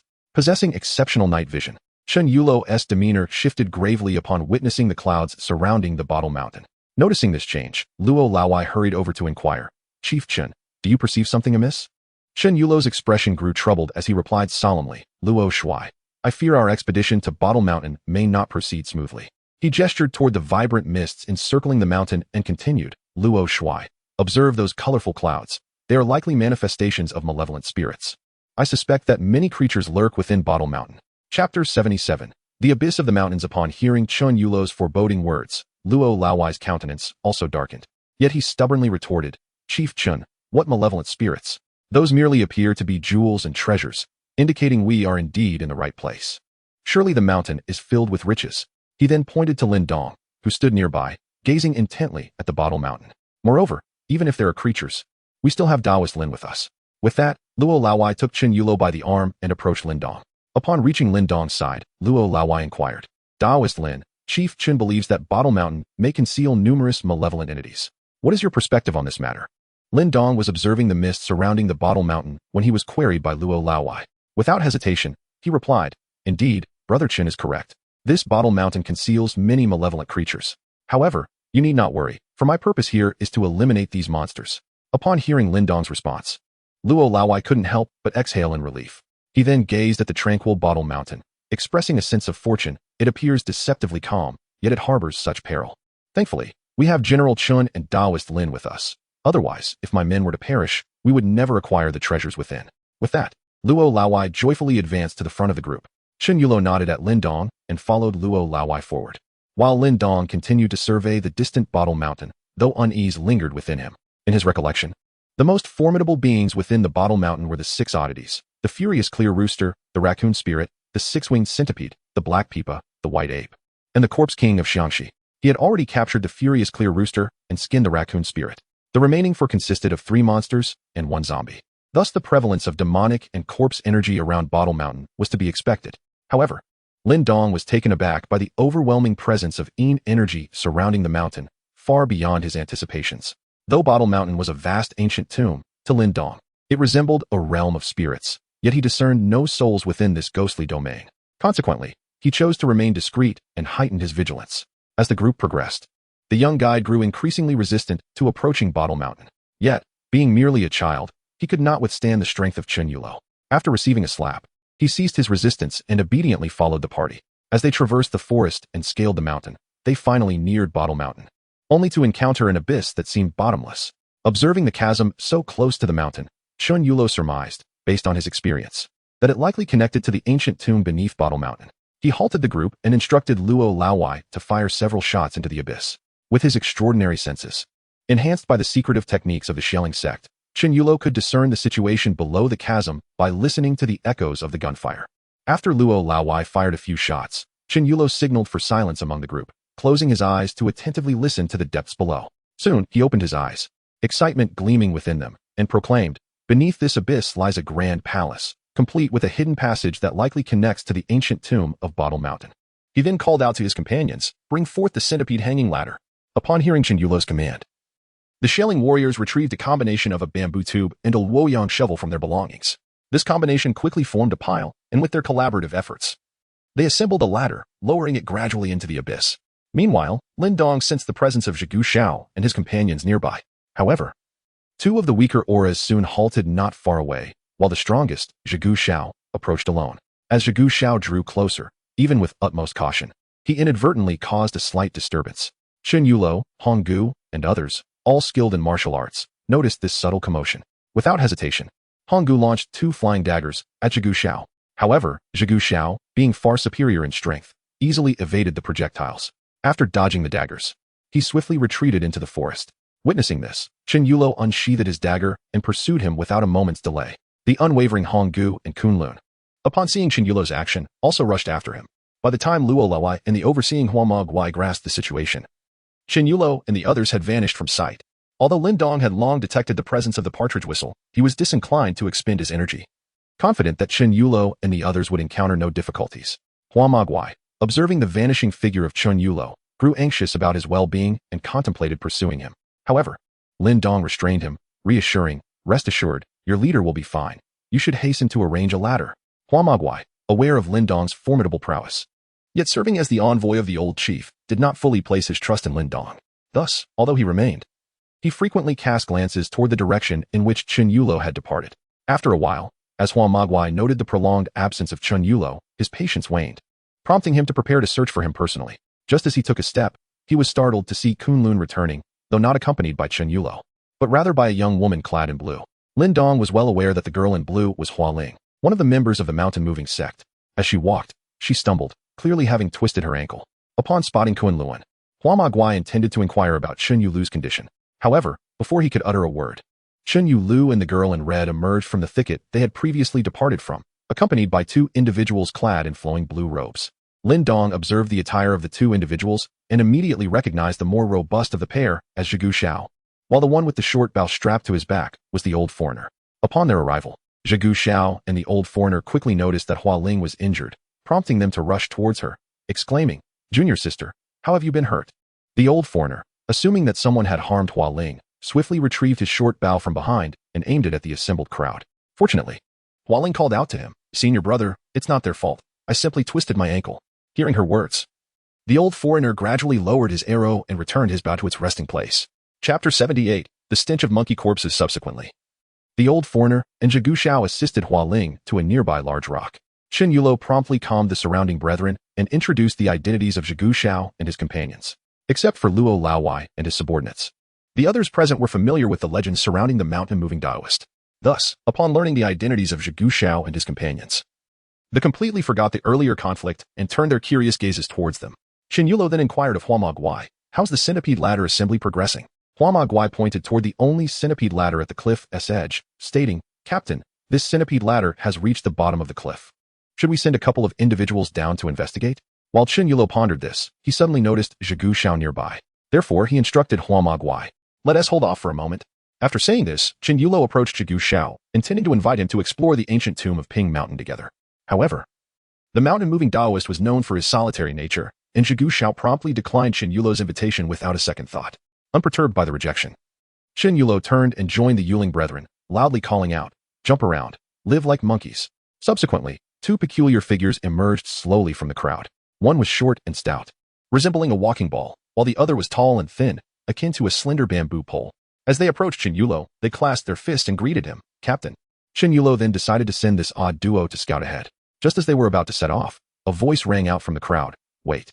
Lin Dong pushed through the throng and stood before Chen Yulo with a serious expression, stating, "Brother Chen, this Ping Mountain was once a site where the emperor concocted elixirs.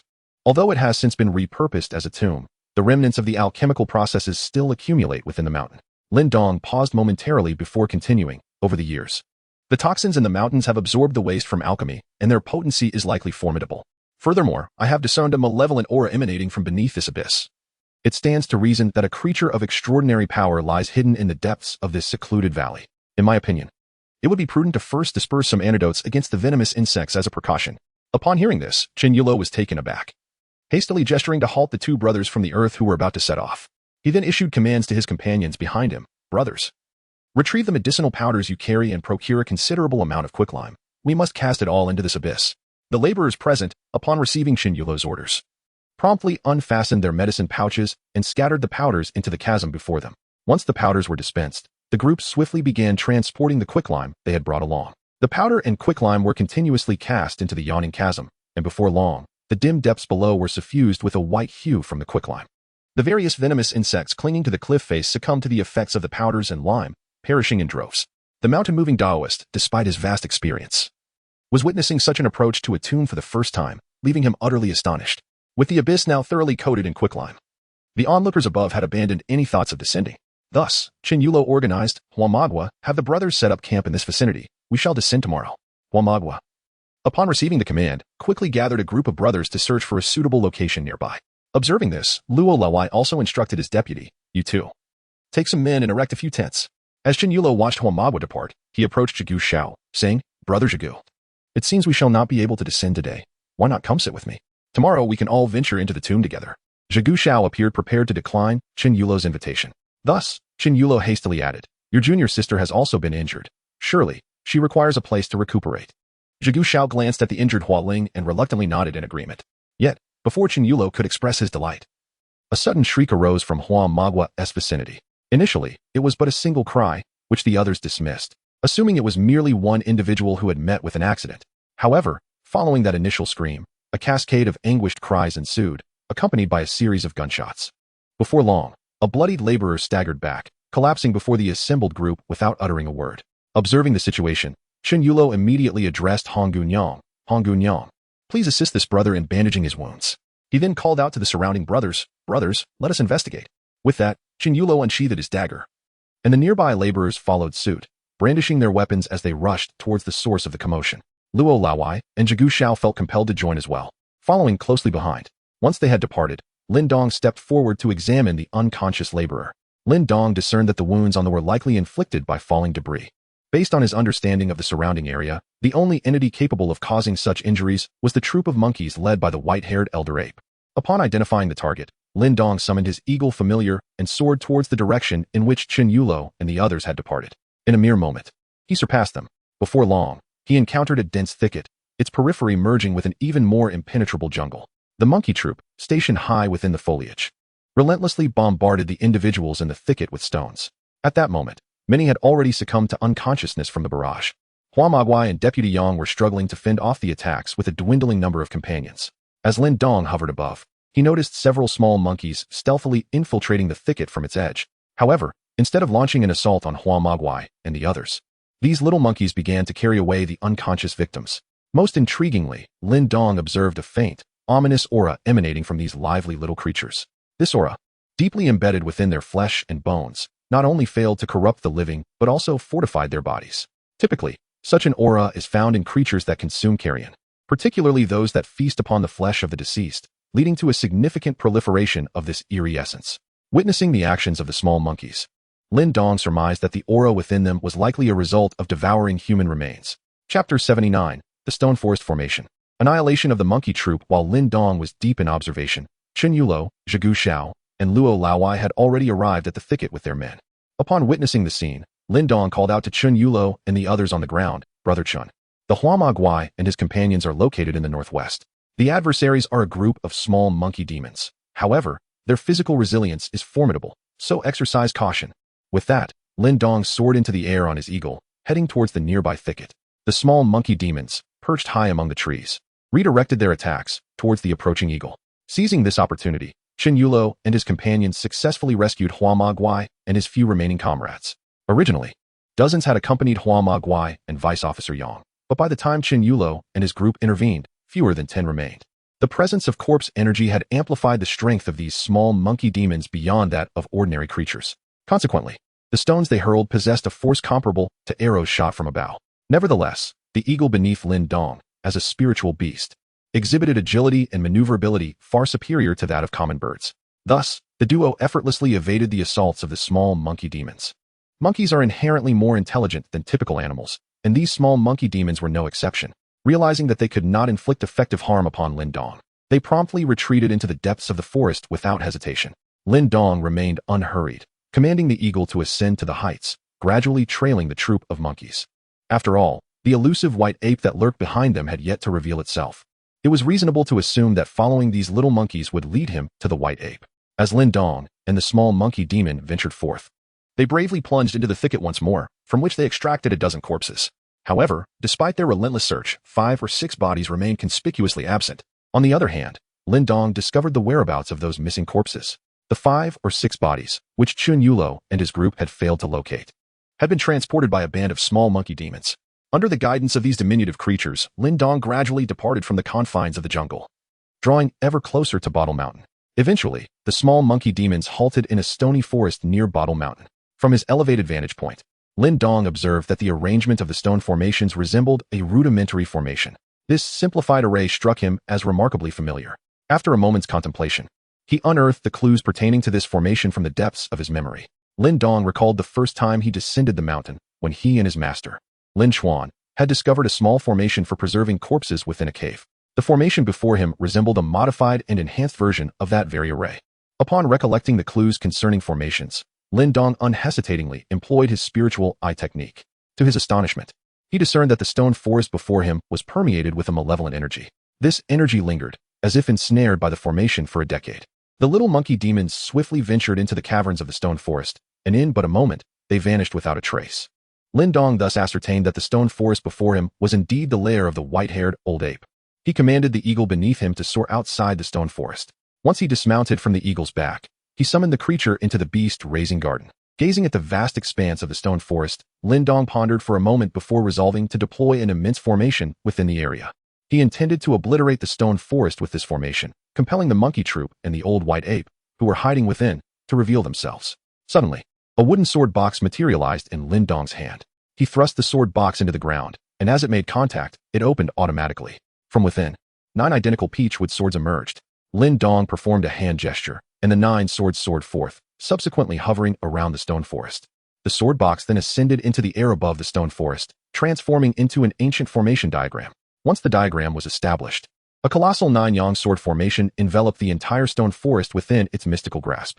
Just as the formation was about to activate, a lotus-shaped spiritual artifact appeared in Lin Dong's hand, alongside a massive, pitch-black python that emerged beside him. Lin Dong examined himself, confirming everything was in order before activating the formation. The previously invisible array, upon his initiation, instantly gathered all surrounding spiritual energy. Under the transformation of the formation, the spiritual energy swiftly morphed into razor-sharp sword chi. Pointing towards a stone pillar amidst the stone forest, Lin Dong directed the sword chi to surge forth.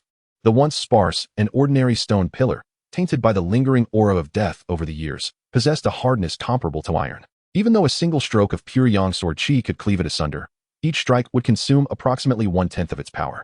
When targeting the outer pillars, it would take 2 smaller pillars to negate 1 sword chi. However, when faced with the larger pillars, it was uncertain if even a single sword chi could sever them. Upon witnessing the scene, Lin Dong had no choice but to intensify the formation's absorption of the surrounding spiritual energy. Due to his swiftness, the myriad of demons within the stone forest were caught off guard, and the outermost stone pillars were shattered into fragments by his strike. To the creatures inhabiting the stone forest, Lin Dong's actions resembled those of a bandit suddenly invading a home, demolishing the courtyard walls into ruins. Any being possessing a modicum of intelligence would be incensed by such brazen conduct. The demons of the stone forest were no exception. Upon gazing at the wreckage, the little monkey demons erupted into furious cries. Their faces twisted in ferocity, they began to scan their surroundings and quickly spotted Lin Dong outside the stone forest. Consequently, the little monkey demons bared their teeth and let out a deafening roar directed at Lin Dong, before charging towards him with ferocious intent. Initially, Lin Dong refrained from retaliating. But when the little monkey demons collectively launched their assault, the atmosphere shifted. Without a moment's hesitation, Lin Dong activated the formation, unleashing a barrage of sword chi that soared toward the throng of monkeys. Earlier, when the little monkey demons emerged from their various dens, they were scattered throughout the stone forest. At that time, a single strike of sword chi might have claimed only 1 demon monkey. However, now these fiends were converging upon Lin Dong, clustering tightly together. Consequently, each wave of sword chi could now vanquish a multitude of monkey demons. Under the relentless barrage of sword chi, the monkey demons within the stone forest met a grim fate, with only a handful surviving, their bodies grievously maimed. The few that remained lay amidst the blood and flesh of their fallen kin, howling in agony. Lin Dong had never intended to spare them. Thus, he once again unleashed his sword chi, delivering precise strikes against the remaining monkey demons. The anguished cries within the stone forest fell into a profound silence following this round of assault. Chapter 80. The Battle of the Serpent Monkeys. However, Lin Dong did not relent. Although the smaller monkey demons had been vanquished, the elder white ape he sought had yet to reveal itself. In Lin Dong's estimation, the elder white ape possessed a high level of intelligence and was likely aware that it could not defeat him, thus choosing to conceal itself beneath the rubble. Consequently, Lin Dong intensified his efforts, launching another barrage upon the ruins of the stone forest. Just as the sword chi ravaged the area, a massive stone suddenly plummeted towards Lin Dong from behind. When the stone was merely 5 or 6 meters away, a shadow swiftly deflected it aside. Upon contact, the shadow and the stone produced an ear-splitting crash. Bang! Hearing the commotion, Lin Dong quickly turned to see that the black python, which had previously been at his side, had now positioned itself behind him. As Lin Dong turned around, he was startled to see a stone strike a tree in the distance. A tree, as thick as a bowl, was abruptly severed in two by the force of the stone. Moreover, several smaller trees behind it were not spared, succumbing to the impact of the stone as well. Just as Lin Dong was trying to comprehend the situation, another stone soared through the air from afar. The black serpent, with a swift flick of its tail, sent the stone hurtling away. Lin Dong followed the trajectory of the flying stone and beheld a colossal white-haired elder ape standing atop a distant boulder, cradling a rock in its hands and poised to hurl it. In Lin Dong's eyes, the elder ape exuded an aura of decay, appearing as though it were still alive. Yet in truth, it was caught in a state between life and death. The pervasive miasma of death enveloping its form had, against all odds, propelled its strength to a pinnacle akin to that of a consummate Taoist. Lin Dong confirmed that the strength of the white-haired old ape did not exceed his expectations, and thus he urged the black serpent to charge towards the old ape. As the black serpent surged forward, the white-haired old ape, unfazed, hurled a stone at Lin Dong. In its path, the black serpent spotted the stone and halted, swatting it aside with its tail. After dealing with the projectile, the black serpent resumed its advance toward the white-haired old ape. The old ape, having missed its initial strike, picked up another stone from the ground. Yet before it could launch the new projectile, it was struck by the approaching black serpent. Although the old ape was forcibly knocked away, the necrotic energy within its body rendered it as resilient as a zombie, allowing it to crash through several trees without sustaining serious harm. Instead, this encounter seemed to stoke its ferocious fighting spirit, and it immediately charged at the black serpent upon regaining its footing. While the black serpent lacked the enhancement of necrotic energy, its cultivation was primarily focused on augmenting its physical form, resulting in a corporeal prowess that far surpassed that of other beasts of its rank. Thus, the old ape, which relied on unorthodox methods to bolster its strength, was dismissed with disdain. As the confrontation commenced, the monkey was utterly overwhelmed, offering little resistance. Observing from a distance, Lin Dong noted that despite the old ape's formidable prowess, it was only exhibiting the capabilities of a late-stage Daoist. This discrepancy stemmed from the fact that, while the necrotic energy amplified the old ape's strength, it simultaneously eroded its vitality. Driven by the instinct for survival, the last remnants of life within the old ape struggled against the encroaching necrosis, inhibiting its full potential. The black serpent's innate strength already far surpassed that of the white-haired old ape, and with the latter's inability to harness its complete power due to its own afflictions, the old ape found itself in a desperate struggle against the serpent's relentless assaults. Even the mightiest sword, when persistently battered by a superior weapon, is destined to falter. Thus, the old ape soon began to suffer injuries, which only worsened under the continued onslaught of the black serpent. Ultimately, with a single sweep of its tail, the old ape was severed in half. As the life force of the old ape rapidly diminished, its upper body continued to claw its way toward the stone forest. According to the usual narrative, the old ape would gradually ascend into the stone forest, triggering hidden abilities before transitioning into a second phase as a boss. However, after only a few attempts to climb, a shadowy tail struck its upper half. Following this blow, the black serpent did not relent. Instead, it unleashed the legendary technique known as the continuous slap, pummeling the ground until a deep crater formed, filled with a shapeless mass of flesh, intermingled with blood-stained tufts of white fur. Lin Dong approached and inspected, confirming that the white-haired old ape had utterly succumbed to death. Lin Dong initially intended to inspect for any demon elixirs. However, after thoroughly examining the minced flesh, he found nothing. Even if there were any demon elixirs, they would likely have been reduced to powder by the dark python. To prevent the corpse aura from contaminating the surroundings, Lin Dong instructed the dark python to dispose of the other half of the corpse of the elder ape into the deep pit. He then prepared to set the pit ablaze, incinerating the remnants of flesh and blood into ashes. Unfortunately, the ordinary flames could not withstand the overwhelming corpse aura and were extinguished upon contact with the elder ape's remains. Consequently, Lin Dong retrieved a magical artifact from his storage space. Although the flames produced by this artifact were fundamentally ordinary, its primary distinction from regular firewood was its ability to continuously emit flames without the fear of being snuffed out by the aura. As the scorching flames enveloped the remains, the corpse aura dissipated swiftly. With the elder ape's demise, the aura became like a rootless tree, soon exhausting itself. The remaining flesh finally began to change under the relentless heat. While observing the fierce flames, Lin Dong's curiosity was piqued by the ruins of the stone forest. Particularly intriguing was the elder ape's desperate attempt to crawl into the stone forest before its death, suggesting hidden secrets lay within. Once the elder ape's remains were reduced to ashes, Lin Dong activated the sword formation and, accompanied by the dark python, ventured into the stone forest. The stone forest, having already been reduced to rubble by Lin Dong's previous assault, concealed any secrets within the debris. Without hesitation, he commanded the dark python to clear the rubble aside with its tail. After most of the debris was pushed aside, Lin Dong discovered numerous winding caves beneath the ground. However, most of these caves were quite small, only allowing the previous little monkeys to enter. Yet, in the center of the stone forest, Lin Dong finally uncovered a substantial opening, likely a passageway for the elder ape. A passage large enough for the elder ape to traverse upright could certainly accommodate the dark python as well. Hence, wary of potential dangers below. Lin Dong allowed the dark python to enter the passage first. After a while, feeling no immediate threat, Lin Dong followed into the passage. Upon entering, he sensed a faint corpse aura, which gradually intensified as he descended. However, the absence of battle sounds suggested the lack of danger below. Moreover, with the cold lotus shield in his possession, he felt secure against any unforeseen threats. As Lin Dong continued his descent, the air became increasingly saturated with a metallic scent, culminating in a sudden splash. Upon reaching the end of the passage, he found himself in a vast cavern connected to a flat expanse. At the far end lay a sprawling lake. The splashing sound he heard earlier must have originated from something diving into its depths. The subterranean atmosphere was dim, and it was only as he approached the lake that he realized countless corpses floated upon its surface, rising and falling in the water. The bodies previously transported by the little monkey demons now drifted along the lake's perimeter.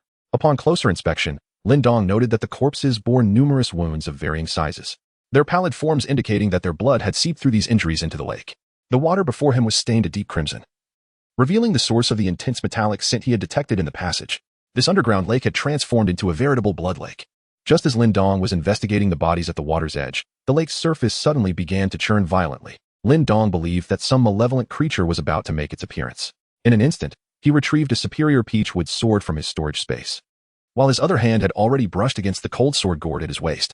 Shortly thereafter, a colossal figure emerged from the blood river. Lin Dong focused his gaze and realized that what he was witnessing was no demonic creature, but rather the black python that had entered ahead of him. Previously, Lin Dong had pondered why he had not encountered any trace of the black python upon entering the underground cavern. Now, as he observed the black python emerging from the river of blood, he finally comprehended its whereabouts. Upon witnessing the scene, Lin Dong summoned the black python before him and conducted a thorough inspection. He soon exhaled in relief, as he found no signs of injury on the creature. However, curiosity piqued within him. Why did the black python seem drawn to the murky blood lake? Although the python could not articulate human speech, and Lin Dong was not fluent in serpent tongue, his experiences within the spirit plant breeding and beast garden afforded him some understanding of the python's intentions. From his interpretation, it appeared that something within the blood lake was beneficial for the python's growth, prompting it to plunge into the depths of the lake upon entering the subterranean cavern. Yet, as Lin Dong gazed upon the floating corpses atop the lake, he harbored concerns about potential dangers lurking beneath the surface, and thus decided to keep the black python on the shore for the time being. He continued to investigate the situation regarding the blood tide. His preliminary observation suggested that, despite the unknown duration of the corpse's immersion, they exhibited no signs of decay. The sheer number of bodies had suffused the underground cavern with a dense miasma of death. The potent stench had begun to transform nearly half of the thousands of corpses within the lake into a state of undeath. Faced with this unsettling reality, Lin Dong felt a shiver traverse his spine. Should these bodies fully transform into zombies, the nearby would likely face utter annihilation. Thus, he resolved to devise a means to eradicate the corpses within the blood lake. However, as he pondered his next move, one of the bodies in the lake suddenly exuded a surge of necrotic energy, only to rapidly diminish back to the brink of undeath. Initially, Lin Dong suspected it was a mere illusion. Yet, as he contemplated employing the 9-yang sword array to resolve the issue, one of the corpses exhibited the same phenomenon right before his eyes. The necrotic energy surged again, teetering on the verge of full transformation, when the placid waters of the lake suddenly rippled, sweeping the malevolent energy away. After witnessing this occurrence twice, it became evident that the blood lake and cavern had been deliberately arranged by an unseen hand. It was possible that the small monkey demons and the white-haired elder apes lurking outside were part of this individual's machinations. While Lin Dong remained oblivious to the destination of the dispersed necrotic energy, he understood that the person orchestrating this blood lake, intent on collecting undead energy, could not be benevolent. Perhaps the ominous aura of the Bottle Mountain bore some connection to this setup. Yet, Lin Dong recognized that it was too late for speculation. He had already eliminated the troop of monkeys gathering corpses for this individual, thus sealing his enmity with them. The pressing matter now was to cleanse the blood lake, potentially weakening this unknown adversary. With clarity of purpose, Lin Dong returned to the surface to dismantle the sword array he had previously set up. He then descended once more to the underground blood lake, deploying the 9-yang sword array above the waters. Due to the abundant necrotic energy within the lake, the moment the array was established, a violent reaction occurred between the intense yang energy and the surrounding malevolence. It was as if a mechanism had been triggered. The necrotic energy surged from the air into the bodies floating on the water. Upon contact with the abundant necrotic energy, those corpses began their transformation into zombies. Dense white fur sprouted from their bodies, their teeth elongated, wounds began to heal, and their visages contorted into grotesque masks of horror. Regrettably, their transformation had come too late. Even with the advantage of territory, These mere white zombies could not withstand the onslaught of two sword strikes. Lin Dong targeted the most rapidly transforming corpses first, denying them any opportunity for growth. Under his relentless assault, the blood lake soon housed only a handful of corpses that had not yet succumbed to undeath or were transforming at a sluggish pace, allowing them to linger until the end. However, once Lin Dong had dealt with the others, he wasted no time delivering a final blow to them as well. After Lin Dong resolved the corpse submerged in the water, he discovered that the malevolent aura emanating from the bodies within the underground cavern was rapidly merging with the lake's waters. Observing the astonishing transformation before him, Lin Dong realized that his actions must have triggered some mechanism. Consequently, he hastened to search for the source of the contraption within the subterranean chamber. After a thorough examination of the shore and the rocky walls, he found no potential locations, and thus turned his attention to the blood lake before him. However, the lake was replete with a ghastly miasma and the stench of blood. The moment Lin Dong made contact, he felt a powerful corrosive force eroding his internal magical energy. Chapter 82. A temporary departure from the cave. In his moment of despair, he suddenly recalled the black python nearby. Since it had previously been able to enter the blood lake without issue, it should be capable of doing so again. Thus, Lin Dong commanded the black python to plunge into the lake in search of a gathering of energy. Upon receiving the command, the black python swiftly dove into the blood lake, frolicking for a moment before sinking to the depths. For a considerable duration, the black python did not resurface. Were it not for the ripples it created while swimming beneath the surface, Lin Dong might have feared that the creature had met a tragic end in the blood lake. After a while, the black python finally emerged from the depths. As it reappeared, it let out a series of chirps, though Lin Dong found them somewhat strained.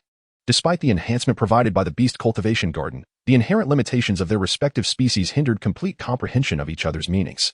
Thus, Lin Dong promptly exclaimed, "Do not rush. Take your time in conveying your message." Upon hearing Lin Dong's words, the black python fell silent, only to gradually begin its vocalizations after a brief pause. Lin Dong gradually grasped the essence of the black python's significance. He indeed discovered a location in the water where energy converged. However, he remained uncertain whether this was the place he sought, prompting him to swim back up. At present, the entire underground cavern had yielded only this singular energy gathering point. Thus, it was likely the very location Lin Dong was searching for. Without hesitation, he leaped onto the head of the black python, which then carried him slowly toward that spot.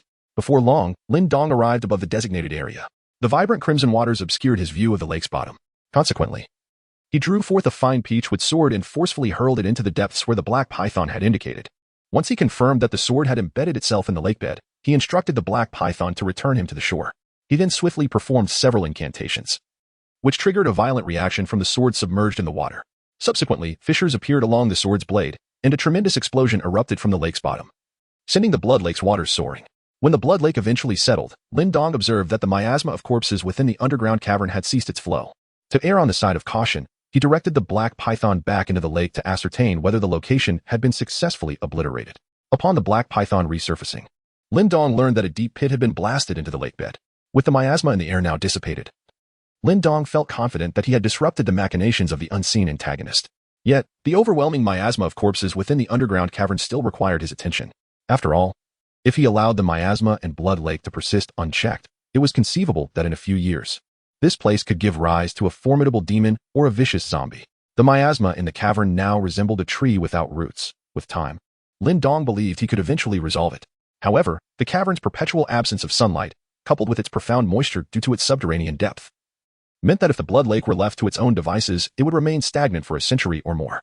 Faced with such a vast expanse of water, Lin Dong found himself lacking the necessary magical tools to evaporate it. Sensing Lin Dong's predicament, the black python gently nudged him.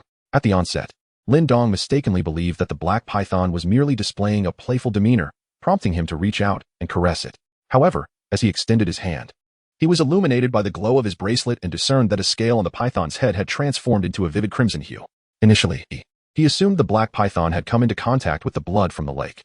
Thus, he brushed his fingers against the scale, only to realize that it was not blood at all. Rather, the scale had unequivocally changed to a striking red. Lin Dong harbored suspicions that the black python may have encountered something within the blood lake, resulting in a change in the hue of its scales. Concerned for the black python's safety, Lin Dong swiftly replaced the azure bowl in the breeding garden with the black python. Utilizing the capabilities of the breeding garden, Lin Dong discovered that the black python was inexplicably undergoing evolution. Lin Dong speculated that the energy within the blood pool had influenced the black python. Thus, he endeavored to return the black python to the blood pool. As the creature absorbed the energy, he retrieved the wooden talisman crafted from the Qing tea tree and positioned it within the subterranean cavern.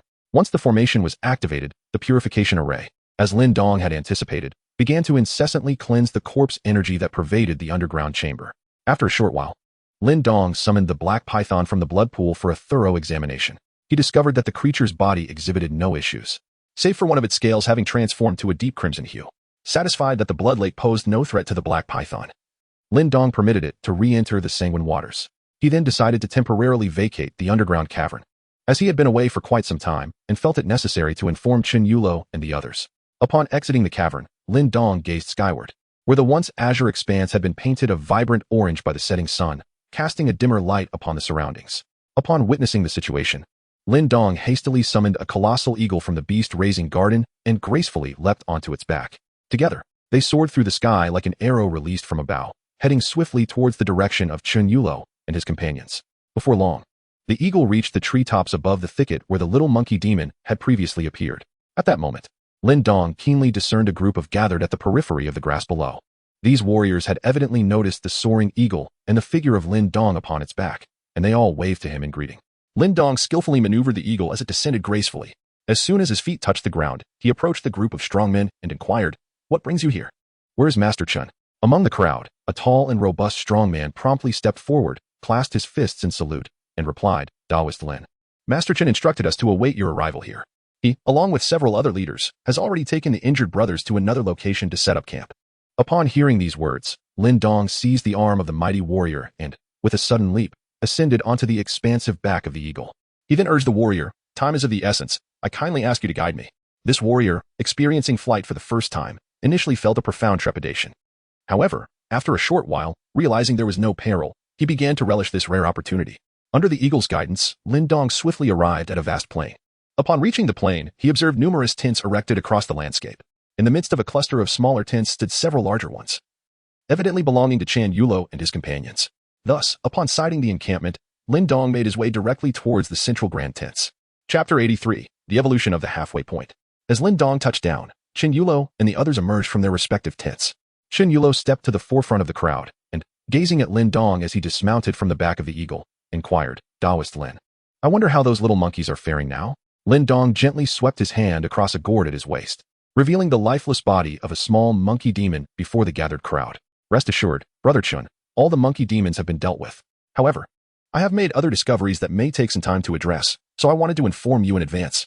During this period, I hope you can exercise patience.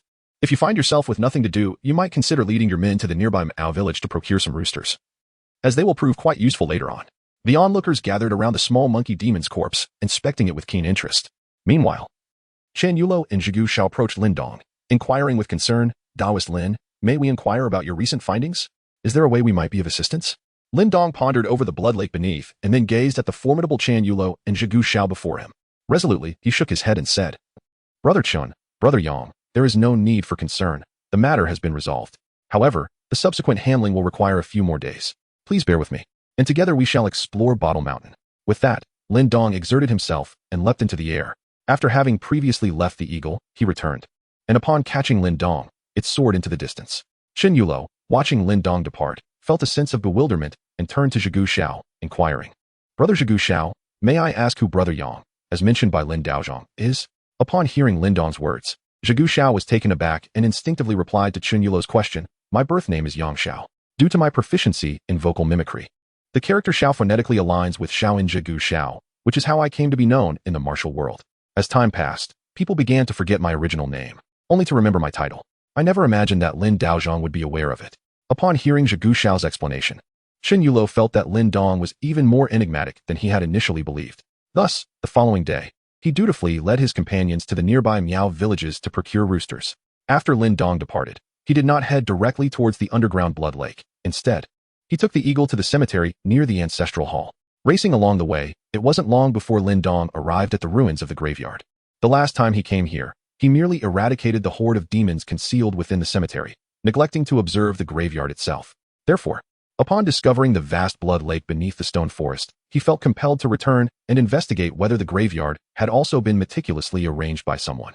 As he gazed at the desolate ruins before him, Lin Dong summoned the azure bull, and together, they diligently began to clear the soil covering the graves. As the fine dust and debris were removed from the surface, countless small holes emerged before Lin Dong's eyes. Lin Dong gazed at the myriad of small holes before him, a sigh of relief escaping his lips. After all, for the puppeteer of this sinister plot to orchestrate their scheme, there must exist a passage for ingress and egress. Yet, the diminutive openings before him were so small that not even an adult, let alone a child, could squeeze through. Once he ascertained there was no cause for concern, Lin Dong departed from the graveyard, making his way to the subterranean blood lake. In his absence, beneath the graveyard's small hole, a vast formation lay concealed beneath the soil. However, the earth did not impede the operation of this formation. Rather, as it activated, it gradually drew a nearby small snake closer. Upon arriving at the graveyard, the serpent swiftly penetrated the existing hole, burrowing below. The moment the snake entered the subterranean realm, the formation infused it with a strand of pure, demonic energy. Under the influence of this energy, the snake promptly succumbed to unconsciousness, during which the demonic essence began to reshape its corporeal form. Ordinarily, for an ordinary creature to transform into a demon, it would require decades, if not centuries, of cultivation. Yet, this singular strand of refined demonic energy compressed that lengthy duration into merely a few days. While the snake underwent its transformation, Lin Dong had already returned to the underground blood lake. During his absence, the purifying formation had diligently performed its task, resulting in a reduction of 1% in the corpse energy saturating the entire subterranean cavern. Meanwhile, the black python, engaged in absorbing energy from the lake, seemed to sense his return and emerged from the depths of the water. As Lin Dong drew closer, he noticed that several scales on the head of the black serpent had turned crimson once more. Observing the serpent absorb energy and the formation purifying the corpse qi, Lin Dong estimated that in approximately 4 to 5 days, he would be able to depart from this subterranean blood lake. The following morning, Lin Dong recalled the need to return to the surface, and at the cave entrance, he set up a reminder talisman, ensuring that he would be alerted should anyone enter the passage. By the 4th day, the corpse qi within the underground cavern had been entirely purified by Lin Dong. His delay in leaving was solely due to the black serpent continuing to absorb the energy from the blood pool. Time swiftly passed to the 5th day, and the black serpent had finally extracted every remnant of moisture from the blood lake. The absorption over these days had transformed the once sanguine waters into a crystalline clarity. However, contrary to Lin Dong's expectations, the serpent's scales had not turned entirely blood red, nor had it achieved complete purification. Only nearly half of its scales had adopted a crimson hue, and its strength remained largely unchanged. Yet, upon placing it within the beast-nurturing garden, Lin Dong discovered that the black serpent was still in a state of evolution. To expedite its metamorphosis, Lin Dong resolved to keep it in the nurturing garden for the time being. However, this decision posed a new dilemma. He currently had 4 spirit pets, but only 3 slots activated within the garden. After much contemplation, Lin Dong ultimately decided to keep the eagle spirit pet outside. Once resolved, he stored the eagle in the spirit beast gourd at his waist. As he exited the underground cavern, he also placed several explosive peach pits within the cave and the passage he had entered. After Lin Dong distanced himself from the stone forest, he unhesitatingly activated the peach pits. In an instant, a deep, resounding explosion echoed from the stone forest, followed by a widespread collapse of the terrain. At the moment of the collapse, Lin Dong, riding the eagle, returned to hover above the stone forest, waiting for the dust from the upheaval to settle back to the ground. Lin Dong waited above for more than an hour, but when nothing transpired, he finally departed with a sense of relief. However, upon returning to the camp, he was taken aback to find that every individual there bore wounds, and a multitude of corpses lay piled nearby. Among the deceased, several were clad in military uniforms that Lin Dong had never encountered before. As Hua Ma Guai was occupied with tasks outside, he noticed Lin Dong and promptly approached him. Upon witnessing this, Lin Dong hastily inquired, "Hua Ma Guai, it has only been 5 days since my last departure. What transpired here?" Chapter 84. The camp's sudden turmoil. Hua Ma Guai promptly replied, "Lin Daoist. All of this chaos is due to the treachery of General Luo's aide, who has colluded with a warlord surnamed Ma. Last night, taking advantage of our dwindling numbers and aided by the betrayal of Deputy Yang, the warlord launched a surprise attack against us. Fortunately, it was the old foreigner from Maoshan who noticed the assault. Otherwise, Lin Daoist, you would not have seen us again. Nonetheless, we were ultimately unprepared and paid a heavy price. General Luo's camp suffered significant losses, with over half of his men perishing. And we at Yuling lost more than 100 brothers, with the remainder all bearing injuries." After detailing the situation at the camp, Hua Ma Guai shifted the conversation, saying, "The commander has been incessantly mentioning Daozhong these past few days. Now that Daozhong has returned, the commander will surely be delighted." Indicating the large central tent, Hua Ma Guai continued, "The commander and his team are currently in the large tent at the center, deliberating on the next course of action. Daozhong, I shall inform them immediately." Having uttered these words, Hua Ma Guai dashed towards the central tent within the camp. Seeing this, Lin Dong did not intervene. After Hua Ma turned away, he proceeded to a nearby tent for the wounded. Upon entering, he discovered Hua Ling tending to the injured, whose bodies were bound with strips of cloth. Yet blood continued to seep through. Among the numerous casualties, those who could still cry out in agony were fortunate indeed. The severely wounded had succumbed to excessive blood loss and lapsed into unconsciousness, while others had tragically lost their limbs. At that moment, a voice suddenly emerged from behind Lin Dong. "Daoist Lin, you have finally returned." Upon hearing the voice, Lin Dong swiftly turned around to find Chun Yulo, Zhigu Xiao, and Luo Laowai approaching him. Luo Laowai was wrapped in bandages around his body and head, while Chun Yulo and Zhigu Xiao appeared relatively unscathed. As they reached him, Lin Dong slightly bowed in respect and spoke. "Brother Chun, Brother Yang, and Commander Luo, I did not anticipate such significant events occurring during my brief absence. Perhaps it would be wise for us to return home first, and once we have recuperated, we can revisit the peaks of the Bottle Mountain." Upon hearing Lin Dong's words, Luo Laowai reacted vehemently, outright opposing. "Daoist Lin, we have already suffered considerable losses for the treasures within Bottle Mountain. I, old Luo, have even lost an ear. We cannot simply retreat now." Chun Yulo chimed in. "Daoist Lin, Commander Luo, is right. Even if it is for the sake of our brother's compensation, we must venture into Bottle Mountain." Seeing their resolute determination, Lin Dong could only say, "In that case, I would trouble Brother Chun to have someone bring over several large barrels of water." Although Chun Yulo was unaware of Lin Dong's intentions, he still instructed Huama to gather a few large barrels of water. Lin Dong approached the 3 tubs of water, retrieving 3 spirit dates from his storage space. He meticulously crushed the flesh of the fruits and blended them into the 3 tubs of water. As Lin Dong retrieved the spirit dates, old Luo's crooked nose twitched suddenly, and he turned to Chun Yulo, saying, "Mr. Chun, these 3 fruits exude a delightful aroma. I wonder where they were sourced from. I, old Luo, would like to procure some for myself." Chun Yulo gazed at Lin Dong's actions with incredulity, responding gravely, "Old Luo, these are not mere fruits. They are indeed precious spirit fruits worth a fortune." Naturally, old Luo was unaware of the significance of spirit fruits, but the mention of their immense value piqued his interest. "Mr. Chin, are you implying that just one of those diminutive fruits in Lin Daozhang's possession is so valuable? If that is the case, why should we resort to tomb raiding? We might as well seek out these fruits instead." Upon hearing old Luo's remark, Chun Yulo turned sharply, casting a look of exasperation at him. "Old Luo, let me explain it this way. A few years ago, my father fell victim to a rare and lethal poison. Despite consulting numerous renowned healers, we found no remedy. Ultimately, after leveraging countless connections and spending a fortune, we managed to acquire a spirit fruit that alleviated his affliction. Although these spirit fruits are indeed worth a great deal, they have always been scarce and elusive. So, old Luo, do not harbor such unrealistic aspirations." Meanwhile, Zhigu Xiao observed Lin Dong's actions and couldn't help but perceive a certain affluence about him. He even contemplated exchanging some items for a few spirit fruits to alleviate the curse afflicting their 3 senior brothers. As they pondered and conversed, Lin Dong had already infused the medicinal properties of the 3 spirit fruits into 3 barrels of water before instructing Huama Guai, "Distribute this water among the injured. While it may not cure all ailments, it can expedite their recovery and restore some vitality." After giving his instructions to Huama Guai, Lin Dong turned to Chun Yulo and the others, saying, "Since you all intend to descend into the tomb, let us convene to discuss our course of action." Subsequently, the group proceeded into the central tent. The tent, serving as a temporary abode, was not particularly lavish, bordering on the austere, apart from a military cot. It contained only a few simple stools arranged in the center. Lin Dong and the others showed no signs of disdain, each choosing a seat to settle upon. As soon as he sat down, Lin Dong spoke up. "Although you all remain resolute in your decision to descend into the tomb, given the current circumstances, I would like to inquire whether a few days of rest might still be necessary." Upon hearing this question, old Luo was the first to stand and reassure him. "Do not worry. Although I have lost many brothers, those who remain are more than sufficient." Chun Yulo and Zhigu Xiao also expressed their agreement, insisting that further rest was unwarranted and that it would be prudent to proceed into the tomb as swiftly as possible to avoid any unforeseen complications. Upon witnessing this, Lin Dong had no choice but to declare, "In that case, we shall proceed with our plan tomorrow. I trust that the effects of the medicinal powder and quicklime have significantly diminished the venomous creatures lurking in the abyss." Upon hearing this resolution, old Luo was the first to nod in agreement, while Chunyu Tower and Zhigu Xiao remained somewhat cautious. However, after a moment's contemplation, they too acquiesced to Lin Dong's proposal. Upon seeing that everyone had reached a consensus, Lin Dong rose to depart. However, noticing the somewhat weary expressions of several individuals, he paused and turned back, saying, "The spiritual water outside is available for all. You may partake in a cup or 2. It can heal wounds for those injured and rejuvenate the spirit for those unscathed."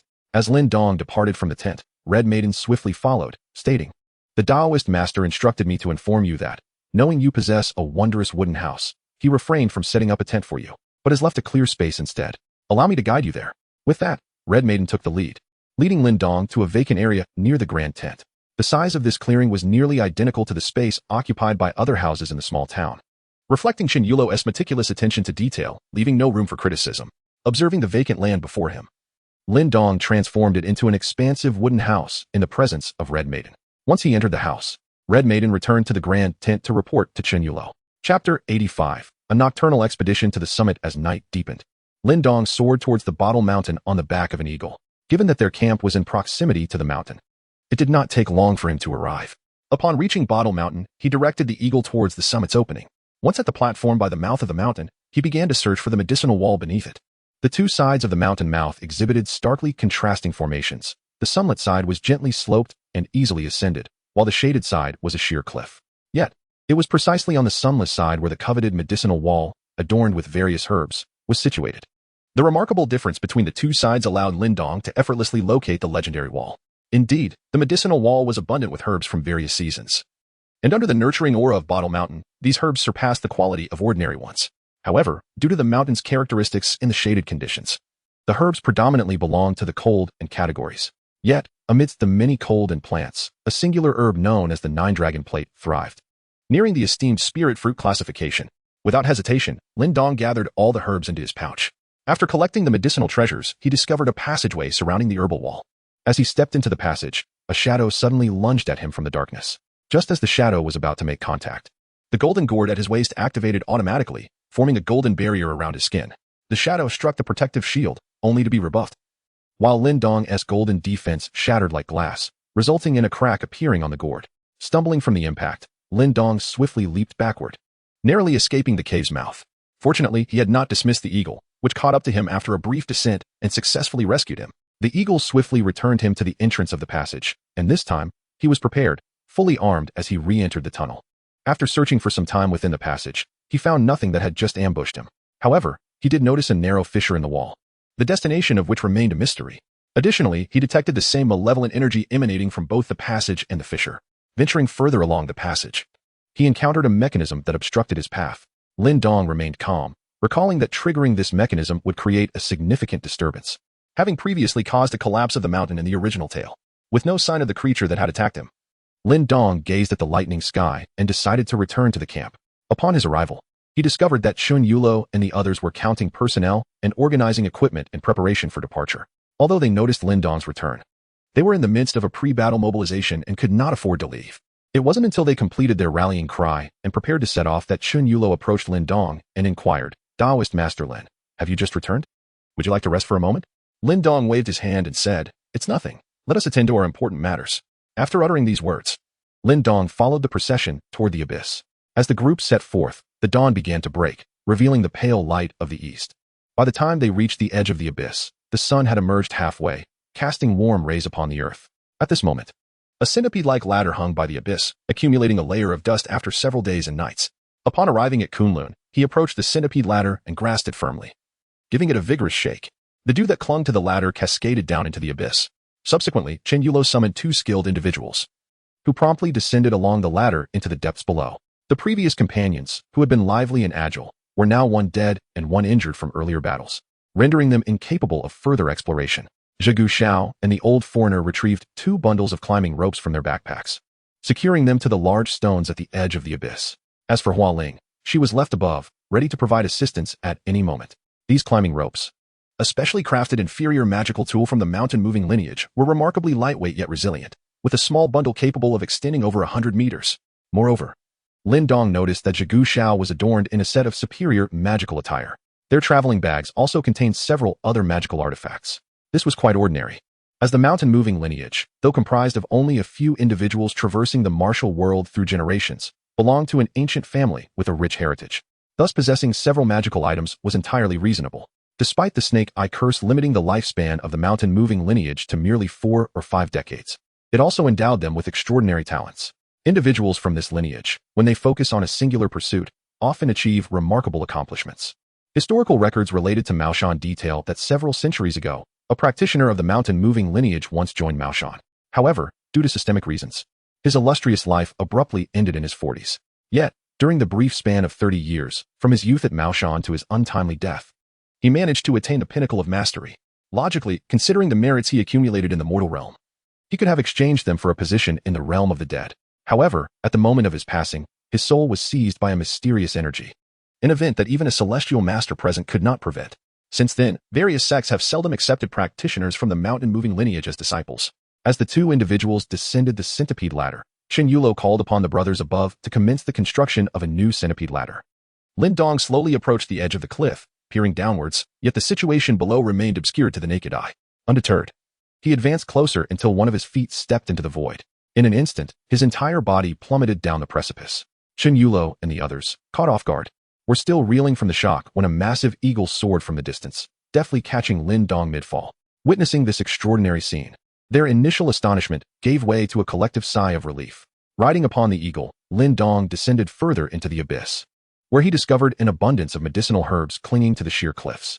However, in stark contrast to the herbs on the medicinal wall, those on the cliffs possessed little to no healing properties and were instead laced with deadly toxins. As he continued his rapid descent, the previously pitch-black chasm began to reveal patches of white. Presumably, these markings were remnants of quicklime scattered days prior. Fortunately, the weather had remained dry. Otherwise, the quicklime dust would have reacted violently with water, generating intense heat.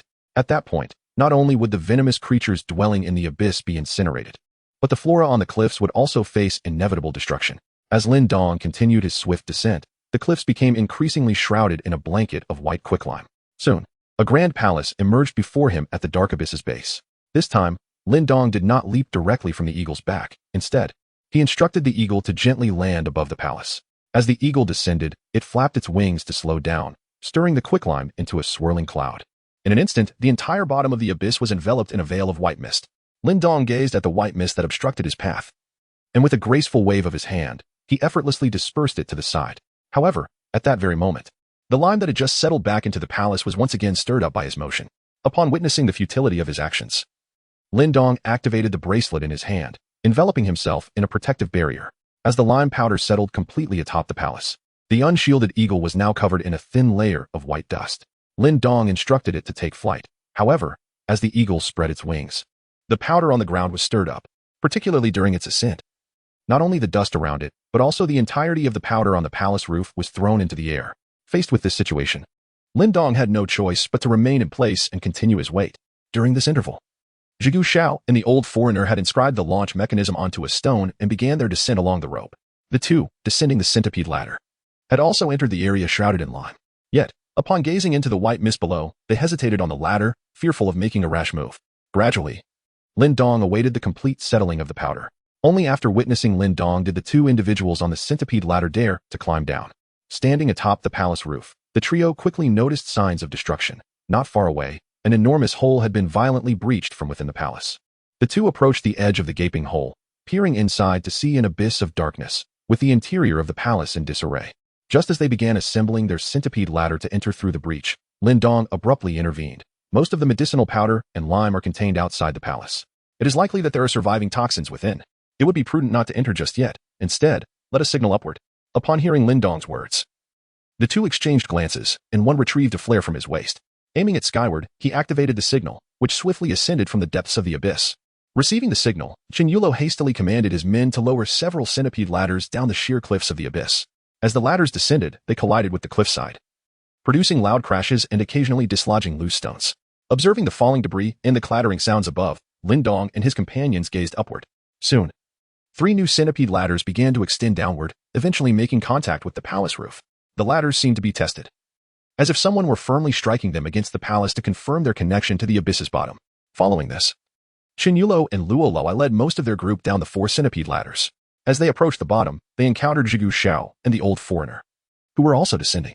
The 4 exchanged glances, nodding slightly, before concentrating on their descent. The centipede ladder allowed for brief rests, while Zhigu Xiao and the old foreigner had to maintain their momentum without pause. Thus, as they neared the palace at the bottom of the abyss, their progress slowed considerably compared to Qin Yulo and his group, who ultimately reached the palace roof first. The 2 stalwart figures beside Lin Dong, upon spotting Qin Yulo, promptly approached him. However, Qin Yulo merely greeted them briefly before making his way, accompanied by the elderly Luo, towards Lin Dong, who stood near the gaping hole. From a distance, Luo called out with great exuberance, "What a massive hole in the roof. I do hope the treasures inside haven't been damaged." As he spoke, Luo quickened his pace, and upon reaching the edge of the great opening, they peered inside. The interior of the palace was shrouded in darkness, and Luo could discern nothing. Qin Yulo possessed an innate ability to see in the dark. To him, the dim surroundings appeared as bright as day. After discerning the situation below, he reassured the anxious Luo, "Rest assured, Commander Luo, there is nothing of concern beneath this opening." Qin Yulo then surveyed the scattered debris of wooden tiles around them and remarked, "It seems this large hole was formed by something emerging from within." Lin Dong nodded, then pointed to a mark on the roof and said, "Look there, the mark above and the hole here are both the work of the creature I mentioned earlier." Upon hearing this, Qin Yulo approached the mark on the roof from the edge of the hole. After a thorough observation, he called over Hong Gunyang. Hong Gunyang, it appears that this place is indeed unsafe. Please instruct the brothers to remain vigilant, as something may strike unexpectedly. Just after giving his instructions to Hong Gunyang, Zhigu Xiao and the old foreigner climbed up to the palace along the rope. Upon seeing Zhigu Xiao, Qin Yulo promptly recounted the situation discovered at the scene. After listening to Qin Yulo's account, Zhigu Xiao glanced around and then leaned close to his disciple, the old foreigner, to offer a few words of caution. Subsequently, Zhigu Xiao and Qin Yulo moved to the edge of the hole together. As Zhigu Xiao peered into the hole, Qin Yulo inquired of Lin Dong, Daoist Lin, "Everyone is gathered now. Shall we descend?" Lin Dong turned back and noticed that the palace roof was densely populated, with approximately 200 individuals standing upon it. Among these 200, over 100 bore a bamboo basket upon their backs, from which the sound of clattering could be heard. As Lin Dong observed everyone poised and ready, he nodded at Qin Yulo. With Lin Dong's affirmation, Qin Yulo turned to instruct his companions to utilize the centipede hanging ladder he had brought along, assembling several smaller ladders. Surrounding the breach, after lowering the ladders, Zhigu Xiao was the first to cast down a few cold flame rods. Following this, Lin Dong, Qin Yulo, and Zhigu Xiao took the lead. Leaping into the palace. Chapter 87. The Six-Winged Centipede. Naturally, Qin Yulo and Zhigu Xiao utilized the ladders to gain leverage during their descent. However, Lin Dong plunged directly into the palace, leaving two distinct footprints upon the floor. Upon their entrance, the trio discovered the ground littered with a multitude of centipede carcasses. Upon seeing the remains, Qin Yulo unsheathed the dagger from his waist, eager to investigate. Yet, Lin Dong swiftly restrained him, cautioning, "Brother Chun, exercise caution. These centipedes are highly venomous. Mere contact will swiftly reduce one to a puddle of pus." Lin Dong's voice resonated with remarkable clarity, echoing throughout the tranquil palace and reaching far and wide, even catching the attention of the descending the staircase. Lin Dong's actions can be deemed as a means to spare the trouble of reiterating his words to others. Consequently, when the remaining individuals descended from the centipede hanging ladder, they exercised great caution to avoid disturbing the corpse of the centipede lying on the ground. A few days prior, Qin Yulo had discerned the existence of a passage within this underground palace. Thus, after the group entered the palace along the centipede hanging path, Qin Yulo instructed a portion of the members to seek out this passage, while the others systematically began to investigate the dangers lurking within the palace. However, Luo Laowai's subordinates, sharing his insatiable greed, quickly lost sight of their mission and began to rummage through the treasures within the palace. Initially, their spirits were lifted by the occasional discovery of valuables, but it was not long before several live centipedes emerged from the shadows of the palace. In a mere moment, one of Luo Laowai's men was devoured before the eyes of the onlookers, his screams echoing as he was reduced to a puddle of pus. Soon after, an increasing number of surviving centipedes crawled forth from every corner of the palace. Witnessing this alarming situation, the occupants of the palace were plunged into chaos. Fortunately, Qin Yulo intervened promptly, calling out, "Do not panic. Quickly scatter the medicinal powder you have brought with you around the area." Lin Dong also added, "Release all the roosters from your baskets." With the combined efforts of the medicinal powder and the roosters, the venomous centipedes within the palace soon found themselves at a disadvantage. However, as the roosters engaged individually in battle against the incessant onslaught of the centipedes, they quickly began to falter and suffered casualties. Partridge Whistle surveyed the scene before him and promptly blew his whistle, directing the grand roosters within the palace. Despite Partridge Whistle's formidable whistling prowess, the inherent differences between humans and the attacking creatures persisted. Thus, under Partridge Whistle's command, the grand roosters could only manage to hold their ground against the ever-advancing centipedes with great difficulty. Furthermore, due to their diminishing numbers, the grand roosters gradually began to incur losses. Upon witnessing the scene, Lin Dong promptly released the furious rooster from the beast-raising garden. The furious rooster, upon spotting the living centipede spiraling within the palace, charged towards it with the unrestrained enthusiasm of a child encountering their favorite snack. The palace's grand rooster, upon the arrival of the furious rooster, felt as if it had encountered an undefeated general amidst a disorganized troop, swiftly organizing an effective counteroffensive. Over the past few days, the furious rooster had grown within the confines of the beast-raising garden, although it had not achieved a breakthrough in cultivation.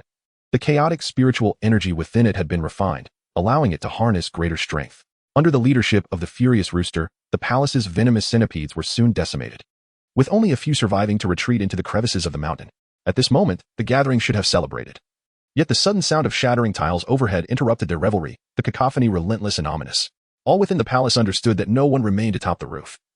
Thus the source of the sound could not have been one of their own, and it was conceivable that it was not even human. Hearing the sound, Lin Daoist swiftly leveraged the centipede's hanging ladder to soar onto the rooftop. As he emerged onto the roof, he immediately spotted a colossal centipede, adorned with 6 translucent wings. Crawling towards him from afar, Lin Daoist immediately recognized that the 6-winged centipede was at the early stage of Taoist cultivation. At that moment, the fury rooster within the palace, perhaps sensing its natural enmity with the 6-winged centipede, soared into action without hesitation upon detecting its presence. Upon its arrival, the fury rooster charged directly at the 6-winged centipede. Following closely were Qin Yulo and Zhigu Xiao, who, leveraging the centipede's momentum, leaped onto the rooftop. As they ascended, they beheld the fury rooster already engaged in combat with the 6-winged centipede. Initially, the fury rooster maintained the upper hand due to its diminutive size and agile movements. However, it wasn't long before the 6-winged centipede adapted to the fury rooster's initial strikes, executing a swift maneuver that stirred up a cloud of dust from the rooftop. The fury rooster, accustomed to basking in sunlight, found itself at a disadvantage in the dark depths of the abyss, and the dust further impeded its performance. Conversely, the 6-winged centipede, having thrived in this shadowy environment, found the dust not to be a hindrance, but rather a beneficial asset. In this shifting dynamic, the fury rooster was soon overwhelmed and sent tumbling out of the dust cloud, landing at Lin Daoist's feet. Injured and unable to rise, the fury rooster lay there, while the 6-winged centipede, seizing the opportunity, lunged from the dust and aimed to bite the fury rooster atop the rooftop. Despite possessing a faint trace of intellect due to its cultivation, the fury rooster's primal instincts prevailed, compelling it to recklessly confront its adversary. Lin Daoist refrained from intervening earlier, intending to impart a lesson to the furious Jingji. However, he had no intention of allowing Jingji to perish at the jaws of the 6-winged centipede. Thus, as the ferocious creature lunged forward, Lin Daoist unhesitatingly stepped up and delivered a powerful kick to the centipede's head. The forceful strike caused the 6-winged centipede to crash through the roof, creating a substantial hole as it fell. At the moment before Lin Daoist launched his attack, he delicately hooked the enraged chicken on the ground with his foot and tucked it away into the beast's nurturing garden for recovery. Subsequently, as the roof shattered, he leveraged his strength off the head of the 6-winged centipede, leaping backward while effortlessly seizing the plummeting partridge whistle and Qin Yulo. Once he landed in a secure area, Lin Daoist released the two and retrieved a rattan artifact from his storage space, hurling it down toward the newly created breach. The 6-winged centipede, having sustained a severe blow, lay dazed on the ground, several of its sharp claws broken. Faced with the incoming rattan, it had no time to react and was swiftly ensnared. Just as the rattan was lifting it, a much larger 6-winged centipede suddenly lunged out from the shadows within the palace. Its razor-sharp mandibles effortlessly sliced through the rattan, freeing the ensnared centipede. Chapter 88. Encountering the shadow attack again. After a period of respite, the liberated 6-winged centipede had regained its senses. Prior to this, Lin Daoist had intended to tame the 6-winged centipede for his own use. However, another 6-winged centipede, a later-stage Taoist, has now appeared. He should have been elated. Yet, upon examining this larger centipede, Lin Daoist discerned several unsettling issues. In addition to the inherent demonic aura, it inexplicably emanated a peculiar Yin energy. Intriguingly, the Yin energy surrounding this 6-winged centipede bore an uncanny resemblance to that which had amassed upon Mount Ping. When the two centipedes made contact, they commenced communication through their antennae. The larger centipede, already irate upon its entrance, became increasingly agitated during its interaction with the other. Just as Lin Daoist anticipated an imminent attack from the larger centipede, it cast a profound glance in his direction. Lin Daoist had encountered myriad gazes throughout his life, including those of phantoms, zombies, and otherworldly creatures. Yet, he had never before witnessed a gaze so imbued with the complexities of humanity, reminiscent of a senile elder. Weathered by time yet consumed by a fervent madness, seizing the moment of Lin Daoist's astonishment, the colossal centipede ensnared its smaller counterpart and swiftly retreated through a newly created breach, vanishing from sight in an instant. At that moment, the old foreigner and the red-clad maiden had only just ascended from the centipede's treacherous path, catching sight of the two centipedes as they departed. The cacophony created by the escape of the 6-winged centipedes jolted Lin Daoist back to reality, prompting him to pursue them immediately. Upon leaping through the gaping hole, he entered another chamber within the palace, only to find the room in disarray, a result of the chaos wrought by the fleeing centipedes. It wasn't long before he discovered a sizable hole in the wall, created by the 6-winged centipede, with several other walls behind it bearing the marks of violent impact. Lin Daoist followed the trail and ultimately discovered two 6-winged centipedes that had burrowed into the mountain through an ascending passage.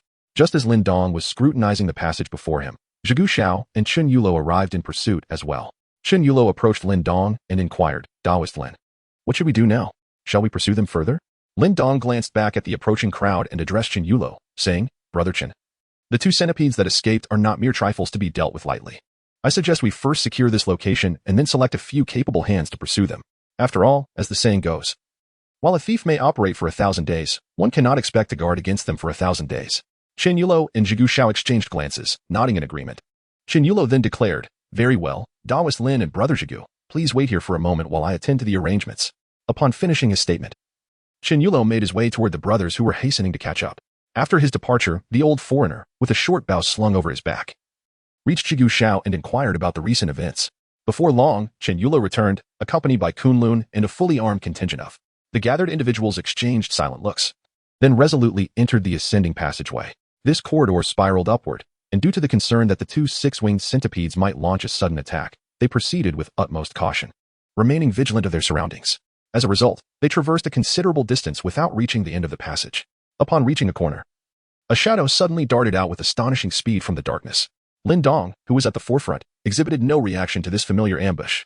It was only in the next moment, when the shadow was about to strike him, that a phantom lotus appeared around him. The shadow collided with the illusion of the lotus, which remained unperturbed. Instead, the shadow was met with a backlash that severed its leading edge, followed closely by a foul green blood that erupted from the wound. The green blood splattered onto the surrounding walls of the passage, instantly corroding the earth and stone with a hissing sound. Lin Dong seized the opportunity, and in an instant, a peachwood sword materialized in his hand, slicing directly towards the shadow's rear. This seemingly ordinary peachwood sword, under Lin Dong's influence, radiated with brilliance, resembling a miniature sun. With the radiant glow from the peachwood sword, Lin Dong finally discerned the shadow that had attacked him twice. It was, astonishingly, a black scorpion the size of a grinding stone. At that moment, the peachwood sword struck the scorpion, as though it were a divine weapon capable of cleaving iron as if it were mere mud, effortlessly severing the black scorpion in two. As the saying goes, a centipede, even when dead, does not become rigid. Thus, Lin Dong relentlessly delivered several more strikes, reducing the scorpion to a mere pile of fragments. However, from those remnants oozed a foul, green ichor. Wherever the green blood flowed, the soil and shattered stones were corroded, emitting a cacophony of hissing sounds accompanied by wisps of acrid smoke. Witnessing this, the onlookers hastily maneuvered to avoid the noxious green blood pooling on the ground. Just as they moved, one of the bearers inadvertently inhaled a mouthful of the toxic smoke and promptly collapsed in the passageway. In ordinary circumstances, such a fall would result in minor abrasions. Yet, in this poisoned corridor, where the virulent green blood flowed, the unfortunate bearer landed directly in it, instantly transforming into a puddle of putrid muck. Observing this dire situation, Chen Yulo urgently shouted, "Cover your mouths and noses. Li Ergu, return the way you came and inform Honggu that we are in peril. The rest of you, follow me as we ascend swiftly." No sooner had he finished speaking than Li Ergu dashed down the passage, while the others pressed on upward without hesitation. Before departing, Lin Dong casually collected the scorpion's stinger from the ground. Subsequently, within the passage, Lin Dong and his companions encountered no further obstacles and proceeded directly to the exit. Standing at the threshold, though enveloped in darkness, they could discern that ahead lay a vast, open space. To guard against potential hidden traps outside, Chen Yulo retrieved a handful of iron marbles from a small pouch at his waist and cast them into the expanse. The iron spheres clashed against the ground, resonating with a series of crisp, ringing sounds that echoed throughout the open area. This action served both to probe for mechanisms beyond and to attract any lurking creatures within the tomb, particularly the two six-winged centipedes that had previously fled. However, as the last of the ringing faded into silence, nothing materialized, and no entities emerged. Thus, Lin Dong boldly stepped out of the passage. Not far ahead, he discovered a magnificent palace. After navigating around the palace, they encountered a seemingly bottomless chasm, spanned by a stone bridge. Crossing the bridge led them to a vast plaza. As Lin Dong traversed the stone bridge, Chen Yulo and Zhigu Xiao had already arrived at the precipice with a group of. While they stood at the edge of the chasm, gazing into the abyss below, a piercing scream suddenly echoed through the crowd. Chapter 89, Two Centipedes, a Scorpion, and a Silhouette. The onlookers turned towards the source of the cry, only to witness one of the inexplicably tumble into the void. Moments later, a dull thud resounded from the depths of the chasm. Confronted by this gruesome sight, the at the edge instinctively recoiled a few steps. Hearing the commotion, Lin Dong, though uncertain of the events unfolding, promptly pivoted to return to the other side of the stone bridge. However, just as he began to move, a six-winged centipede emerged from the abyss below. This centipede, bearing some injuries, was undoubtedly the same one Lin Dong had previously wounded. Now, in the presence of the once injured creature transformed into an unstoppable killing machine. In mere moments, 3 or 4 more individuals were hurled into the chasm by the six-winged centipede. Ultimately, it was Kunlun, wielding a large club, who managed to hold the creature at bay. Observing the dire situation, Chen Yulo and Zhigu Xiao, despite their lack of collaborative experience, exhibited an uncanny synergy. They launched a joint assault against the six-winged centipede, with Chen Yulo brandishing a dagger and charging forward. Zhigu Xiao, on the other hand, removed 2 box cannons from his waist and fired at the centipede. Regrettably, even at such close range, the bullets failed to penetrate the creature's defenses. Faced with this predicament, Zhigu Xiao stowed the box cannons and rushed towards the centipede, seizing a large knife dropped by one of the along the way. The old foreigner also unstrung his short bow and aimed an arrow at the centipede. However, the moment his arrow struck the creature's carapace, it ricocheted off harmlessly. Realizing that arrows were ineffective, the old foreigner circled around the centipede, searching for its vulnerabilities while simultaneously tending to the injured. At this juncture, Chen Yulo had seized the opportunity presented by Kunlun distracting the 6-winged centipede, leaping onto its back. With his small divine spear, he repeatedly jabbed at the centipede's back. Yet his dagger was too diminutive to inflict significant damage. Aware of the pain, the 6-winged centipede abruptly abandoned its pursuit of Kunlun, thrashing wildly in an effort to dislodge Chen Yulo from its back. However, before it could succeed, Zhigu Xiao, wielding the large knife, and Kunlun, brandishing the club, had already flanked the centipede. Zhigu Xiao struck the body of the centipede with his blade, but alas, his ordinary weapon was insufficient to inflict any meaningful harm. At this moment, Lin Dong had arrived at the other side of the abyss. With a firm grip on his peachwood sword, he exerted force beneath his feet and soared over the chasm. Upon landing, he brandished the sword, severing several legs of the 6-winged centipede. In such a perilous situation, the centipede ought to have retreated into the depths of the abyss. However, it behaved unusually, charging towards the palace gates ahead. The heavy palace doors yielded easily to the centipede's ferocious impact, resulting in a gaping hole. Chen Yulo, propelled by the recoil of the collision, was flung off the centipede's back. Yet, nimble as ever, he executed several flips and landed gracefully on the ground. The onlookers, upon witnessing the breach in the palace doors, rushed inside without hesitation. Once inside, however, they found no trace of the 6-winged centipede, but rather, a solitary figure with its back turned. The sudden appearance startled the newcomers, prompting Chen Yulo to shout, "Who goes there?" To Lin Dong's eyes, the figure radiated no signs of life. It was enveloped in an aura of malevolence. Seizing the opportunity while the others were still in shock, he hurled his peachwood sword at the shadowy form. As the sword soared through the air, the figure awkwardly raised its arms and, without moving its body, turned its head a full 180 degrees. With this motion, a rustling sound echoed throughout the otherwise silent palace. Although the figure appeared strikingly beautiful, it soon became evident to all that it was an eerie paper effigy. Before the onlookers could fully process their astonishment, and before the paper figure could mount an offense, Lin Dong's thrown sword pierced directly into its chest. In an instant, the sword emitted a blinding ray of sunlight, and a piercing shriek erupted from the paper figure. In mere moments, the effigy disintegrated into ashes at a visibly accelerated pace, accompanied by a plume of black smoke. Soon after, tranquility enveloped the scene, and the peachwood sword clattered to the ground. As Lin Dong was about to approach and retrieve the peachwood sword, a sudden commotion erupted from a well-like structure in the center of the palace. Taking advantage of the distraction, the 6-winged centipede that had just escaped lunged at Chen Yulo from the beams of the palace. In the midst of this unexpected attack, a larger 6-winged centipede burst forth from the same well-like structure, followed closely by a massive black scorpion. Upon their emergence, these colossal insects seemed to instinctively know who posed a greater threat, positioning themselves directly in front of Lin Dong. Despite the imposing presence of the 2 gigantic insects blocking his path to the peachwood sword, Lin Dong remained unfazed. Instead, 2 high-quality peachwood swords manifested in his hands. Seizing the moment while the insects were momentarily stunned, he hurled one of the swords towards the direction of Zhigu Xiao. "Zhigu Xiao, use this peachwood sword." At that moment, Zhigu Xiao, Chen Yulo, and Kunlun were collaborating to combat the already wounded 6-winged centipede. However, Zhigu Xiao had been struggling to inflict significant damage due to the lack of a suitable weapon. Upon hearing Lin Dong's voice, Zhigu Xiao turned to see the peachwood sword hurtling towards him, and without hesitation, he took a step back and leaped to catch it. Meanwhile, Lin Dong's free hand materialized a jujube spear. Concerned about the narrow confines of their surroundings and the potential for collateral damage to Zhigu Xiao and the others, he opted for a melee weapon to confront the 2 massive insects. With the jujube spear in hand, Lin Dong charged at the 2 giant insects. The colossal creatures responded by swinging their formidable pincers and flapping their wings, closing in on Lin Dong from both sides. Lin Dong gazed at the black scorpion on his left and struck down with his peachwood sword towards its formidable pincers. He initially intended to employ the same strategy as he had against the scorpion in the passage, aiming to cleave it in 2 with a single blow. However, the carapace of this black scorpion proved to be far more resilient, and to complicate matters, a 6-winged centipede was also present, creating distractions. Chapter 90. The Demise of the 3 Insects. Lin Dong struck fiercely with his sword, creating a fissure in the surface. At that moment, the 6-winged centipede launched an attack, preventing Lin Dong from fully unleashing his strength. However, as Lin Dong evaded with his sword, he wielded his spear and tore a large hole in one of the centipede's wings. The centipede, which had relied on its 6 wings for aerial maneuvers, found its balance disrupted due to the damage of one wing, causing it to plummet from the sky. Lin Dong initially intended to take advantage of the creature's weakened state to deliver a fatal blow to the giant centipede. However, the scorpion unexpectedly launched a surprise attack with its tail spike aimed at his back, although Lin Dong was shielded by protective talismans, preventing any harm. The scorpion's ambush caused the trajectory of his spear to veer off course, missing the six-winged centipede entirely. Instead, the spear grazed the centipede's shell and pierced through a nearby tile. Seizing the opportunity, the six-winged centipede retaliated, sinking its jaws into Lin Dong's waist. It aimed to sever him in two, but Lin Dong's spiritual artifact effectively safeguarded his body. In a swift counterattack, he retaliated with a sword strike, severing one of the centipede's mandibles. With one mandible lost, the six-winged centipede could no longer maintain its grip on Lin Dong, and in a moment of vulnerability, it found itself on the receiving end of a devastating blow that severed one of its wings.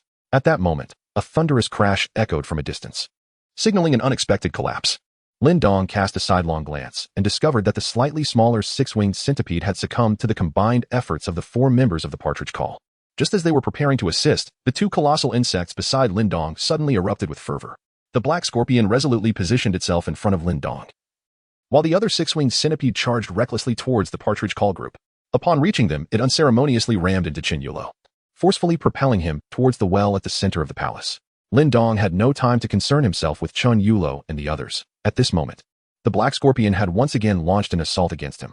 However, deprived of the assistance from the six-winged centipede, the black scorpion quickly found itself at a disadvantage, with one of its pincers already cleaved in half. Just as Ning Dong was poised to confront the black scorpion, he suddenly heard an urgent call from behind. "Brother Chun." Lin Dong turned around, only to see Zhigu Shirao, the old foreigner, and Kunlun peering down the well with concern. Meanwhile, Qin Yulo and a much larger six-winged centipede had completely vanished from sight. At that moment, the black scorpion seemed to snap back to reality, shaking its head before resolutely turning to flee. However, upon hearing the commotion, Lin Dong swiftly hurled his spear in the direction of the black scorpion. The spear impaled it into the ground, yet the black scorpion, possessing remarkable vitality, continued to struggle despite being pierced through. Even after Lin Dong caught up, the black scorpion attempted to retaliate with its tail sting. Nevertheless, being pinned to the ground rendered it devoid of all agility, rendering its tail attacks ineffective. In a decisive move, Lin Dong severed the tail with a single stroke of his sword, followed by a powerful slash that split the scorpion's head in two. Subsequently, Lin Dong hurried to the edge of the well, where Zhigu Shirao was gradually descending with the assistance of Kunlun and the old foreigner. Lin Dong peered down the well, and to his astonishment, he beheld a massive alchemical furnace nestled within the narrow confines of the shaft. At that moment, Qin Yulo was struggling to maneuver around the furnace, engaged in a desperate contest with a six-winged centipede. Although the situation below was dire, Lin Dong hesitated to leap into the abyss. Instead, he turned back to retrieve the peachwood sword that had fallen to the ground earlier, also collecting the corpses of the black scorpion and the six-winged centipede. Upon returning to the well's edge, he found that Zhigu Shao had successfully descended and was now aiding Qin Yulo in their battle against the formidable centipede. After Zhigu Shao had completed his descent, Kunlun readied himself to follow, but Lin Dong intervened, instructing, "You two hold the rope from above. I shall descend." Without a moment's hesitation, Lin Dong grasped the rope and leapt into the well. Seeing this, Kunlun and the old foreigner tightened their grip on the rope. Thanks to the rope's deceleration, Lin Dong landed smoothly atop the furnace below. Upon his arrival, he noted that Zhigu Shao and Qin Yulo, having traversed a great distance and recently engaged in a fierce battle, were now thoroughly exhausted. Even together, they could barely contend with the six-winged centipede. Recognizing the urgency of the situation, Lin Dong did not waver. He leapt from the furnace directly at the centipede. The creature sensed his approach but could only manage a feeble evasive maneuver, narrowly avoiding a fatal blow. Nonetheless, it sustained severe damage, with one segment of its body cleaved in half by the peachwood sword. In the wake of such a grievous injury, the six-winged centipede attempted to retreat. Yet its movement seemed erratic and uncontrolled, leaving deep gashes along the walls and floor as it staggered. Dragging its mutilated form, the six-winged centipede found escape utterly impossible. Lin Dong swiftly pursued, driving his spear into the tail of the six-winged centipede, pinning it to the ground. Yet, astonishingly, the creature appeared impervious to pain, continuing to writhe relentlessly. This even caused the severed joint to stretch further, defying the limits of its form. Upon witnessing the scene, Lin Dong rushed forward and delivered a final thrust, cleaving the six-winged centipede into two halves. Despite the numerous organs spilling from its wounds, the creature remained relentless, attempting to flee. However, after only a few feeble attempts, it collapsed to the ground, devoid of life. Lin Dong turned around and retrieved the Juju-wood spear from the ground, hurling it towards the head of the six-winged centipede. The spear effortlessly pierced through the creature's head. Yet the six-winged centipede remained unresponsive, suggesting it was thoroughly deceased. Subsequently, Lin Dong pivoted towards the alchemy furnace and assisted the fallen Zhigu Xiao and Qin Yulu to their feet. He then extracted 2 vials of Qingyang peach water from his storage space and handed them to the 2 men, saying, "My dear brothers, this is a restorative elixir for your vitality. Do partake." Having witnessed Lin Dong's preparation of the elixir while at the camp, Zhigu Xiao and Qin Yulu, without hesitation, uncorked the vials and drank deeply from them. Once they had imbibed the restorative liquid and were resting against the alchemy furnace, Lin Dong moved aside to collect the corpse and the jujube spear into his storage space. He also retrieved the peachwood sword that Zhigu Xiao had used. Revitalized by the elixir, Qin Yulu and Zhigu Xiao managed to regain some strength and prop themselves up against the alchemy furnace. Qin Yulu called out towards the top of the alchemy well, "Kunlun, we are fine. You stay up there and do not descend." Following suit, Zhigu Xiao shouted upwards, "Old foreign man, remain up there and keep an eye on Kunlun." Chapter 91. The spirit tool alchemy furnace. The group then began to explore their surroundings in the space beneath the alchemy well. Before long, Zhigu Xiao discovered a doorway nearby. Upon opening it, a passage leading upwards revealed itself. The group cautiously ascended the passage and soon found themselves outside the palace once more. At that moment, in the plaza outside the palace, several injured were huddled together. Upon seeing the palace, Qin Yulu rushed to the front entrance. Noticing the shattered door, he dashed inside to summon Kunlun and the old foreign man. After a series of intense battles, everyone present felt a sense of weariness, prompting them to sit and rest outside the palace. Lin Dong retrieved some provisions from the storage space and distributed them among those present. As everyone was enjoying their meal, an unexpected noise suddenly emanated from behind the palace. Upon hearing the commotion, several individuals promptly rose, arming themselves and cautiously advancing toward the source of the sound. Soon, they discovered that the passage leading to the underground palace had been breached, with the first to emerge being the Red Maiden. Following closely behind was Old Luo. And the rest of the group that emerged were all wrapped up tightly. Old Luo's gaze did not register the presence of the injured. Instead, he immediately focused on the palace before him. Approaching the palace wall, he inquired of Qin Yulo, "Is there treasure within, Chief Qin?" Qin Yulo, already aware of Old Luo's character, could only respond with resignation. "Commander Luo, every brick and tile of this palace is worth its weight in gold. But transporting it from the underground palace may prove quite troublesome. It would be wiser to search the vicinity for passages leading elsewhere." Qin Yulo then turned to the Red Maiden and asked, "Red Maiden, how did you all manage to come up? Has the underground palace been dealt with?"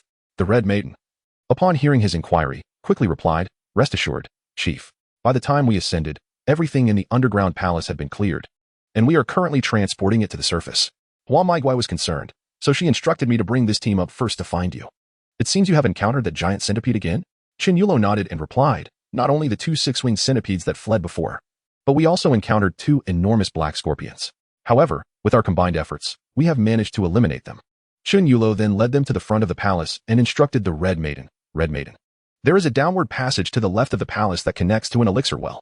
Take your team and retrieve all the treasures from the elixir. Additionally, send someone inside the palace to conduct an inspection." Upon receiving the command, the Red Maiden first dispatched 2 individuals who extracted various healing supplies from their belongings to tend to the injured present. Then, she led the remaining members toward the palace. Before they could enter, she spotted an exquisite golden lock on the ground. After picking it up, the Red Maiden guided her group into the palace, while Qin Yulo and the others remained outside to rest.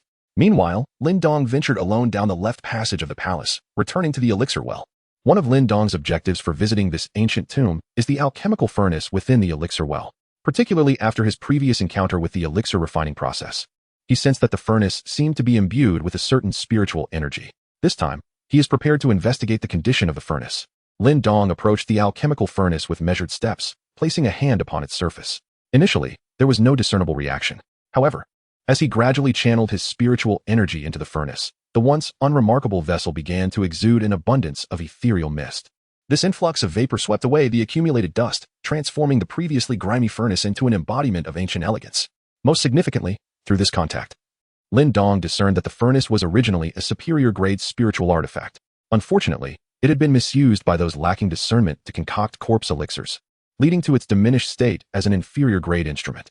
Fortunately, the foundational integrity of the furnace remained intact. With proper care, it held the promise of one day regaining its former grandeur. Moreover, Lin Dong sensed that if he could gather the 4 symbols and a mirror, and subsequently reforge them into the primordial ancient cauldron, it might bestow upon him an even greater surprise. Lin Dong was acutely aware that, apart from the materials, the most crucial element in alchemy was the control of temperature. The furnace before him, infused with the essence of the ocean, possessed the remarkable ability to automatically regulate the internal heat, thereby allowing for a more efficient refinement process. Although the design of the furnace resembled that of a traditional elixir furnace, it was equally adept at forging artifacts, yielding commendable results. Despite the absence of a name for this particular furnace, Lin Dong resolved to christen it the Tide Furnace, inspired by its distinctive characteristics. After Lin Dong stored the sea tide furnace in the storage space, he returned to the palace square above. However, upon his arrival, he found no trace of Chen Yulo and Zhegu Xiao. After inquiring, he learned that the two had already crossed the stone bridge with a group of people, venturing forward to explore. Upon hearing the news, Lin Dong hurried over, fully aware that ahead lay a passage teeming with centipede eggs.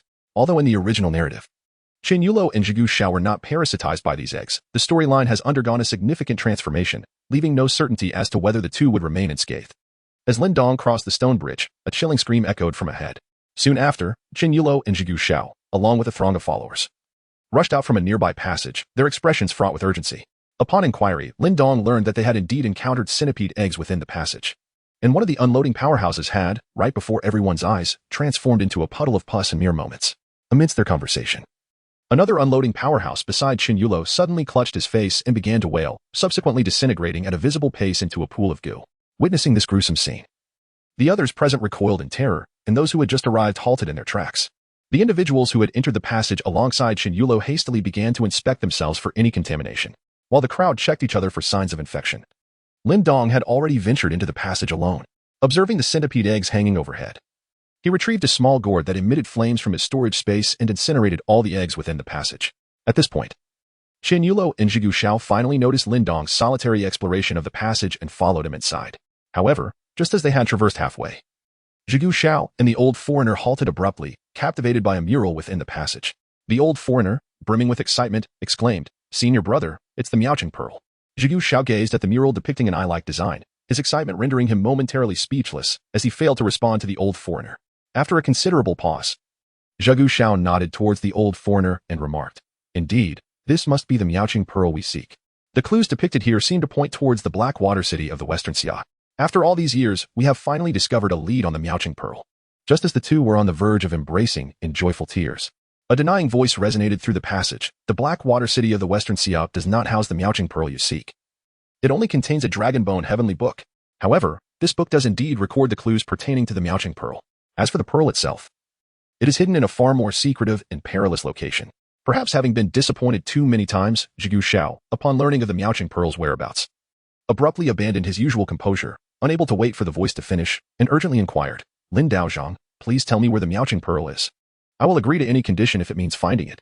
Hearing Zhegu Xiao's desperate plea, Lin Dong could only let out a deep sigh and responded based on his knowledge of the narrative. The Maoshan Pearl lies in a place of utter peril, accessible only under the right celestial and terrestrial conditions.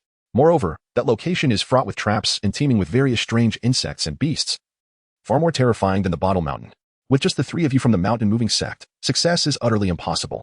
Yet, instead of conceding defeat, Zhegu Xiao pressed on, "I beseech you, Lin Daoist, to share the whereabouts of the pearl. My sect has searched for it for over a millennium, sacrificing countless predecessors. Even in failure, we must pursue it. The legacy of the mountain-moving sect spans 1,000 years. We cannot be the only three left. If we can learn where the Maoshan Pearl resides, hope shall always remain."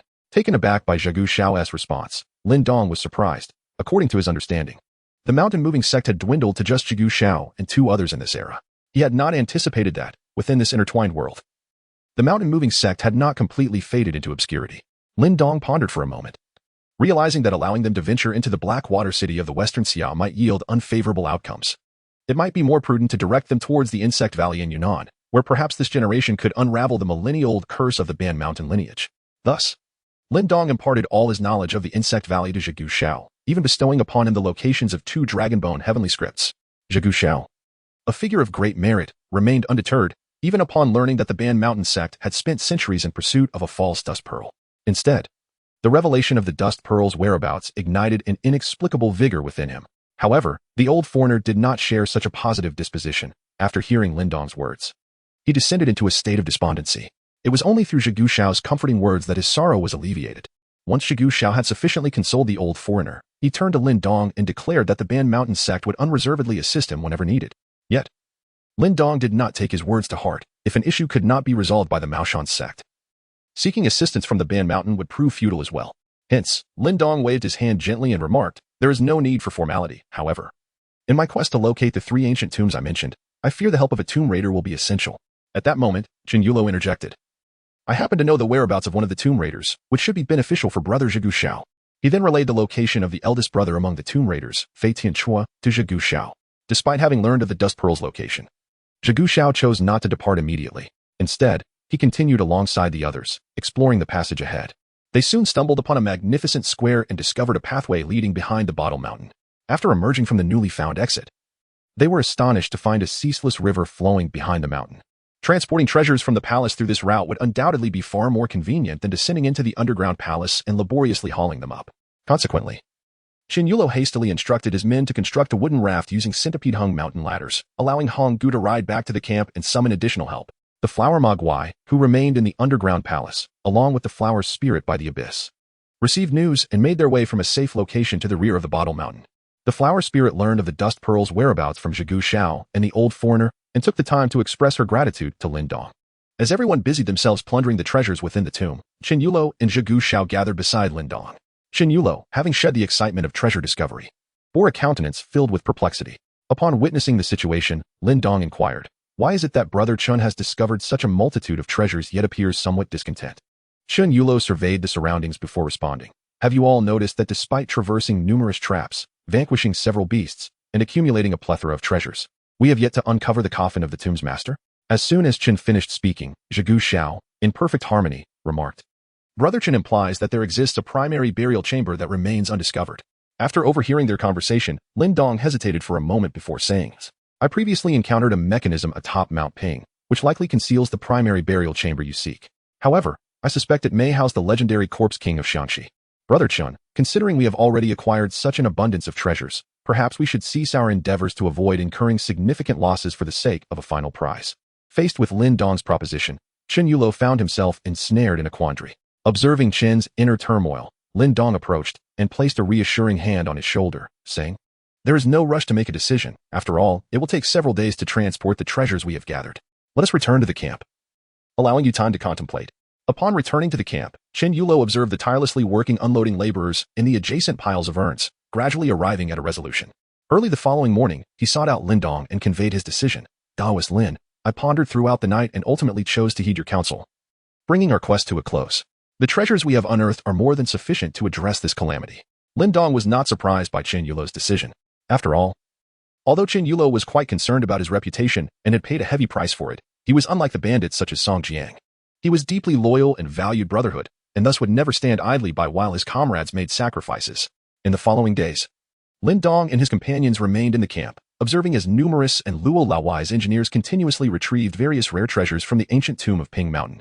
Chapter 93, The Collapse of the Dan Well. Lin Daoist and the few companions from Zhigu Shao were not primarily motivated by the treasures within the ancient tomb. Thus, they paid little heed to the valuables surrounding them. However, Luo Laowai, being inherently avaricious and licentious, gazed longingly at the accumulating treasures, his eyes gleaming with greed and saliva uncontrollably dripping from his lips. As days passed, most of the valuable items within the ancient tomb of Ping Mountain had been transported away, leaving only the treasures within the Dan Well. Qin Yulo and Luo Laowai began organizing their men, preparing to pack their belongings and depart from Ping Mountain. Yet, the dark aura enveloping Qin Yulo and the workers hinted that their journey would not unfold as smoothly as anticipated. Indeed, within a mere 2 days, while Lin Daoist and his companions were gathered together, a worker rushed back to the camp in a state of panic. Upon spotting Qin Yulo, the worker hoarsely exclaimed, "Captain, something has happened to Red Girl and the others." Qin Yulo, who had been in high spirits, immediately sprang to his feet, striding urgently toward the man, and inquired with great concern, "What has happened to them? Did we not resolve the traps and the beasts within the tomb?" Lin Daoist had previously sensed that he was in a great hurry to return, for he had not paused at all during his journey.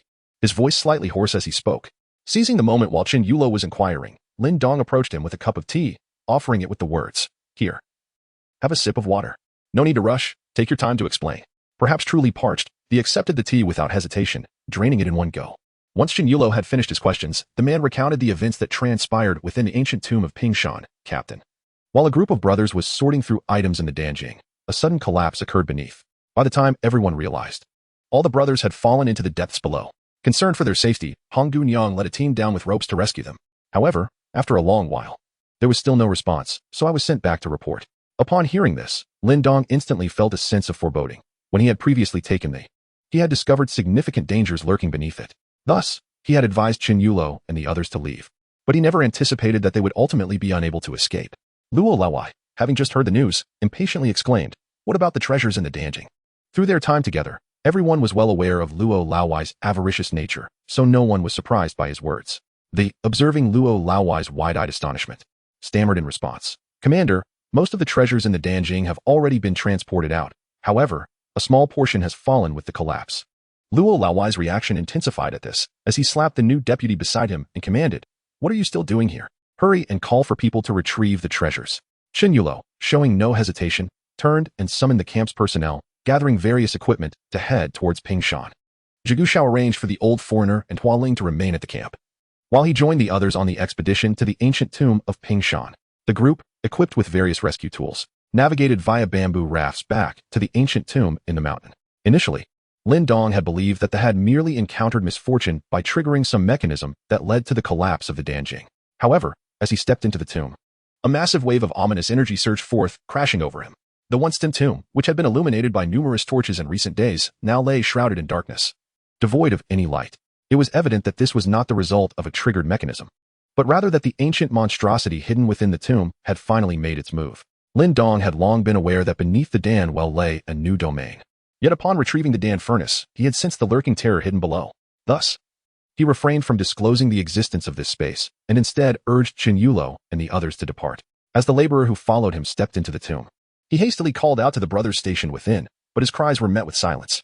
Noticing the lack of response, the laborer disregarded Lin Dong. Hastening further into the tomb, sensing something amiss, Lin Dong swiftly grasped the laborer, preventing his advance, and shouted to the others, "Do not enter. Retreat immediately." Though Chen Yulo and Zhegu Shao possessed limited cultivation, they comprehended the gravity of the situation. Upon hearing Lin Dong's words, they quickly urged the others to flee. Although Luo Laowai was oblivious to the unfolding circumstances, he observed the urgency of his companions and offered no resistance, allowing himself to be pulled outside the tomb. Without hesitation, Lin Dong also withdrew, dragging the laborer with him. Once outside, Lin Dong addressed Chen Yulo and the others. "I trust you have sensed the overwhelming presence of malevolent energy within the tomb. Furthermore, this brother's prolonged calls yielded no response. It is likely that those inside face dire peril. We are left with but two choices. One is to depart. For the majority of treasures within the ancient tomb of Ping Mountain have already been extracted. The other is to brave the dangers and venture inside to rescue those trapped." Chen Yulo turned to the pitch-black abyss of the tomb, gritting his teeth as he inquired of Lin Dong, "Master Lin, do you possess a means to dispel that malevolent energy and save our brethren within?" Luo Laowai chimed in eagerly, "Indeed. We cannot simply abandon the treasures within." Due to Lin Dong's involvement, Hong Gunyang and Zhegu Shao had not formed a close connection. Consequently, when trouble befell Hong Gunyang, Zhegu Shao remained relatively unconcerned. His motivation for following was solely driven by a sense of duty. Thus, amidst the anxiety of Chen Yulo and Luo Laowai, Zhegu Shao stood quietly by, betraying no signs of agitation. Forest.